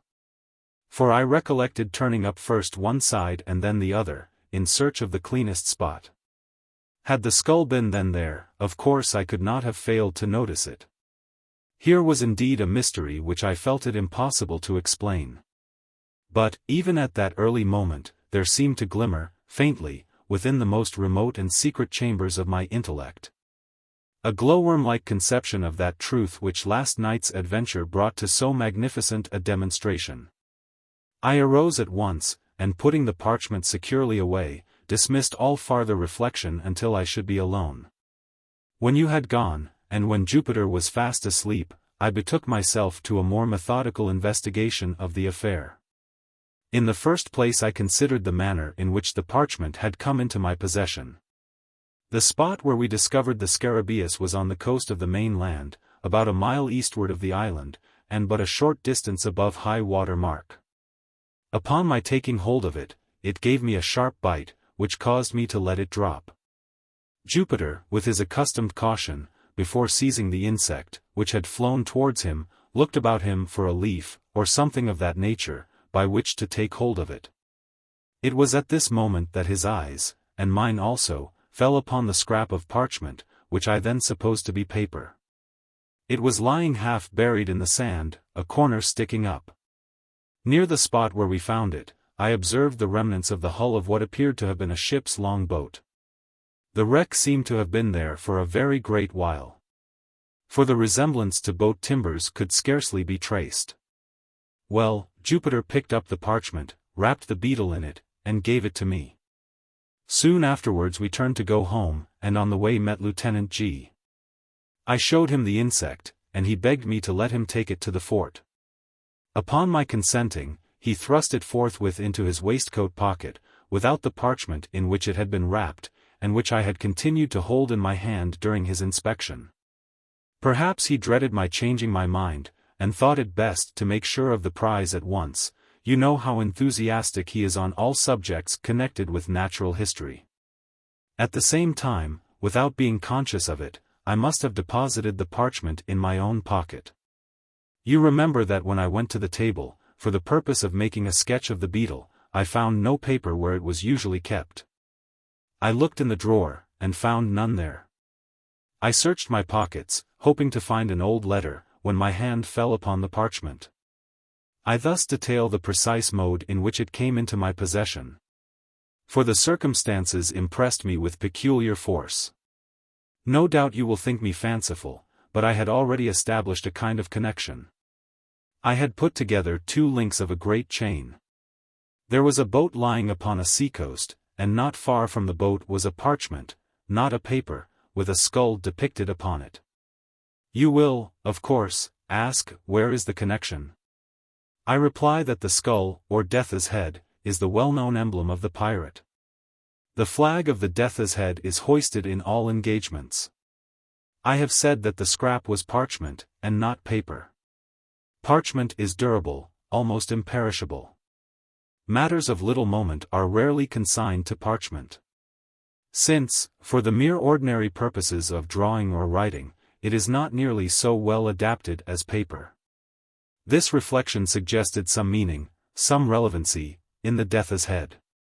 I did not fail to observe, also, the form of the parchment. Although one of its corners had been, by some accident, destroyed, it could be seen that the original form was oblong. It was just such a slip, indeed, as might have been chosen for a memorandum, for a record of something to be long remembered and carefully preserved. But, I interposed, you say that the skull was not upon the parchment and you made the drawing of the beetle. How then do you trace any connection between the boat and the skull, since this latter, according to your own admission, must have been designed, God only knows how or by whom, at some period subsequent to your sketching the scarabaeus? Ah, hereupon turns the whole mystery, although the secret, at this point, I had comparatively little difficulty in solving. My steps were sure, and could afford but a single result. I reasoned, for example, thus: when I drew the scarabaeus, there was no skull apparent upon the parchment. When I had completed the drawing I gave it to you, and observed you narrowly until you returned it. You, therefore, did not design the skull, and no one else was present to do it. Then it was not done by human agency. And nevertheless it was done. At this stage of my reflections I endeavored to remember, and did remember, with entire distinctness, every incident which occurred about the period in question. The weather was chilly, oh rare and happy accident, and a fire was blazing upon the hearth. I was heated with exercise and sat near the table. You, however, had drawn a chair close to the chimney. Just as I placed the parchment in your hand, and as you were in the act of inspecting it, Wolf, the Newfoundland, entered, and leaped upon your shoulders. With your left hand you caressed him and kept him off, while your right, holding the parchment, was permitted to fall listlessly between your knees, and in close proximity to the fire. At one moment I thought the blaze had caught it, and was about to caution you, but, before I could speak, you had withdrawn it, and were engaged in its examination. When I considered all these particulars, I doubted not for a moment that heat had been the agent in bringing to light, upon the parchment, the skull which I saw designed upon it. You are well aware that chemical preparations exist, and have existed time out of mind, by means of which it is possible to write upon either paper or vellum, so that the characters shall become visible only when subjected to the action of fire. Zephyr, digested in aqua regia, and diluted with 4 times its weight of water, is sometimes employed, a green tint results. The regulus of cobalt, dissolved in spirit of nitre, gives a red. These colors disappear at longer or shorter intervals after the material written upon cools, but again become apparent upon the reapplication of heat. I now scrutinize the death's head with care. Its outer edges, the edges of the drawing nearest the edge of the vellum, were far more distinct than the others. It was clear that the action of the caloric had been imperfect or unequal. I immediately kindled a fire, and subjected every portion of the parchment to a glowing heat. At first, the only effect was the strengthening of the faint lines in the skull. But, upon persevering in the experiment, there became visible, at the corner of the slip, diagonally opposite to the spot in which the death's head was delineated, the figure of what I at first supposed to be a goat. A closer scrutiny, however, satisfied me that it was intended for a kid. "Ha! Ha!" said I. "To be sure I have no right to laugh at you, $1.5 million of money is too serious a matter for mirth, but you are not about to establish a third link in your chain, you will not find any especial connection between your pirates and a goat. Pirates, you know, have nothing to do with goats. They appertain to the farming interest. But I have just said that the figure was not that of a goat. Well, a kid then, pretty much the same thing."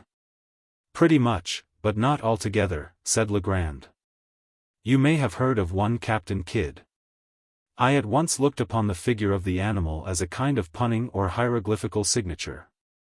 I say signature, because its position upon the vellum suggested this idea. The death's head at the corner diagonally opposite, had, in the same manner, the air of a stamp, or seal. But I was sorely put out by the absence of all else, of the body to my imagined instrument, of the text for my context. I presume you expected to find a letter between the stamp and the signature. Something of that kind. The fact is, I felt irresistibly impressed with a presentiment of some vast good fortune impending.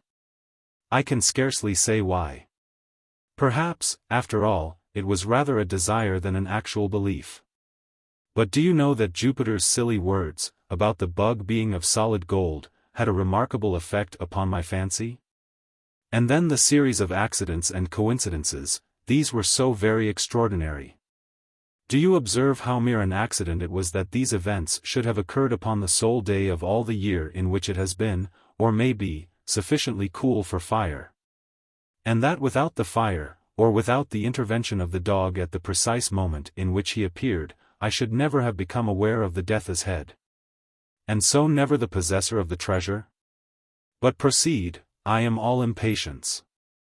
Well, you have heard, of course, the many stories current, the 1,000 vague rumors afloat about money buried, somewhere upon the Atlantic coast, by Kidd and his associates.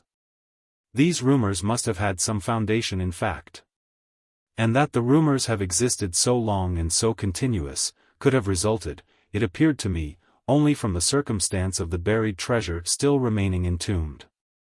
Had Kidd concealed his plunder for a time, and afterwards reclaimed it, the rumors would scarcely have reached us in their present unvarying form. You will observe that the stories told are all about money seekers, not about money finders. Had the pirate recovered his money, there the affair would have dropped. It seemed to me that some accident, say the loss of a memorandum indicating its locality, had deprived him of the means of recovering it, and that this accident had become known to his followers, who otherwise might never have heard that treasure had been concealed at all, and who, busying themselves in vain, because unguided attempts to regain it had given first birth, and then universal currency, to the reports which are now so common. Have you ever heard of any important treasure being unearthed along the coast? Never. But that Kidd's accumulations were immense, is well known. I took it for granted, therefore, that the earth still held them. And you will scarcely be surprised when I tell you that I felt a hope, nearly amounting to certainty, that the parchment so strangely found, involved a lost record of the place of deposit. But how did you proceed? I held the vellum again to the fire, after increasing the heat, but nothing appeared. I now thought it possible that the coating of dirt might have something to do with the failure. So I carefully rinsed the parchment by pouring warm water over it, and, having done this, I placed it in a tin pan, with the skull downwards, and put the pan upon a furnace of lighted charcoal. In a few minutes, the pan having become thoroughly heated, I removed the slip, and, to my inexpressible joy, found it spotted, in several places, with what appeared to be figures arranged in lines. Again I placed it in the pan, and suffered it to remain another minute. Upon taking it off, the whole was just as you see it now. Here Legrand, having reheated the parchment, submitted it to my inspection. The following characters were rudely traced, in a red tint, between the death's head and the goat. 53-305, 6. 48-26, 4, 4, 806, 48-8 paragraph 60, 85, 1, 883, 88, 5, 46-88 96, 8, 485, 52, 49562, 5, 4, 8 paragraph 8, 40692885, Winkyface 68, 4, 1, 9, 48081, 8:81, 4885, 4, 485 52880681, 9, 48 Wink with a frown 88, 4, 34, 48, 4, 161, 188? But, said I, returning him the slip, I am as much in the dark as ever. Were all the jewels of Golconda awaiting me upon my solution of this enigma, I am quite sure that I should be unable to earn them. And yet, said Legrand, the solution is by no means so difficult as you might be led to imagine from the first hasty inspection of the characters. These characters, as anyone might readily guess, form a cipher, that is to say, they convey a meaning. But then, from what is known of Kidd, I could not suppose him capable of constructing any of the more abstruse cryptographs. I made up my mind, at once, that this was of a simple species, such, however, as would appear, to the crude intellect of the sailor, absolutely insoluble without the key. And you really solved it? Readily. I have solved others of an abstruseness 10,000 times greater. Circumstances, and a certain bias of mind, have led me to take interest in such riddles. And it may well be doubted whether human ingenuity can construct an enigma of the kind which human ingenuity may not, by proper application, resolve. In fact, having once established connected and legible characters, I scarcely gave a thought to the mere difficulty of developing their import. In the present case, indeed in all cases of secret writing, the first question regards the language of the cipher. For the principles of solution, so far, especially, as the more simple ciphers are concerned, depend upon, and are varied by, the genius of the particular idiom. In general, there is no alternative but experiment, directed by probabilities, of every tongue known to him who attempts the solution, until the true one be attained. But, with the cipher now before us, all difficulty was removed by the signature. The pun upon the word kid is appreciable in no other language than the English. But for this consideration I should have begun my attempts with the Spanish and French, as the tongues in which a secret of this kind would most naturally have been written by a pirate of the Spanish Main. As it was, I assumed the cryptograph to be English. You observe there are no divisions between the words. Had there been divisions, the task would have been comparatively easy. In such case I should have commenced with a collation and analysis of the shorter words, and, had a word of a single letter occurred, as is most likely, or for example, I should have considered the solution as assured. But, there being no division, my first step was to ascertain the predominant letters, as well as the least frequent. Counting all, I constructed a table, thus. Of the character 8. There are 33. 26. 4. 19. 16. 13. 5. 12. 6. 11. 1. 8. 0. 6. 92. 5. 3. 4. 3. 2. 1. Now, in English, the letter which most frequently occurs is E. Afterwards, succession runs thus: A O I D H N R S T U Y C F G L M W B K P Q X Z. E predominates so remarkably that an individual sentence of any length is rarely seen, in which it is not the prevailing character. Here, then, we leave, in the very beginning, the groundwork for something more than a mere guess. The general use which may be made of the table is obvious, but, in this particular cipher, we shall only very partially require its aid. As our predominant character is 8, we will commence by assuming it as the E of the natural alphabet. To verify the supposition, let us observe if the 8 be seen often in couples, for E is doubled with great frequency in English, in such words, for example, as meet, fleet, speed, seen, been, agree, etc. In the present instance we see it doubled no less than 5 times, although the cryptograph is brief. Let us assume 8, then, as E. Now, of all words in the language, the is most usual. Let us see, therefore, whether there are not repetitions of any 3 characters, in the same order of collocation, the last of them being 8. If we discover repetitions of such letters, so arranged, they will most probably represent the word the. Upon inspection, we find no less than 7 such arrangements, the characters being 48. We may, therefore, assume that represents T, for represents H, and 8 represents E, the last being now well confirmed. Thus a great step has been taken. But, having established a single word, we are enabled to establish a vastly important point, that is to say, several commencements and terminations of other words. Let us refer, for example, to the last instance but one, in which the combination 48 occurs, not far from the end of the cipher. We know that the immediately ensuing is the commencement of a word, and, of the 6 characters succeeding this, we are cognizant of no less than 5. Let us set these characters down, thus, by the letters we know them to represent, leaving a space for the unknown. Th.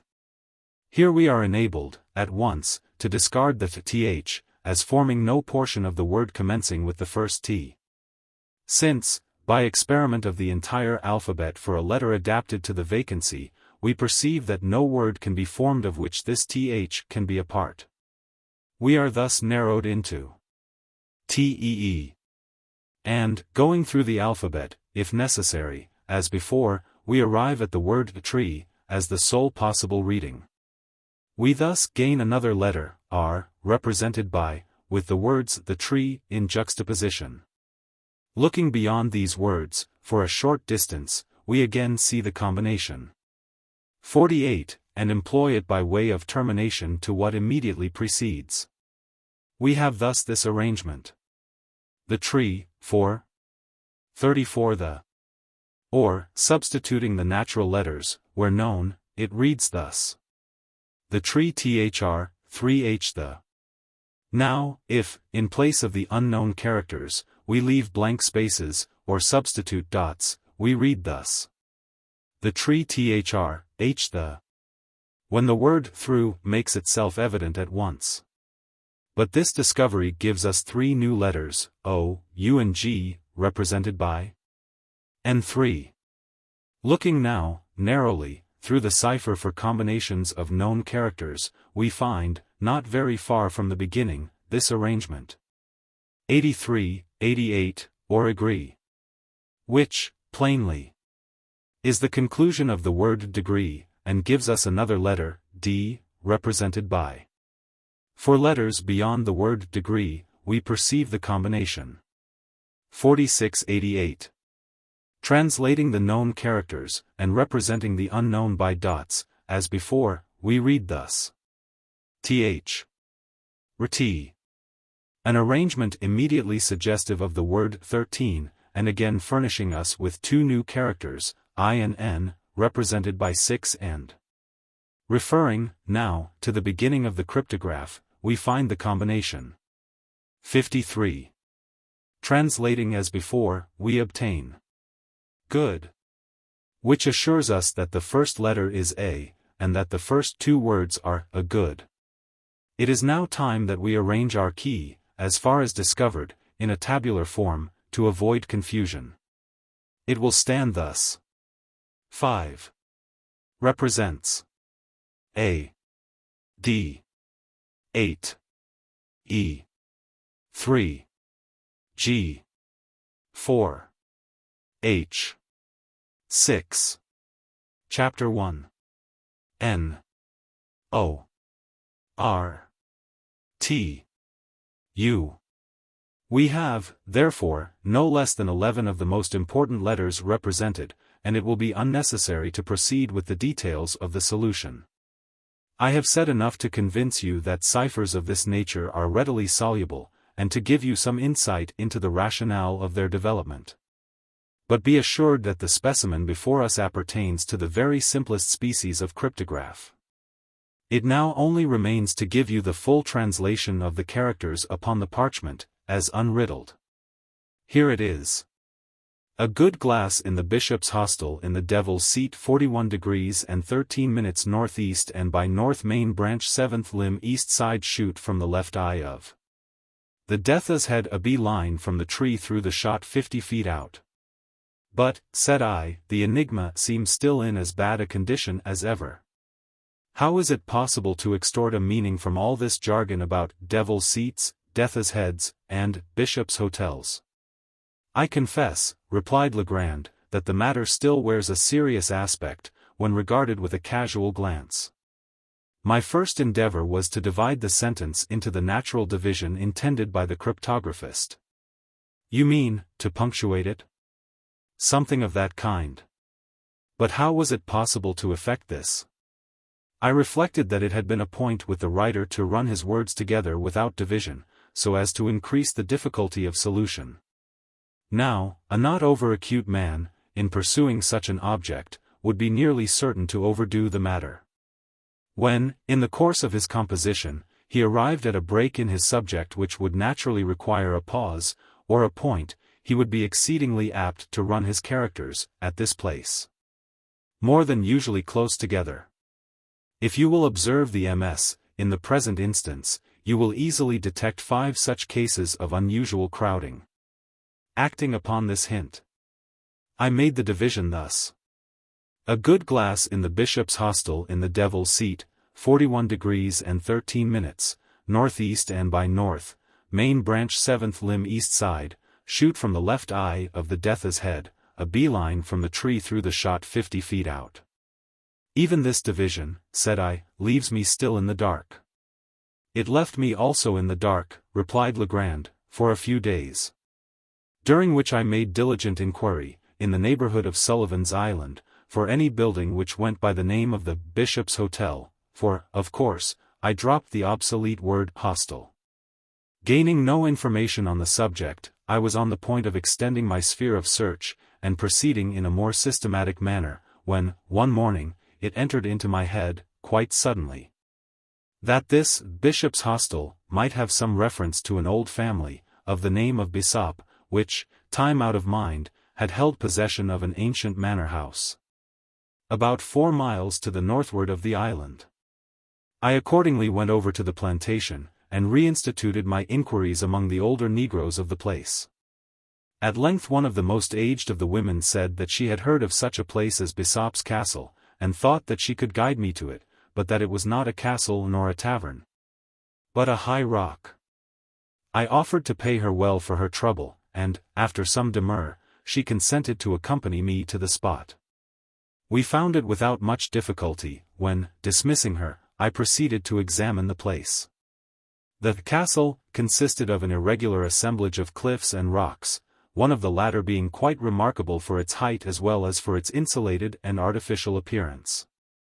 I clambered to its apex, and then felt much at a loss as to what should be next done. While I was busied in reflection, my eyes fell upon a narrow ledge in the eastern face of the rock, perhaps a yard below the summit upon which I stood. This ledge projected about 18 inches, and was not more than a foot wide, while a niche in the cliff just above it gave it a rude resemblance to one of the hollow-backed chairs used by our ancestors. I made no doubt that here was the devil's seat alluded to in the MS, and now I seemed to grasp the full secret of the riddle. The good glass, I knew, could have reference to nothing but a telescope, for the word glass is rarely employed in any other sense by seamen. Now here, I at once saw, was a telescope to be used, and a definite point of view, admitting no variation, from which to use it. Nor did I hesitate to believe that the phrases, 41 degrees and 13 minutes, and northeast and by north, were intended as directions for the leveling of the glass. Greatly excited by these discoveries, I hurried home, procured a telescope, and returned to the rock. I let myself down to the ledge, and found that it was impossible to retain a seat upon it except in one particular position. This fact confirmed my preconceived idea. I proceeded to use the glass. Of course, the 41 degrees and 13 minutes could allude to nothing but elevation above the visible horizon, since the horizontal direction was clearly indicated by the words northeast and by north. This latter direction I at once established by means of a pocket compass. Then, pointing the glass as nearly at an angle of 41 degrees of elevation as I could do it by guess, I moved it cautiously up or down, until my attention was arrested by a circular rift or opening in the foliage of a large tree that overtopped its fellows in the distance. In the center of this rift I perceived a white spot, but could not, at first, distinguish what it was. Adjusting the focus of the telescope, I again looked, and now made it out to be a human skull. Upon this discovery I was so sanguine as to consider the enigma solved. For the phrase, main branch, seventh limb, east side, could refer only to the position of the skull upon the tree, while shoot from the left eye of the death's head admitted, also, of but one interpretation, in regard to a search for buried treasure. I perceived that the design was to drop a bullet from the left eye of the skull, and that a beeline, or, in other words, a straight line, drawn from the nearest point of the trunk through the shot, or the spot where the bullet fell, and thence extended to a distance of 50 feet, would indicate a definite point, and beneath this point I thought it at least possible that a deposit of value lay concealed. All this, I said, is exceedingly clear, and, although ingenious, still simple and explicit. When you left the Bishop's Hotel, what then? Why, having carefully taken the bearings of the tree, I turned homewards. The instant that I left the devil's seat, however, the circular rift vanished. Nor could I get a glimpse of it afterwards, turn as I would. What seems to me the chief ingenuity in this whole business is the fact, for repeated experiment has convinced me it is a fact, that the circular opening in question is visible from no other attainable point of view than that afforded by the narrow ledge upon the face of the rock. In this expedition to the Bishop's Hotel I had been attended by Jupiter, who had, no doubt, observed, for some weeks past, the abstraction of my demeanor, and took especial care not to leave me alone. But, on the next day, getting up very early, I contrived to give him the slip, and went into the hills in search of the tree. After much toil I found it. When I came home at night my valet proposed to give me a flogging. With the rest of the adventure I believe you are as well acquainted as myself. I suppose, said I, you missed the spot, in the first attempt at digging, through Jupiter's stupidity in letting the bug fall through the right instead of through the left eye of the skull. Precisely. This mistake made a difference of about 2.5 inches in the shot, that is to say, in the position of the peg nearest the tree. And had the treasure been beneath the shot, the error would have been of little moment. But the shot, together with the nearest point of the tree, were merely 2 points for the establishment of a line of direction. Of course the error, however trivial in the beginning, increased as we proceeded with the line, and by the time we had gone 50 feet, threw us quite off the scent. But for my deep-seated impressions that treasure was here somewhere actually buried, we might have had all our labor in vain. But your grandiloquence, and your conduct in swinging the beetle, how excessively odd. I was sure you were mad. And why did you insist upon letting fall the bug, instead of a bullet, from the skull? Why, to be frank, I felt somewhat annoyed by your evident suspicions touching my sanity, and so resolved to punish you quietly, in my own way, by a little bit of sober mystification. For this reason I swung the beetle, and for this reason I let it fall from the tree. An observation of yours about its great weight suggested the latter idea. Yes, I perceive. And now there is only one point which puzzles me. What are we to make of the skeletons found in the hole? That is a question I am no more able to answer than yourself. There seems, however, only one plausible way of accounting for them, and yet it is dreadful to believe in such atrocity as my suggestion would imply.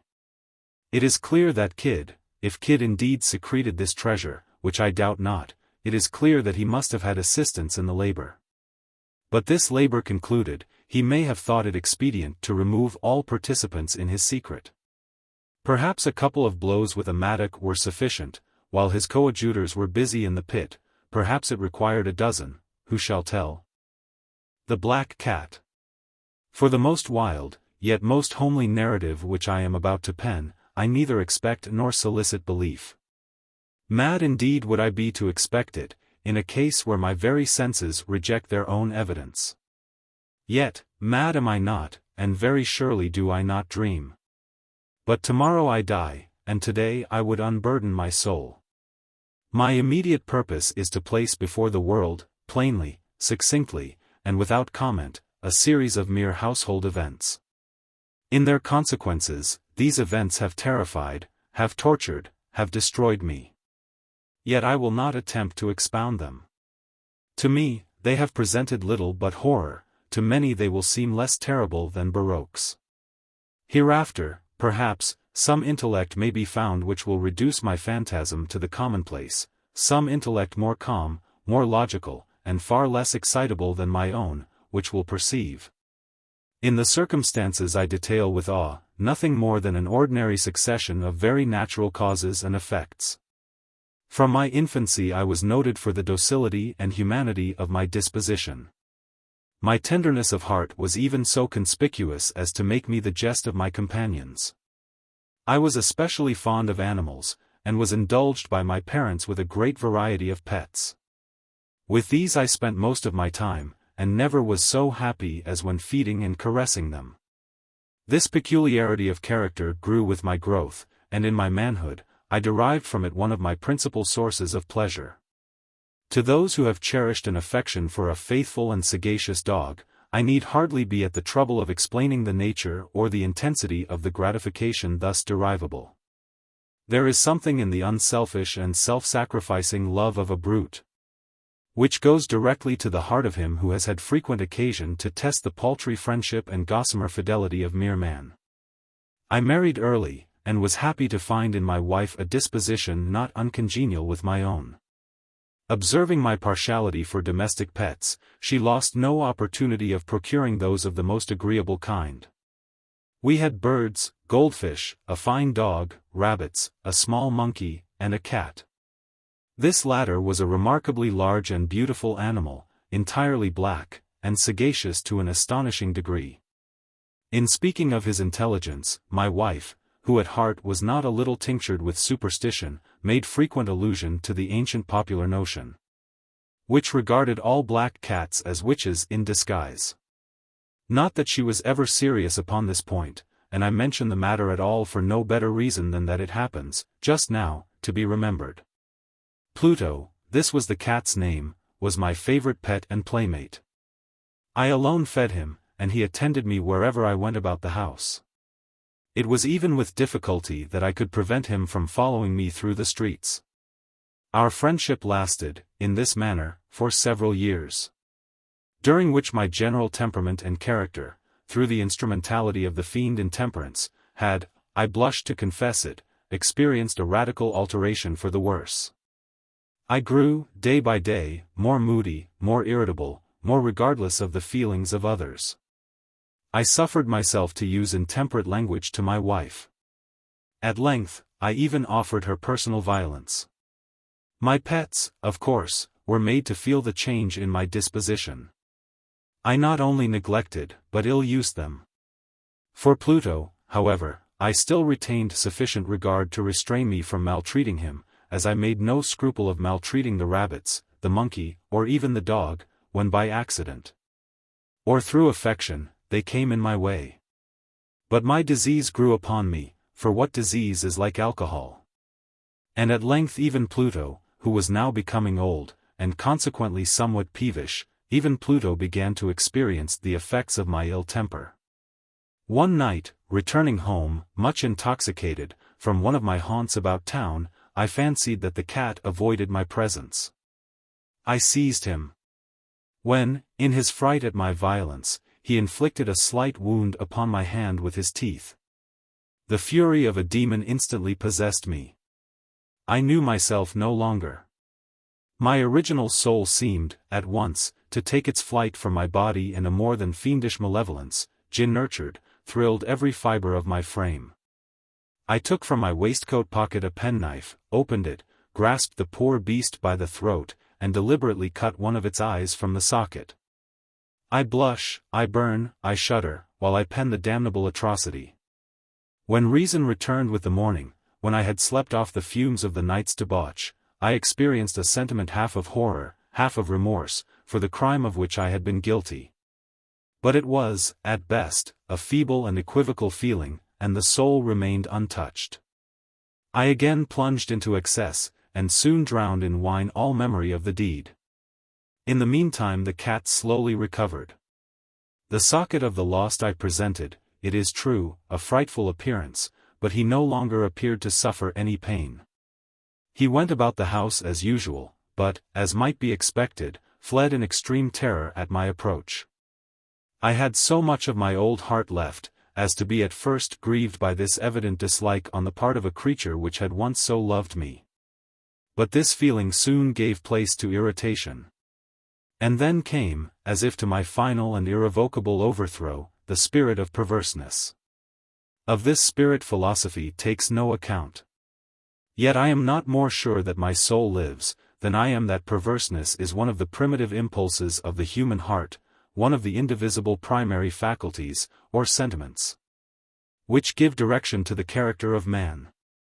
Who has not, 100 times, found himself committing a vile or a silly action, for no other reason than because he knows he should not?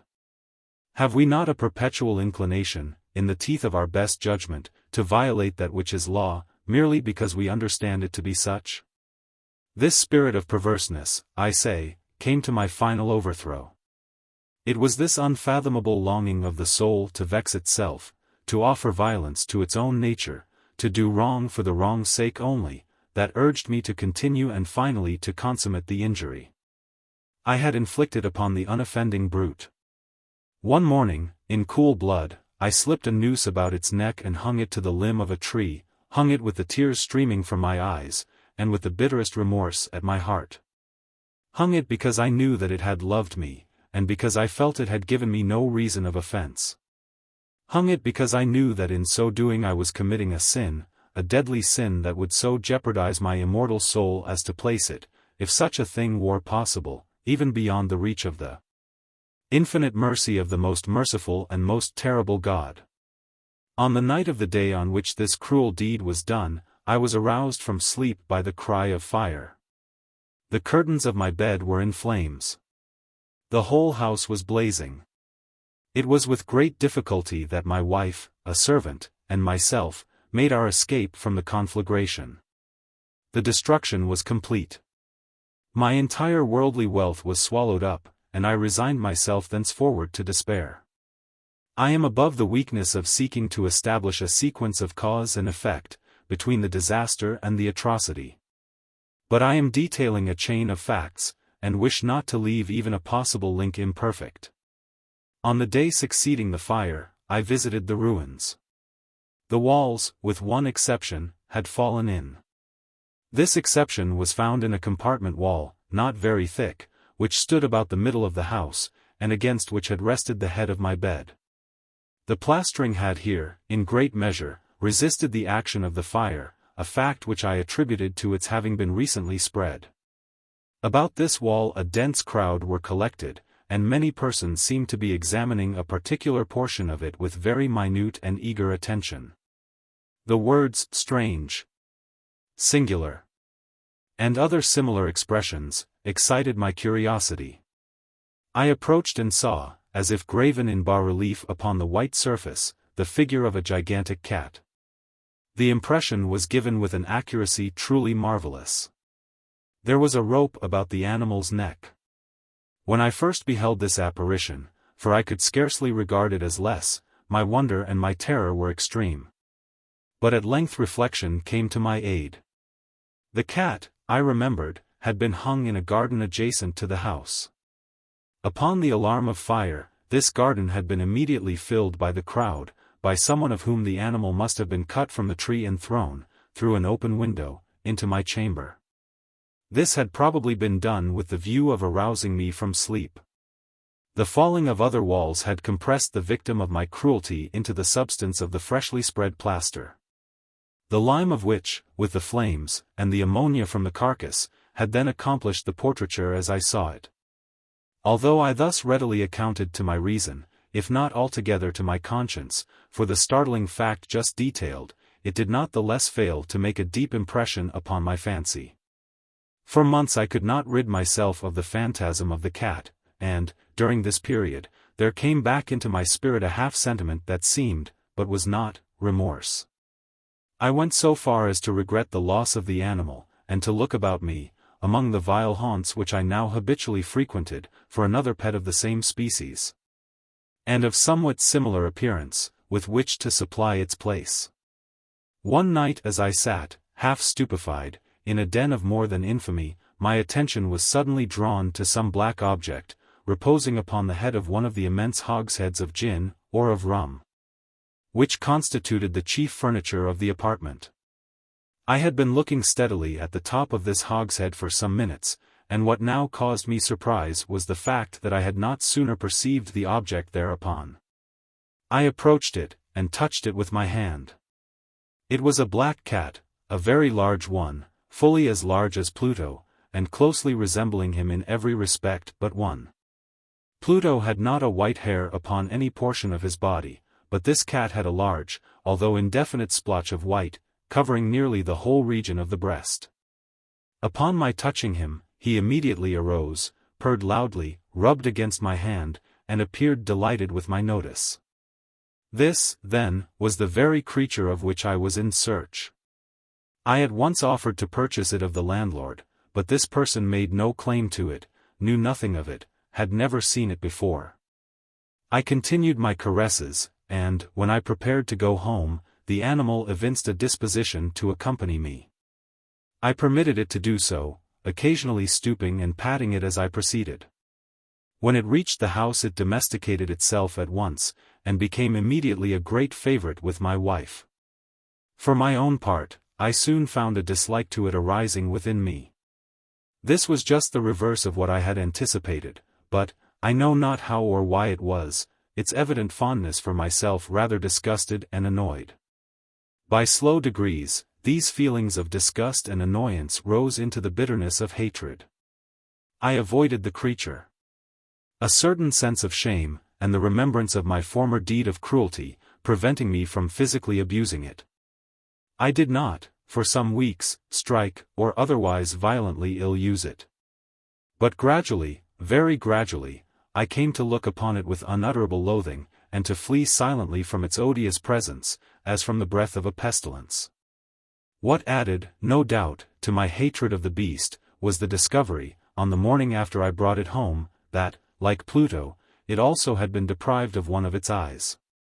This circumstance, however, only endeared it to my wife, who, as I have already said, possessed, in a high degree, that humanity of feeling which had once been my distinguishing trait, and the source of many of my simplest and purest pleasures.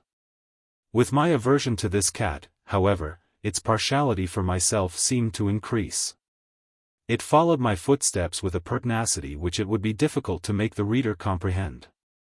Whenever I sat, it would crouch beneath my chair, or spring upon my knees, covering me with its loathsome caresses. If I arose to walk it would get between my feet and thus nearly throw me down, or, fastening its long and sharp claws in my dress, clamber, in this manner, to my breast.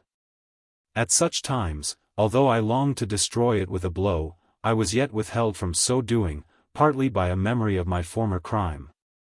But chiefly, let me confess it at once, by absolute dread of the beast. This dread was not exactly a dread of physical evil, and yet I should be at a loss how otherwise to define it. I am almost ashamed to own, yes, even in this felon's cell, I am almost ashamed to own, that the terror and horror with which the animal inspired me had been heightened by one of the merest chimeras it would be possible to conceive. My wife had called my attention, more than once, to the character of the mark of white hair, of which I have spoken, and which constituted the sole visible difference between the strange beast and the one I had destroyed. The reader will remember that this mark, although large, had been originally very indefinite. But, by slow degrees nearly imperceptible, and which for a long time my reason struggled to reject as fanciful, it had, at length, assumed a rigorous distinctness of outline. It was now the representation of an object that I shudder to name, and for this, above all, I loathed, and dreaded, and would have rid myself of the monster had I dared. It was now, I say, the image of a hideous, of a ghastly thing, of the gallows. Oh, mournful and terrible engine of horror and of crime, of agony and of death. And now was I indeed wretched beyond the wretchedness of mere humanity. And a brute beast, whose fellow I had contemptuously destroyed, a brute beast to work out for me a man, fashioned in the image of the high God, so much of insufferable woe. Alas! Neither by day nor by night knew I the blessing of rest any more. During the former the creature left me no moment alone, and in the latter I started hourly from dreams of unutterable fear to find the hot breath of the thing upon my face. And its vast weight, an incarnate nightmare that I had no power to shake off, incumbent eternally upon my heart. Beneath the pressure of torments such as these, the feeble remnant of the good within me succumbed. Evil thoughts became my sole intimates, the darkest and most evil of thoughts. The moodiness of my usual temper increased to hatred of all things and of all mankind. While, from the sudden, frequent, and ungovernable outbursts of a fury to which I now blindly abandoned myself, my uncomplaining wife, alas, was the most usual and the most patient of sufferers. One day she accompanied me, upon some household errand, into the cellar of the old building which our poverty compelled us to inhabit. The cat followed me down the steep stairs, and, nearly throwing me headlong, exasperated me to madness. Uplifting an axe, and forgetting, in my wrath, the childish dread which had hitherto stayed my hand, I aimed a blow at the animal which, of course, would have proved instantly fatal had it descended as I wished. But this blow was arrested by the hand of my wife. Goaded, by the interference, into a rage more than demoniacal, I withdrew my arm from her grasp and buried the axe in her brain. She fell dead upon the spot, without a groan. This hideous murder accomplished, I set myself forthwith, and with entire deliberation, to the task of concealing the body. I knew that I could not remove it from the house, either by day or by night, without the risk of being observed by the neighbors. Many projects entered my mind. At one period I thought of cutting the corpse into minute fragments, and destroying them by fire. At another, I resolved to dig a grave for it in the floor of the cellar. Again, I deliberated about casting it in the well in the yard, about packing it in a box, as if merchandise, with the usual arrangements, and so getting a porter to take it from the house. Finally I hit upon what I considered a far better expedient than either of these. I determined to wall it up in the cellar, as the monks of the Middle Ages are recorded to have walled up their victims. For a purpose such as this the cellar was well adapted. Its walls were loosely constructed, and had lately been plastered throughout with a rough plaster, which the dampness of the atmosphere had prevented from hardening. Moreover, in one of the walls was a projection, caused by a false chimney, or fireplace, that had been filled up, and made to resemble the red of the cellar. I made no doubt that I could readily displace the bricks at this point, insert the corpse, and wall the whole up as before, so that no eye could detect anything suspicious. And in this calculation I was not deceived. By means of a crowbar I easily dislodged the bricks, and, having carefully deposited the body against the inner wall, I propped it in that position, while, with little trouble, I relaid the whole structure as it originally stood. Having procured mortar, sand, and hair, with every possible precaution, I prepared a plaster which could not be distinguished from the old, and with this I very carefully went over the new brickwork. When I had finished, I felt satisfied that all was right. The wall did not present the slightest appearance of having been disturbed. The rubbish on the floor was picked up with the minutest care. I looked around triumphantly, and said to myself, here at least, then, my labor has not been in vain. My next step was to look for the beast which had been the cause of so much wretchedness. For I had, at length, firmly resolved to put it to death. Had I been able to meet with it, at the moment, there could have been no doubt of its fate. But it appeared that the crafty animal had been alarmed at the violence of my previous anger, and forbore to present itself in my present mood. It is impossible to describe, or to imagine, the blissful sense of relief which the absence of the detested creature occasioned in my bosom. It did not make its appearance during the night. And thus for one night at least, since its introduction into the house, I soundly and tranquilly slept even with the burden of murder upon my soul. The second and the third day passed, and still my tormentor came not.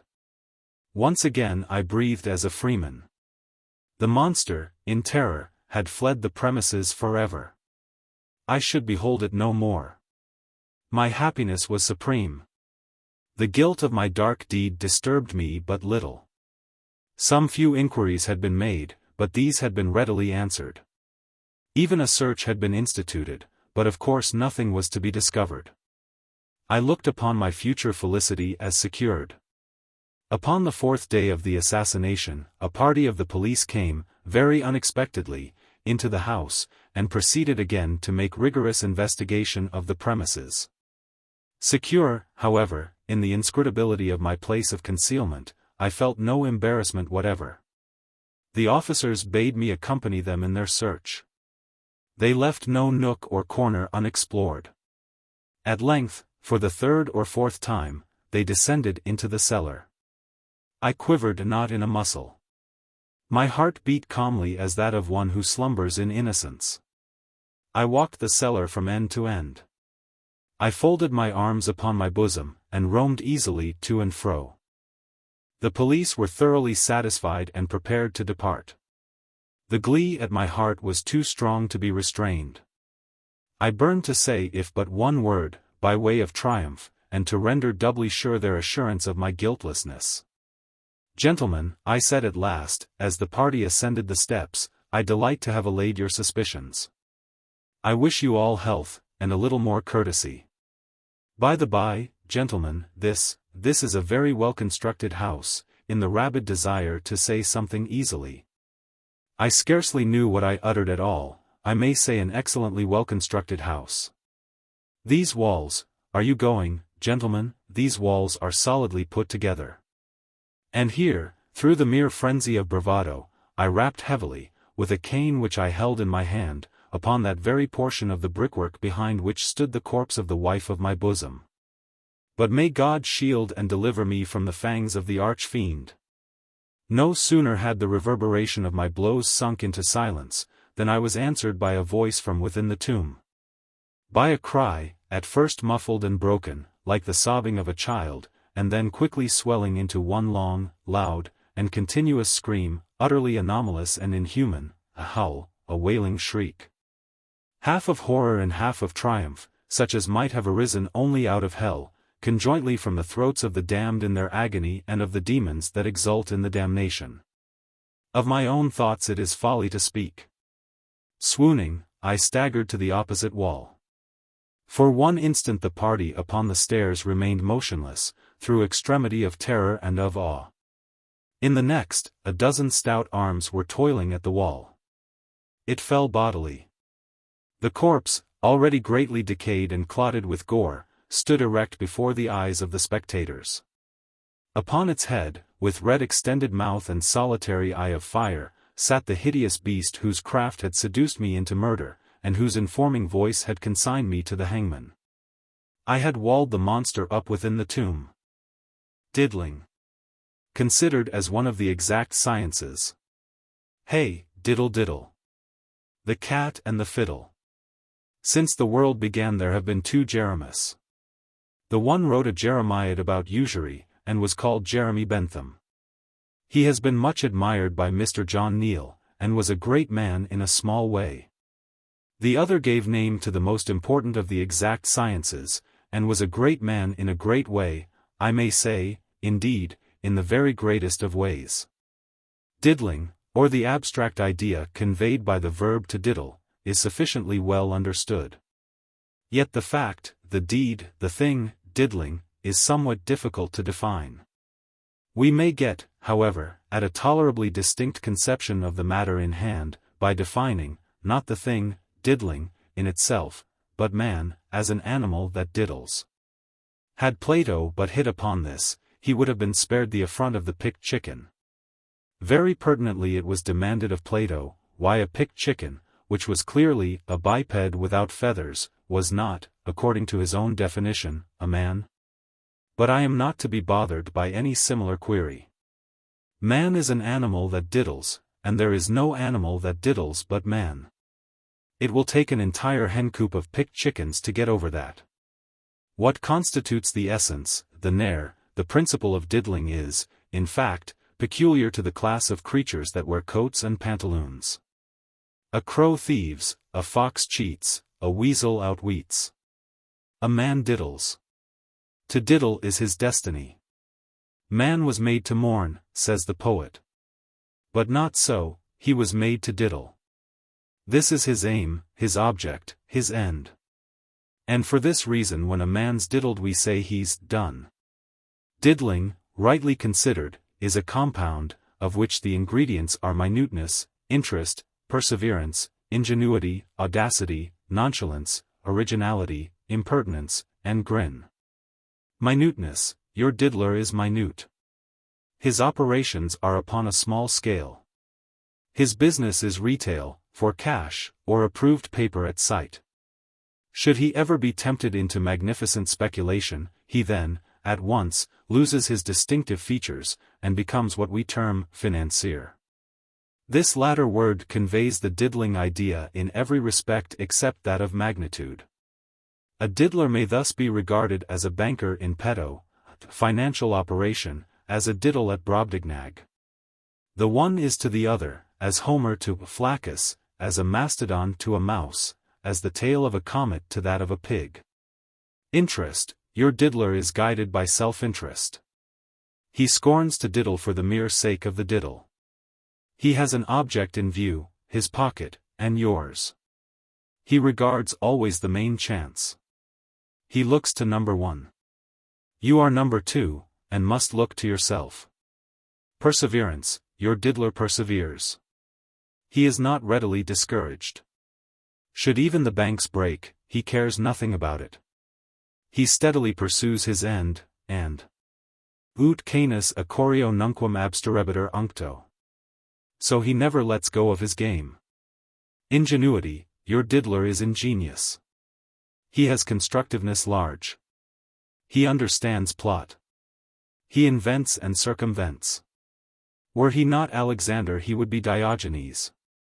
Were he not a diddler, he would be a maker of patent rat traps or an angler for trout. Audacity, your diddler is audacious, he is a bold man. He carries the war into Africa. He conquers all by assault. He would not fear the daggers of Freiherren. With a little more prudence Dick Turpin would have made a good diddler, with a trifle less blarney, Daniel O'Connell, with a pound or two more brains, Charles XII. Nonchalance, your diddler is nonchalant. He is not at all nervous. He never had any nerves. He is never seduced into a flurry. He is never put out, unless put out of doors. He is cool, cool as a cucumber. He is calm, calm as a smile from Lady Barry. He is easy, easy as an old glove, or the damsels of ancient Baiae. Originality, your diddler is original, conscientiously so. His thoughts are his own. He would scorn to employ those of another. A stale trick is his aversion. He would return a purse, I am sure, upon discovering that he had obtained it by an unoriginal diddle. Impertinence, your diddler is impertinent. He swaggers. He sets his arms akimbo. He thrusts his hands in his trousers pockets. He sneers in your face. He treads on your corns. He eats your dinner, he drinks your wine, he borrows your money, he pulls your nose, he kicks your poodle, and he kisses your wife. Grin, your true diddler winds up all with a grin. But this nobody sees but himself. He grins when his daily work is done, when his allotted labors are accomplished, at night in his own closet, and altogether for his own private entertainment. He goes home. He locks his door. He divests himself of his clothes. He puts out his candle. He gets into bed. He places his head upon the pillow. All this done, and your diddler grins. This is no hypothesis. It is a matter of course. I reason a priori, and a diddle would be no diddle without a grin.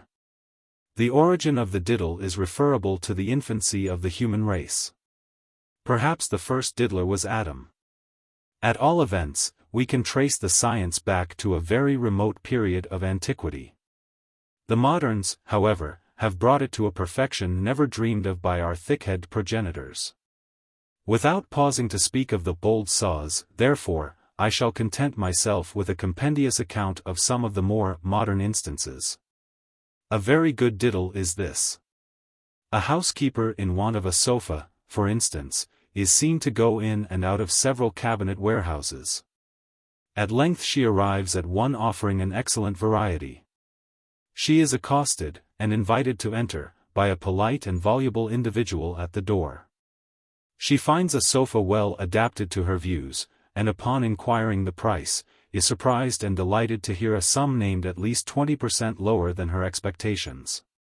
She hastens to make the purchase, gets a bill and receipt, leaves her address, with a request that the article be sent home as speedily as possible, and retires amid a profusion of bows from the shopkeeper. The night arrives and no sofa. A servant is sent to make inquiry about the delay. The whole transaction is denied. No sofa has been sold, no money received, except by the diddler, who played shopkeeper for the nonce. Our cabinet warehouses are left entirely unattended, and thus afford every facility for a trick of this kind. Visitors enter, look at furniture, and depart unheeded and unseen. Should anyone wish to purchase, or to inquire the price of an article, a bell is at hand, and this is considered amply sufficient. Again, quite a respectable diddle is this. A well-dressed individual enters a shop, makes a purchase to the value of $1, finds, much to his vexation, that he has left his pocketbook in another coat pocket. And so says to the shopkeeper, "My dear sir, never mind, just oblige me, will you, by sending the bundle home? But stay! I really believe that I have nothing less than a $5 bill, even there. However, you can send $4 in change with the bundle, you know." "Very good, sir," replies the shopkeeper, who entertains, at once, a lofty opinion of the high-mindedness of his customer. "I know fellows," he says to himself, "who would just have put the goods under their arm, and walked off with a promise to call and pay the $1 as they came by in the afternoon. A boy is sent with the parcel and change. On the route, quite accidentally, he is met by the purchaser, who exclaims, 'Ah! This is my bundle, I see. I thought you had been home with it, long ago. Well, go on. My wife, Mrs. Trotter, will give you the $5, I left instructions with her to that effect. The change you might as well give to me, I shall want some silver for the post office.' Very good. 1, 2, is this a good quarter? 3, 4, quite right. Say to Mrs. Trotter that you met me, and be sure now and do not loiter on the way." The boy doesn't loiter at all, but he is a very long time in getting back from his errand, for no lady of the precise name of Mrs. Trotter is to be discovered. He consoles himself, however, that he has not been such a fool as to leave the goods without the money, and re-entering his shop with a self-satisfied air. Feels sensibly hurt and indignant when his master asks him what has become of the change. A very simple diddle, indeed, is this. The captain of a ship, which is about to sail, is presented by an official-looking person with an unusually moderate bill of city charges. Glad to get off so easily, and confused by 100 duties pressing upon him all at once, he discharges the claim forthwith. In about 15 minutes, another and less reasonable bill is handed him by one who soon makes it evident that the first collector was a diddler, and the original collection a diddle. And here, too, is a somewhat similar thing. A steamboat is casting loose from the wharf. A traveler, portmanteau in hand, is discovered running toward the wharf, at full speed. Suddenly, he makes a dead halt, stoops, and picks up something from the ground in a very agitated manner. It is a pocketbook, and, "Has any gentleman lost a pocketbook?" he cries. No one can say that he has exactly lost a pocketbook, but a great excitement ensues, when the treasure trove is found to be of value. The boat, however, must not be detained. "Time and tide wait for no man," says the captain. "For God's sake, stay only a few minutes," says the finder of the book, "the true claimant will presently appear." "Can't wait," replies the man in authority. "Cast off there, d'ye hear?" "What am I to do?" asks the finder, in great tribulation. "I am about to leave the country for some years, and I cannot conscientiously retain this large amount in my possession. I beg your pardon, sir," here he addresses a gentleman on shore, "but you have the air of an honest man. Will you confer upon me the favor of taking charge of this pocketbook? I know I can trust you, and of advertising it? The notes, you see, amount to a very considerable sum.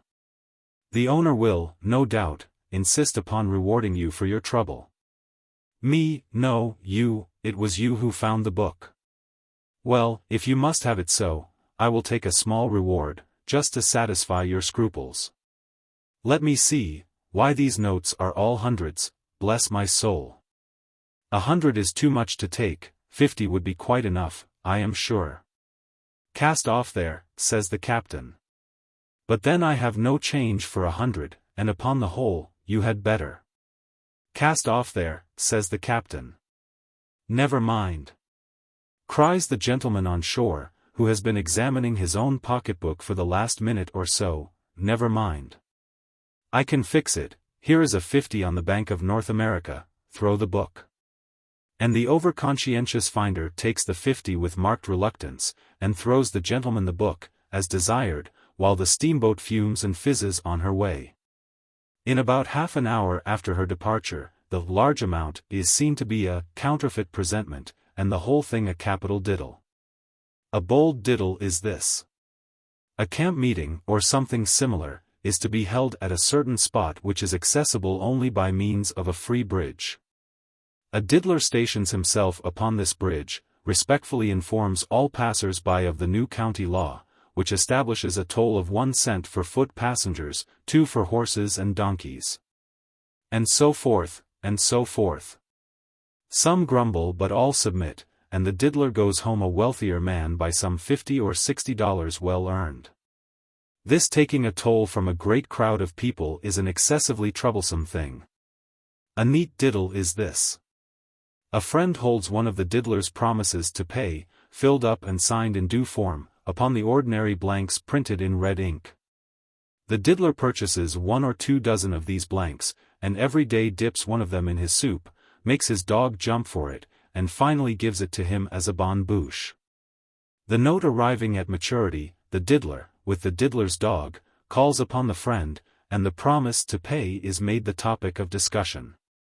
The friend produces it from his escritoire, and is in the act of reaching it to the diddler, when up jumps the diddler's dog and devours it forthwith. The diddler is not only surprised but vexed and incensed at the absurd behavior of his dog, and expresses his entire readiness to cancel the obligation at any moment when the evidence of the obligation shall be forthcoming. A very minute diddle is this. A lady is insulted in the street by a diddler's accomplice. The diddler himself flies to her assistance, and, giving his friend a comfortable thrashing, insists upon attending the lady to her own door. He bows, with his hand upon his heart, and most respectfully bids her adieu. She entreats him, as her deliverer, to walk in and be introduced to her big brother and her papa. With a sigh, he declines to do so. "Is there no way, then, sir," she murmurs, "in which I may be permitted to testify my gratitude?" "Why, yes, madam, there is. Will you be kind enough to lend me a couple of shillings?" In the first excitement of the moment the lady decides upon fainting outright. Upon second thought, however, she opens her purse strings and delivers the specie. Now this, I say, is a diddle minute, for 1 entire moiety of the sum borrowed has to be paid to the gentleman who had the trouble of performing the insult, and who had then to stand still and be thrashed for performing it.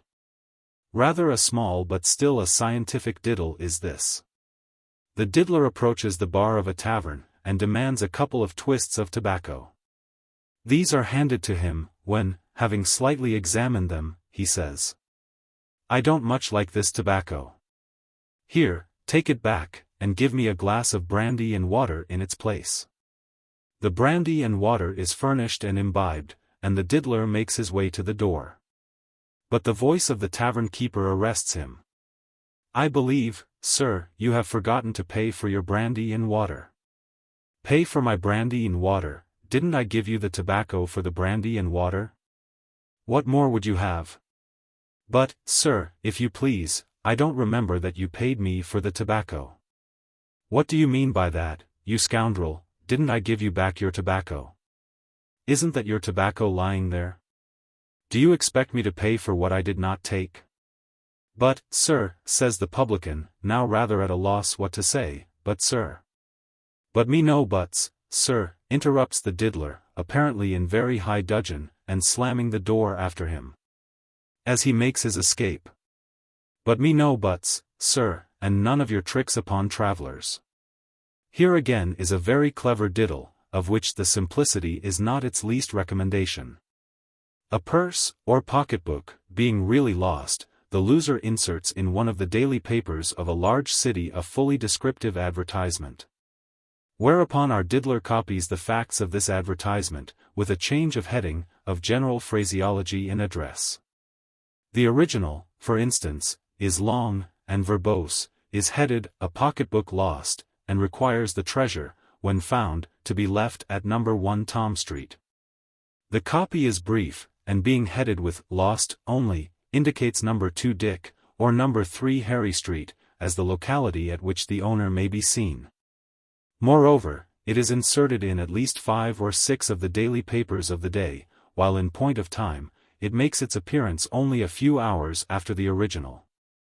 Should it be read by the loser of the purse, he would hardly suspect it to have any reference to his own misfortune. But, of course, the chances are 5 or 6 to 1, that the finder will repair to the address given by the diddler, rather than to that pointed out by the rightful proprietor. The former pays the reward, pockets the treasure and decamps. Quite an analogous diddle is this. A lady of ton has dropped, somewhere in the street, a diamond ring of very unusual value. For its recovery, she offers some $40 or $50 reward, giving, in her advertisement, a very minute description of the gem, and of its settings, and declaring that, on its restoration at no.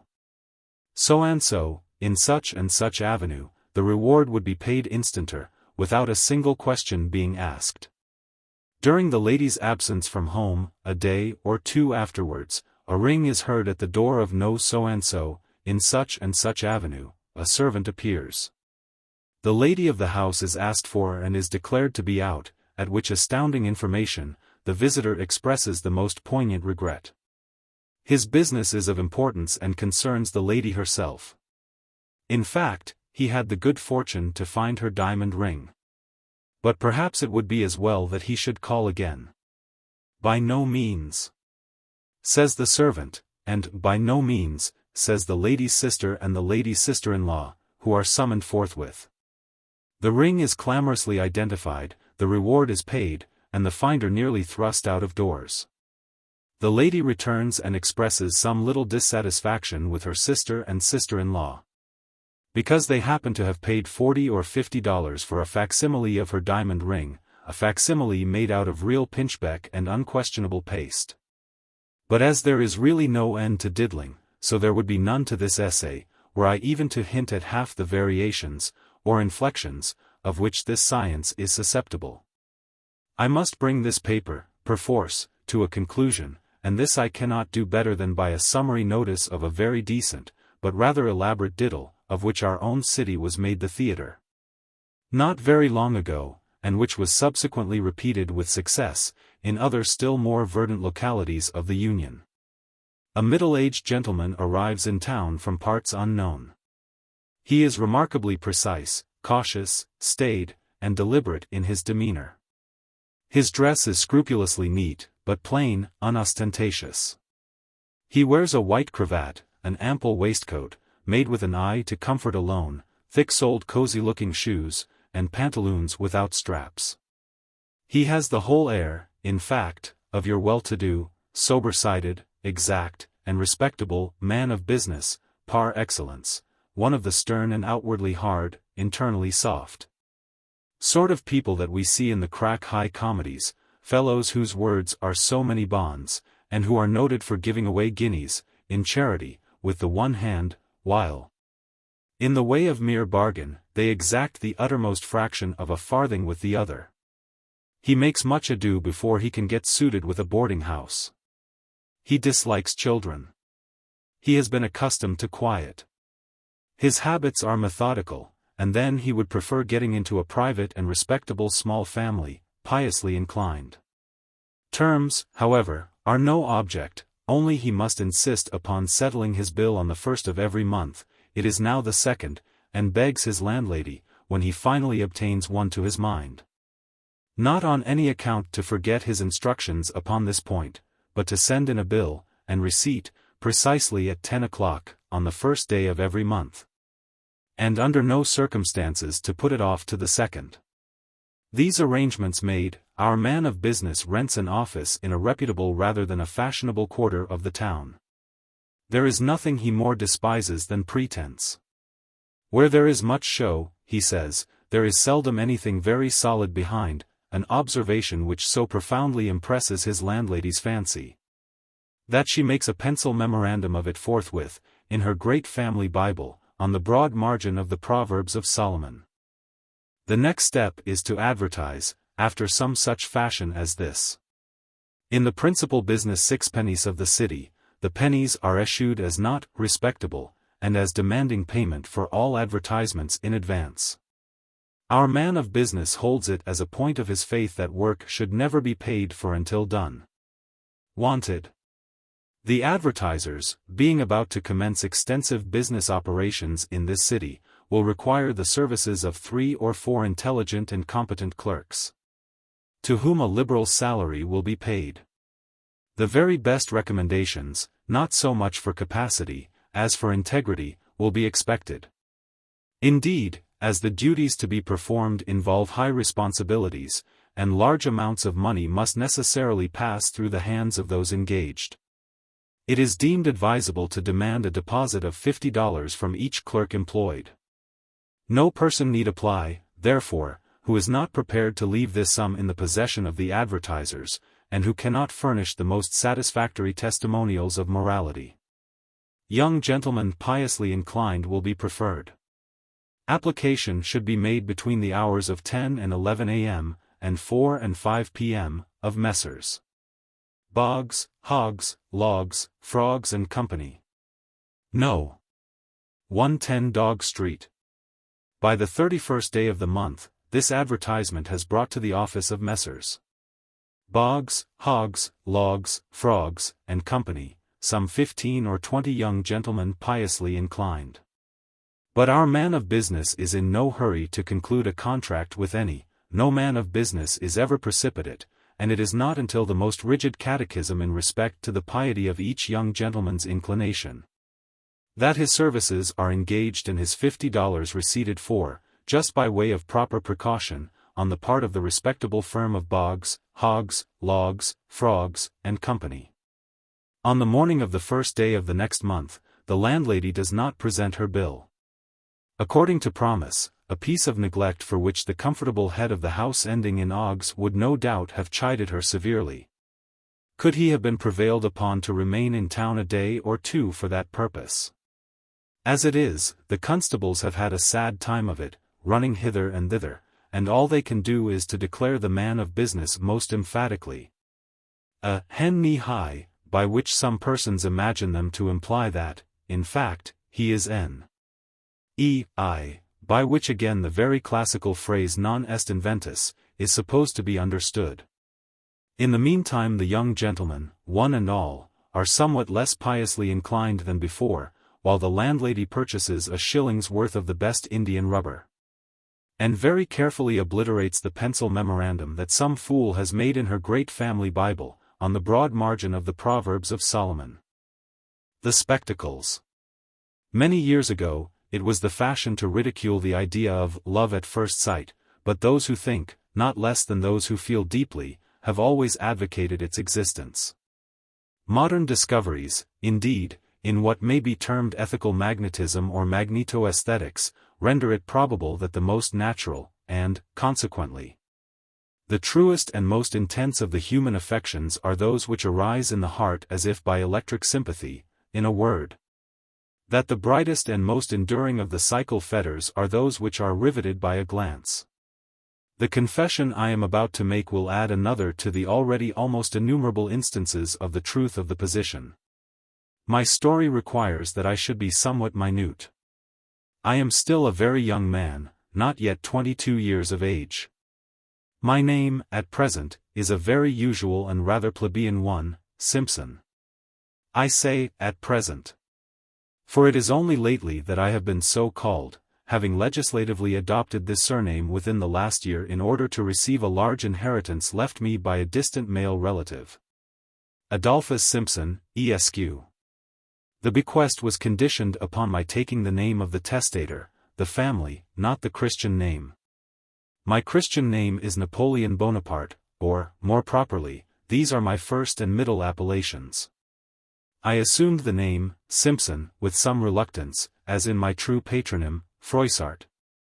I felt a very pardonable pride, believing that I could trace a descent from the immortal author of the Chronicles. While on the subject of names, by the by, I may mention a singular coincidence of sound attending the names of some of my immediate predecessors. My father was a Monsieur Froissart, of Paris. His wife, my mother, whom he married at 15, was a Mademoiselle Croissart, eldest daughter of Croissart the banker, whose wife, again, being only 16 when married, was the eldest daughter of one Victor Voissart. Monsieur Voissart, very singularly, had married a lady of similar name, a Mademoiselle Moissart. She, too, was quite a child when married. And her mother, also, Madame Moissart, was only 14 when led to the altar. These early marriages are usual in France. Here, however, are Moissart, Voissart, Croissart, and Froissart, all in the direct line of descent. My own name, though, as I say, became Simpson, by act of legislature, and with so much repugnance on my part, that, at one period, I actually hesitated about accepting the legacy with the useless and annoying proviso attached.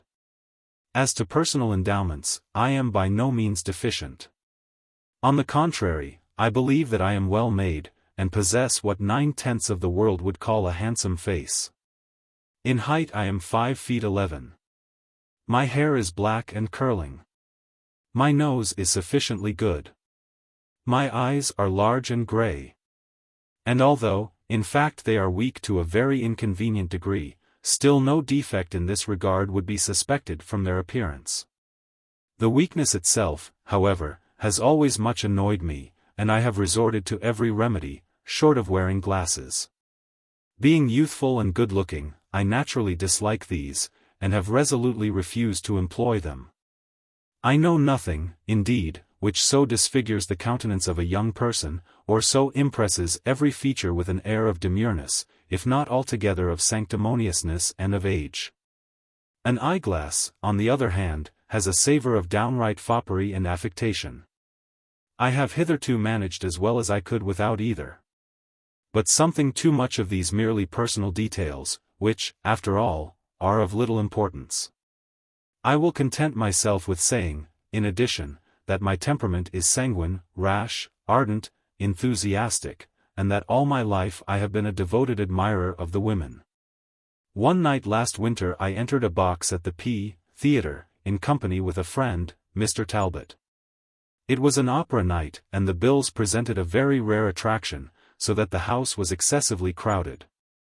We were in time, however, to obtain the front seats which had been reserved for us, and into which, with some little difficulty, we elbowed our way. For 2 hours my companion, who was a musical fanatico, gave his undivided attention to the stage. And, in the meantime, I amused myself by observing the audience, which consisted, in chief part, of the very elite of the city. Having satisfied myself upon this point, I was about turning my eyes to the prima donna, when they were arrested and riveted by a figure in one of the private boxes which had escaped my observation.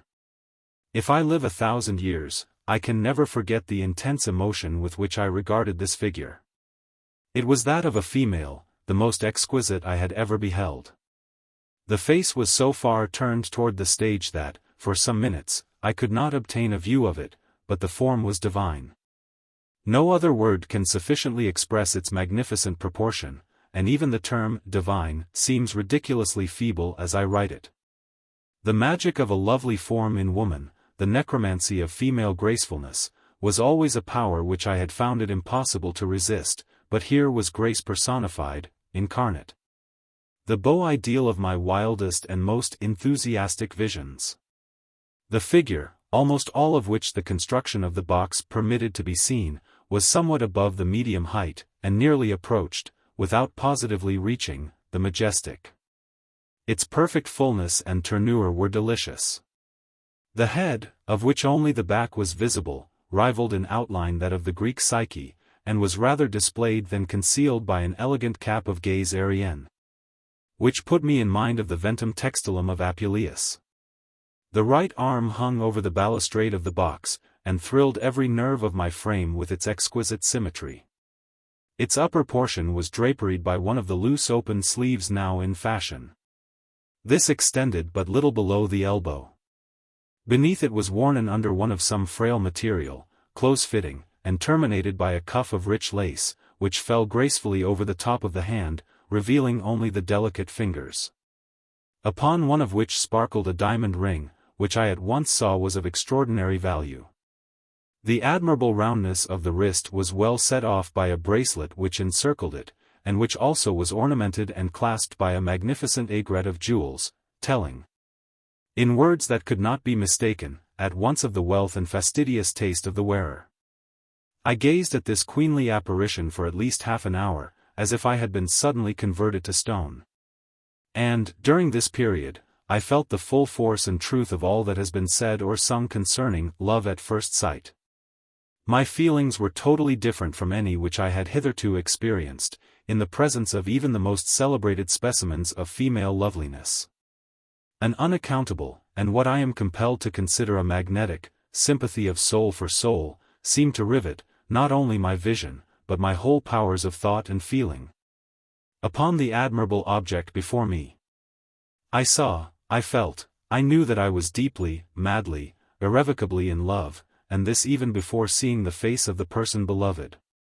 So intense, indeed, was the passion that consumed me, that I really believe it would have received little if any abatement had the features, yet unseen, proved of merely ordinary character. So anomalous is the nature of the only true love, of the love at first sight, and so little really dependent is it upon the external conditions which only seem to create and control it. While I was thus wrapped in admiration of this lovely vision, a sudden disturbance among the audience caused her to turn her head partially toward me, so that I beheld the entire profile of the face. Its beauty even exceeded my anticipations, and yet there was something about it which disappointed me without my being able to tell exactly what it was. I said disappointed, but this is not altogether the word. My sentiments were at once quieted and exalted. They partook less of transport and more of calm enthusiasm, of enthusiastic repose. This state of feeling arose, perhaps, from the Madonna-like and matronly air of the face, and yet I at once understood that it could not have arisen entirely from this. There was something else, some mystery which I could not develop, some expression about the countenance which slightly disturbed me while it greatly heightened my interest. In fact, I was just in that condition of mind which prepares a young and susceptible man for any act of extravagance. Had the lady been alone, I should undoubtedly have entered her box and accosted her at all hazards. But, fortunately, she was attended by two companions, a gentleman, and a strikingly beautiful woman, to all appearance a few years younger than herself. I revolved in my mind 1,000 schemes by which I might obtain, hereafter, an introduction to the elder lady, or, for the present, at all events, a more distinct view of her beauty. I would have removed my position to one nearer her own, but the crowded state of the theatre rendered this impossible. And the stern decrees of fashion had, of late, imperatively prohibited the use of the opera glass in a case such as this. Even had I been so fortunate as to have one with me, but I had not, and was thus in despair. At length I bethought me of applying to my companion. "Talbot," I said, "you have an opera glass. Let me have it." An opera glass, no, what do you suppose I would be doing with an opera glass? Here he turned impatiently toward the stage. "But, Talbot," I continued, pulling him by the shoulder, "listen to me, will you? Do you see the stage box, there? No, the next. Did you ever behold as lovely a woman? She is very beautiful, no doubt," he said. "I wonder who she can be." "Why, in the name of all that is angelic, don't you know who she is? Not to know her argues yourself unknown. She is the celebrated Madame Lalande, the beauty of the day par excellence, and the talk of the whole town. Immensely wealthy too, a widow, and a great match, has just arrived from Paris. Do you know her?" "Yes, I have the honor." "Will you introduce me?" "Assuredly, with the greatest pleasure." "When shall it be?" "Tomorrow, at 1, I will call upon you at B.S." "Very good, and now do hold your tongue, if you can." In this latter respect I was forced to take Talbot's advice. For he remained obstinately deaf to every further question or suggestion, and occupied himself exclusively for the rest of the evening with what was transacting upon the stage. In the meantime I kept my eyes riveted on Madame Lalande, and at length had the good fortune to obtain a full front view of her face. It was exquisitely lovely, this, of course, my heart had told me before, even had not Talbot fully satisfied me upon the point, but still the unintelligible something disturbed me. I finally concluded that my senses were impressed by a certain air of gravity, sadness, or, still more properly, of weariness, which took something from the youth and freshness of the countenance, only to endow it with a seraphic tenderness and majesty, and thus, of course, to my enthusiastic and romantic temperament, with an interest tenfold. While I thus feasted my eyes, I perceived, at last, to my great trepidation, by an almost imperceptible start on the part of the lady, that she had become suddenly aware of the intensity of my gaze. Still, I was absolutely fascinated, and could not withdraw it, even for an instant. She turned aside her face, and again I saw only the chiseled contour of the back portion of the head. After some minutes, as if urged by curiosity to see if I was still looking, she gradually brought her face again around and again encountered my burning gaze. Her large dark eyes fell instantly, and a deep blush mantled her cheek. But what was my astonishment at perceiving that she not only did not a second time avert her head, but that she actually took from her girdle a double eyeglass, elevated it, adjusted it, and then regarded me through it, intently and deliberately, for the space of several minutes. Had a thunderbolt fallen at my feet I could not have been more thoroughly astounded only, not offended or disgusted in the slightest degree. Although an action so bold in any other woman would have been likely to offend or disgust. But the whole thing was done with so much quietude, so much nonchalance, so much repose, with so evident an air of the highest breeding, in short, that nothing of mere effrontery was perceptible. And my sole sentiments were those of admiration and surprise. I observed that, upon her first elevation of the glass, she had seemed satisfied with a momentary inspection of my person, and was withdrawing the instrument, when, as if struck by a second thought, she resumed it, and so continued to regard me with fixed attention for the space of several minutes, for 5 minutes, at the very least, I am sure. This action, so remarkable in an American theatre, attracted very general observation, and gave rise to an indefinite movement, or buzz, among the audience, which for a moment filled me with confusion, but produced no visible effect upon the countenance of Madame Lalande. Having satisfied her curiosity, if such it was, she dropped the glass, and quietly gave her attention again to the stage, her profile now being turned toward myself, as before. I continued to watch her unremittingly, although I was fully conscious of my rudeness in so doing. Presently I saw the head slowly and slightly change its position. And soon I became convinced that the lady, while pretending to look at the stage was, in fact, attentively regarding myself. It is needless to say what effect this conduct, on the part of so fascinating a woman, had upon my excitable mind. Having thus scrutinized me for perhaps a quarter of an hour, the fair object of my passion addressed the gentleman who attended her, and while she spoke, I saw distinctly, by the glances of both, that the conversation had reference to myself. Upon its conclusion, Madame Lalande again turned toward the stage, and, for a few minutes, seemed absorbed in the performance.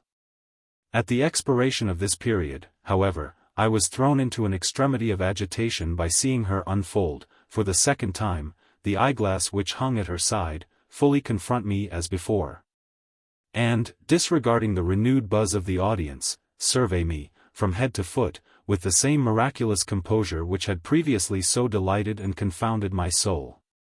This extraordinary behavior, by throwing me into a perfect fever of excitement, into an absolute delirium of love, served rather to embolden than to disconcert me. In the mad intensity of my devotion, I forgot everything but the presence and the majestic loveliness of the vision which confronted my gaze. Watching my opportunity, when I thought the audience were fully engaged with the opera, I at length caught the eyes of Madame Lalande, and, upon the instant, made a slight but unmistakable bow. She blushed very deeply, then averted her eyes, then slowly and cautiously looked around, apparently to see if my rash action had been noticed, then leaned over toward the gentleman who sat by her side. I now felt a burning sense of the impropriety I had committed, and expected nothing less than instant exposure. While a vision of pistols upon the morrow floated rapidly and uncomfortably through my brain. I was greatly and immediately relieved, however, when I saw the lady merely hand the gentleman a playbill, without speaking. But the reader may form some feeble conception of my astonishment, of my profound amazement, my delirious bewilderment of heart and soul, when, instantly afterward, having again glanced furtively around, she allowed her bright eyes to set fully and steadily upon my own, and then, with a faint smile, disclosing a bright line of her pearly teeth, made two distinct, pointed, and unequivocal affirmative inclinations of the head. It is useless, of course, to dwell upon my joy, upon my transport, upon my illimitable ecstasy of heart. If ever man was mad with excess of happiness, it was myself at that moment. I loved. This was my first love, so I felt it to be. It was love supreme, indescribable. It was love at first sight, and at first sight, too, it had been appreciated and returned. Yes, returned. How and why should I doubt it for an instant? What other construction could I possibly put upon such conduct? On the part of a lady so beautiful, so wealthy, evidently so accomplished, of so high breeding, of so lofty a position in society, in every regard so entirely respectable as I felt assured was Madame Lalande? Yes, she loved me, she returned the enthusiasm of my love, with an enthusiasm as blind, as uncompromising, as uncalculating, as abandoned, and as utterly unbounded as my own. These delicious fancies and reflections, however, were now interrupted by the falling of the drop curtain. The audience arose, and the usual tumult immediately supervened. Quitting Talbot abruptly, I made every effort to force my way into closer proximity with Madame Lalande. Having failed in this, on account of the crowd, I at length gave up the chase, and bent my steps homeward. Consoling myself for my disappointment in not having been able to touch even the hem of her robe, by the reflection that I should be introduced by Talbot, in due form, upon the morrow. This morrow at last came, that is to say, a day finally dawned upon a long and weary night of impatience, and then the hours until 1 were snail-paced, dreary, and innumerable. But even Stamboul, it is said, shall have an end, and there came an end to this long delay. The clock struck. As the last echo ceased, I stepped into B.S. and inquired for Talbot. "Out," said the footman, "Talbot's own." "Out." I replied, staggering back half a dozen paces, "Let me tell you, my fine fellow, that this thing is thoroughly impossible and impracticable, Mr. Talbot is not out." "What do you mean?"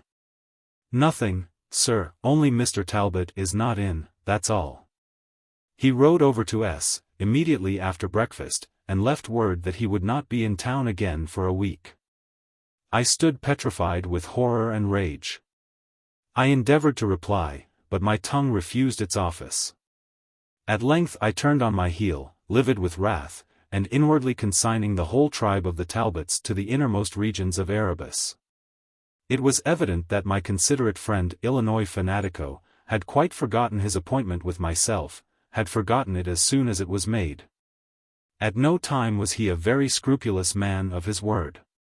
There was no help for it, so smothering my vexation as well as I could, I strolled moodily up the street, propounding futile inquiries about Madame Lalande to every male acquaintance I met. By report she was known, I found, to all, to many by sight, but she had been in town only a few weeks, and there were very few, therefore, who claimed her personal acquaintance. These few, being still comparatively strangers, could not, or would not, take the liberty of introducing me through the formality of a morning call. While I stood thus in despair, conversing with a trio of friends upon the all-absorbing subject of my heart, it so happened that the subject itself passed by. "As I live, there she is," cried one. "Surprisingly beautiful," exclaimed a second. "An angel upon earth," ejaculated a third. I looked.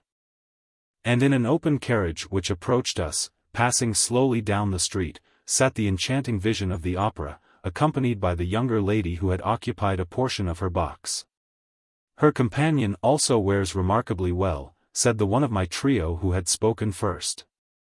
"Astonishingly," said the second, "still quite a brilliant air, but art will do wonders. Upon my word, she looks better than she did at Paris 5 years ago. A beautiful woman still, don't you think so, Froissart, Simpson, I mean?" "Still," said I, "and why shouldn't she be? But compared with her friend she is as a rushlight to the evening star, a glowworm to Antares." "Ha! Ha! Ha! Why, Simpson, you have an astonishing tact at making discoveries, original ones, I mean." And here we separated, while one of the trio began humming a gay vaudeville, of which I caught only the lines.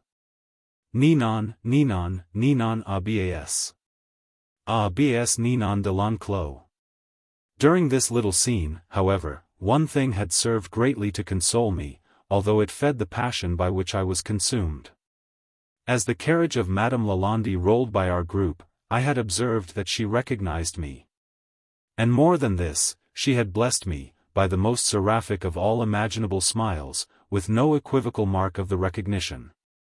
As for an introduction, I was obliged to abandon all hope of it until such time as Talbot should think proper to return from the country. In the meantime I perseveringly frequented every reputable place of public amusement. And, at length, at the theatre, where I first saw her, I had the supreme bliss of meeting her, and of exchanging glances with her once again. This did not occur, however, until the lapse of a fortnight. Every day, in the interim, I had inquired for Talbot at his hotel, and every day had been thrown into a spasm of wrath by the everlasting "not come home yet" of his footman. Upon the evening in question, therefore, I was in a condition little short of madness.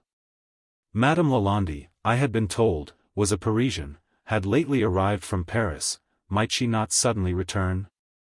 Return before Talbot came back, and might she not be thus lost to me forever?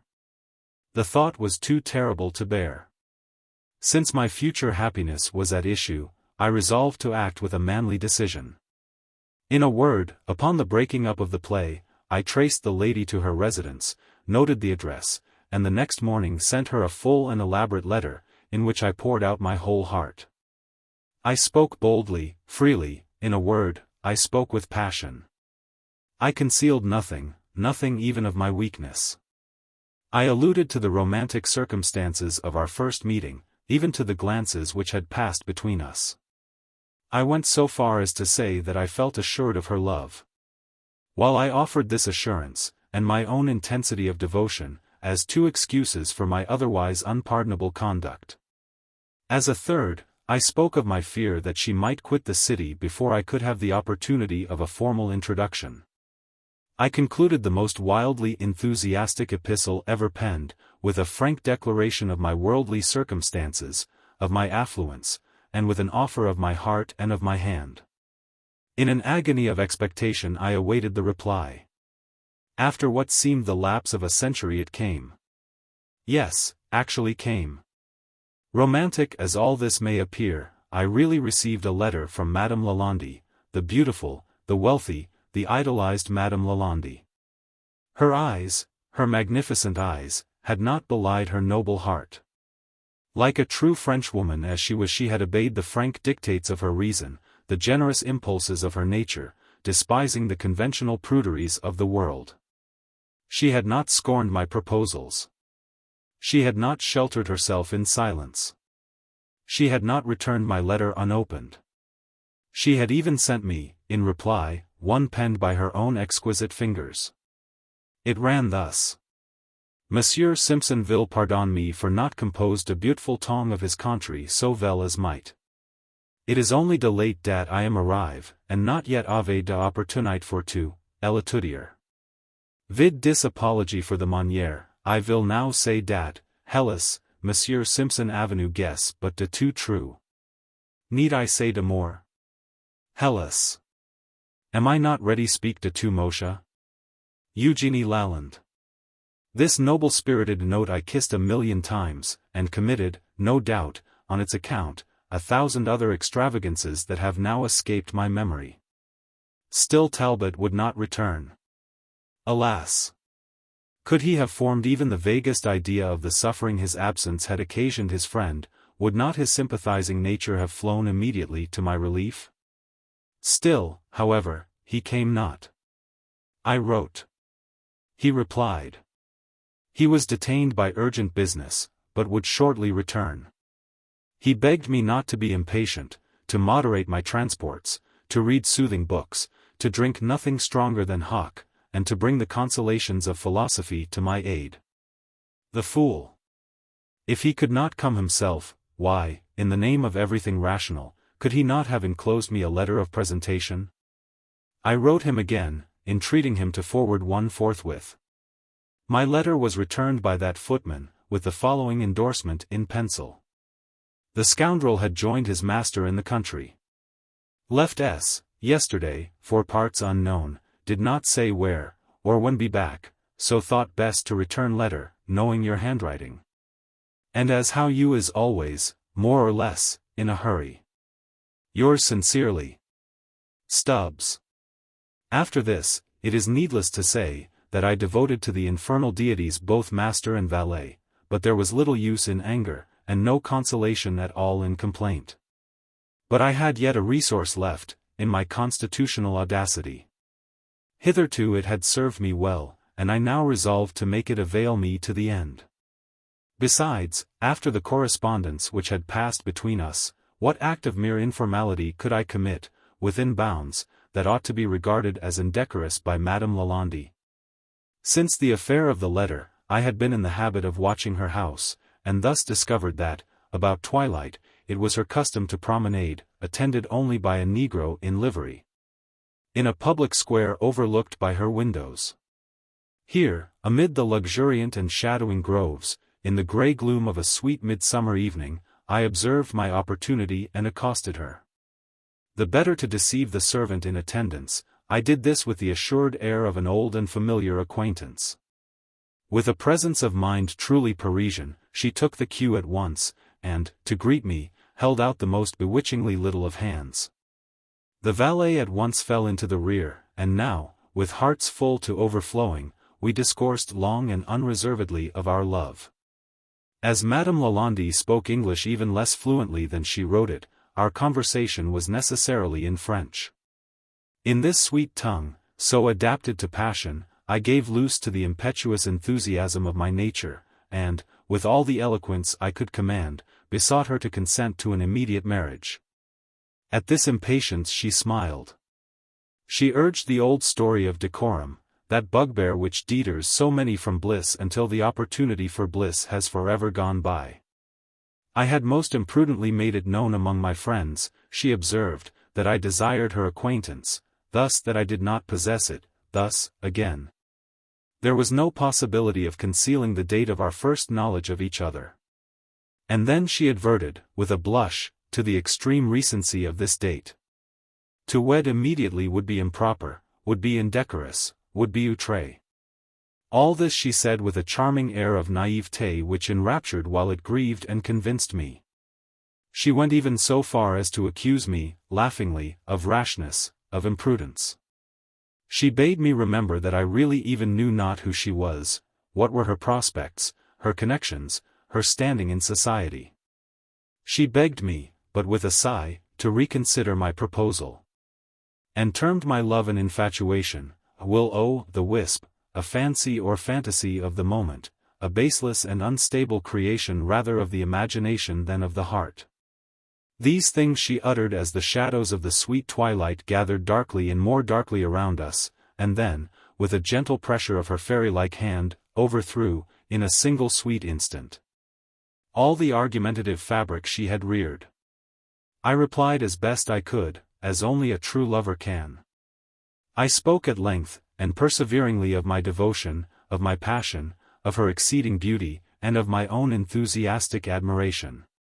In conclusion, I dwelt, with a convincing energy, upon the perils that encompass the course of love, that course of true love that never did run smooth, and thus deduced the manifest danger of rendering that course unnecessarily long. This latter argument seemed finally to soften the rigor of her determination. She relented, but there was yet an obstacle, she said, which she felt assured I had not properly considered. This was a delicate point, for a woman to urge, especially so. In mentioning it, she saw that she must make a sacrifice of her feelings. Still, for me, every sacrifice should be made. She alluded to the topic of age. Was I fully aware of the discrepancy between us? That the age of the husband should surpass by a few years, even by 15 or 20, the age of the wife, was regarded by the world as admissible, and, indeed, as even proper. But she had always entertained the belief that the years of the wife should never exceed in number those of the husband. A discrepancy of this unnatural kind gave rise, too frequently, alas, to a life of unhappiness. Now she was aware that my own age did not exceed 22. And I, on the contrary, perhaps, was not aware that the years of my Eugenie extended very considerably beyond that sum. About all this there was a nobility of soul, a dignity of candor, which delighted, which enchanted me, which eternally riveted my chains. I could scarcely restrain the excessive transport which possessed me. "My sweetest Eugenie," I cried, "what is all this about which you are discoursing? Your years surpass in some measure my own. But what then? The customs of the world are so many conventional follies. To those who love as ourselves, in what respect differs a year from an hour? I am 22, you say. Granted, indeed, you may as well call me, at once, 23. Now you yourself, my dearest Eugenie, can have numbered no more than, than. Here I paused for an instant, in the expectation that Madame Lalande would interrupt me by supplying her true age. But a Frenchwoman is seldom direct, and has always, by way of answer to an embarrassing query, some little practical reply of her own. In the present instance, Eugenie, who for a few moments past had seemed to be searching for something in her bosom, at length let fall upon the grass a miniature, which I immediately picked up and presented to her. "Keep it," she said, with one of her most ravishing smiles. "Keep it for my sake, for the sake of her whom it too flatteringly represents. Besides, upon the back of the trinket you may discover, perhaps, the very information you seem to desire. It is now, to be sure, growing rather dark, but you can examine it at your leisure in the morning. In the meantime, you shall be my escort home tonight. My friends are about holding a little musical levee. I can promise you, too, some good singing. We French are not nearly so punctilious as you Americans, and I shall have no difficulty in smuggling you in the character of an old acquaintance." With this, she took my arm, and I attended her home. The mansion was quite a fine one, and, I believe, furnished in good taste. Of this latter point, however, I am scarcely qualified to judge. For it was just dark as we arrived, and in American mansions of the better sort light seldom, during the heat of summer, make their appearance at this, the most pleasant period of the day. In about an hour after my arrival, to be sure, a single shaded solar lamp was lit in the principal drawing-room. And this apartment, I could thus see, was arranged with unusual good taste and even splendor. But two other rooms of the suite, and in which the company chiefly assembled, remained, during the whole evening, in a very agreeable shadow. This is a well-conceived custom, giving the party at least a choice of light or shade, and one which our friends over the water could not do better than immediately adopt. The evening thus spent was unquestionably the most delicious of my life. Madame Lalande had not overrated the musical abilities of her friends.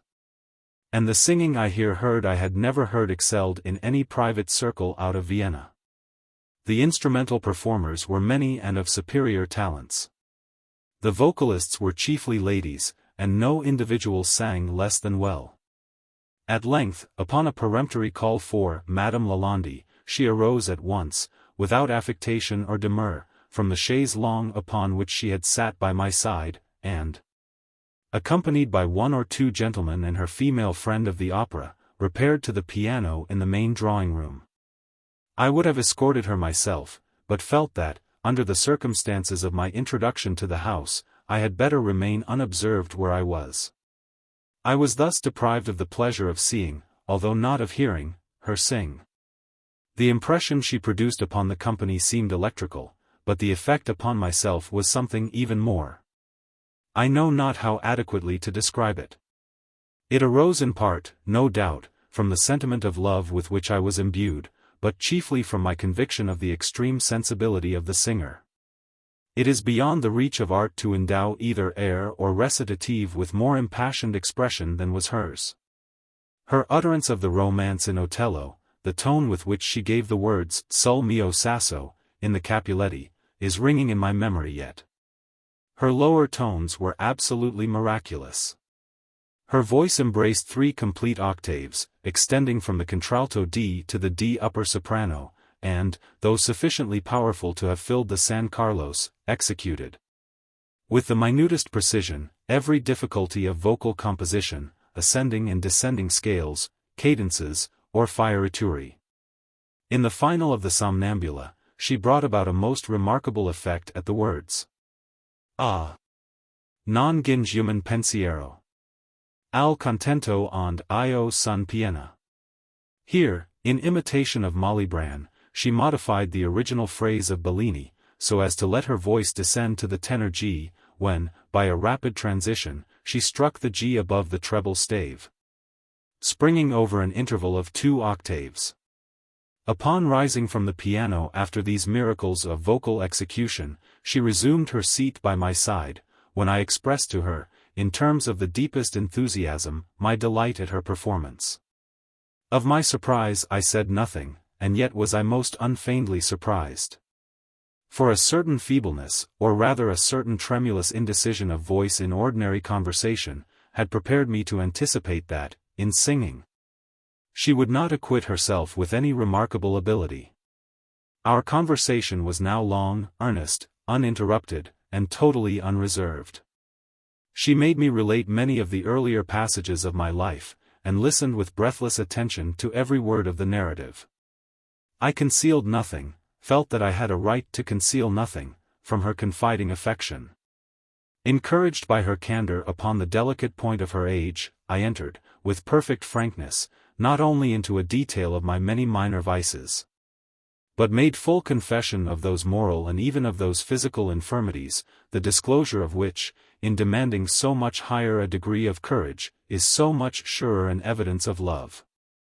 I touched upon my college indiscretions, upon my extravagances, upon my carousals, upon my debts, upon my flirtations. I even went so far as to speak of a slightly hectic cough with which, at one time, I had been troubled, of a chronic rheumatism, of a twinge of hereditary gout, and, in conclusion, of the disagreeable and inconvenient, but hitherto carefully concealed, weakness of my eyes. Upon this latter point, said Madame Lalande, laughingly, you have been surely injudicious in coming to confession. For, without the confession, I take it for granted that no one would have accused you of the crime. By the by, she continued, have you any recollection, and here I fancied that a blush, even through the gloom of the apartment, became distinctly visible upon her cheek, have you any recollection, mon cher ami, of this little ocular assistant, which now depends from my neck? As she spoke she twirled in her fingers the identical double eyeglass which had so overwhelmed me with confusion at the opera. Full well, alas! Do I remember it, I exclaimed, pressing passionately the delicate hand which offered the glasses for my inspection. They formed a complex and magnificent toy, richly chased and filigreed, and gleaming with jewels, which, even in the deficient light, I could not help perceiving were of high value. Eh bien! Mon ami, she resumed with a certain empressement of manner that rather surprised me, eh bien! Mon ami, you have earnestly besought of me a favor which you have been pleased to denominate priceless. You have demanded of me my hand upon the morrow. Should I yield to your entreaties, and, I may add, to the pleadings of my own bosom, would I not be entitled to demand of you a very little boon in return? Name it. I exclaimed with an energy that had nearly drawn upon us the observation of the company, and restrained by their presence alone from throwing myself impetuously at her feet. Name it, my beloved, my Eugenie, my own, name it, but, alas! It is already yielded ere named. You shall conquer, then, mon ami, said she, for the sake of the Eugenie whom you love, this little weakness which you have at last confessed, this weakness more moral than physical, and which, let me assure you, is so unbecoming the nobility of your real nature, so inconsistent with the candor of your usual character, and which, if permitted further control, will assuredly involve you, sooner or later, in some very disagreeable scrape. You shall conquer, for my sake, this affectation which leads you, as you yourself acknowledge, to the tacit or implied denial of your infirmity of vision. For, this infirmity you virtually deny, in refusing to employ the customary means for its relief. You will understand me to say, then, that I wish you to wear spectacles. Ah, hush! You have already consented to wear them, for my sake. You shall accept the little toy which I now hold in my hand, and which, though admirable as an aid to vision, is really of no very immense value as a gem. You perceive that, by a trifling modification thus, or thus, it can be adapted to the eyes in the form of spectacles, or worn in the waistcoat pocket as an eyeglass. It is in the former mode, however, and habitually, that you have already consented to wear it for my sake. This request, must I confess it, confused me in no little degree. But the condition with which it was coupled rendered hesitation, of course, a matter altogether out of the question. It is done, I cried, with all the enthusiasm that I could muster at the moment. It is done, it is most cheerfully agreed. I sacrifice every feeling for your sake. Tonight I wear this dear eyeglass, as an eyeglass, and upon my heart. But with the earliest dawn of that morning which gives me the pleasure of calling you wife, I will place it upon my nose, and there wear it ever afterward, in the less romantic and less fashionable, but certainly in the more serviceable, form which you desire. Our conversation now turned upon the details of our arrangements for the morrow. Talbot, I learned from my betrothed, had just arrived in town. I was to see him at once, and procure a carriage. The soirée would scarcely break up before 2, and by this hour the vehicle was to be at the door, when, in the confusion occasioned by the departure of the company, Madame L. could easily enter it unobserved. We were then to call at the house of a clergyman who would be in waiting, there be married, drop Talbot, and proceed on a short tour to the east, leaving the fashionable world at home to make whatever comments upon the matter it thought best. Having planned all this, I immediately took leave, and went in search of Talbot, but, on the way, I could not refrain from stepping into a hotel, for the purpose of inspecting the miniature. And this I did by the powerful aid of the glasses. The countenance was a surpassingly beautiful one. Those large luminous eyes, that proud Grecian nose, those dark luxuriant curls, ah! Said I, exultingly to myself, this is indeed the speaking image of my beloved. I turned the reverse, and discovered the words, Eugenie Lalande, aged 27 years and 7 months. I found Talbot at home, and proceeded at once to acquaint him with my good fortune. He professed excessive astonishment, of course, but congratulated me most cordially, and proffered every assistance in his power. In a word, we carried out our arrangement to the letter, and, at 2 in the morning, just 10 minutes after the ceremony, I found myself in a close carriage with Madame Lalande, with Mrs. Simpson, should say, and driving at a great rate out of town, in a direction northeast by north, half north. It had been determined for us by Talbot, that, as we were to be up all night, we should make our first stop at C, a village about 20 miles from the city, and there get an early breakfast and some repose, before proceeding upon our route. At 4 precisely, therefore, the carriage drew up at the door of the principal inn. I handed my adored wife out, and ordered breakfast forthwith. In the meantime we were shown into a small parlor, and sat down. It was now nearly if not altogether daylight. And, as I gazed, enraptured, at the angel by my side, the singular idea came, all at once, into my head. That this was really the very first moment since my acquaintance with the celebrated loveliness of Madame Lalande, that I had enjoyed a near inspection of that loveliness by daylight at all. And now, mon ami, said she, taking my hand, and so interrupting this train of reflection, and now, mon cher ami, since we are indissolubly one, since I have yielded to your passionate entreaties, and performed my portion of our agreement, I presume you have not forgotten that you also have a little favor to bestow, a little promise which it is your intention to keep. Ah! Let me see. Let me remember. Yes, full easily do I call to mind the precise words of the dear promise you made to Eugenie last night. Listen. You spoke thus, it is done. It is most cheerfully agreed. I sacrifice every feeling for your sake. Tonight I wear this dear eyeglass as an eyeglass, and upon my heart. But with the earliest dawn of that morning which gives me the privilege of calling you wife, I will place it upon my nose, and there wear it ever afterward, in the less romantic and less fashionable, but certainly in the more serviceable, form which you desire. These were the exact words, my beloved husband, were they not? They were, I said, you have an excellent memory. And assuredly, my beautiful Eugenie, there is no disposition on my part to evade the performance of the trivial promise they imply. See! Behold! They are becoming, rather, are they not? And here, having arranged the glasses in the ordinary form of spectacles, I applied them gingerly in their proper position. While Madame Simpson, adjusting her cap, and folding her arms, sat bolt upright in her chair, in a somewhat stiff and prim, and indeed, in a somewhat undignified position. Goodness gracious me! I exclaimed, almost at the very instant that the rim of the spectacles had settled upon my nose, my goodness gracious me, why, what can be the matter with these glasses? And taking them quickly off, I wiped them carefully with a silk handkerchief, and adjusted them again.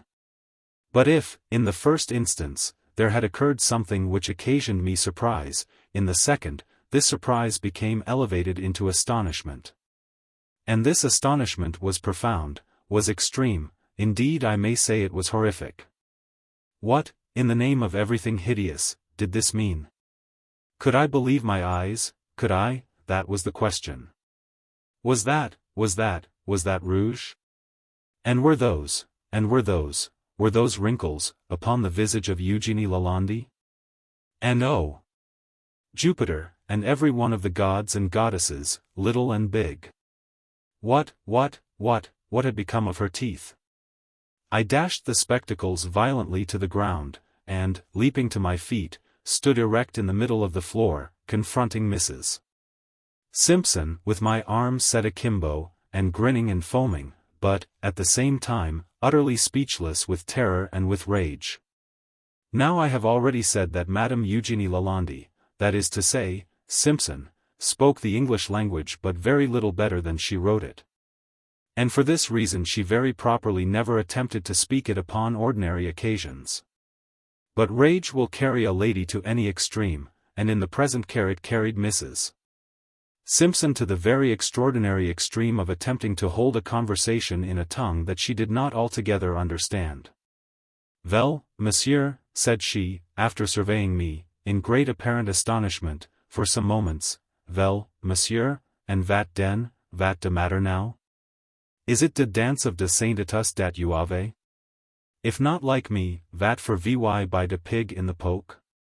"You wretch," said I, catching my breath, you villainous old hag.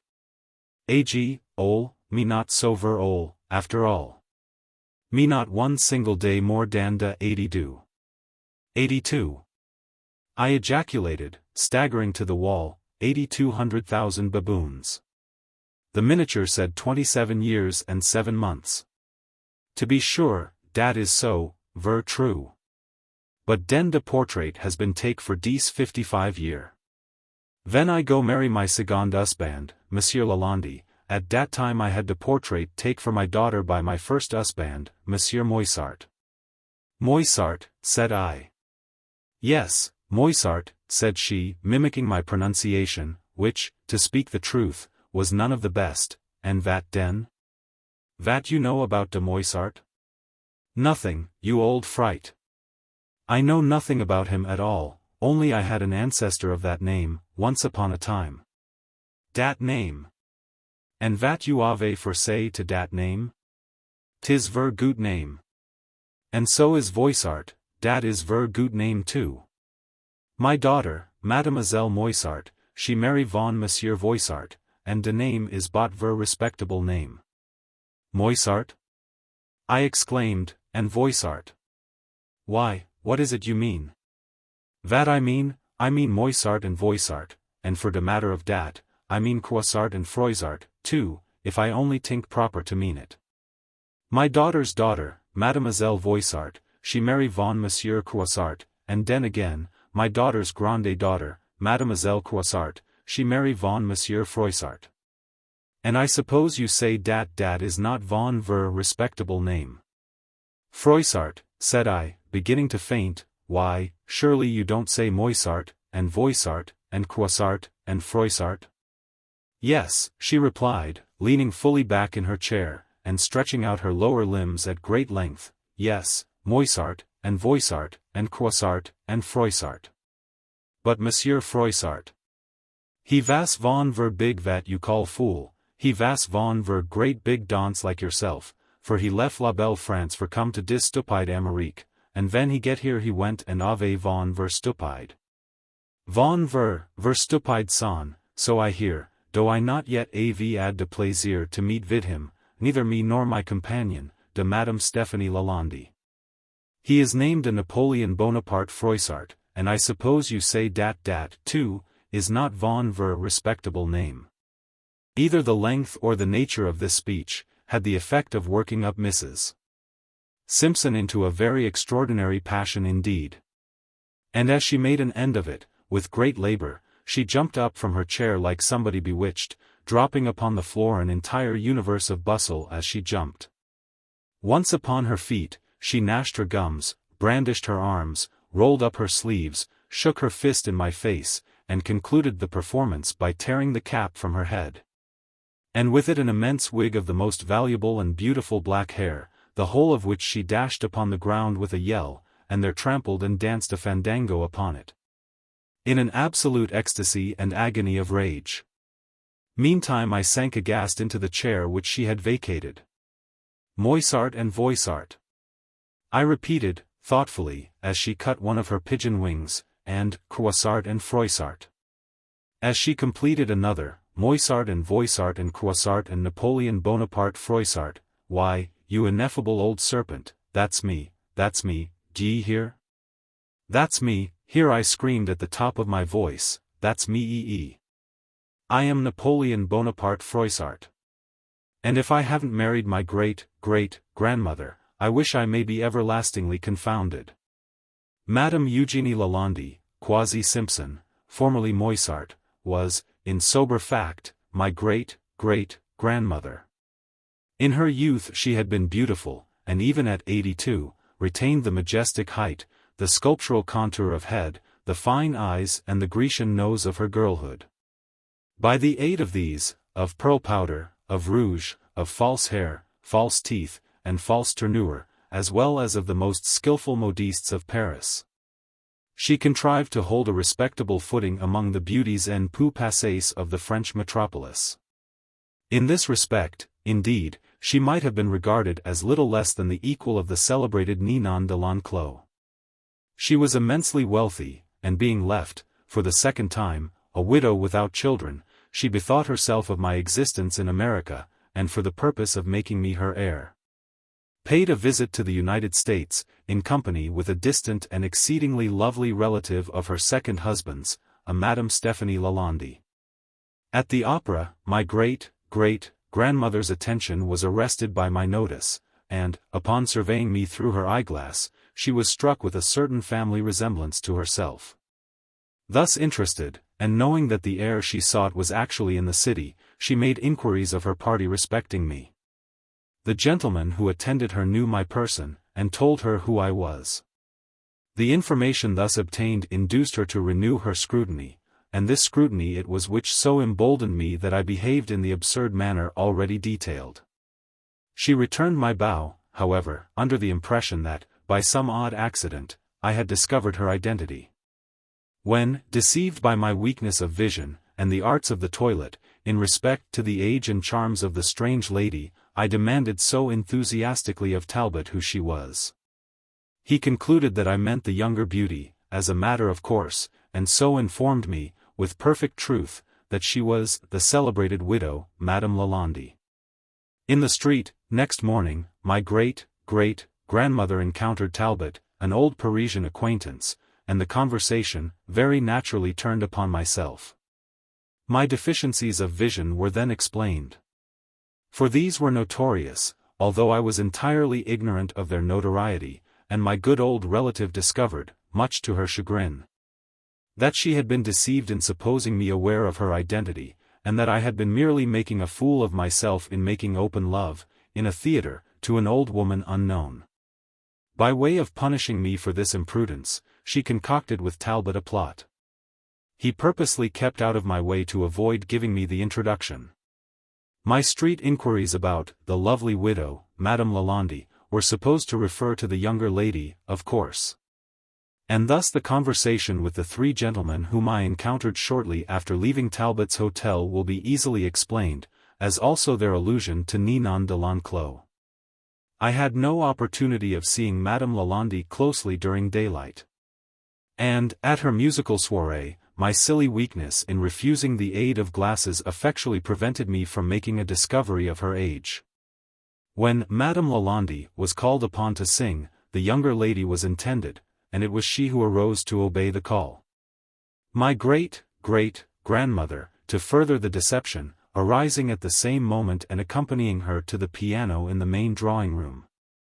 Had I decided upon escorting her thither, it had been her design to suggest the propriety of my remaining where I was, but my own prudential views rendered this unnecessary. The songs which I so much admired, and which so confirmed my impression of the youth of my mistress, were executed by Madame Stephanie Lalande. The eyeglass was presented by way of adding a reproof to the hoax, a sting to the epigram of the deception. Its presentation afforded an opportunity for the lecture upon affectation with which I was so especially edified. It is almost superfluous to add that the glasses of the instrument, as worn by the old lady, had been exchanged by her for a pair better adapted to my years. They suited me, in fact, to a T. The clergyman, who merely pretended to tie the fatal knot, was a boon companion of Talbot's, and no priest. He was an excellent whip, however. And having doffed his cassock to put on a greatcoat, he drove the hack which conveyed the happy couple out of town. Talbot took a seat at his side. The two scoundrels were thus, in at the death, and through a half-open window of the back parlour of the inn, amused themselves in grinning at the denouement of the drama. I believe I shall be forced to call them both out. Nevertheless, I am not the husband of my great-grandmother, and this is a reflection which affords me infinite relief. But I am the husband of Madame Lalande, of Madame Stephanie Lalande, with whom my good old relative, besides making me her sole heir when she dies, if she ever does, has been at the trouble of concocting me a match. In conclusion, I am done forever with billets doux, and am never to be met without spectacles. A Tale of the Ragged Mountains. During the fall of the year 1827, while residing near Charlottesville, Virginia, I casually made the acquaintance of Mr. Augustus Bedloe. This young gentleman was remarkable in every respect, and excited in me a profound interest and curiosity. I found it impossible to comprehend him either in his moral or his physical relations. Of his family I could obtain no satisfactory account. Whence he came, I never ascertained. Even about his age, although I call him a young gentleman, there was something which perplexed me in no little degree. He certainly seemed young, and he made a point of speaking about his youth, yet there were moments when I should have had little trouble in imagining him 100 years of age. But in no regard was he more peculiar than in his personal appearance. He was singularly tall and thin. He stooped much. His limbs were exceedingly long and emaciated. His forehead was broad and low. His complexion was absolutely bloodless. His mouth was large and flexible, and his teeth were more wildly uneven, although sound, than I had ever before seen teeth in a human head. The expression of his smile, however, was by no means unpleasing, as might be supposed, but it had no variation whatever. It was one of profound melancholy, of a phaseless and unceasing gloom. His eyes were abnormally large, and round like those of a cat. The pupils, too, upon any accession or diminution of light, underwent contraction or dilation, just such as is observed in the feline tribe. In moments of excitement the orbs grew bright to a degree almost inconceivable, seeming to emit luminous rays, not of a reflected but of an intrinsic luster, as does a candle or the sun. Yet their ordinary condition was so totally vapid, filmy, and dull as to convey the idea of the eyes of a long-interred corpse. These peculiarities of person appeared to cause him much annoyance, and he was continually alluding to them in a sort of half-explanatory, half-apologetic strain, which, when I first heard it, impressed me very painfully. I soon, however, grew accustomed to it, and my uneasiness wore off. It seemed to be his design rather to insinuate than directly to assert that, physically, he had not always been what he was, that a long series of neuralgic attacks had reduced him from a condition of more than usual personal beauty, to that which I saw. For many years past he had been attended by a physician, named Templeton, an old gentleman, perhaps 70 years of age, whom he had first encountered at Saratoga, and from whose attention, while there, he either received, or fancied that he received, great benefit. The result was that Bedloe, who was wealthy, had made an arrangement with Dr. Templeton, by which the latter, in consideration of a liberal annual allowance, had consented to devote his time and medical experience exclusively to the care of the invalid. Dr. Templeton had been a traveler in his younger days, and at Paris had become a convert, in great measure, to the doctrines of Mesmer. It was altogether by means of magnetic remedies that he had succeeded in alleviating the acute pains of his patient. And this success had very naturally inspired the latter with a certain degree of confidence in the opinions from which the remedies had been educed. The doctor, however, like all enthusiasts, had struggled hard to make a thorough convert of his pupil, and finally so far gained his point as to induce the sufferer to submit to numerous experiments. By a frequent repetition of these, a result had arisen, which of late days has become so common as to attract little or no attention, but which, at the period of which I write, had very rarely been known in America. I mean to say, that between Dr. Templeton and Bedloe there had grown up, little by little, a very distinct and strongly marked rapport, or magnetic relation. I am not prepared to assert, however, that this rapport extended beyond the limits of the simple sleep-producing power, but this power itself had attained great intensity. At the first attempt to induce the magnetic somnolency, the mesmerist entirely failed. In the fifth or sixth he succeeded very partially, and after long continued effort. Only at the 12th was the triumph complete. After this the will of the patient succumbed rapidly to that of the physician, so that, when I first became acquainted with the two, sleep was brought about almost instantaneously by the mere volition of the operator, even when the invalid was unaware of his presence. It is only now, in the year 1845, when similar miracles are witnessed daily by thousands, that I dare venture to record this apparent impossibility as a matter of serious fact. The temperature of Bedloe was, in the highest degree sensitive, excitable, enthusiastic. His imagination was singularly vigorous and creative. And no doubt it derived additional force from the habitual use of morphine, which he swallowed in great quantity, and without which he would have found it impossible to exist. It was his practice to take a very large dose of it immediately after breakfast each morning, or, rather, immediately after a cup of strong coffee. For he ate nothing in the forenoon, and then set forth alone, or attended only by a dog, upon a long ramble among the chain of wild and dreary hills that lie westward and southward of Charlottesville, and are there dignified by the title of the Ragged Mountains. Upon a dim, warm, misty day, toward the close of November, and during the strange interregnum of the seasons which in America is termed the Indian summer, Mr. Bedloe departed as usual for the hills.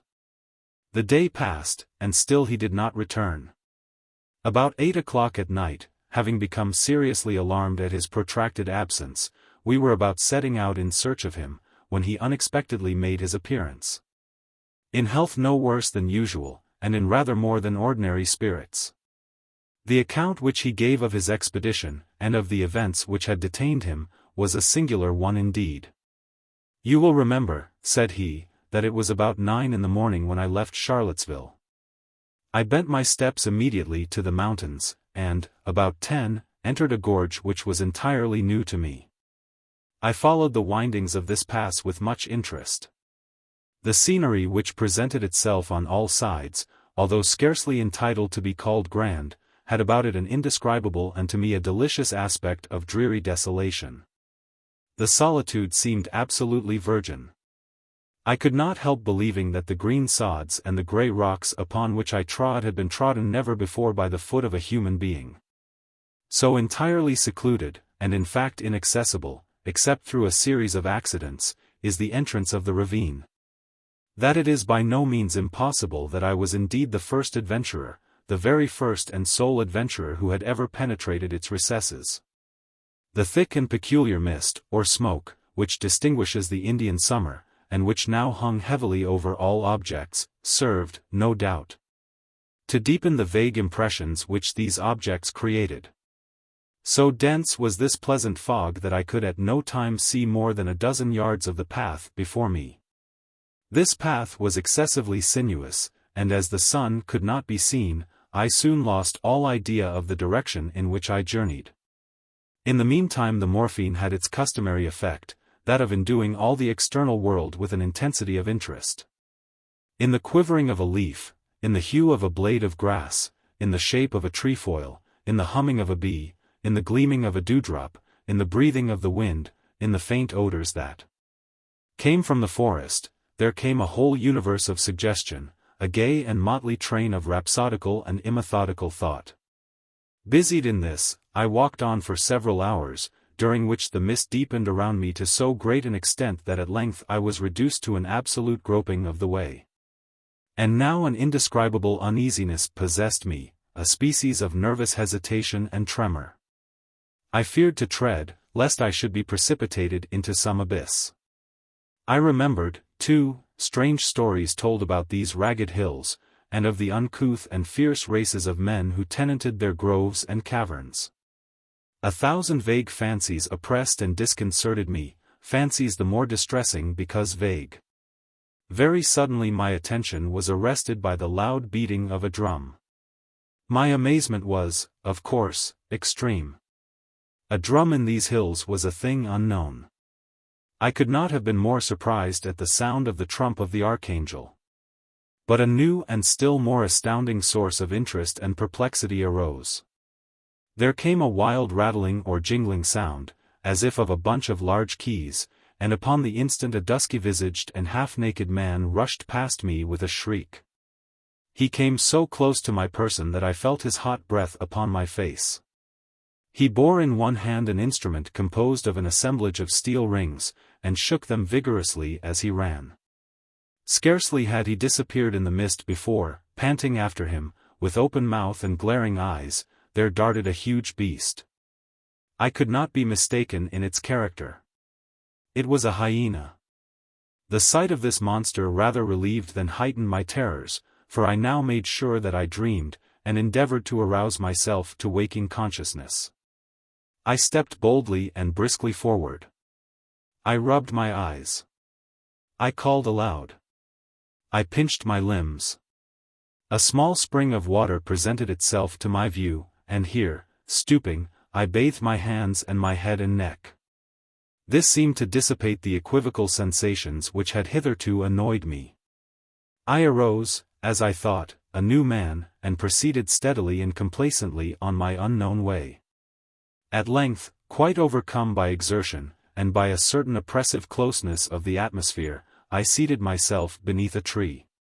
Presently there came a feeble gleam of sunshine, and the shadow of the leaves of the tree fell faintly but definitely upon the grass.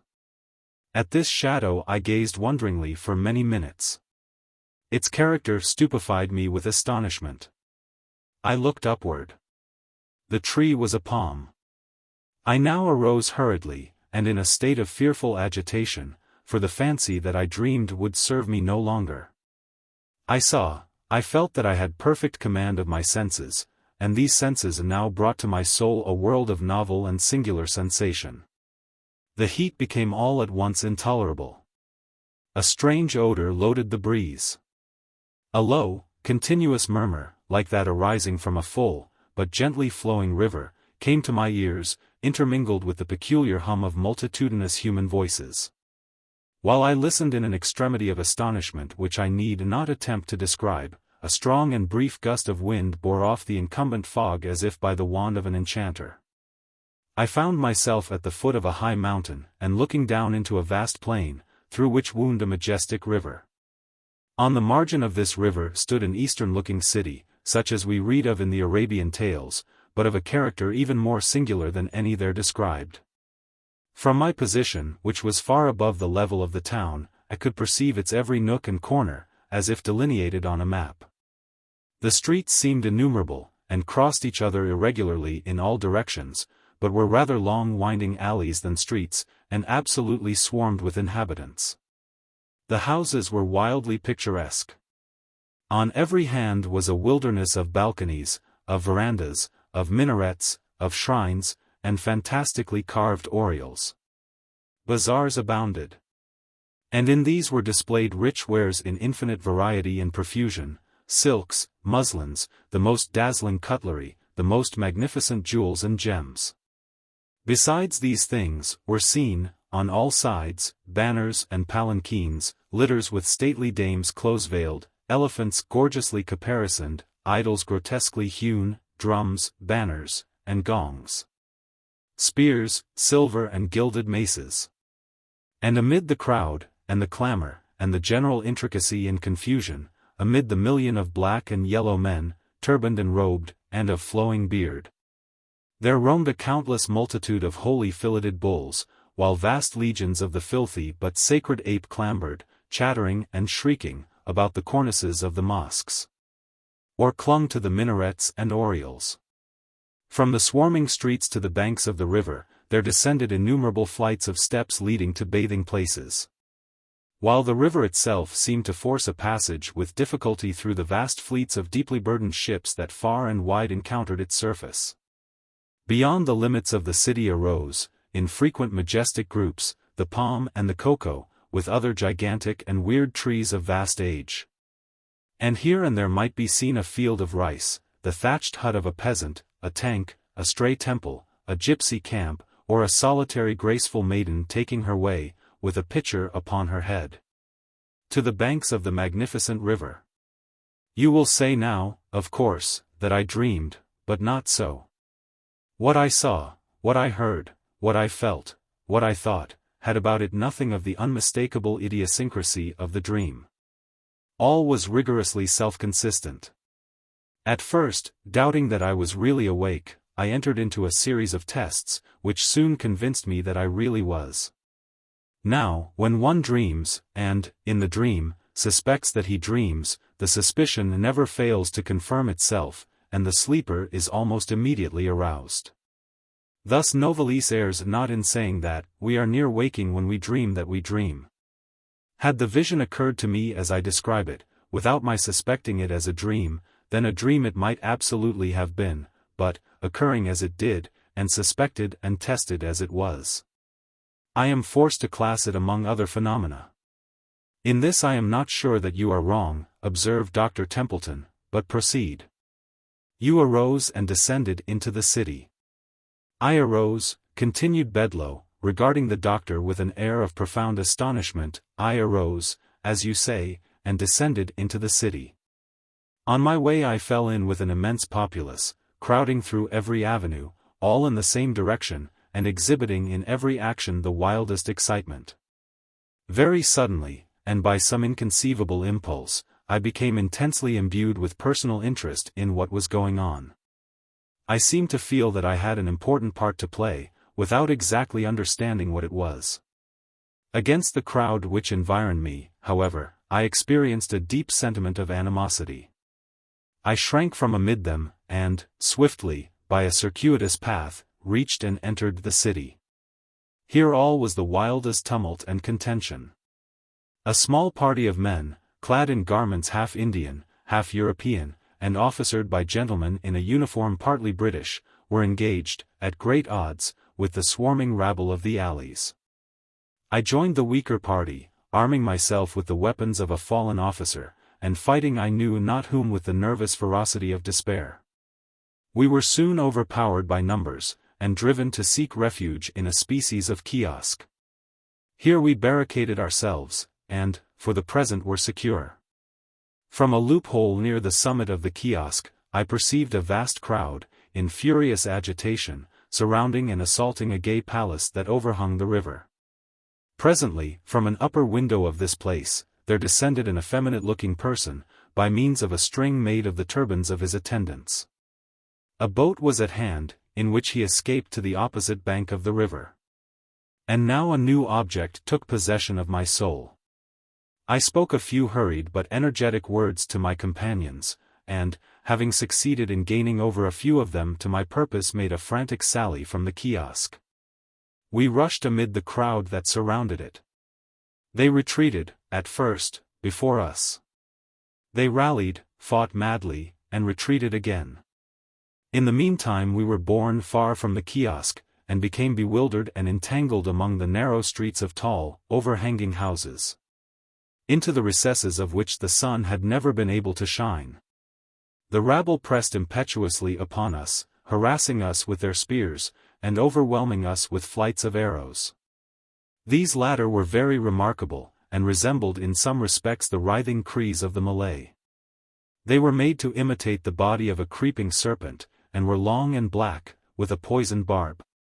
One of them struck me upon the right temple. I reeled and fell. An instantaneous and dreadful sickness seized me. I struggled, I gasped, I died. "You will hardly persist now," said I smiling, "that the whole of your adventure was not a dream. You are not prepared to maintain that you are dead?" When I said these words, I of course expected some lively sally from Bedloe in reply, but, to my astonishment, he hesitated, trembled, became fearfully pallid, and remained silent. I looked toward Templeton. He sat erect and rigid in his chair, his teeth chattered, and his eyes were starting from their sockets. "Proceed," he at length said hoarsely to Bedloe. "For many minutes," continued the latter, "my sole sentiment, my sole feeling, was that of darkness and nonentity, with the consciousness of death. At length there seemed to pass a violent and sudden shock through my soul, as if of electricity. With it came the sense of elasticity and of light. This latter I felt, not saw. In an instant I seemed to rise from the ground. But I had no bodily, no visible, audible, or palpable presence. The crowd had departed. The tumult had ceased. The city was in comparative repose. Beneath me lay my corpse, with the arrow in my temple, the whole head greatly swollen and disfigured. But all these things I felt, not saw. I took interest in nothing. Even the corpse seemed a matter in which I had no concern. Volition I had none, but appeared to be impelled into motion, and flitted buoyantly out of the city, retracing the circuitous path by which I had entered it. When I had attained that point of the ravine in the mountains at which I had encountered the hyena, I again experienced a shock as of a galvanic battery. The sense of weight, of volition, of substance, returned. I became my original self, and bent my steps eagerly homeward, but the past had not lost the vividness of the real, and not now, even for an instant. Can I compel my understanding to regard it as a dream? Nor was it, said Templeton, with an air of deep solemnity, yet it would be difficult to say how otherwise it should be termed. Let us suppose only, that the soul of the man of today is upon the verge of some stupendous psychal discoveries. Let us content ourselves with this supposition. For the rest I have some explanation to make. Here is a watercolor drawing, which I should have shown you before, but which an unaccountable sentiment of horror has hitherto prevented me from showing. We looked at the picture which he presented. I saw nothing in it of an extraordinary character, but its effect upon Bedloe was prodigious. He nearly fainted as he gazed. And yet it was but a miniature portrait, a miraculously accurate one, to be sure, of his own very remarkable features. At least this was my thought as I regarded it. You will perceive, said Templeton, the date of this picture. It is here, scarcely visible, in this corner, 1780. In this year was the portrait taken. It is the likeness of a dead friend, a Mr. Oldeb, to whom I became much attached at Calcutta, during the administration of Warren Hastings. I was then only 20 years old. When I first saw you, Mr. Bedloe, at Saratoga, it was the miraculous similarity which existed between yourself and the painting which induced me to accost you, to seek your friendship, and to bring about those arrangements which resulted in my becoming your constant companion. In accomplishing this point, I was urged partly, and perhaps principally, by a regretful memory of the deceased, but also, in part, by an uneasy, and not altogether horrorless curiosity respecting yourself. In your detail of the vision which presented itself to you amid the hills, you have described, with the minutest accuracy, the Indian city of Benares, upon the Holy River. The riots, the combat, the massacre, were the actual events of the insurrection of Chait Singh, which took place in 1780, when Hastings was put in imminent peril of his life. The man escaping by the string of turbans was Chait Singh himself. The party in the kiosk were sepoys and British officers, headed by Hastings. Of this party I was one, and did all I could to prevent the rash and fatal sally of the officer who fell, in the crowded alleys, by the poisoned arrow of a Bengali. That officer was my dearest friend. It was Oldeb. You will perceive by these manuscripts, here the speaker produced a notebook in which several pages appeared to have been freshly written, that at the very period in which you fancied these things amid the hills, I was engaged in detailing them upon paper here at home. In about a week after this conversation, the following paragraphs appeared in a Charlottesville paper. We have the painful duty of announcing the death of Mr. Augustus Bedloe, a gentleman whose amiable manners and many virtues have long endeared him to the citizens of Charlottesville. Mr. B., for some years past, has been subject to neuralgia, which has often threatened to terminate fatally, but this can be regarded only as the mediate cause of his decease. The proximate cause was one of especial singularity. In an excursion to the Ragged Mountains, a few days since, a slight cold and fever were contracted, attended with great determination of blood to the head. To relieve this, Dr. Templeton resorted to topical bleeding. Leeches were applied to the temples. In a fearfully brief period the patient died, when it appeared that in the jar containing the leeches, had been introduced, by accident, one of the venomous vermicular sangsues which are now and then found in the neighboring ponds. This creature fastened itself upon a small artery in the right temple. Its close resemblance to the medicinal leech caused the mistake to be overlooked until too late. N.B. The poisonous sangsu of Charlottesville may always be distinguished from the medicinal leech by its blackness, and especially by its writhing or vermicular motions, which very nearly resemble those of a snake. I was speaking with the editor of the paper in question, upon the topic of this remarkable accident, when it occurred to me to ask how it happened that the name of the deceased had been given as Bedloe. I presume, I said, you have authority for this spelling, but I have always supposed the name to be written with an E at the end. Authority? No, he replied. It is a mere typographical error. The name is Bedloe with an E, all the world over, and I never knew it to be spelt otherwise in my life. Then, said I mutteringly, as I turned upon my heel, then indeed has it come to pass that one truth is stranger than any fiction, for Bedloe, without the E, what is it but Oldeb conversed? And this man tells me that it is a typographical error.